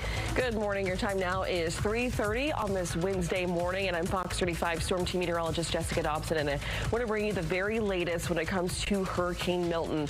And as of right now, it is a Category 5 hurricane, winds of 160 miles per hour, and that is of the latest update from the National Hurricane Center as of around 2 o'clock in the morning. Looking at the latest satellite view, we can see that, yes, it does still have a very well-defined eye wall, but it is starting to show signs that it's becoming a little more non-symmetrical. So that's going to mean it's starting to weaken a little bit, at least showing signs of that. Still, though, a very powerful hurricane, and it's going to be bringing a lot of impacts as it works its way into the west coast of Florida, which, speaking of, we want to bring you the latest track because it does show that it weakens down to a Category 4 hurricane, downgrades all the way down to a Category 1 hurricane, likely as it's making its way across central Florida. That being said, it likely is going to be making landfall around a Category 3 strength. So that is going to be bringing with it storm surge, strong wind gusts, as well as the risk of flooding. Those are all going to be possible possible across the west coast of Florida. Now, the forecast cone, it is a lot further south than what we saw a little bit earlier, even just this morning and last night. So that's going to help to really spare parts of the Tampa Bay area in terms of the worst of the storm surge and in terms of the Bay specifically. So that is good news regardless. They're still going to be expecting some pretty gusty winds along with that storm surge. For us in Central Florida, our impacts will begin likely around, I would say, 9-10 o'clock Wednesday night, and then only are things going to go exponentially up from there in terms of just how things are deteriorating as far as conditions go outside. As we get closer towards around Thursday night, that's when we'll start to see a lot of improvements in terms of overall conditions outside, and that's when we're going to be expecting things to really start to turn up when it comes to how things are looking. But when it comes to our Milton alert, so this is going to be our watches and warnings, we do have hurricane warnings and tropical storm warnings in place. The bright pink colors you see, this is where we have those hurricane warnings in place. That is going to be for all of Central Florida. That's where we could expect wind gusts as high as around 75 miles per hour. Flash flooding is going to be one of the primary risks that we expect with this system, and that's going to be something we'll touch base on here in a moment. And then also we're looking at high wind gusts. I mentioned those wind gusts as high as 75 miles per hour. And then on top of that, we also have the risk of a couple of tornadoes. That tornado risk is actually going to increase quite a bit as we head to this afternoon and evening. So we mentioned rainfall totals. Really, realistically, we could see some totals in upwards of 15 plus inches, especially in this white area, this white swath. So that's going to slice right through Deltona. That's going to slice right through Volusia County into northern Lake County, Seminole, northern Orange County, and then also down through southern Sumter counties. So that's where we have the best chances of seeing the highest of the rainfall totals. And so far, this is where the center of the track is. Again, that could shift and still change a bit as what we have been seeing here over the last couple of days, really last couple of hours. But we are going to be seeing the heaviest of the rain take place to the north of the forecast track. That is where we have the best chances of that taking place, which does include parts of the Tampa area. In Orlando specifically, we could see upwards of around 8 to 10 inches. And the problem is a lot of rain is going to fall over a very short span of time. So between Wednesday night and very early Thursday morning, that's when we could be expecting the majority of the rain to take place, and that's only over the span of around 6 to 8 hours. That could lead to some big problems when it comes to flooding and flash flooding specifically. So that's why we do have this high risk of flooding. That is going to be a rare high risk of that all across Central Florida, and this is issued by the Weather Prediction Center, and they issue those ahead of time to let us know, hey, just keep a heads up that we are going to be expecting some pretty substantial flooding across this part of the country. And for today, unfortunately, and tonight, that is going to be for Central Florida. So let's talk wind, because that is going to be a possibility for us. We have the peak wind gusts of around 75 miles per hour likely taking place around the Orlando area, and upwards of 110 miles per hour will be possible closer to Tampa, and then closer towards around 55 miles per hour will be your peak gusts, I think at most, for areas further to the north. So that's what we're going to be expecting in terms of the peak wind gusts, which again, it is still going to be an impact for us. So you'll notice 65 miles per hour plus is going to be expected for the Orlando area, up to 110 or higher than that for Tampa Bay, around 45 miles per hour closer to the Gainesville area. Now, when it comes to these strong storms, these embedded storms that are going to be within these bands, we do have a pretty good risk of seeing severe storms, meaning weather-warned storms, tornado warnings specifically, because of rotating thunderstorms that are going to be embedded in the lines and the bands that are going to be pushing through. This will likely start later this afternoon and last through the evening hours. So the areas in orange are where we have the best chances of seeing any of the tornado action. This is going to be the most favorable environment when it comes to seeing any sort of severe weather involving, rotating thunderstorms. So it's really important that you have a way to receive weather alerts and weather warnings, especially as we head into tonight while most people are going to bed. So really these look to take place starting at around 4 or 5 o'clock in terms of that tornado threat, and last probably after midnight. So just keep that in mind. That does include Orlando, Bithlo, all of Osceola County. Really a good chunk of us have that risk of seeing tornadoes. We actually already had a couple of warnings of closer to South Florida, closer to the Fort Myers area. That is 3:35, almost 3:36. We'll send it back to programming. Be sure to stay with us for the latest. All right, a big thank you to our Fox 35 Orlando team. We'll be checking in with them throughout the day, but I do want to take you out live right now to Fox 13 Tampa, as they are providing the latest update, and they will have an array of live reporters coming up in a matter of minutes. Let's pop up the audio. Is going to encounter as it gets closer to the coast.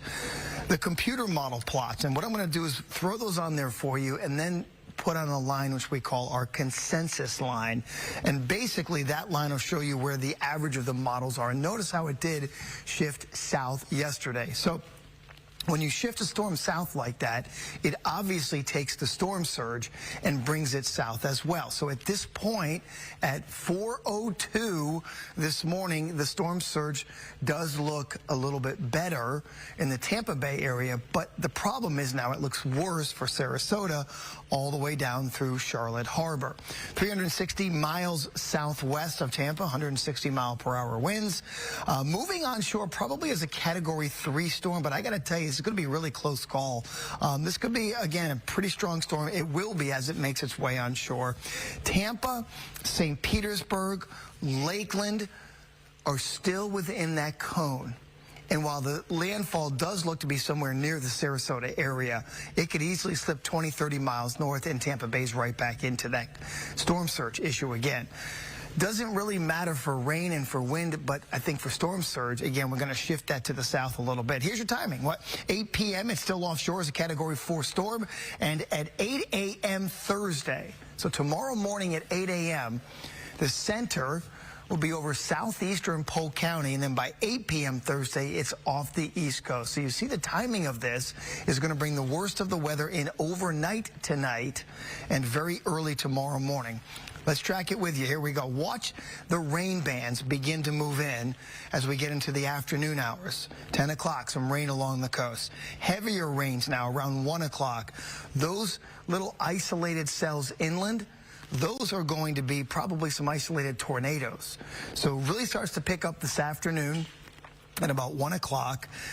Then by 5 o'clock, now we're getting in sort of the core of the rain. Here's something that I want people to realize. The northern part of this storm is going to be a lot wetter than the southern part. So while Tampa Bay may not get the storm surge, and it may be south, Tampa Bay is going to get 10 inches of rain.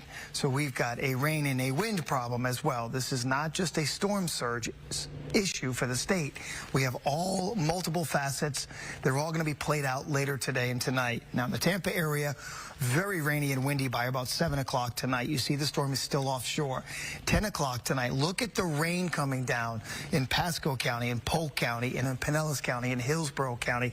The storm is still offshore at 11 o'clock. And this is when we're going to have the strongest winds in the Tampa area of 11 o'clock, midnight, 2 o'clock. Notice at 2 o'clock, Polk County, look at that heavy rain continuing. Southern part of the storm doesn't have a ton of rain because that's the part that's going to get sheared as it's moving onshore. And then everything works its way out. And then by 11 o'clock tomorrow morning, maybe around lunchtime, sun's coming back out and the winds are dying down. So again, most of the activity is going to be tonight. I'm going to walk you through step by step, county by county, coming up in a couple of minutes as to what you can anticipate. And we'll do that in just a few. And Gesundheit, Walter. It's a trifecta. Okay, Gesundheit. I'm allergic to Milton, apparently. Yeah. Thank you, Dave. Hillsborough County mandatory evacuation orders issued in zones A and B in all mobile and manufactured homes. And officials hope residents listen to that advice. Fox 13's Kelly Cowan live in Tampa with the latest. Good morning, Kel. Good morning to you. Yeah, a lot of people kind of deciding whether or not to go if they are on the cusp. But in certain neighborhoods that know that they experience really bad flooding, they pretty much are heeding the call. They know that they got to go. We're in part of South Tampa where we're just seeing a lot of debris still out at the curbs. And this is a big concern all over Tampa Bay where certain neighborhoods experience very bad flooding and you still have debris that's waiting to be picked up. And time really is running out at this point. Now, the city of Tampa is going to collect their trash on their normal schedule until 3 today. They're also going to be picking up storm debris as well. They're getting to whatever neighborhoods that they can at this point, but officials are warning that not all neighborhoods are going to receive service before the storm. So if possible, they are asking neighbors to move and secure any of your storm or yard debris.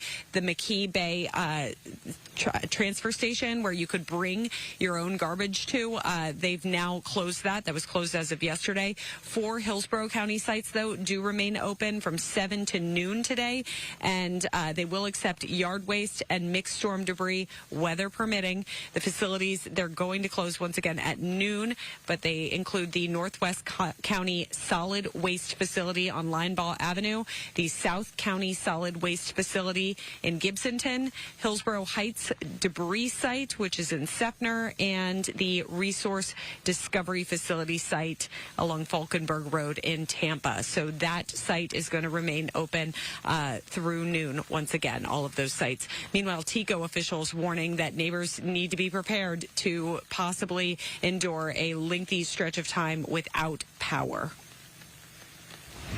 To give you an idea of how seriously we are taking this storm, this is the largest deployment of utility workers Tampa Electric or TECO has ever taken to help with the restoration effort.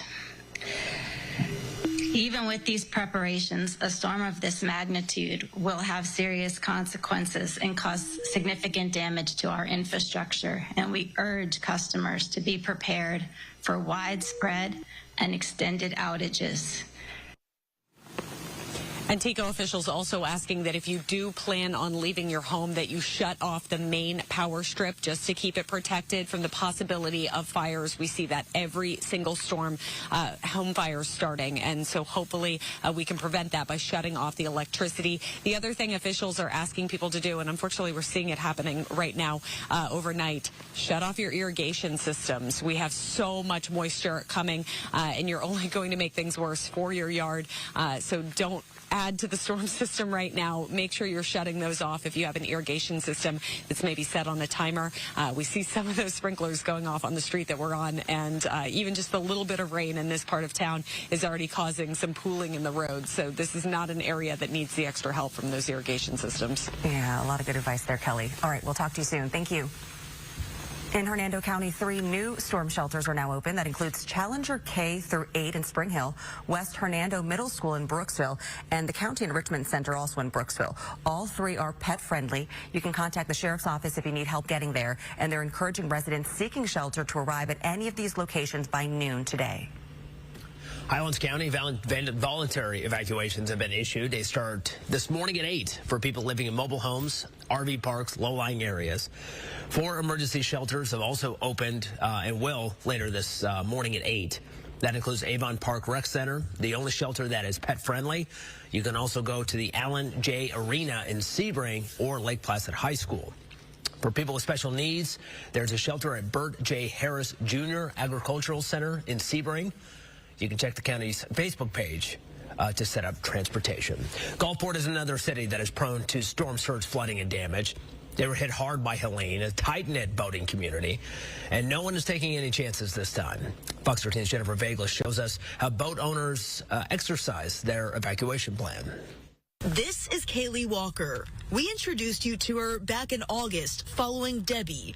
And this was the sailboat she weathered the storm inside. I lost my boat, and that was my home. Now, with a new boat docked at the Gulfport Municipal Marina, ahead of Milton, trauma is resurfacing. What happened with Debbie was enough to make me, this thing petrifies me. I can't eat, I can't sleep, I can't think right. She and most other Gulfport boat owners aren't taking any chances this time, securing their vessels and evacuating further inland. Thinking about people being on their boats for this storm, I have us really, and it's dark to say, but I think they should be writing their Social Security on their bodies. And on land, just a block away, this is what some streets still look like. It looks like a war zone, and a lot of it has been taken away, and the sanitation department is doing all they can do. But still too much of a hazard for Patricia Garrison, her 96-year-old mom, and dogs to stick around. It's just horrible. We were just driving around, looking at it and thinking how much worse it could be. They, like most of the city, aren't staying to find out. We've got a big one coming. Instead, leaving buildings boarded up and sandbagged in hopes this time Mother Nature will take it easy. Jennifer Vaglis, Fox 13 News. All right, still ahead on Good Day. Much more team coverage of Hurricane Milton. We'll go to Pasco County, where a massive debris pickup got underway before the storm's arrival. A big thank you there to our Fox 13 Tampa team. We'll be checking in with them all throughout the morning, as well as our Fox 35 Orlando team. And not just this morning, but we're going to be on it this afternoon, evening, and overnight, staying on 24/7 to make sure you get all that coverage as the storm does inch closer and closer to that landfall. Now, it is important to note that landfall is expected to take place somewhere along the Gulf Coast around midnight Eastern time. So that's going to be late tonight into early tomorrow morning. I do want to pop up this video there that is in the bottom right-hand side of your screen. This is actually coming in from the hurricane hunters just moments ago. They say views of our mission into Hurricane Milton, which re-strengthened to a Category 5 hurricane Tuesday. They are providing links to the latest information, but we got you covered right here. Hurricane Milton right now is a Category 5 hurricane with maximum winds of 160 miles per hour, but gusts are going to be much, much higher. Do want to head to a quick 2-minute commercial break, the first one of the hour here at 4:13 on the East Coast and 1:13 on the West Coast. You're watching Live Now from Fox. We will be right back.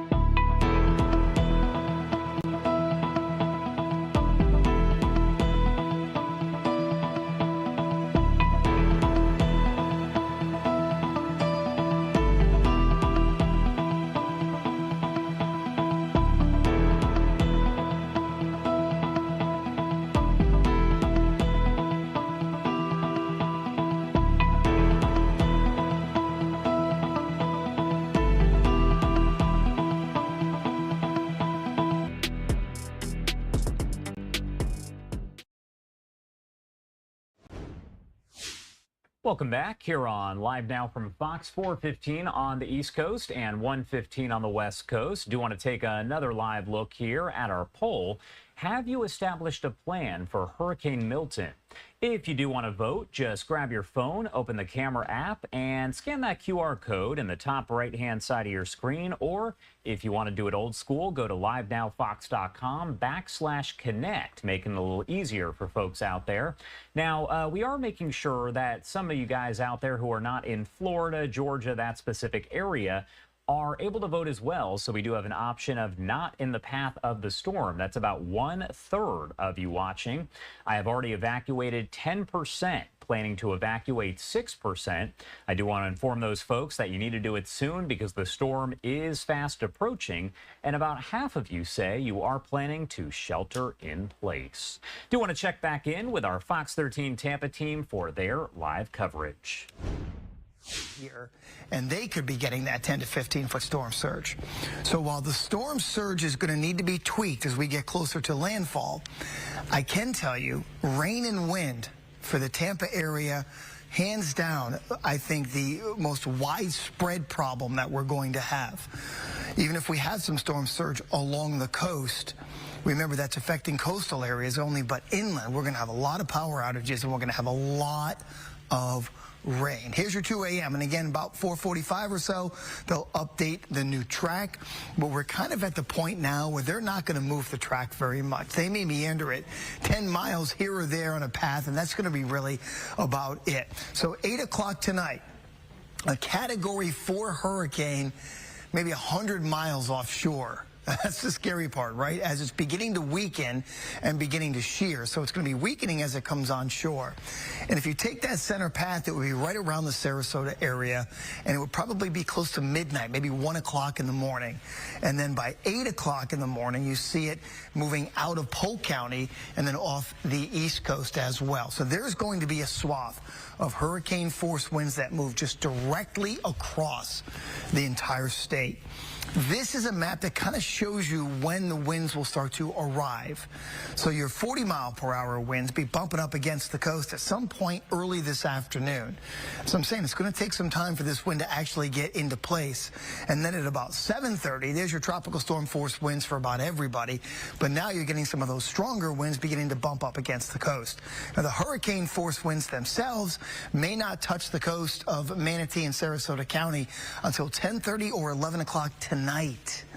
Okay, and I know everybody's like, it's Wednesday, what's going on? There's not much is going to happen during the daylight hours today. It's all going to happen tonight and early tomorrow morning.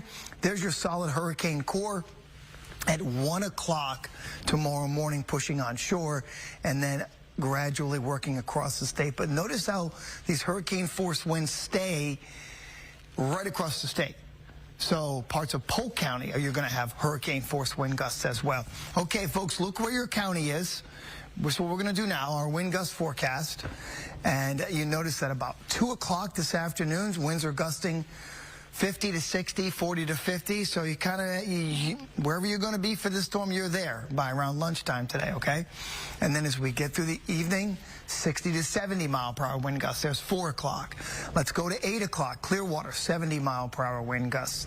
70 in St. Petersburg. Here comes your core of the storm from the southwest. At this point tonight, most of our inland locations, 50 to 60 maybe wind gusts with some heavier rain.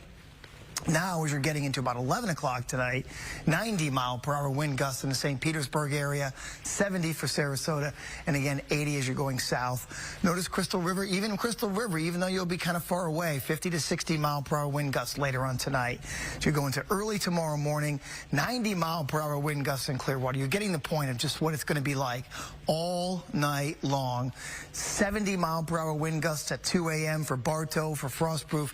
This is why I'm telling you, this is more of an event early tomorrow morning than it's going to be for this morning as well. The winds will not stop gusting to tropical storm strength until sometime tomorrow morning. Now, here's one other aspect of the storm, and I really want people to understand, because our focus is storm surge, storm surge. The freshwater flooding from this event will be huge, especially north of the I, and that means Tampa, that means Pasco County, that means northern Polk County, that means Orlando. These areas are going to get hit very, very hard. Look at the rainfall forecast. Watch as this rolls through between now and, 4 a.m. tomorrow morning. 9 to 10 inches of rain in the Tampa area. Lakeland, 9 to 10 inches of rain. I've got Dade City, 8 to 9 inches of rain. Notice to the south, 2.5. The northern part of this storm is going to be a lot wetter. One more aspect, and then I'm done for now.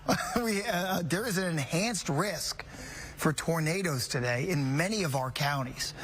With landfalling hurricanes, you get tornadoes. And typically, I see just a slight risk, but we're under an enhanced risk, which means we will likely later today and this evening be getting those spin-up tornadoes as well. Look at the rainfall totals, which could exceed 8 to 10 or 12 inches in and around the Tampa area as well. So I want people to realize and understand that while the storm surge threat maybe shifting south.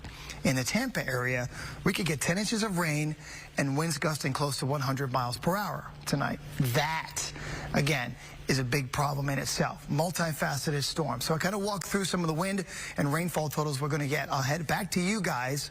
I've gone well past my allotted time. But that's okay, because guess what? We're going to be here all day and all night and probably all tomorrow morning as well. So good day's on until what, 2 p.m.? Oh, we got until 2 today. Yeah, good day. And then the Nightsiders will take it over. Well, no, we're just going to go into the good afternoon. Yeah, exactly. And coming up, while waiting and watching for Milton, crews work to clear debris off the streets in Pasco County. All right, that is our Fox 13 Tampa team. We're kind of playing ping pong here, as we do have Fox 35 on all of this as well. We know that Orlando will also see the impacts of the storm. Let's pop up the audio and listen in. The data they collect, though, will go towards the projections that come out as Hurricane Milton closes in on Florida's Gulf Coast. Very important work they are doing. And I know we do want to bring back our Fox 35 storm team meteorologist, Brooks Garner, Jessica Dobson. Brooks, I know that you flew in one of those Hurricane Hunter planes, so you know exactly what they're doing and what they are trying to achieve by going in the eye of the storm. That's right. It's not just for bragging rights. They're dropping instrumentation into the worst of the storm, bringing the weather data back, and that helps the Hurricane Center make better forecasts and make that cone, that forecast cone, more accurate. So it's really important data, and it's a bumpy ride. There's always that cost benefit, but there's a big benefit. A lot of risk, though, involved in it. Yeah, definitely. And speaking of the forecast cone, we'll touch base on that in just a moment, but I do want to show you the latest when it comes to just the stats overall of Hurricane Milton. It does have about 160 mile per hour wind gusts. We can see it's still pretty organized. When we look at our overall satellite view, we can still see that well-defined eye wall with a lot of lightning around it. So it is set to weaken, though, slowly into a Category 4 here over the course of the next couple of hours, potentially as early as late morning. We'll be expecting that to drop down to about a Category 4 strength. But as it works its way towards landfall, that's going to be taking place very late tonight and then the early morning hours of Thursday morning. So likely while most people would normally be sleeping around roughly midnight, it would be making landfall in upwards of 1, 2 in the morning. And we'll start to really feel those impacts as it's approaching and making landfall around 10, 11 p.m. So that's when we're going to be looking at the increasing wind gusts and the heavy rain. But I will say, with the latest shift in the forecast track, we've been noticing this more southerly trend. And as we know, as we've been saying, there's still a good amount of wiggle room when it comes to the forecast and how much it's going to shift either further north or south. But the latest trends have been south, which would help to spare Tampa Bay from the worst in terms of the overall impacts, especially storm surge. But regardless, they are still going to be expecting a lot of wind. They're still going to be seeing, especially near the barrier islands there, when it comes to Bradenton, they're still going to be seeing a lot in the way of storm surge in that part. But when it comes to Central Florida, we'll likely be seeing the center and the core of that storm work over Central Florida through about 8 o'clock Thursday morning. And then by roughly 8 o'clock Thursday evening, so Thursday afternoon, Thursday evening, we'll slowly but surely see the storm exit, and we'll start to see a lot of improvements as far as conditions go, just generally speaking, outside. And speaking of, let's talk about some of the rain that we do have already unfolding this morning. And this is, yes, a part of Hurricane Milton. So these are the far outer bands that are starting to move in, and they have brought a couple of tornado warnings to far South Florida near the Fort Myers area. We had a tornado warning a little while ago, and same for Miami-Dade County there. That's going to be south and west of Miami where the specific warning was taking place. Those since expired. Looking locally, though, at our own Fox 35 Storm Tracker radar, we can see certainly some steady rain moving in, especially northern parts of Seminole County, now approaching southern Volusia. It's kind of off and on steady rain, and we're likely going to see this grow in intensity over the course of today. But looking a little further to the south, we can start to see a little bit better in the way of some of the rain that's going to be approaching, again, from the outer bands of Milton. That's going to continue to increase in terms of our rain and coverage, but also you can start to see the center of the eye wall there as well. We're going to likely get a better view of that as the storm continues to approach over the course of the rest of this morning. So let's talk about the rain and how much we're going to be expecting, at least in terms of the timing. Brooks is going to be breaking down just how much rain we're going to see, but when it comes to the timing, we'll still be seeing these off and on outer bands over the course of around 1, 2 o'clock. Things, though, really start to take off as we get closer towards around 2, 3, and 4 o'clock. That's where we could see the potential of a couple of these isolated cells that are going to get going, and that could lead to some tornado warnings and the tornado potential. That's going to be, again, taking place by about 2, 3 o'clock today. By around 6 o'clock. So we fast forward, these clusters are going to continue, and they're growing more widespread, a little heavier as landfall is approaching. That's when winds will continue to pick up as well. Looking ahead towards 10 o'clock, you'll see that we really start to see more of that heavy rain begin to filter in, especially for areas, I would say most of Osceola County is going to be included in this, but really the heavier rain is going to be taking place just north of there, really riding right along the I-4 corridor and points north. And this shows that pretty well by roughly 3:30 in the morning. We're looking at landfall approaching at that point, and we're going to be seeing wind gusts really pick up, especially on the back side of this. We mentioned this a little yesterday. That's where we could see quite a bit in the way up, some of those strong and gusty winds. But Brooks, let's break it down for the latest when it comes to those threats and impacts. Yeah, absolutely. Thank you, Jessica. I hate to see that landfall there on the Gulf Coast. Looks like it's going to be a real close shave to Tampa, and there's going to be losers either way, whether it's Tampa Bay or it's Bradenton, Anna Maria. Well, the big threat for the Orlando area inland from the Gulf Coast from the system will be the flood threat, and that peaks tonight and tomorrow, and it could rival that of Hurricane Ian just a couple of years ago. In the purple coloration there, that fuchsia color, we are in a very high mode for the possibility of flooding, and this is why.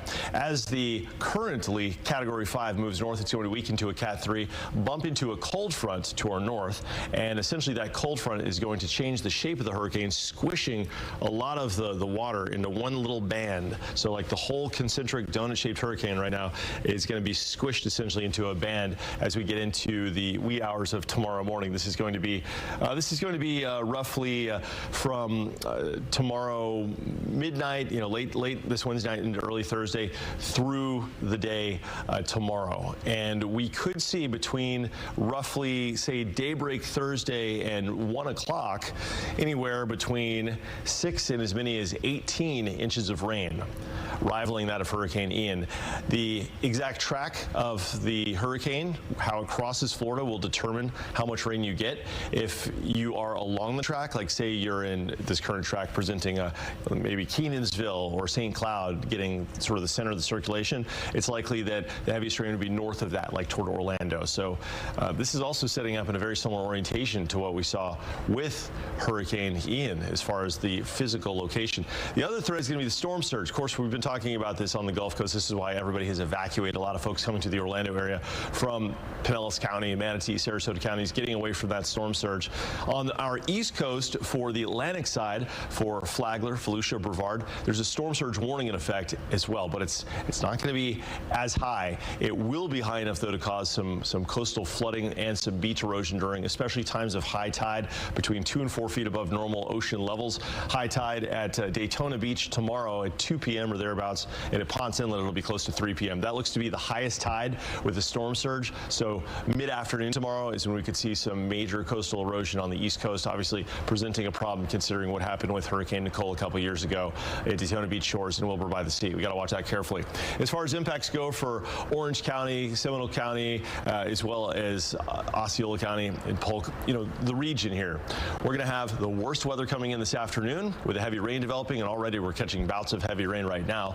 But at that point, there will be a tornado threat. Then we get the flood threat after midnight into the wee hours of tomorrow. And then, of course, the wind gusts of hurricane force that could knock out power tomorrow morning. All right, Jessica, looks like the worst of the weather here in Orlando rolling in after midnight tomorrow. All right, a big thank you there to our Fox 35 Orlando team. We're going to be ping-ponging and checking in with them and Fox 13 Tampa for their live team coverage. The time now 4:30 on the East Coast and 1:30 on the West Coast. Do want to remind you of the latest stats here as we are at that half-hour mark.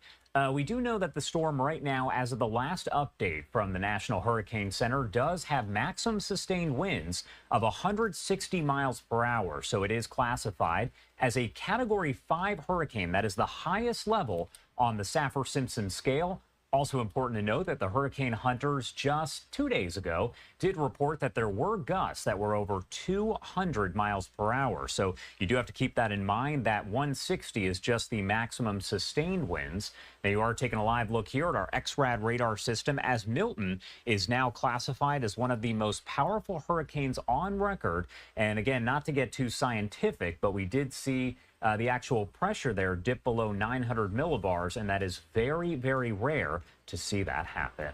Do want to head to a quick 2-minute commercial break, but on the other side, we'll check back in with our Fox Tampa team for their live team coverage. You're watching Live Now from Fox.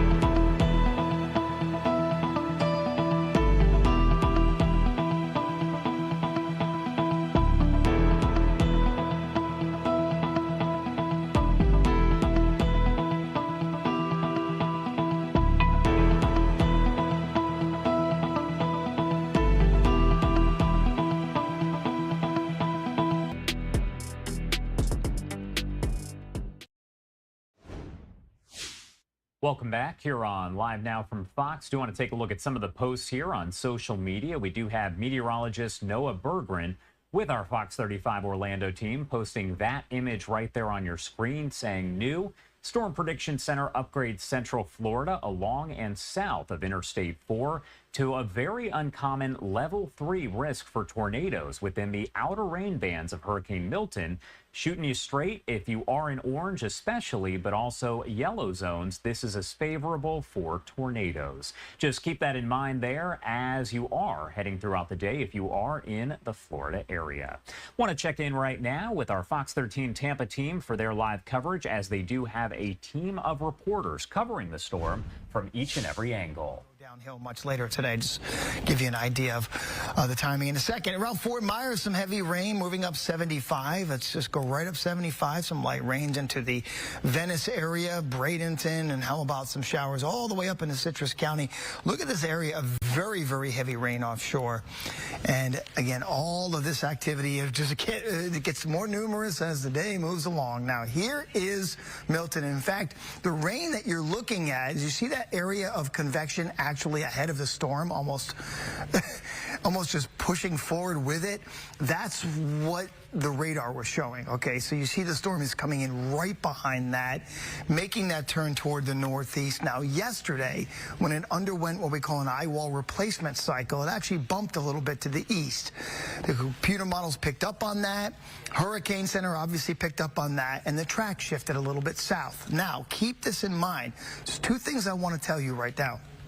This is not just a storm surge event. This is a massive storm surge event. I will take nothing away from that. And wherever that center makes landfall, to the south, you're looking at a 10 to 15-foot storm surge. But to the north of where this storm makes landfall, incredibly heavy rains, flash flooding is expected, and that I'm looking right at the Tampa area for. So from Tampa to Orlando could get 10 or more inches of rain. Now you're talking about a major hurricane making landfall, possibly near Sarasota, and to bring with it that 10 to 15-foot storm surge. That's the forecast track. Notice at 8 p.m. tonight, it is still not on shore yet. This is not going to make landfall till around midnight or after tonight, and then slowly work its way across the state by 8 a.m. tomorrow, southeastern Polk County, and then toward the East Coast. Tampa, Lakeland, St. Petersburg, Bradenton, gosh, even around Venice, we're all still in that cone. So while that middle path and the projected path kind of brings it right into Sarasota, just a flip to the north of 20 miles or south will make a huge, huge difference. So this is, we're really kind of on the cusp here, and we're going to have to watch this minute by minute. So watch. Here is the projected path from the Fox model. And this is what I want to show you. Watch the rainfall in the Tampa area. 1 o'clock, 5 o'clock, 7 o'clock. It just gets heavier and heavier. Look at the south side of the storm around Fort Myers. Not a lot of rain down there. This is going to be very heavily loaded on the northern side, which is exactly where we're going to be from Tampa north. That's where the heaviest rains are going to be. So while the strongest storm surge may be Sarasota south, the heaviest rains are going to be to the north. You're trading one aspect of this storm for the other. Here's 11 o'clock. Look at that. Look at the rain. It's all to the north.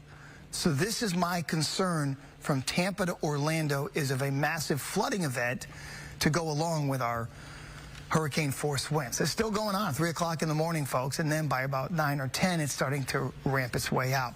We'll talk about some numbers, what we can think wind gust-wise and rainfall-wise coming up in a few minutes. But know right now, the rain is beginning to move in, but the wind will not be around until beginning later this afternoon if you had to get something done this morning, okay? All right, Dave, thank you. For the second time in less than 2 weeks, the Bay Area bracing for a storm. Fox 13's Matt McClellan live in Sarasota at the Ringling Causeway Bridge with the latest conditions there. Hey, Matt, good morning. Hey, good morning, Jen and Walter. Yes, this is the Bayfront area, the Causeway Bridge just behind me. This area, of course, overlooks Sarasota Bay. In this immediate area, obviously, we haven't seen any people that are not police, but there are lots of areas that are taped off with that yellow caution tape. Just to remind anybody who may be here, this is not going to be a safe area for you to be. And then, of course, you've got the flashing red and blue lights there, letting folks know, and there's a sign letting folks know that the causeway is going to be closed. So no access right now, of course, to Lido Key, St. Armand's Key, and Milton is forecast, as we just heard from Dave, to make landfall over or near Sarasota tonight or early tomorrow. The second time in less than 2 weeks, these coastal communities are bracing for a hurricane. This is one even more dangerous than the last. To our south on Siesta Key and further south in Venice, businesses and homes, they are sandbagged, they are boarded up. Both areas saw flooding during Helene, of course, and the storm surge from Milton could be much worse. For residents like Fred Shue working to rebuild from Helene, it is difficult to imagine, but the area, he says, has largely been spared for decades. Dude, it's Mother Nature. We have had 45 plus years of good luck. I never would have thought it would go away in 2 weeks after all that time, but that's just the way it goes. Yeah, that good luck's got to run out sometime. As we were just showing you live, nobody's allowed to get onto the barrier islands in Sarasota County now. You can still leave, and you should still leave, because this is an evacuation. Those barrier islands are an evacuation zone with water shut off to areas like Siesta Key. Safety officials gave an update, Jen and Walter, here in Sarasota County last night. And in that update, they said that this incoming storm surge, of course, is so incredibly powerful. It's going to move over the barrier islands before reaching the mainland where we are, and then going multiple miles inland, that storm surge. So nothing to play with. It's just kind of a waiting game these next 24 or so hours. We've already learned the power of water. I mean, people need to heed the warnings, get out if they can. All right, Matt, we will talk to you soon. Thank you. In Manatee County, the city of Bradenton preparing to see high storm surge, and the city isn't wasting any time preparing. Manatee County ordered evacuations of A, B, and C zones, pushed to get as many people out of the storm's path as possible as the storm takes aim here. Meanwhile, the city of Bradenton has been preparing for days, getting pumps to high flood areas, opening shelters, and picking up storm debris from Helene. Now, officials say now it's just a sit and wait situation. We just finished moving thousands upon thousands of pieces of evidence from our downtown police department because our department is not rated above a 2. Most homes in this region are not rated 3 and 4 and 5, and so they're telling you that this hurricane could be a Category 5.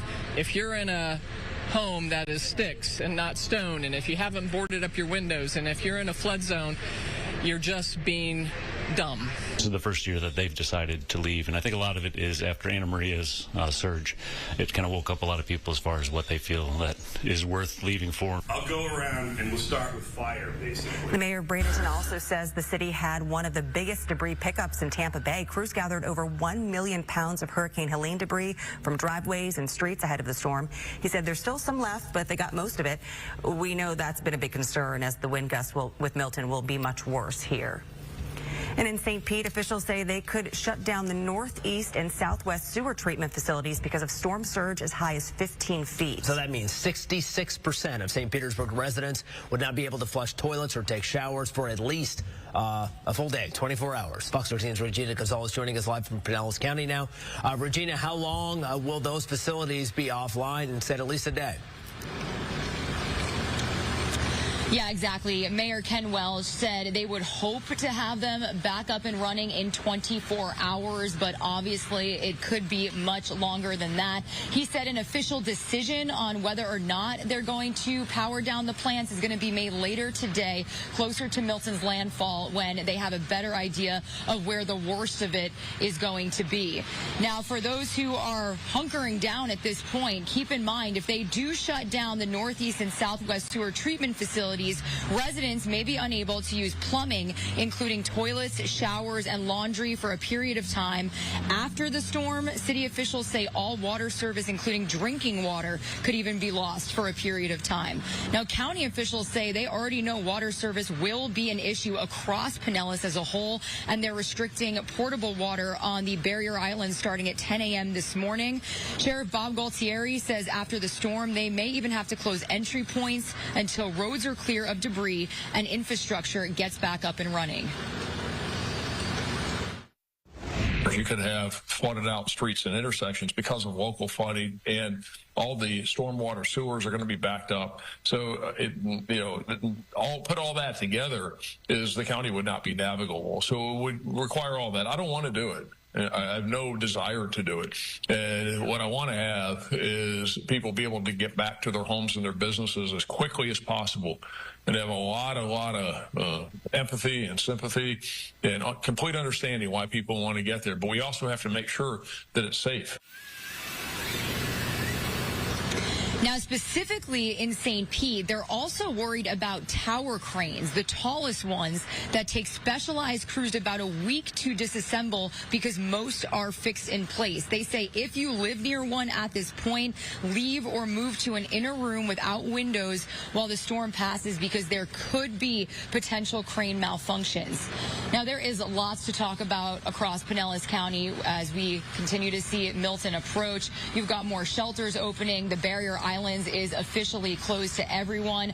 Big Bay bridges are probably going to close to traffic in a couple of hours, so I will have an even bigger breakdown coming up at the top of the 5 o'clock hour. All right, Regina Gonzalez, live for us this morning. We'll talk to you later on. Thanks. Polk County isn't under an evacuation order, but officials say people there could experience localized flooding and strong winds that can damage homes and down trees. Emergency shelters are now open in Polk, and Fox 15's Carla Byron heard from the owner of a nonprofit who says she may be impacted by flooding.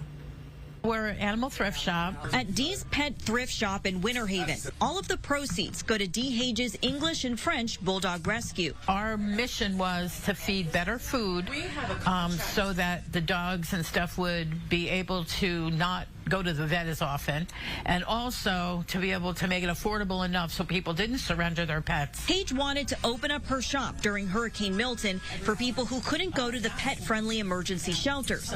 But that plan had to change as of Tuesday morning. The Sheriff's Department actually contacted me and said, do you really think it's a good idea, Dee, that you put people in there when you're in such a low area and close to the water, and there's like flooding that's, probably going to happen? Polk County County opened 19 emergency shelters, including pet-friendly and special needs shelters Tuesday morning. In total, they have the capacity to house 38,000 people. Some here at the shelter in North Lakeland were evacuating from low-lying areas prone to flooding in other parts of the city. You need to come early, and you need to process in so that we can take care of you. Our goal is to keep you safe. Our goal is to help you in the aftermath. But the reality is that this is a time when everyone has to be a first responder. Everyone has to look out for each other. And Hage says that applies to our furry family members, too. Hopefully people will get where they need to go and have their pets safe, but do not leave your pets behind. No, under no circumstance. Her shop will remain open until Tuesday afternoon, but she doesn't plan to open on Wednesday. In Polk County, Carla Byron, Fox 13 News. All right, coming up much more on Hurricane Milton. Stay with us. We'll be right back.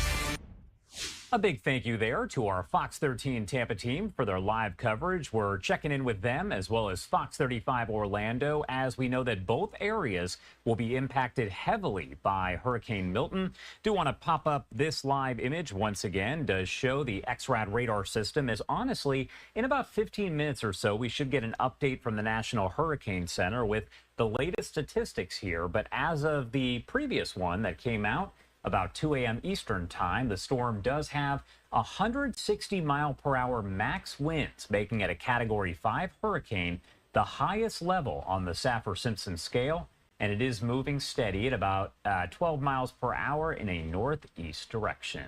Let's head to a quick break here at 4:47 on the East Coast and 1:47 on the West Coast.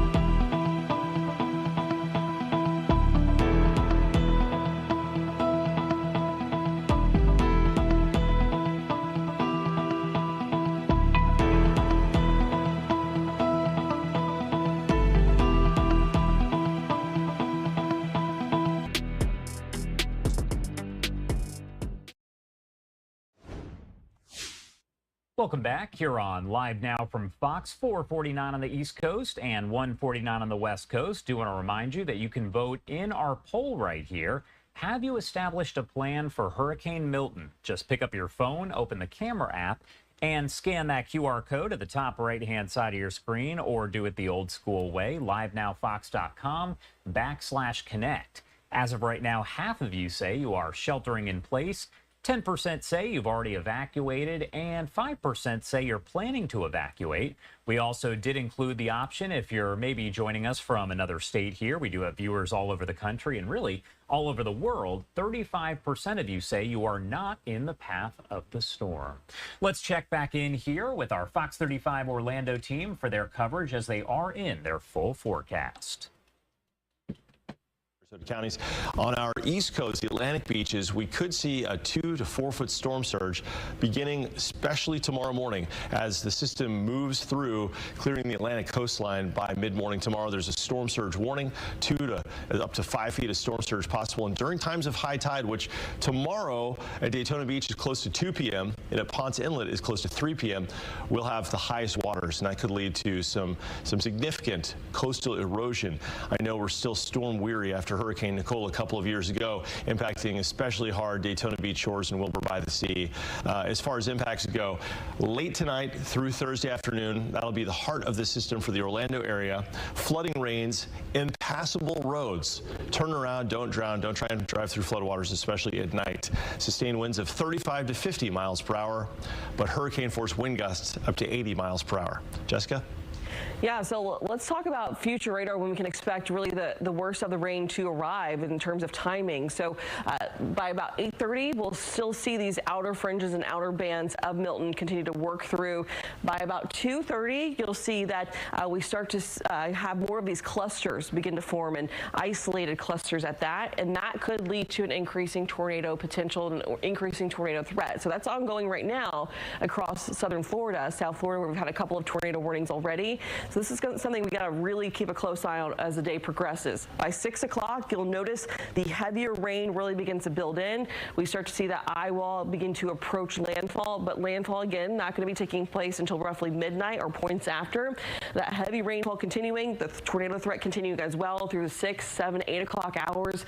By roughly 10 o'clock, very heavy rain is going to be setting up pretty much all across central Florida.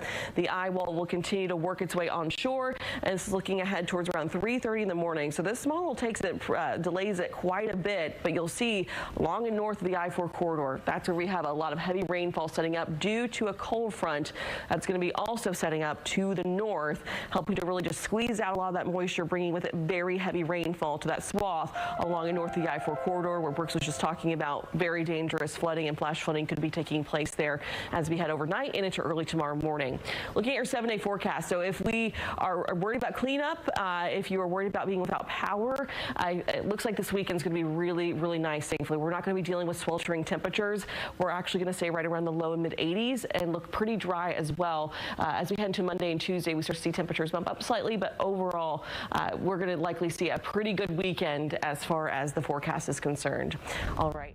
Big thank you there to our Fox 35 Orlando team. We'll be ping-ponging and checking in with them, as well as Fox 13 Tampa, as they do have live team coverage all throughout the day. And don't forget, here on Live Now from Fox, we will be going 24/7 to keep you updated as the storm does make landfall, as well as the aftermath there after the storm does hit the state of Florida. What I do want to do is pop up this live image that we do have right here coming in out of Tampa Bay. That is the roadway, where it does look a lot different than it did just yesterday as people were trying to evacuate and get out of that area. You can see the road is wet and the camera wet as well as the rain has started, but again, the storm not expected to make landfall until later tonight, early Thursday morning. Do have to head to our final 2-minute commercial break of the hour here at 4:54 on the East Coast and 1:54 on the West Coast. My name is Josh Breslow, and we will be right back.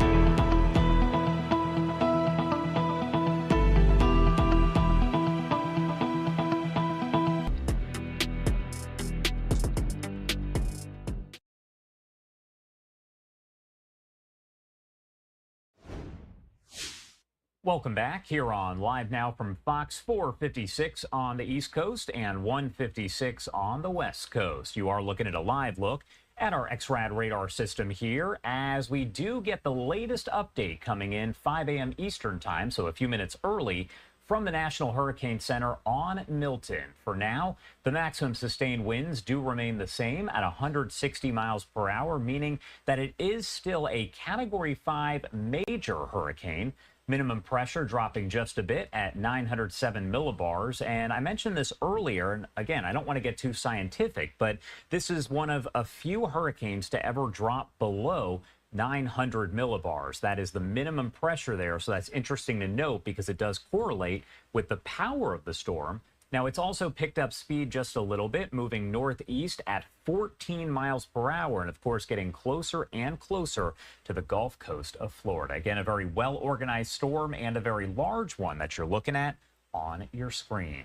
We're going to check in with our Fox 13 Tampa and Fox 35 Orlando teams in just a matter of minutes here to break down some of the latest, but I do actually want to head over to Connor Hansen with Fox News as he does break down more on the preparations. We've got a big one coming. Hurricane Milton is barreling towards the west coast of Florida. The powerful storm could make landfall either late Wednesday or early Thursday, possibly striking the region between Tampa Bay and Fort Myers. There's going to be impacts far beyond wherever the eye of the storm is. Officials say this could be a once-in-a-century storm, expected to bring intense winds and life-threatening storm surge that could reach 15 feet in some areas. We've got buildings that are over 100 years old. They've never seen this kind of wind. Businesses across mandatory evacuation zones have already shuttered. Walt Disney World, Universal Orlando, and SeaWorld are closing Wednesday. Long lines of traffic are now the theme on highways and outside gas stations as people continue to flee, but pumps are running dry. I mean, this thing petrifies me. Major Florida airports have also suspended commercial travel. Those who got on last-minute flights out Tuesday are counting their blessings. I'm lucky that I got on this flight. And just 2 weeks after Hurricane Helene caused widespread destruction, there's a rush to clear debris left over from that storm to prevent it from flying. And that was Connor Hansen there with Fox News. We'll be checking in with him as well, but also our Fox 13 Tampa and Fox 35 Orlando teams. I do want to let you know that Fox Weather has updated us. And while we just told you that the storm does remain a Category 5 with those max winds of 160 miles per hour, it's picked up speed just a little. However, right now, Fox Weather is predicting that the storm will actually make landfall a little bit later than originally thought, 1 to 3 a.m. Eastern time. So just keep that in mind as that landfall now anticipated south of Tampa Bay. We're going to head to our Fox 13 Tampa team as they are actually getting into their live coverage right here. On the other side of that, Jeanne Francine will be in the hot seat with all of your top stories and live events. And no question, we will be tracking Hurricane Milton all throughout the day into the night, going 24/7. Thanks so much for watching. We're going to head right now into our Fox 13 Tampa team's coverage. We'll take the big ones. Waddle around the newsroom. Yeah. That does it for us at 4. Our hurricane coverage at 5 starts right now. Get your day started the right way with Good Day Tampa Bay. We've got homes that are structurally unsound that are going to come down. I would say at least 7 days to have food to sustain you and your loved ones. We've been watching and waiting, working, worrying for days. But time to prepare or get out of the way is running out. What you need to know before Milton arrives. This is a storm that we were told could never come. But Milton could break a long streak for the Bay Area of avoiding major hurricanes. Stores big and small are closing up before the storm arrives. What's still open as we tick down to a likely landfall along Florida's west coast. Good morning, everybody. Welcome to the 5 o'clock hour of Good Day Tampa Bay on this Wednesday morning, October 9th. I'm Walter Allen. And I'm Jen Epstein. Let's get right over to Dave. The 5 a.m. advisory coming in. It is, and let's go through the 5 a.m. advisory just a sec. Before I got to get you through the radar first because we're getting some pretty heavy rain around the Tampa Bay area, too, and some embedded thunder and lightning right around Port Charlotte. So a little bit of rumble of thunder there as some of these heavier downpours are actually working their way. Kind of a south to north setup this morning. It's raining all over Hillsborough, Pinellas, going down into Manatee and Sarasota. And I know what you're thinking, like, wow, look at all the rain from that storm. This isn't even from Milton. This is out ahead of Milton. So we're going to get these on and off rain showers throughout the morning, but as far as the steadiest and the heaviest rain and the heaviest winds, that won't be until much, much later today, and may not be, honestly, most of it until the sun actually goes down. So here's a picture of Milton with its 160-mile-per-hour winds. And when you hear that number, and of course everybody gets scared, the only folks that will experience these extreme winds, and it's forecasted to make landfall as a Category 4 hurricane now. I mean, it's going to be right on the coast, on the cusp of a Category 3 or 4. Okay, and the only people that are going to experience that kind of wind are ones that are right around the center when it makes landfall. But we will get those 100-mile-per-hour tropical, 100-mile-per-hour wind gusts in the Tampa area overnight tonight as well. They did nudge that line maybe 10 miles north from where they did yesterday, and somewhere in here, this is where your hurricane is going to make landfall, folks, within this cone from northern Pinellas to just north of Fort Myers. Somewhere in here, this is the spot. And just to the south of where this happens is where you're going to get that 10 to 15-foot storm surge. Now, the timing of this, 2 a.m. tomorrow morning. So we got some time here before this makes landfall and time for this to kind of shift and kind of figure it out. But, yeah, you're looking at the potential of a 130-mile-per-hour storm making landfall maybe on the Manatee-Sarasota County line very early tomorrow morning. So what does that mean for the wind gusts? Once we get to late morning, early afternoon, winds will be gusting, say, 40 miles per hour or so. We're getting to the heart of it. We're starting to get some much stronger wind gusts by around 2 or 3